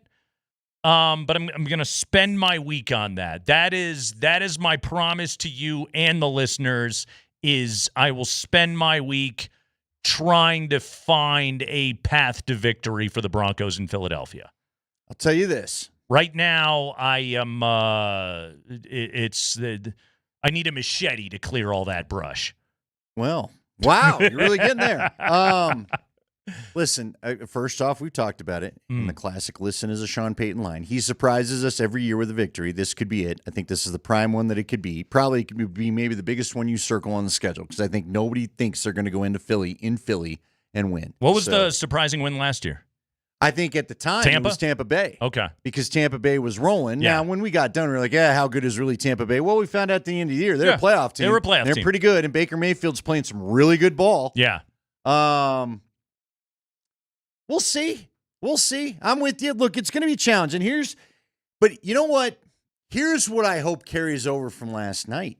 And I'm going to smack on. Here's my first smack on the rear. Give a hearty one right here. Sean Payton, I'm leaving you with the mark. You ran that football at the end of the game. You balanced things out a little bit more. I think it made life a little bit easier for Bo Nix. And you know what? You got back to pace. Weren't a lot of times you were watching the play clock roll down. I think Bo Nix was given the passing menu that he was more comfortable with. Yep. They looked like the team that got going in October and ran to the playoffs. But when you run the football, and look, man, I'm liking J.K. Dobbins. Now, I know everybody I talk to, it's funny, you talk to anybody out there or talking at the bar and people kept going, yeah, but he's going to get hurt. Yeah, but he's going to get hurt. All right, but he's not hurt yet. You know what I mean? That's just it. And if it, again, like clearly what Sean decided last night, 16 carries for Dobbins, 14 for R.J. Harvey. In the passing game, Harvey was targeted 5 times. Dobbins was targeted once. So big total yardage game for R.J. Harvey, but basically split the workload down the middle. I thought Dobbins looked great last night. I thought they actually both looked great last night. They did. I thought both of them played really, really well. Harvey, on the second drive of the game, when Nick scored on the scramble, that, like, RJ almost scored. He had one tackle to step through, and he couldn't get through that thing and go score. That was a good opportunity. His last touchdown, that's some of the worst defense I've ever seen played in the history of the NFL. There's no doubt. But it just like you're just gonna blitz off the edge and just leave him and think that Bo Nix isn't gonna make that throw. Yeah. Troy Aikman called it out. Yeah, you left him as hot. Whatever. Yeah, you might want to shade somebody in that direction. But you know what? See, again, I would say to your point about R.J. Harvey, I think we see Dobbins' influence on Harvey. Yeah. Because Harvey's starting to run up. What I love about what Dobbins does, they talk about the patience, and he gets right behind his lineman, and he just kind of goes along with them. He's not moving too fast. He's not making – he waits. And the minute that he gets his hole, he's through it. He's gone. He's done. You're starting to see Harvey do a lot of that too. Okay, he's not trying to bend everything outside like we saw in training camp. I know a lot of people, we had a few people text a few weeks ago, he's not always bending it. Well, he was in training camp. They've clearly got the coaching to him, and that's good. Yeah. Look, this 1-2 punch, it's something that's great. And I think here's what I think is going to happen. I'll tell you already. Philly's going to do the old Super Bowl plan. Vic is only going to rush 4. He's going to drop everywhere so Bo Nix feels like there's a corner in every spot or a coverage guy in every spot of the field. Yeah. And not let him have one comfortable throw over the middle. I think what Fangio is going to do, and Fangio's got the horses to be able to do it, is I think he'll mimic a lot of what Minter and the Chargers did, and Vic loves to run a lot of cover 4 anyway. It's going to be a cloud of bodies out there. Honestly, like there were plays last night where I was watching Cincinnati and I was like, you're playing it right, you just suck. Yeah. Like Boy, does Sean Payton think that Bo Nix is more comfortable in a boot or a naked, or my goodness? But they were ready for it. It was and Cincinnati, like they game planned it well. Like Bo didn't have a lot of time out there. Like those DNs were, ripping off and peeling out and like making Bo make a decision, and that's going to get a lot harder against the Eagles. There's no doubt about it, but you know what you do against that? You run them out of it. Yeah. You run them out of it. That's why I'm saying can. if you stay committed, you can run them out of those coverage looks, make them get some guys up there in the box, show them you're going to stay committed to the run, and then Bo will get his throws back. You hope. You sure do hope. Bo's got, the one thing, and Troy Aikman called it out last night. And look, Bo Nix, we can slap his, I guess, backside. That was honestly a good Bo Nix game. It was a good Bo Nix game. He was playing point guard quarterback. You look at his passing chart. Honestly, it didn't really look that much different than it did against the Chargers. It was the outside behind the line of scrimmage stuff. Okay, get it out of the hands, get it in the hands of playmakers. Boom, plays get made. Like there was a lot of that stuff that was going on last night. But it was effective. That was a good Bo game. He had some throws. There were a couple last night that in the pocket, and there were a couple of drops that didn't help him. But he had a freaking bullet to Troy Franklin on a 2nd and 17 that was just a thing of beauty. He had the touchdown to Sutton. That was in the pocket, make a read, make a throw stuff, which is his greatest weakness. And it's why I think he struggles largely on third downs. But okay. You're also a guy that's 1 season and 4 games into your second year. Let's keep just seeing progress in that way. Yeah, but he's got to quit running up the pocket. And Troy Aikman talked about that because both times he's had the open receiver, and Troy did a great job of getting the angle, working with the TV guys to show Franklin was by both DBs. Just calm your feet down, throw it out there, let him go get it. You'll be fine. But that was the same thing he did on the flea flicker, where he had to run up the pocket for whatever reason. But other than that, look, man, he had a couple of those plays. I'm telling you. He had a good game. I think they can compete with Philly. I think they can. Now, you're going to have to play some good defense, too. Mm-hmm. You know what? This defense, boy, if Malcolm Roach, I know Leggy said it's probably unlikely. Man, if Malcolm Roach could just come in and give you a few of those push downs or something like that. Because if you can take this Philly offense out of some of the comfortable rundowns, then you got a shot. Yeah, don't let him get into a 3rd and 4th or short because they're going to pick it up. I got to give a smack on the rear. Cortland Sutton, I thought, was great last night. Oh, yeah. 5 catches on 6 targets, the 81 yards. He was catching the ball. He was making guys miss. He was turning upfield. He was wonderful. That was a great Marvin Mims game. And I said it yesterday on the show. Are we going to see the Marvin Mims game? And we got it last night. He had the 16-yard touchdown run, 6 catches on 6 targets for a very nice 69 yards in that performance last night. And they were doing some cool stuff with him. There was, sort of that speed motion screen game stuff, get the ball in his hands, get him turned upfield. I thought Mims was terrific last night. Troy Franklin, catch the ball. Catch the ball more. The ball. We need you to catch the ball more. But just in general, offensively, it's hard to find much to complain about in that game out of Denver last night. Well, I got one. the frequent throwing of the ball to Adam Troutman. That was wild. You know what? Look, Troutman made the catches so good. At least the tight end got involved, right? Just where the hell is Evan Ingram? I just don't get it. It looked like for a while in camp this guy was going to be something, and now I just don't know. 7 targets last maybe night. He's still hurt. I don't know, man. It's just wild. Wild. 7 targets for him last night. To me, again, the story of that game, and I know I'm a broken record on this stuff, but one of my rules on this show is I don't take greatness for granted. That Broncos defense is freaking awesome. And I don't again, 2-2. Okay, a couple of guys got you. And they made great plays. Nick Benito, holy crap. Well, what a player. Jonathan Cooper, what a player. John Franklin Myers, he's good for one. Just I'm going to bull you over and go sack the quarterback play seemingly on a weekly basis right now. Good Singleton game. He didn't really get torched. There weren't really weapons to torch him with. Yeah. Exactly. And then Surtain and Moss and McMillan, all of them were great last night. The coverage was marvelous.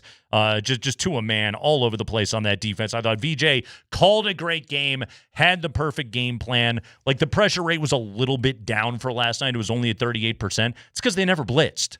Well, yeah, he's saving his stuff. I don't need to use I don't need to put this on tape. We're not gonna. It was just like, I'll put a bunch of bodies back here. You're not going to find anyone open. Yeah. Good luck, my dude. Yeah, we'll try to bracket everybody. We're not going to let T. Higgins find a soft place in the zone. You apparently don't want to throw to anybody else.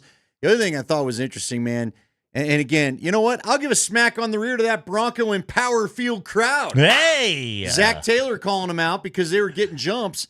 It's why you got to find a way to get a playoff home game. Yeah. You just got to find a way to get a playoff home game. Oh, to let that defense rush in the playoffs at home? The Benito Cooper split sack. Oh, yeah. The jump those two guys. Oh, it was ridiculous. I'm not sure. They were showing out that one to what was the right tackle. It didn't even move. Oh, Amarius Mims had a terrible game. Just a forgettable night of his football life.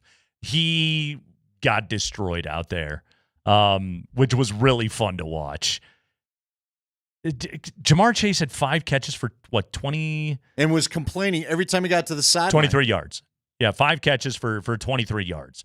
He hates his life without Joe Burrow. Oh, he's just talking anyway. It was what I thought was funny is they showed him talking on the bench and literally nobody listening. How about a team that just it's like when you see how they play with Browning, you're just like, oh, you guys really you have nothing other than just hoping Burrow gets you 35 points.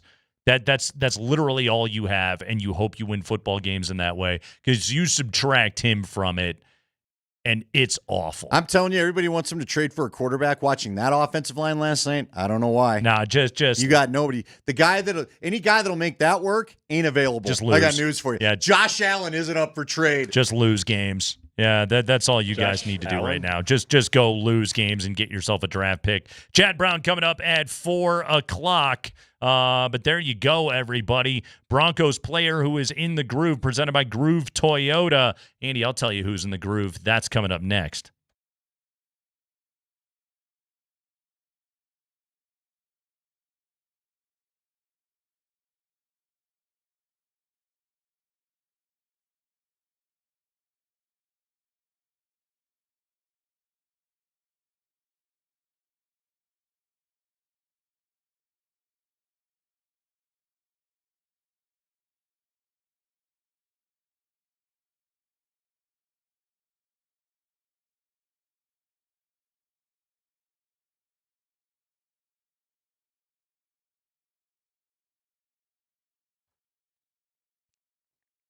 Guys, Andy Lindahl from my friends over at the Rocky Mountain Men's Clinic. Let's talk about how you've been feeling lately, how the energy levels have been. You know, it's fall. There's stuff to get done. You got to get the yard ready for winter and all that kind of stuff. Maybe you're decorating for the holidays. We started doing that this weekend, at least for Halloween, but there's a lot of stuff that needs your energy. And if you're waking up and not feeling good energy by the time you hit early morning or maybe middle of the day, that's no good. That's not what you want. That could be a sign of low testosterone. You're not seeing the gains in the gym. You're dealing with brain fog. And certainly there's some of those sexual side effects. All could be signs of low T. So get on over to the Rocky Mountain Men's Clinic and see what they can do for you. Talk to them about some testosterone treatment. They can help you out because they've been in the business for a long, long time. If you want to go and have your first visit with them, first off, if you want to take a quiz, you can do that. Just go to RockyMountainMen'sClinic.com. 10 easy questions, yes, no answers. Takes 2 minutes. You can see if maybe this does fit your condition a little bit more. When you go in for that first visit, they draw your blood. They have results within 30 minutes. And then you'll talk to a Colorado licensed medical provider about those results, and you can talk about testosterone treatment and what it can do for you. The cost of that first appointment is only $99, which does include the consult, the T, and the PSA test. But if you sign up for the testosterone treatment the day of your appointment, that is a free visit for you there. So get back into the higher energy levels, the better gains in the gym, sleeping better, and waking up feeling refreshed and more productive at work with no brain fog, and get the sex drive back. That's the Rocky Mountain Men's Clinic. They can serve you throughout Colorado, 5 locations to serve you, up in Fort Collins, down in the Springs, and they have a great new revamped location in Castle Rock they urge you to check out. Good folks over there. Give them a call today, and you call this number and you can get in touch with any of the clinics near you, 720-440-7900 or RockyMountainMen'sClinic.com.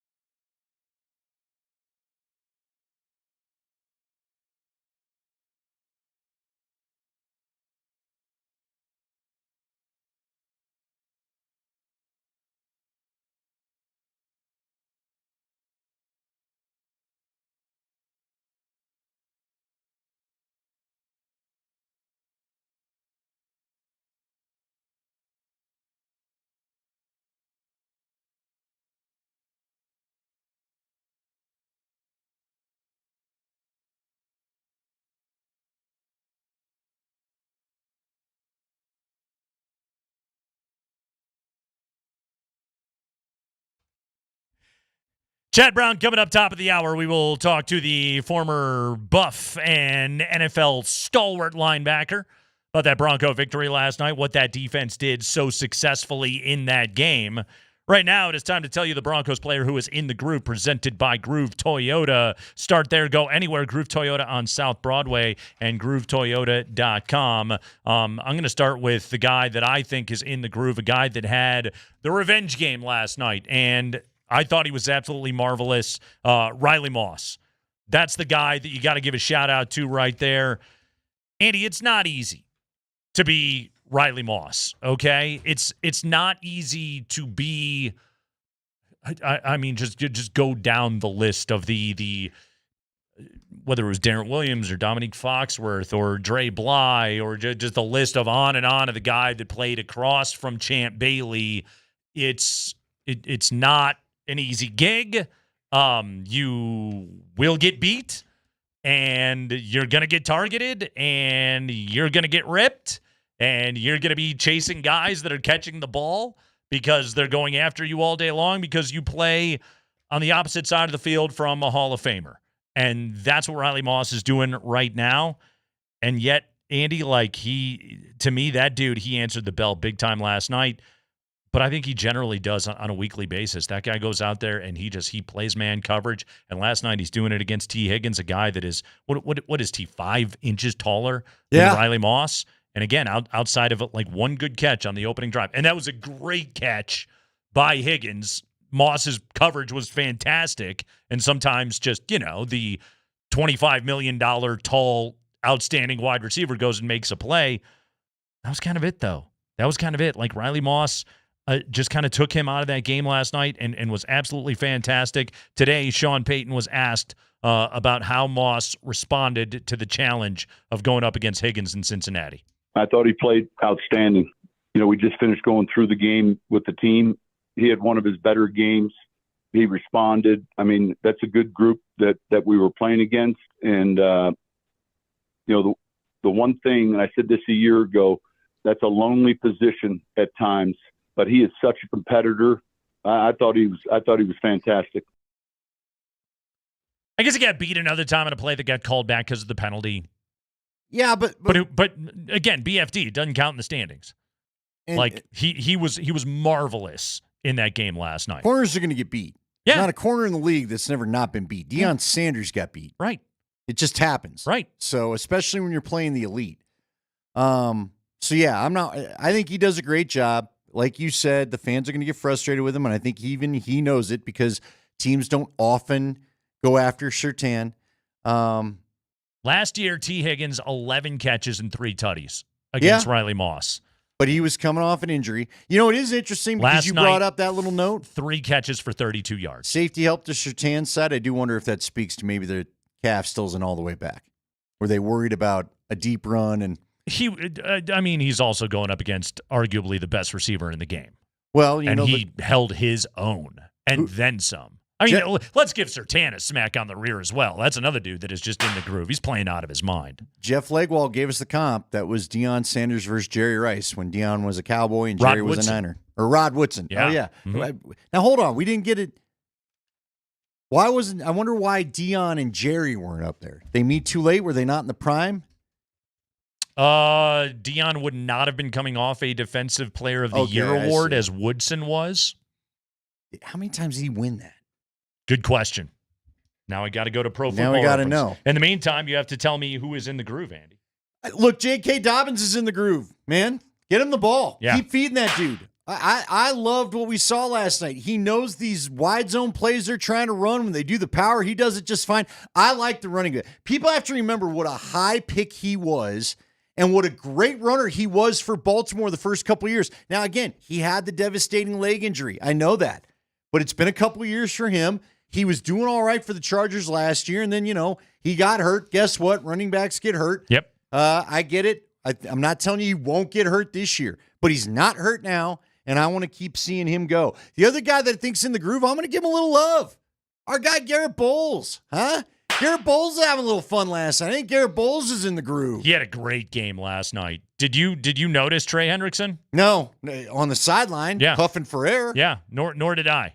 I didn't notice him, and that was mostly Bowles just going one-on-one against him. That was it. Garrett Bowles had a great game last night. Outside of Wattenberg, got 1,000 penalties last night. By the way, the fans going nuts every time Palczewski is announced as eligible. What is the deal? It's awesome. I love it. It started a few weeks ago. Right. It was, and they were doing it in the Tennessee game, and now it's a thing. Now our dude Palczewski, friend of the program, by the way. Got to get him back on. We do.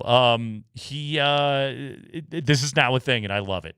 I love it. That's some good, organic, fun fan stuff right there that they just go berserk every time he is announced as eligible, which is such a funny thing to go crazy over. He's the Dan Skipper. It's awesome. Yeah. One Dan Skipper, was he the eligible guy that used to come in for the Lions all the time? People get fired up? Sure, yeah.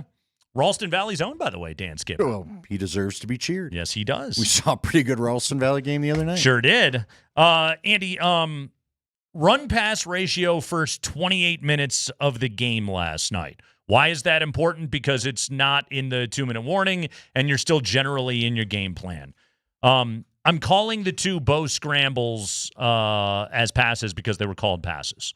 Okay? Yes. 19 called throws, 14 called runs. Okay. Up to the 2-minute warning of the first half.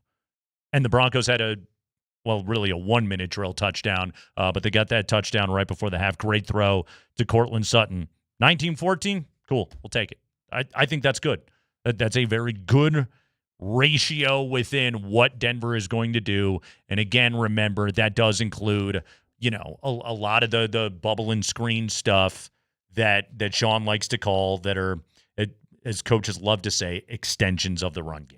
Sure, but again, I'm with you. Look, 19-14, that ends up being what, 38-28 at the end of the night? Yeah. We had said 65-35. Give me that ratio all day. But you were up so much that by the end of the game, I think you were 42-38, and you had a fourth quarter in which you just stuck to the run and just crushed him with it. Well, what I love too, I'm glad you got the work on the run game. I hope it gives Sean Payton confidence to keep calling it because, again, I got to see more JK. I got to see more RJ Harvey. Those guys are a great combo. Use them. Dobbins is playing really well. I agree. But I think it's also great because both coordinators, you already laid it out with VJ. I'll say with Sean too, when you're just running the ball at the end of the half, no more. Now I got more tricks for later on.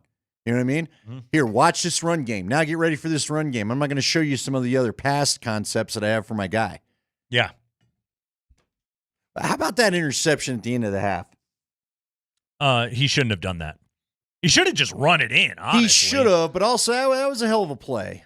So it was. Give credit to the linebacker. That wasn't an easy play. That was a linebacker, right? I was still. It was Demetrius Knight. Yeah, it was Demetrius Knight that made that interception. But also he was trying to force it to Troy Franklin in the back of the end zone, who was not open. That throw never had a chance. So it was an awful decision all the way around. I'm not that up in arms over it. You're down in the what's the worst that happened? They take over at the 20. Well, guess what? They suck. They immediately went 3 and out and punted the ball back to you, and you still scored before the end of the half. Yeah, look, at no point where you're like, oh, that'll turn the game. Right. You know what I mean? Yeah, it had no chance of being that. It was a bad decision by Bo. Yeah, I think he should have just taken it himself, called his own number. I love the scramble touchdown out of him earlier in the game. Again, he saw it open up. Okay, man, great athlete. Go make the play, and boom, he did. That was good. I'm not that worked up over that interception. It was dumb. And he'll look at the film and he'll know it was dumb. And guess what? They still scored before the end of the half, and we're up 3 scores going to the second half. So no harm, no foul. Against a better Cortland Sutton, by the way. What's that? Cortland Sutton. Give him a smack. Oh, he was marvelous. I mean, I did last segment, but we can do it again. Did you? I did, yeah. You sure? Yeah, I did. I don't understand anything that you said. By the way, speaking of that. Did I give J.K. Dobbins it? You want to get Benito? You want to get Riley Moss? I'm trying to think. All right. Who else did you I'm mention? confused. We gave Sean one. The other night, Andy and I are calling high school football. We're up at the NAC. We're doing high school football. And we had an interaction with a listener that was very funny. Oh yeah. We had a kid come up to us and he dropped the catchphrase on us. He was like, we were in a commercial break. We have like 30-second commercial breaks during these high school football games, and he and his dad came up to us and kind of tapped us on the shoulder, and we turned around, and this kid, what would you say that kid was, like 10, 11? Yeah, and deadpan looked at you like no emotion. And just hit me with a cool, Carl. Yeah, cool, Carl. Yeah. And we all loved it, and he just like mic dropped, walked off. He was out That's of all there. I had to say. To you. Cool, Carl, I'm out. Yeah, we had a lot of people. It was kind of, I don't know if it was funny or not. You and I had a really good time calling the game. We did. It was very fun. But we had a lot of Ralston Valley people coming over to say hello to us. We did. As you said, the Valor people were just kind of like, I don't think they enjoyed anything about that evening and us being in the tent behind them. It was a great position. Yes. Because when we got that position, I was like, I don't know if I want to do this. I kind of like being on the roof. And then I was like, no, this was the right, because not only do we have a great view of the mountains. It was a great vantage point to watch the game from, but also like, and here's the thing. When we call high school football, like, we're trying to hype both teams. We're down the middle, but also, like, in the second half of that game, Ralston just kept scoring. If you want to hear emotion about your play, you got to give me a play to give you emotion about. Well said. And so every time that Ralston Valley would score, you gave them the highlight. There's some good plays. We're there to give highlights for both parents. And there was a lot of stoic, angry faces on the Valor side, and then they'd turn around and look up at us. Yeah. You're on the wrong sideline. Sorry, we're the network. We're not sorry. We're the network broadcast. We're just calling the game down the middle. Yeah, we're just here for that. To be fair, I went bonkers on the Titus Heward touchdown pass to Cash Spence. You absolutely did. Because it was an unbelievable play. It was. Phenomenal throw. Dropped it in just a dime. Put it in the bucket right there on the sideline. Great play by Spence off to Colorado School of Mines. And they didn't hear because they were cheering. Yeah. Yeah. Oh, you didn't get it then, did you? That's not my fault. Titus Heward, by the way. You want to talk about throwing easy cheese. My gosh. That kid's got an arm. Whew. Kreckman and Lindahl. We'll take a break. When we come back, Chad Brown joins the program. We break down that Bronco victory. Looking ahead to Philadelphia. It's all coming up next.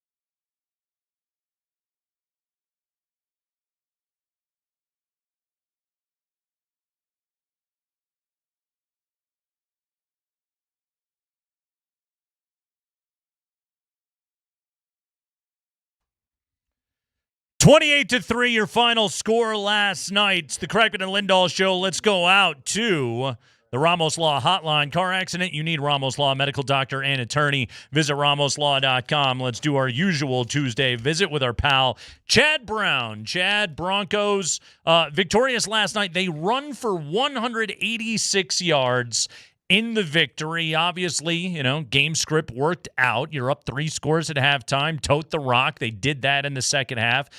Sean Payton got his first 100-yard rusher as the head coach of the Broncos, first since Latavius Murray back in, what was that, to December of 23? We're going all the way back to. So here's the question, Chad. They had a run game last night, but after watching this game this team for 4 games, do we have Chad? Okay. There he is. Now he's back. Okay. Yeah. Briefly disappeared for a second. I thought the question was good. Anyway, Chad, is this team built to be able to make this their identity? Can this be a running football team? I think there's a reason why you're talking about this 100-yard rushing and the rushing attack from last night is because this is not what Sean Payton teams generally do. It's particularly as a Bronco head coach. So, yes, it's fantastic. You got it done. You provided some balance for this offense.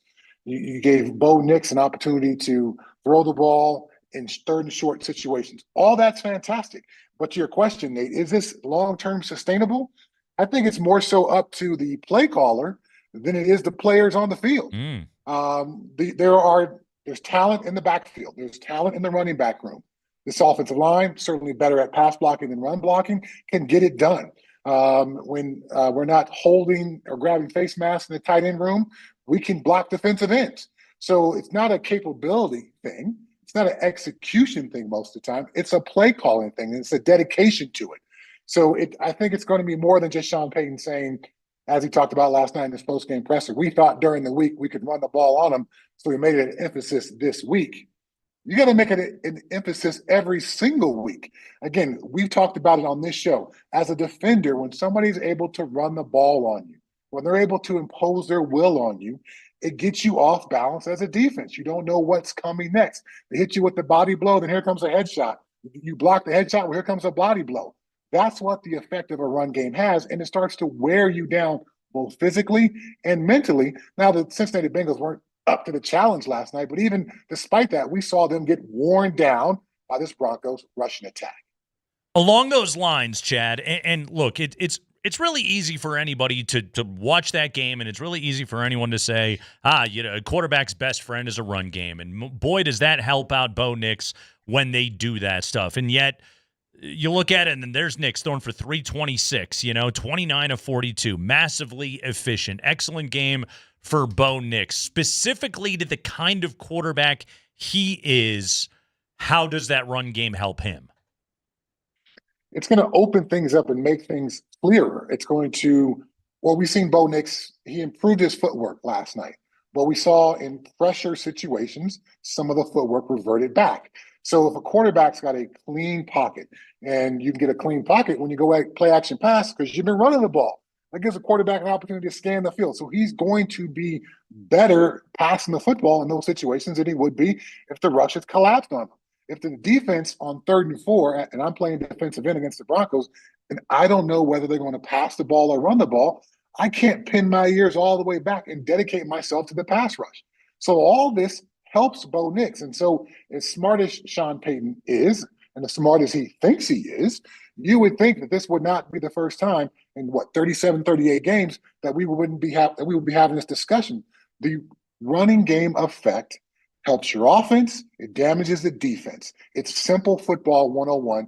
And I know you want to portray yourself as an offensive genius and a great play calling, Sean Payton, but sometimes it's incredibly simple. That play just worked. We should run it again, and we should run it again until they stop us. And you don't need to show us you're a genius by all the creativity and personnel packages and all that. Show us you're a genius by imposing your will upon the defense, getting them to mentally crumble, and then you can take advantage of whatever you want after that. All right, Chad, break it down in easy terms for us. What do you expect Vic Fangio to do? Is it going to be the rush 4, drop the other 7? Is he going to make it tough to find pockets in the field? Like, how do you think they'll D up Bo Nix now from your defensive eye? I think Vic Fangio is going to have all of it ready for the Broncos and Sean Payton. Yes, they would love to get pressure with their 4, but the Eagles, although we think of them as having such a great defensive line, they've got talent up there, they haven't exactly been rolling it as far as sacking the quarterback. So he's going to have to dial up some blitzes. So I would expect more blitzes than I would just base 4-man rushes, even though Vic wants to do 4-man rushes, just like Sean Payton wants to call passes. Sometimes you have to do what the opposing team allows you to do or what your personnel allows you to do.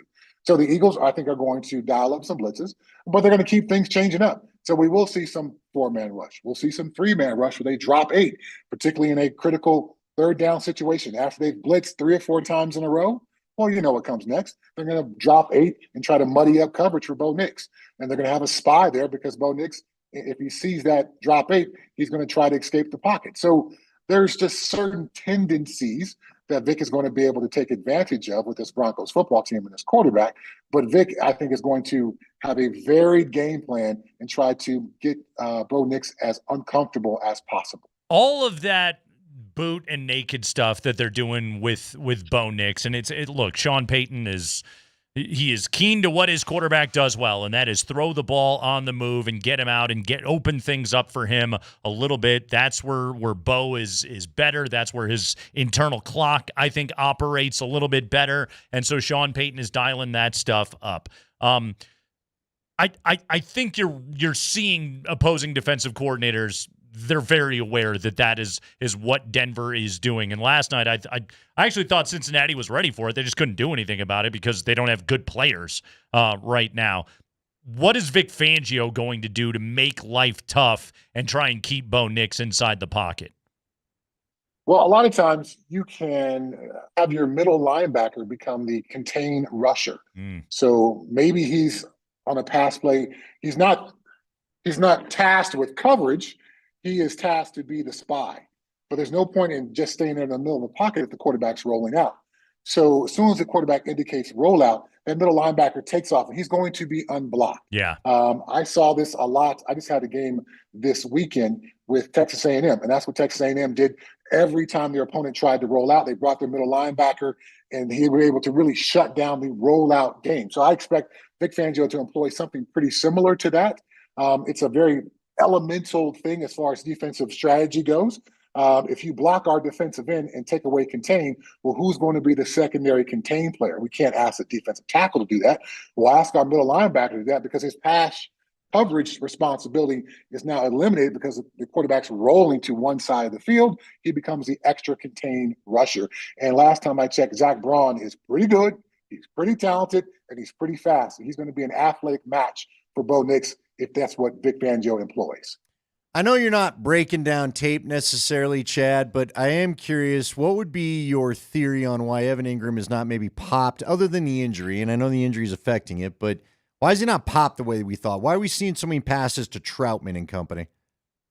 That's a really good question. And I thought about this last night. In fact, I was on a post-game show, and I asked somebody who was in the locker room about what his thoughts were. And he kind of couched it to, well, some of the injuries, and he's not really fully integrated into the offense. But we all wowed collectively as Broncos media in the offseason about, Sean Payton's got his joker. And Bo Nix and Evan Ingram are going to be a match made in heaven. And these two guys have been lighting it up all offseason long when Evan Ingram's been available, blah, blah, blah, blah, blah, blah, blah. But in the end,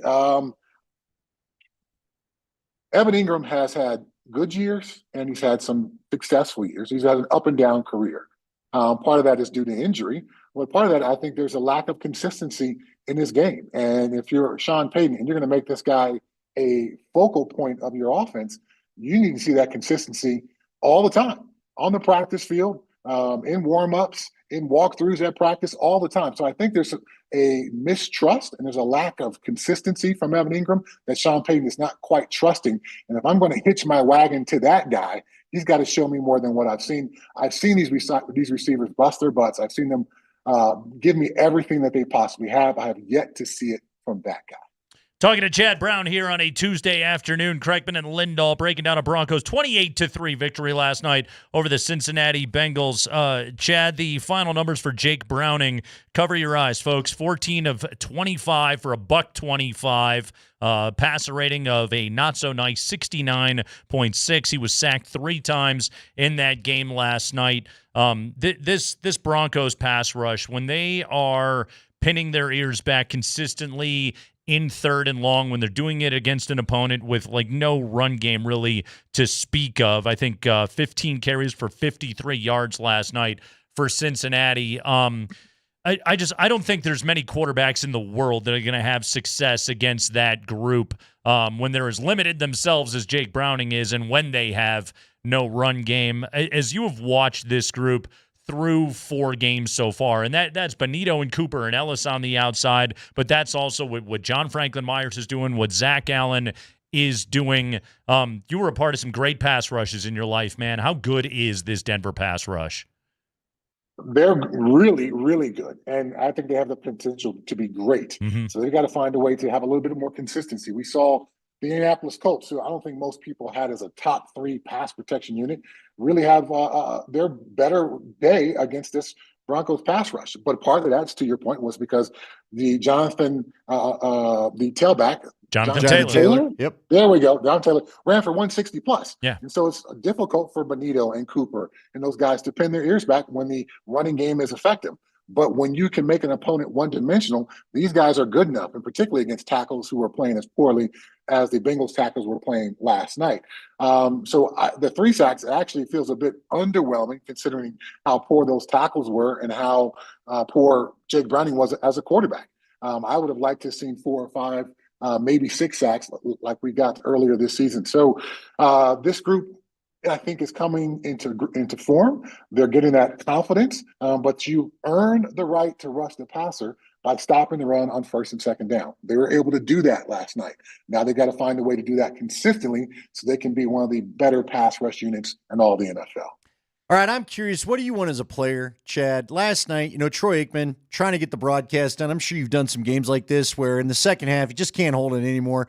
I'm sick of seeing flags. I'm sick of seeing things that don't need to be called. Do you get to a point where you don't want everything litigated out with the penalty flag, or what's the proper balance? What's fair to ask of the officials? Because technically, a lot of times they were fouls, they were doing their job, but man, that thing got rough to watch in the second half. Yeah, I think there should be a looseness meter that as a score goes 21 points or more, there's a certain looseness with the officiating crew. And it's a wink, wink, nod, nod. It's not an official policy, but it's policy to speed these things up.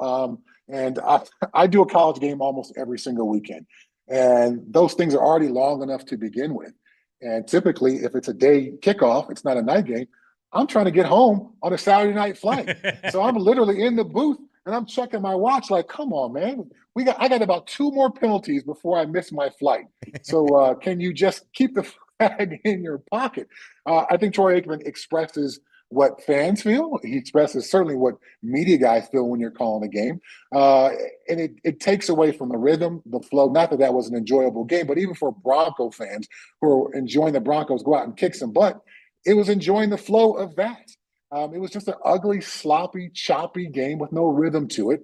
The Bengals are a bad football team in a bad place. I'm happy the Broncos were able to play to their standards and not bend down low and play to the Bengals standards and play to their level.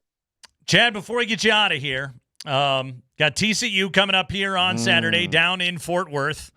Rough one against BYU. Good start for Colorado, but the wheels kind of came off after all of that, and the offense once again fell down into the muck.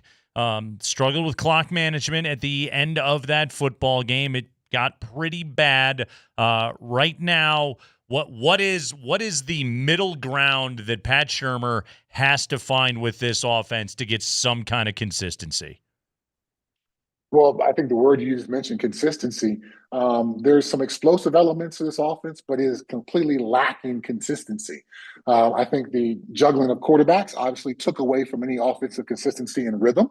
But there's also some play calling deficiencies as well. There's a quarterback who admitted essentially to having his confidence taken from him a bit by the quarterback juggling. So there's got to be some conversations this week about playing with confidence, about believing in yourself. There's got to be a coach who says, I put my trust in you. You're the guy who's going to take us to the promised land kind of thing. There has to be that conversation in the facility this week. But from a play calling standpoint, to dial up explosive plays is great. But at some point, you need to have a 12 play or a 16 play drive. You need to be patient enough from a play calling standpoint and from a quarterback standpoint that I'm cool taking a 5-yard gain. And I'm cool doing that 10 times and getting ourselves into the end zone. There's yet to be that kind of commitment to the short game with this Buffs football team. And then when you talked about some of those other things, you talked about the clock management. We've been talking about that for 3 years. Yeah. And at some point, these things have to get better, or it becomes evident that there's no effort to make it better, or there's not the right people in the right places to make it better. This should not be an issue at this point. This offense does not know how to handle end of half situations, end of game situations, 2-minute situations. Every football team I've ever been on during training camp, every couple of days has a 2-minute drill. And the coach throws out a scenario. Minute 32 on the clock, we've got one timeout and we need to score a touchdown. And you call the plays for that situation and you execute the timeouts for that situation. It's for the players to understand the situation, but it's also for the coaches to understand that situation. Then after, you go into the film room and you review it as coaches and you talk about what should we have done differently? What could we have done better? It seems like those exercises have not happened up there in Boulder, or if they have, they're not landing and becoming deep-seated football beliefs and rules on how we're going to operate in these situations, because it tends to show up over and over and over again. I know TCU lost to Arizona State, but they were a top 25 football team going into that game. Arizona State's a pretty good football team. So please do not be fooled by them being unranked or not top 25 football team. That's a good team. I saw them whoop up on North Carolina to start the season. They're talented. Yep. Buffs are 2 touchdown dogs on the road. Chad Brown, everybody. Westwood 1 college football. Chad, you're the man. Thank you so much. We'll talk to you next week. Thanks for having me on, guys. Good talking to you as always. All right, great stuff right there with Chad Brown. Andy, I want to react to a little bit of what he had to say about the Denver offense when we come back. Plus, 28-3 is not the only impressive number out of that football game. I want to go inside the box score a little bit when we come back. Kreckman and Lindahl on a Broncos win Tuesday on Altitude Sports Radio 92.5.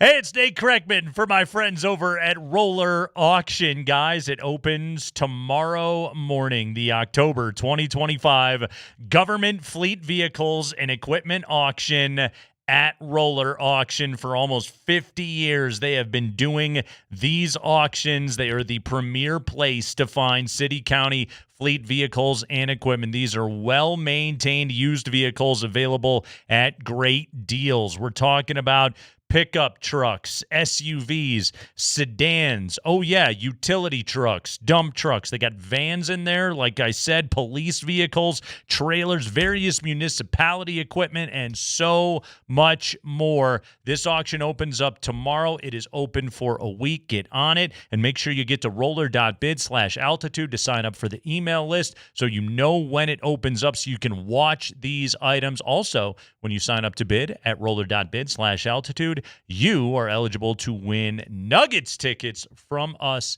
this month. Regular season Nuggets ticks for one of our lucky listeners signing up at roller.bid/altitude.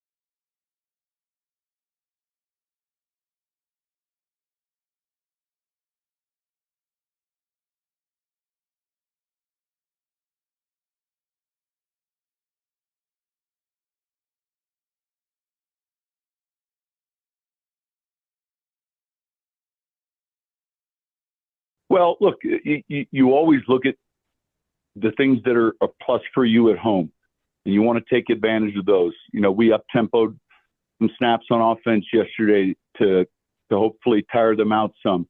Defensively, certainly, for every team in this league, when you travel, the snap count's more challenging for the offense on the road than it is at home.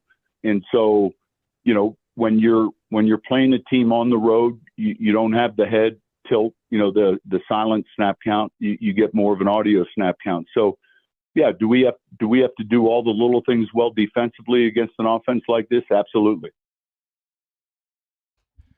Sean Payton getting ready for the Philadelphia Eagles coming up here this week. Man, short week, put it to bed quick. You took care of business. You beat the snot out of the Bengals, and now you get to go to Philadelphia and play the defending Super Bowl champions. By the way, Andy, this morning I was explaining to Sammy how the Broncos beat the Bengals, and my 4-year-old wanted to know why there is an NFL team called the Bagels.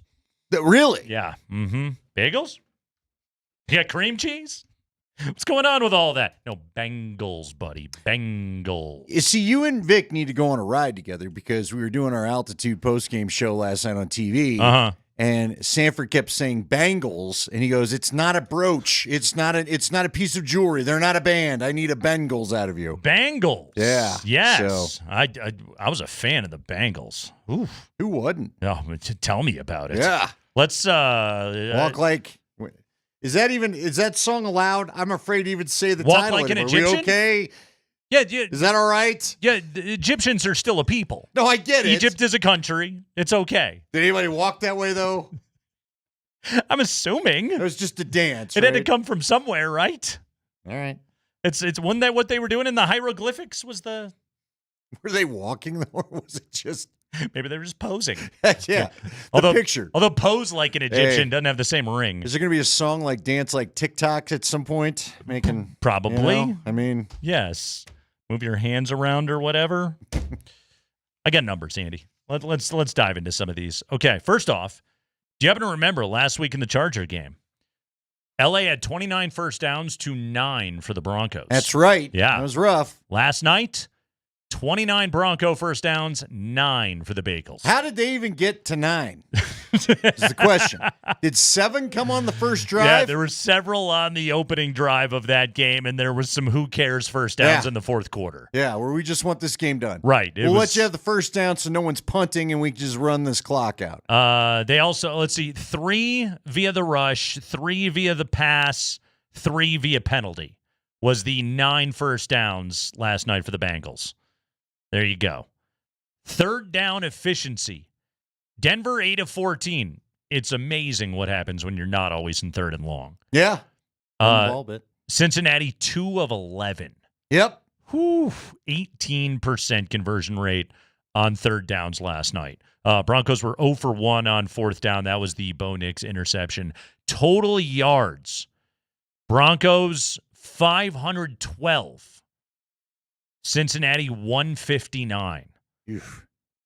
That's total yards. 159. So the Titans were 133 in week 1. With a rookie quarterback. The Bengals 159 in week 4 with a backup quarterback. You know what the Titans don't have? Anything? 2 $200 million receivers. Yeah, that team is terrible. Rushing yards last night, Broncos 186. Now, see, there's the number. How much of that was Bo? How much did Bo contribute to that? The final rushing stats, you got a combined 159 out of Dobbins and Harvey. Mims had the 16-yard jet sweep touchdown. That play was awesome. We're going to highlight that play in our highlight segment coming up at 20 minutes after 5 o'clock. Bo Nix, 6 carries for 7 yards last night, his long being a 6-yard carry. Yeah, he didn't do much in the run game last night, basically outside of the touchdown. Oh, don't forget, Adam Prentice got a fullback dive last night. He picked up 4 yards on the play. That was a first down conversion, by the way. Yeah. Nice job, Adam Prentice. That was good to see. Yeah, 186, Cincinnati 53. 53. And man, you saw it last night. Chase Brown, he had nothing to work with. Nothing at all in that run game. Samaje Perine had a carry for 4 yards last night. Bengals have no run game. They have nothing without Burrow. Yeah, I don't even know what to add to all that. I mean, again, this is a dominating performance. You tip the cap. We're glad that they got that done. Yeah. And they needed to get that done. Penalties. Let's not go there. You're going to ruin the sheet with that. Broncos had 7 penalties for a total of 72 yards in the game last night. Cincinnati, 11 accepted penalties for 65 yards, meaning that the Bengals had more penalties last night than first downs. Yep. 11 penalties, 9 first downs. Not going to help you. And finally, one last number I want to highlight right here. And again, boy, doesn't a run game do some things for you. Time of possession, 38-22. 38 minutes for the Broncos, 22 for Cincinnati.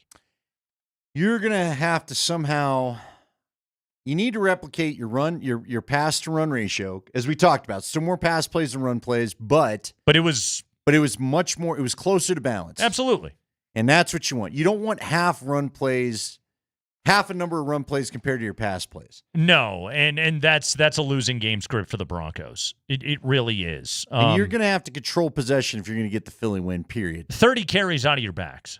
30 out of the backs last night. Dobbins had 16. Harvey had 14. I guess technically Prentice is a back, but I'm mostly paying attention to what Dobbins and Harvey are doing last night. JK last night, 6.3 yards per carry, and that was without a splash run. His long carry of the game was 16, which I believe was his last carry of the game. Yeah, and it looked like I thought we were going to get another Charger-type performance, almost said San Diego. So his 6.3 yards per carry, like it wasn't super skewed the way that it was in the Charger game. I thought he was going to be able to put one move on and go. Yeah. That would have been funny. He looked a little gassed. You could tell none of them have run that much lately because they both looked a little gassed by how much work they were finally getting. That's called getting a lather up there, Nate. He had a second quarter carry last night. It was a first down run actually, and it was in midfield and it was stopped. It was nothing, and he had a cutback. He was patient. He found a hole, and he turned it into a 9-yard carry simply by using his vision. Quite frankly, Andy, to me was my favorite run of the night last night. His 9-yarder in the second quarter, and it honestly, like, it looked like a C.J. Anderson run. It looked like those kind of plays that C.J. used to make, where it was just there's nothing. And yet he found a way to turn it into positive yardage. That's what the best backs do. Like right now, Dobbins is playing at a really high level. He looks healthy, which is great to see. He's playing at a really high level. By the way, he's super popular in the locker room. Kosmider had a great piece on Dobbins this week. He also apparently is bilingual. I didn't know that. Yeah, we found that out. Yeah, we found that out. How'd we find that out, Nate? Spring, do we have some of that audio? I want to play a little chunk of this. Last night, J.K. Dobbins down on the field, and he was doing an interview with ESPN Deportes. Spring, give us a little chunk of that. Con J.K. Dobbins, a ver, se hablaba correr 100 yardas. ¿Qué significa? Finalmente, a Bronco was able to correr 100 yardas. Todos los días. Es todos los días. Mi primera jugar con 100 yards. No sé qué. 100 yardas. Yardas. Yeah, sí. Pero, gracias a Dios. Gracias señor. Más. Oye, Bo Nix, you were able to move it. Primer down, segundo downs. Hubo más cadence. No tengo mucho que decir, pero Bo Nix es especial. Bo Nix is special. I got that. Yeah. That, yes. Was that that was a little of the I'm trying to remember the name. What Babel? What's the other one? Rosetta Stone? Yes. Is that where we maybe got some of these skills from? But good for him. So this is actually J.K. Dobbins he's from LaGrange, Texas. Okay. He was LaGrange. He was born in Houston. Yeah, great ZZ Top song. That was, by the way, they used to run out onto the field to LaGrange. Do they still do that? No, they don't. Because Romy and her cheerleader friends apparently loved it and then hated it when they quit. And I don't know. What do they even run out to anymore? I don't go to the games, so. I don't know. Cool, Carl. Cool, Carl. Yeah.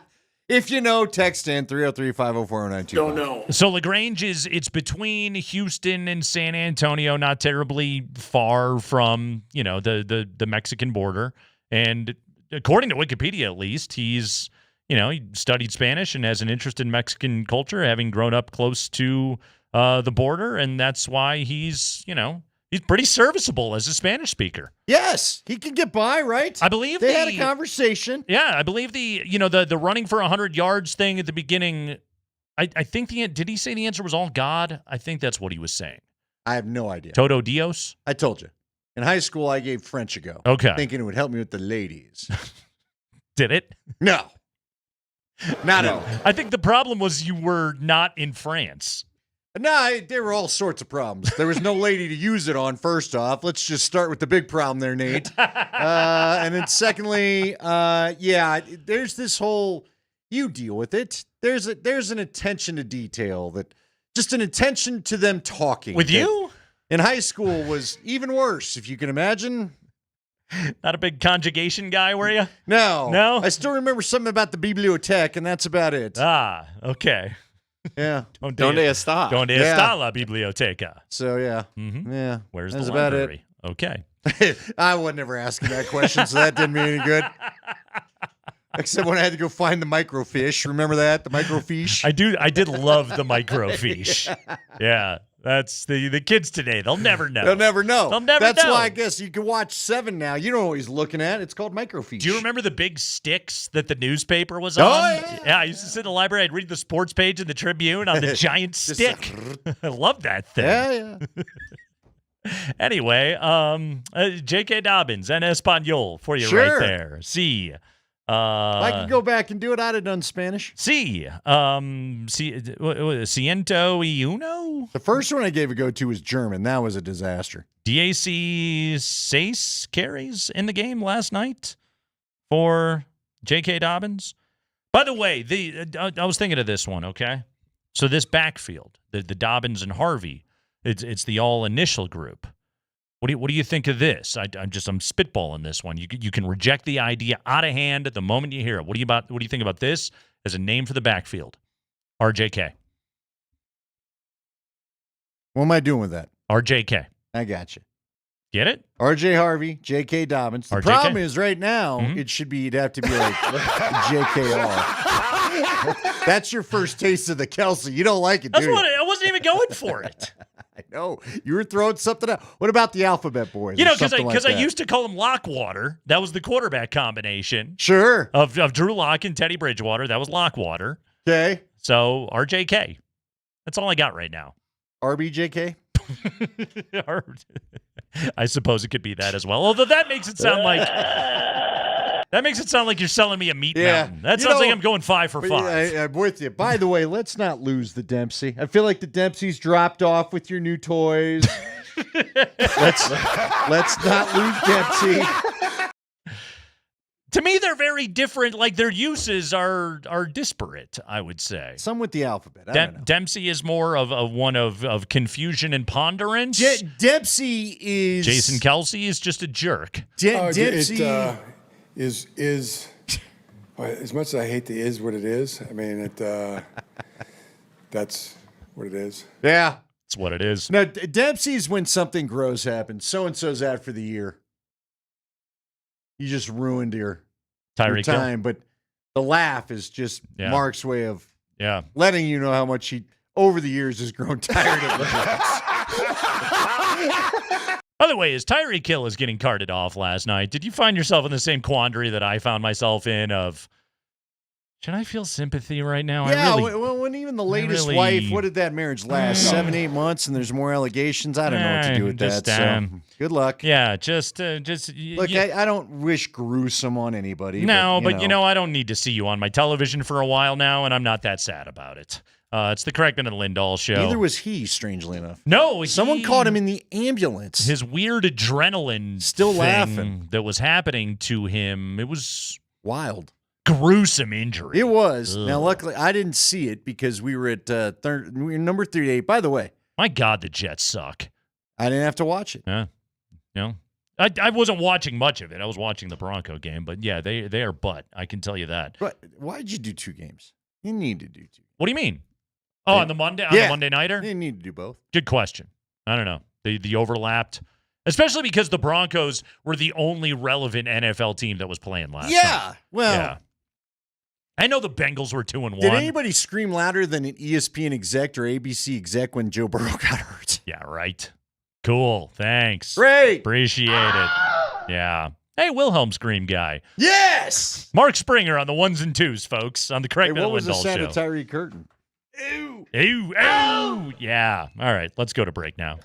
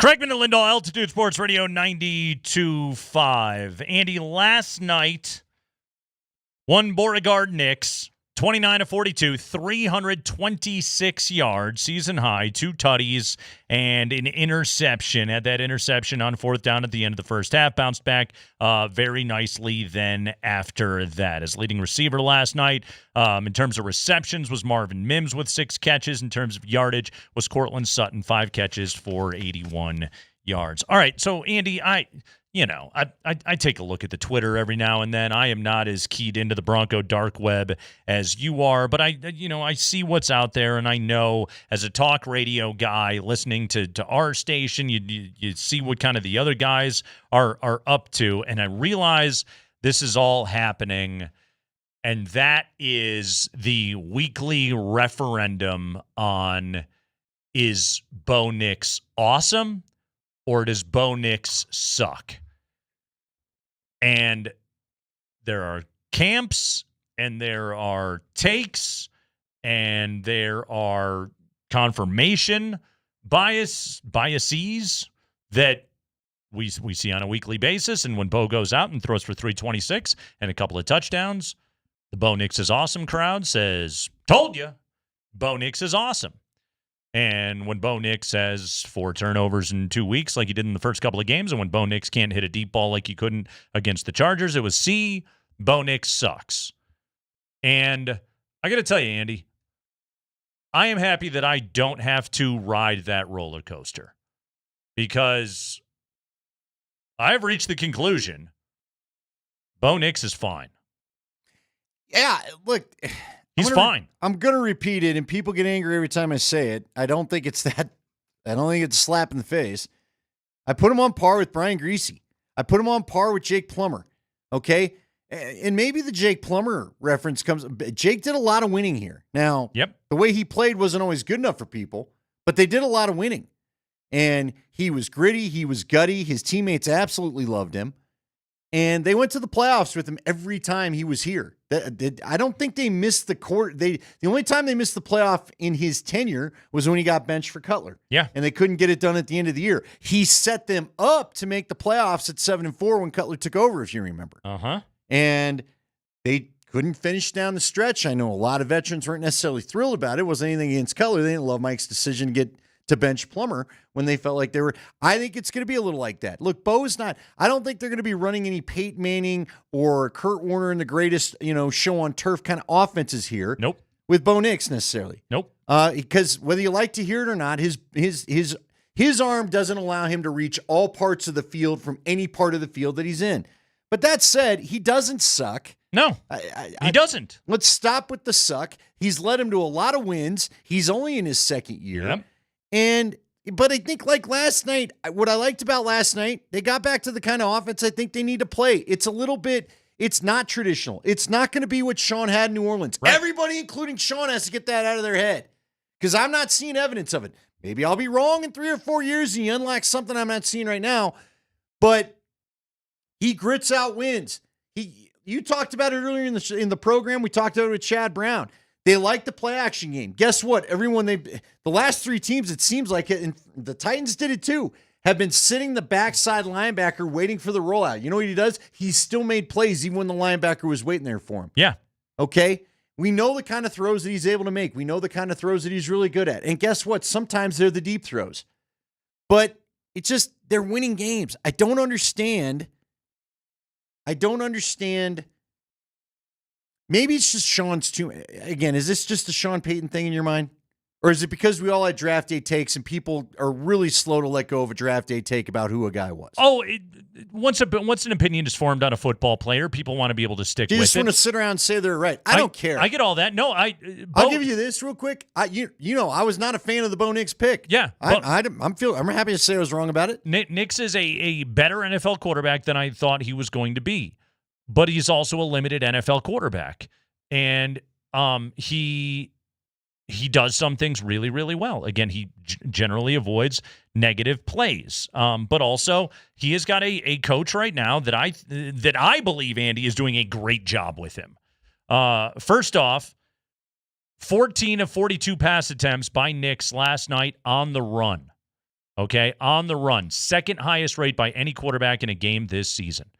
They want to boot him like crazy. They, as much as they can keep him from having to stand back in the pocket, and he mostly throws the short stuff when he is in there. Now, last night there were some outstanding throws. That throw to Franklin on the 2nd and 17, freaking laser, okay? The touchdown to Sutton. Those were stand in the pocket, good footwork, drive the football. That's good stuff. Like, that's good Bo, all right? That's not jittery Bo. That's not fadeaway Bo. That's good Bo right there. Okay, more of that stuff. Also, last night, most effective on short passes, 25 of 30 on passes under 10 air yards.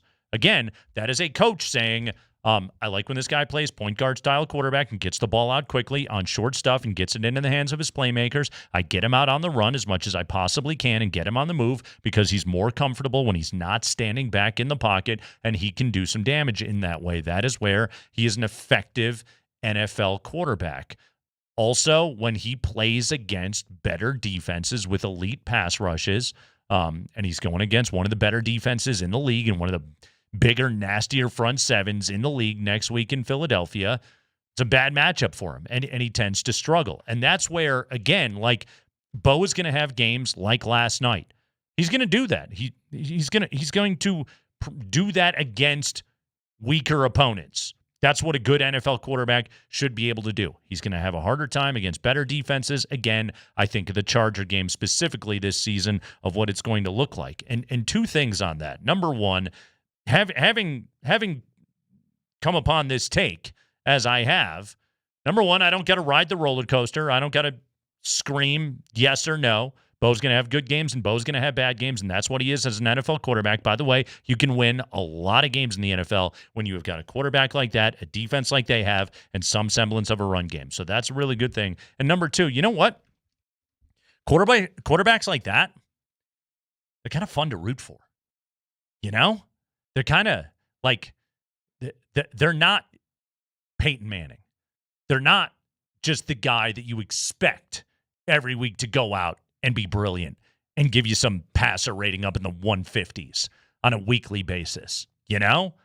They're a guy that he's going to do it with pluck. He's going to do it with toughness.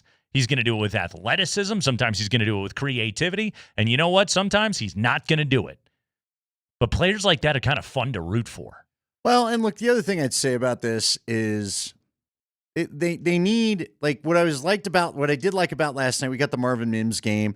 He got a couple things out of Franklin. Troutman made some plays. That was nice. Other guys have got to show up when they try to take Cortland away. Absolutely. And then when you got to think about them, guess what? Then he gets Cortland back. Yeah. And look what that turned into. Yeah. It turned into a heck of a night. There's good pieces around him right now. There are. Quarterbacks like Bo Nix can win games when they got pieces around him. But they got to commit to the Marvin Mims type thing like they did last night. I agree. And look, the bottom line is Troy Franklin, there was the play that that Aikman talked about where Bo climbed the pocket and overthrew the thing, but Franklin still should have caught it. Bo should have given him a better ball so he could have kept running, but that ball was still in a place where you needed to catch it. Make a play. You know? Help your guy out. So I agree. If everybody makes plays, this is going to be just fine. Yep. This does not have to be a one-man show. That's part of the NFL's problem. Everybody wants the Patrick Mahomes or the Josh Allen that just fixes everything. And most teams don't have that guy. And guess what? He's not that guy.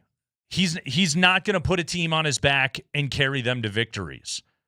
He's going to do it by making good decisions, by not killing you with bad mistakes, and by getting the ball in the hands of his playmakers and letting him do that thing. And that's okay. Like, there's only a few of those guys. You know what they can't be? You know what they weren't last night? Predictable. Right.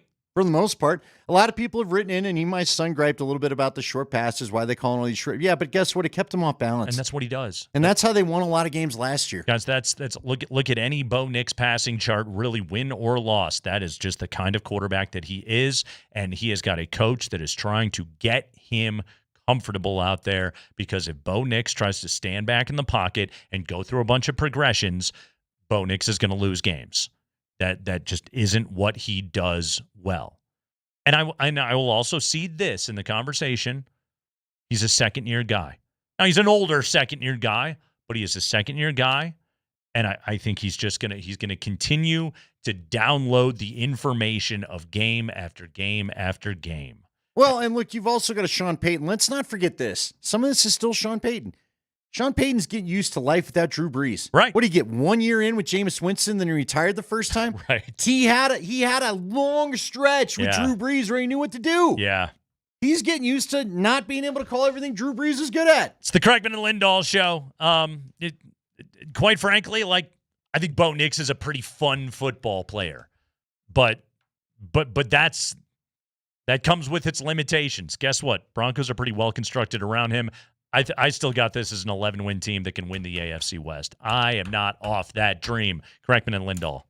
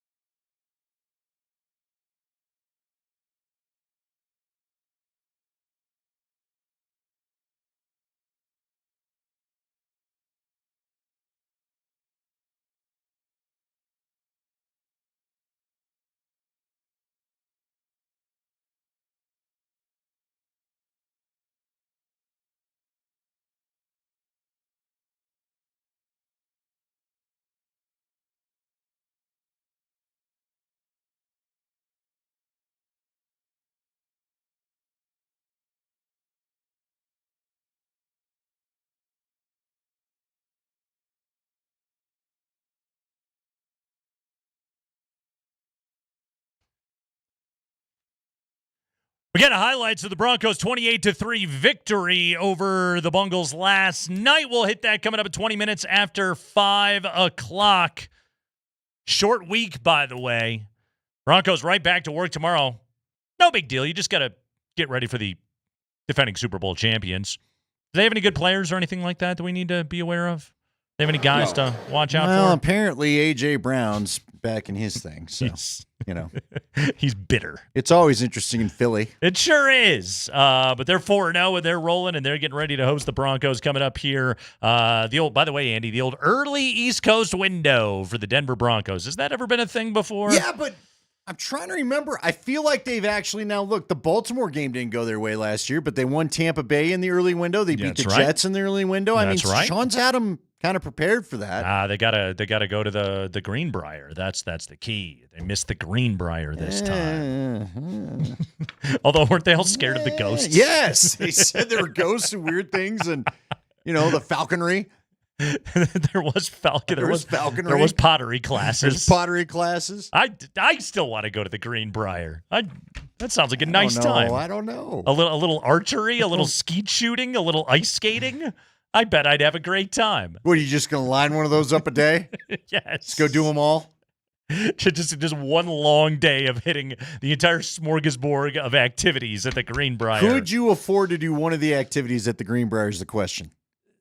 Well, you and I are radio guys. Well, yeah. First off, that place doesn't cater to radio guys. Oh, I could afford to. I would just be electing to not pay my mortgage that month. Let's find out what all that costs. I'm sure the bank could be cool with it. Yeah. Yeah. Again, Andy, it's all choices in life. Let's dive into it. Spring 5 biggest stories of the day from around the NFL. Let's go.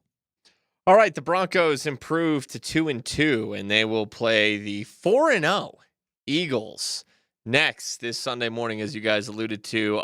The team that is famous for the tush push, presented by Dude Wipes. The pushing of tushing. Yes, Sean Payton today explained or talked about why he voted pro. He voted yay on the tush push when the league voted on this. Here's Sean. Yeah, listen, I was one that stood up in favor of. The reason I stood up in favor of is pretty simple. If the powers to be don't want it for aesthetic reasons or competitive reasons, or it's hard to officiate, et cetera. But I've been involved in those meetings for a long time, and when all of a sudden health and safety was pulled into that, which might be the safest play in football, my bull nose kind of went up. His BS nose, Andy. He's got one of those BS noses that goes up a little bit as he's defending the tush push. Ironically, Andy, while Sean Payton is pro tush push because of his BS nose, the Broncos are not among the 10 teams reportedly to have voted against the ban. Remember, they needed 24 votes. They only got 22. The teams that voted to keep the tush push, or I suppose voted against the ban, Philadelphia, Baltimore, Cleveland, Detroit, the Jags, the Dolphins, the Patriots, the Saints, the Jets, and the Titans. So while Sean Payton is pro pushing tush, his owners apparently are not. Yeah, it's interesting because he said he thinks it's a really safe play. Listen, if we're going to talk about this, are we really not going to get into what DJ Jones said? What's that? Did you see the DJ Jones quote? I did not. What did he say? Let me make sure I read this correctly to you. He says that, you know what you got to do? You just got to, you got to grab the old package and just go try to stop it. Yeah, that's all you can do. Not talking about a UPS box, kid. Nope. So just grab and go. Yeah. Not sure why. Don't know how that helps. Yeah, I would recommend use both of your hands. Yeah. Have those available to you. But I get what he's saying right there. Yeah. Mm-hmm. Is it like what you do to a bull to make it come out of the chute? I mean, is that the concept, or what are we doing here? You know what I mean? I think Jalen Hurts is the bull coming out of the chute. Yeah. And ironically, the play hurts. The player safety thing, Sean's right about that. It's BS. They don't care. That's not what it is. It's that it's not aesthetically pleasing, that it gives Philadelphia an unfair advantage because they're really friggin' good at it. That's what everybody doesn't like But about I think the it's play. hilarious. In a league that seems to hate kicking and is trying to get as much of it out of the game as they can, then why do you hate a play that keeps you from punting? Hold on. Okay, really quickly. Did you see or hear any of the clips of Mina Kimes and Bill Simmons? I didn't. Bill Simmons' idea, and it's an interesting one. Limit teams to 3 field goal attempts a game. Ooh, really? With the argument being kickers are too good, which they are, man. Like, did you see the McManus? What was that, a 54-yarder to tie it at the end of regulation? Like, that thing bisected the upright. I mean, directly down the middle. Kickers are so friggin' good right now that the argument being here of just, say, 3 field goal attempts per game, okay? The spirit of football was never to have kickers this good, and force aggressiveness from offensive coaches and make them be judicious in choosing when in the game that they want to take their points and when to keep going. Okay, see, I found this interesting because I thought about this after the tie the other night. Yeah. I don't mind that idea. Uh-huh. Maybe I'd go 4, so you're allowed like 2.5 or something. Okay. I don't know, or whatever. What if in overtime, to fix that and this tie thing? No kicks? No kicks. Got to score touchdowns. Period. I don't hate it. It forces aggressiveness. Yes. Because LaFleur at the end of that game the other night was just Like, I'm just going to take my tie and go. Yeah, plodding along to get it, and then he almost blew it and didn't get the kick for Right. the tie. Right. Whew. That would have been the loss of the century right there if they blew that game. But no, the kickers are so insanely good. See, my idea always was do like in rugby and just have one of the position players be the kicker. Like, you got to play a certain amount of plays, or the other one that I think would be kind of fun is whoever scored the touchdown then kicks the PAT. That could be messy because there would be some guys that would just suck so bad at it. Yeah, if Dan Skipper scores a touchdown, you making him kick the PAT? Right. Heard a fat guy tutties. What about a fat guy PAT? That'd be awesome. Maybe, who knows? Maybe he'd be awesome at it. I mean, you got to remember, most of these NFL players, they were all the best player on their high school team. And I know this from doing enough high school football and having been in high school once in my life, that the guy that's usually the kicker and the punter is also the guy who is also the best offensive player and the best defensive player because he's just the best athlete. Yeah. And they just let him blast the ball. I don't know, man. In some ways, they're probably overthinking it, but yeah, I don't know. Look, people love their scoring.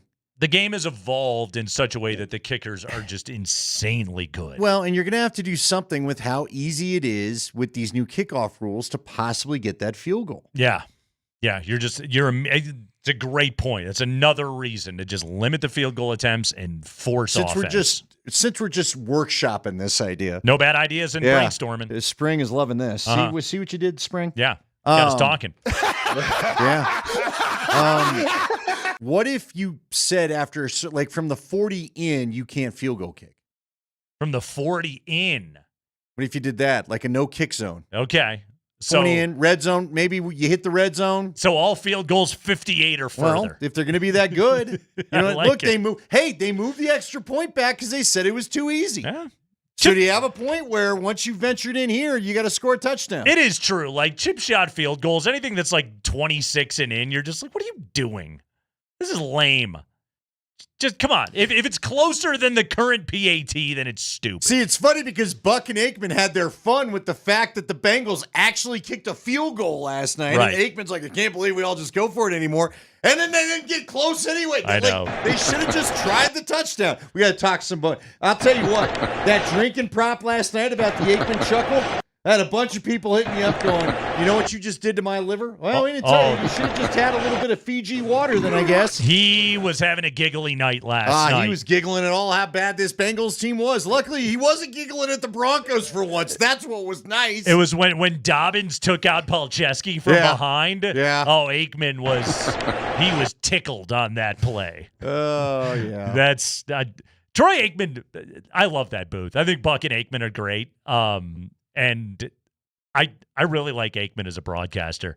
I think he's really good. I think he's kind of no BS. I think his breakdowns are excellent. And he's not a cartoon character. He's not. He's just being himself. He talks about the quarterback and what they're doing and what they're not doing in that moment. I think he's really, really good at what he does.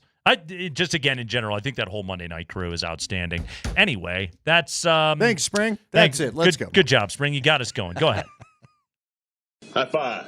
Oh, okay. He didn't know what was going on. The segment continues. Yes, continue. Okay. Because I want to talk about this next one. Okay. Hey, as the tie heard around the world, 40-40, Cowboys, Packers. Micah Parsons returned to Dallas. Jerry Jones goes on 105.3 in Dallas today. He was asked this. Micah said after the game that he felt like you should have been the one to call him and deliver the news that he had been traded. His exact quote was, "The same way he called me in the office as a man, he couldn't tell me as a man." How do you respond to that? I don't. I really don't want to respond to that at all. I'm in deference to you very much. But that phone call thing got stopped when he told me to take his number off my dial. So I was, don't call him anymore. So I quit those calls. Did he actually erase the number from his phone? Did he ever really have the number on there in the first place? Or was it just Steven J? Get him on the phone. I was going to say, next question. Yeah. Does Jerry know how to delete a number from his Yeah. phone? Well, I mean, come on. Stephen Jones was salting his McMuffin. Do you think he was calling anybody on his own? Huh? I don't buy it, Jerry. You had to take it off your son's phone. I listened to Brian Curtis of The Ringer. He's got a podcast called the Press Box, and he's based in Dallas. And so he covered the game on Sunday night.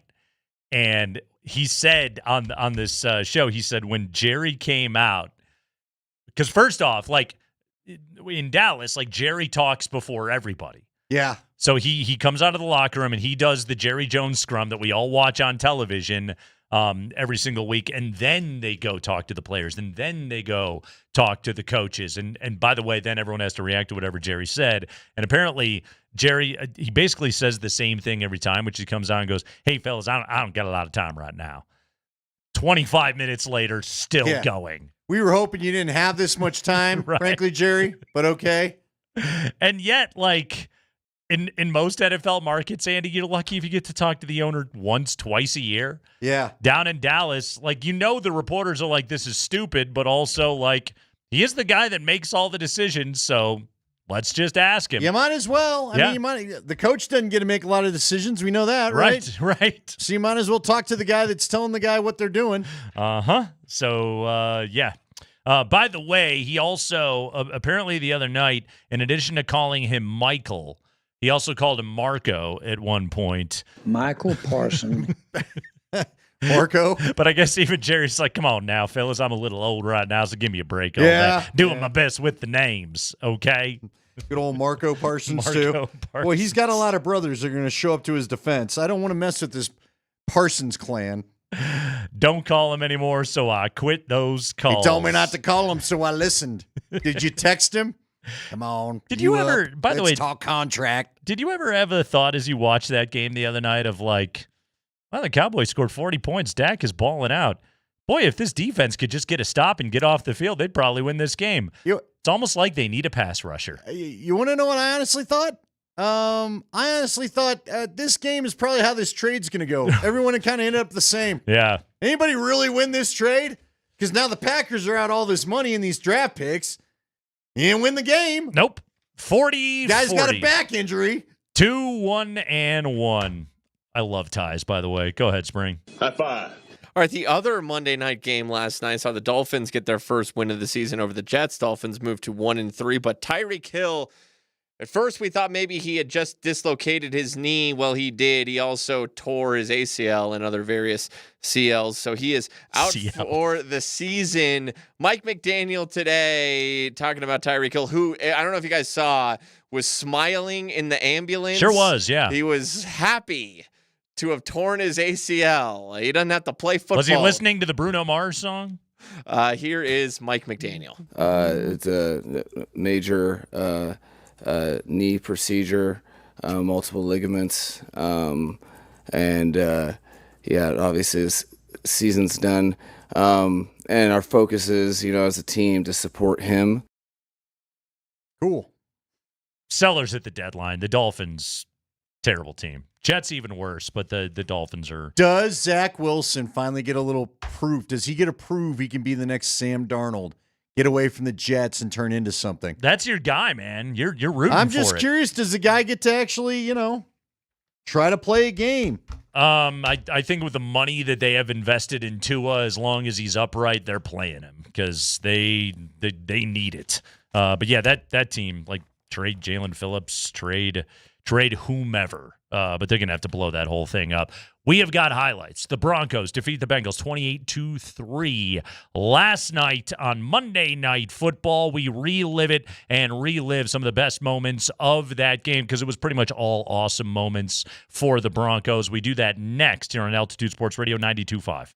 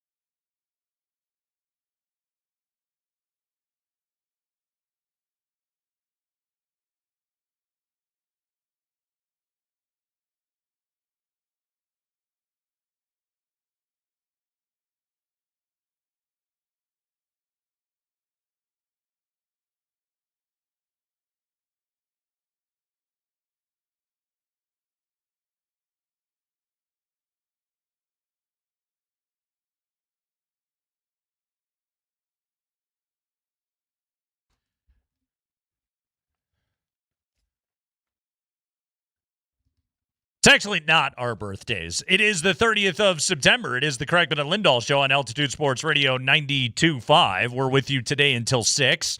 And the Broncos are 2-2. 4 games into it. They are 2-2 before they head off to Philadelphia here this week. First off, Andy, like 2-2 after 4 games? Not stunning? It wasn't the 2-2 we expected. Exactly. I think we expected beat Switch Tennessee, beat Indy, lose to Chargers, lose to Burrow. Yeah, in a tight game. Can't even call them the Bengals. It's just Burrow. It's Burrow. You subtract Burrow, you beat the Bengals. That's how it works. And the Broncos did so, and did so very effectively last night. Let's enjoy that victory from last night, Andy. Let's dive right into it. And got a little montage here for you. This is from the Broncos' second possession of the game. Montage à toi. Thank you.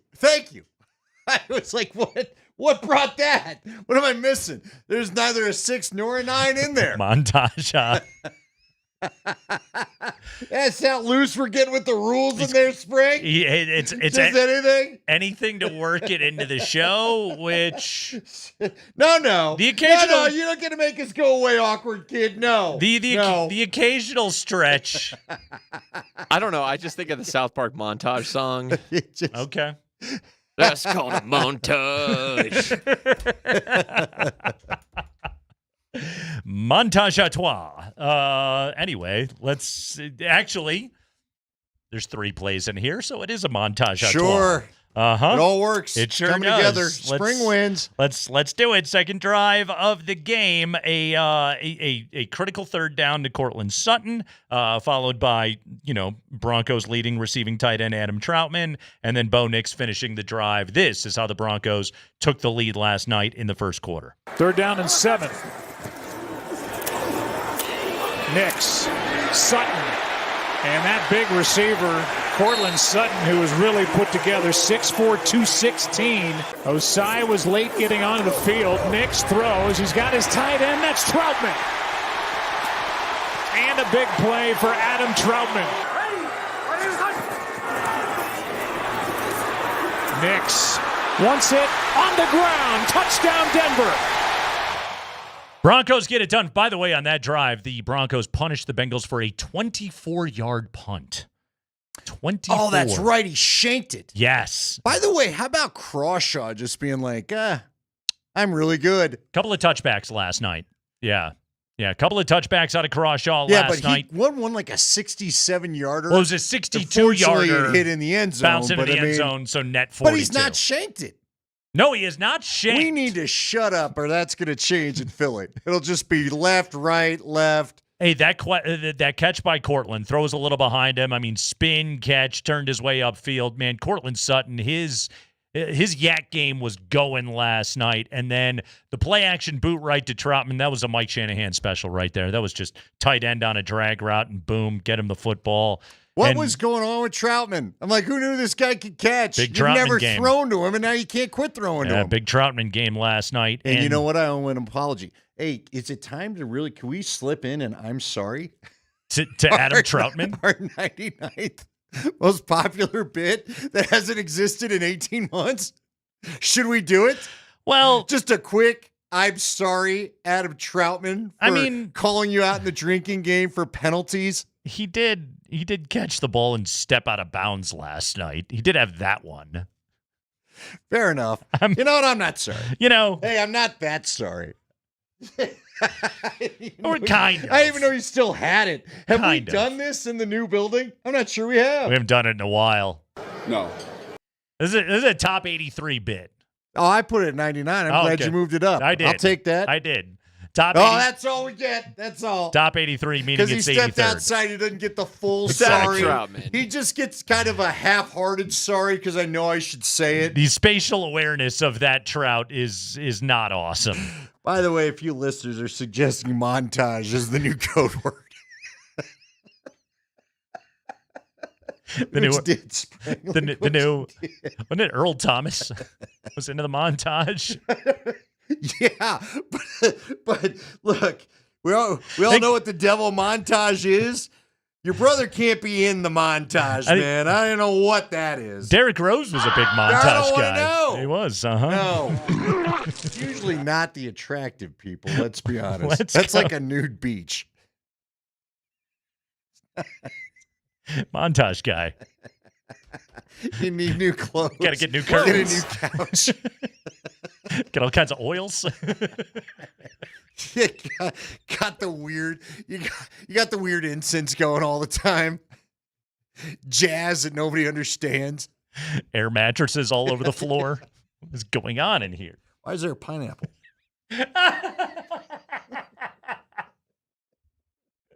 Okay, we have to stop. We have to do the show. We have to do the montage of highlights. We're gonna have this played. This is for all us. Spring's fault. This is all spring. I have more montage, by the way. Ahead. Here we go. 7-3. All right, you forced the punt. By the way, shout out to the Bengals for having a delay of game on a punt last night. That was sweet. Zach Taylor should have been fired for that effort last night. That was bad. I just like, and Aikman pointed it out a bunch of stuff. Okay, you don't have Burrow. Fine. How are you getting a delay of game on a punt? That's not Joe Burrow's fault. Yeah, man. What are we doing? You're a terrible team. You really are. You can't line up properly? No. You had 4 guys block Zach Allen as everybody ran around him and got a sack. You wipe out a deep ball. Like the one they hit I think it was to Higgins. Yeah. He beat Moss. Yep.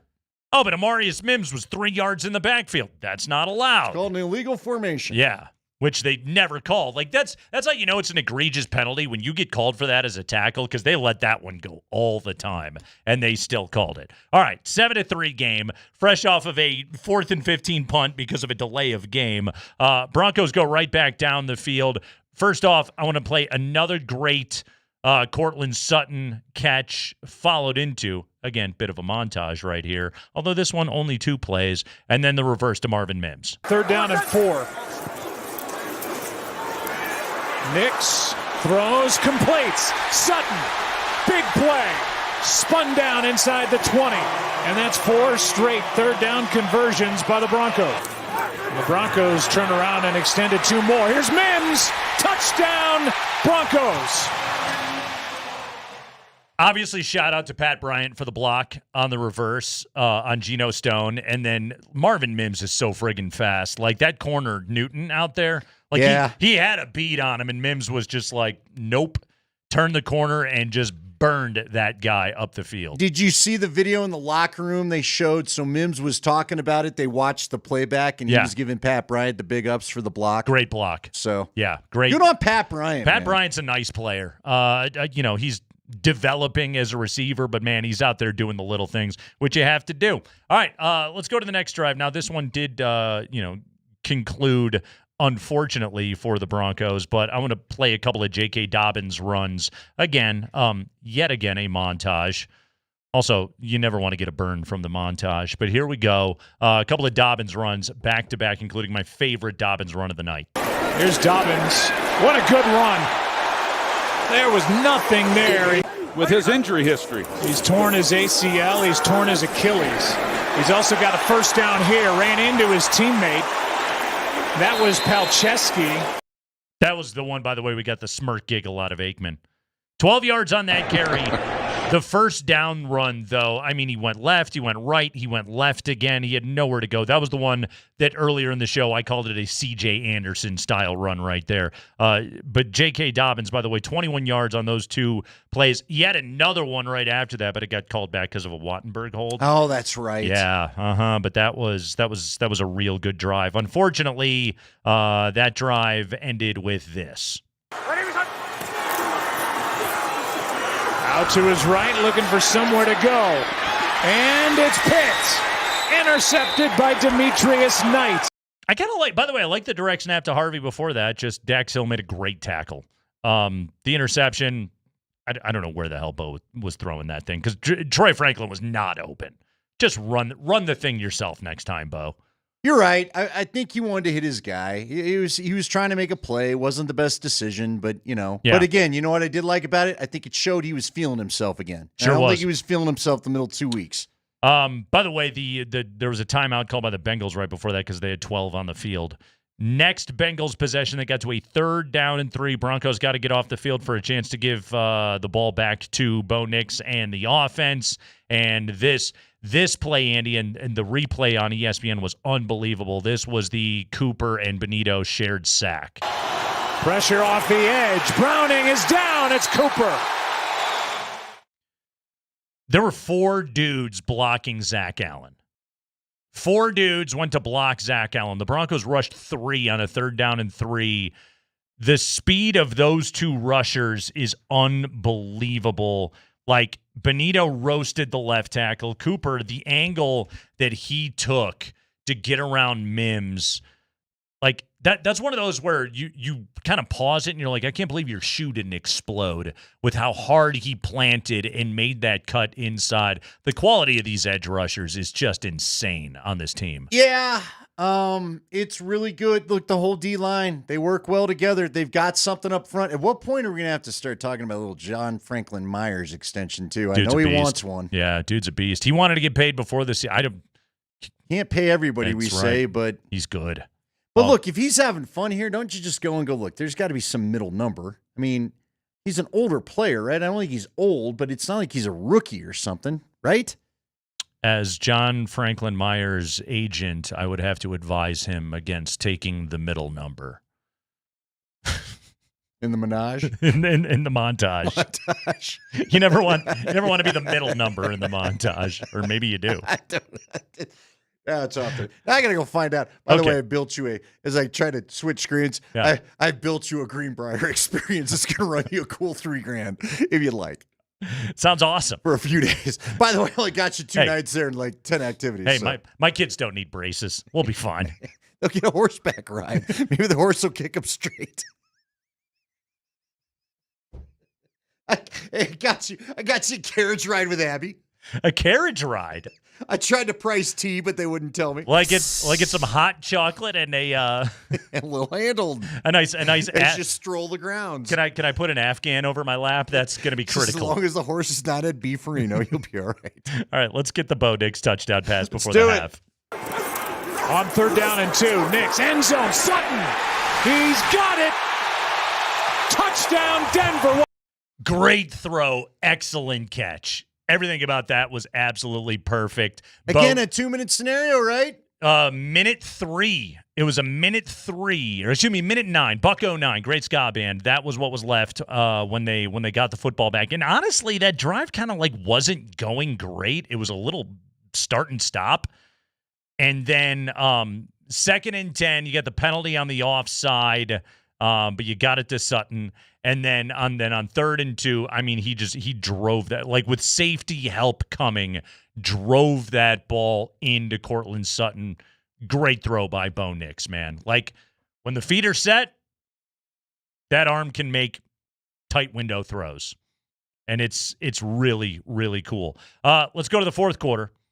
And yeah, this is a fun one. J.K. Dobbins goes over 100 yards. Here we go. That's how you protect the football. Yeah, it is. Boys and girls. The more you know. You got the dugout wizard up here. 15 yards away from 100 yards is Dobbins. Uh-oh. How many is that, Spida? He doesn't know. He's got his hands in the air. That was 16. He's at 100 yards. Troy Aikman, he called it early. He's at 101, and that is the first 100-yard back that Sean Payton has had now in 38 games as the head coach of the Denver Broncos. First since Latavius Murray toting the rock for Coach Rosberg. Also, Buck and Aikman got slap happy by the end of that thing last night. Well, they couldn't take what they were watching anymore. They're giggling about the moon. They just wanted to probably get the game over with. You know, they got ref guy chiming in that all these are the right calls, and Troy's just not having it. Well, they get Waxing Crescent and waning Gibbous on the broadcast last night. Good moon astrology. Good moon talk. I appreciated that. Let's wrap it up. Nice spring, obviously, with Bo Nix to R.J. Harvey and one of the worst defensive downs you will ever see out of a football team from the Bengals. Here's Harvey. All alone, touchdown, Broncos.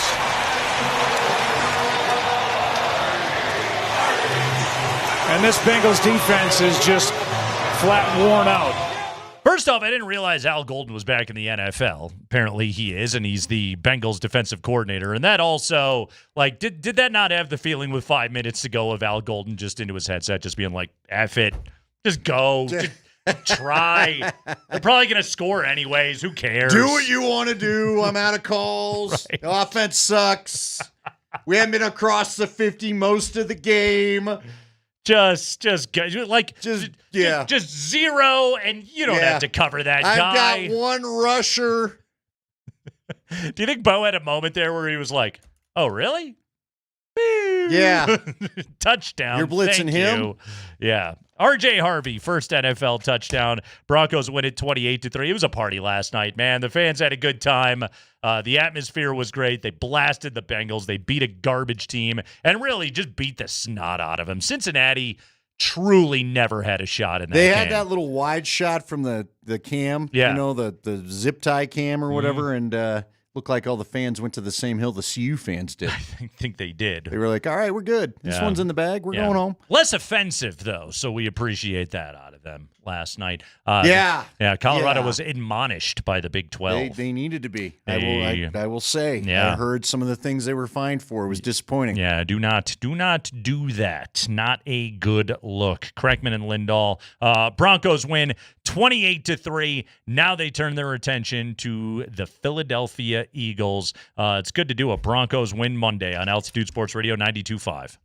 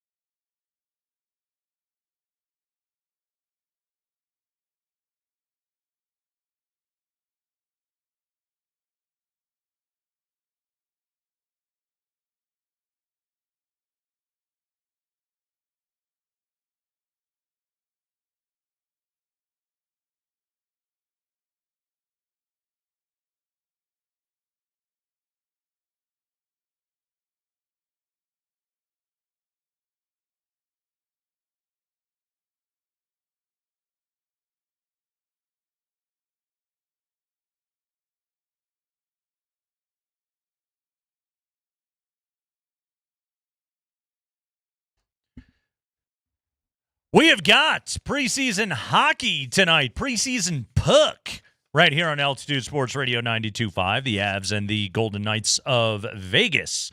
Dropping the puck at 6 o'clock. Our own Connor McGahey has the call coming up here in just a moment. Connor, by the way, he was on the PA duties last night, which is always great. Connor McGahey out there. As the kids say, the vibes are immaculate. As the kids do say. And the vibe, seriously, Andy, the vibes were immaculate last night.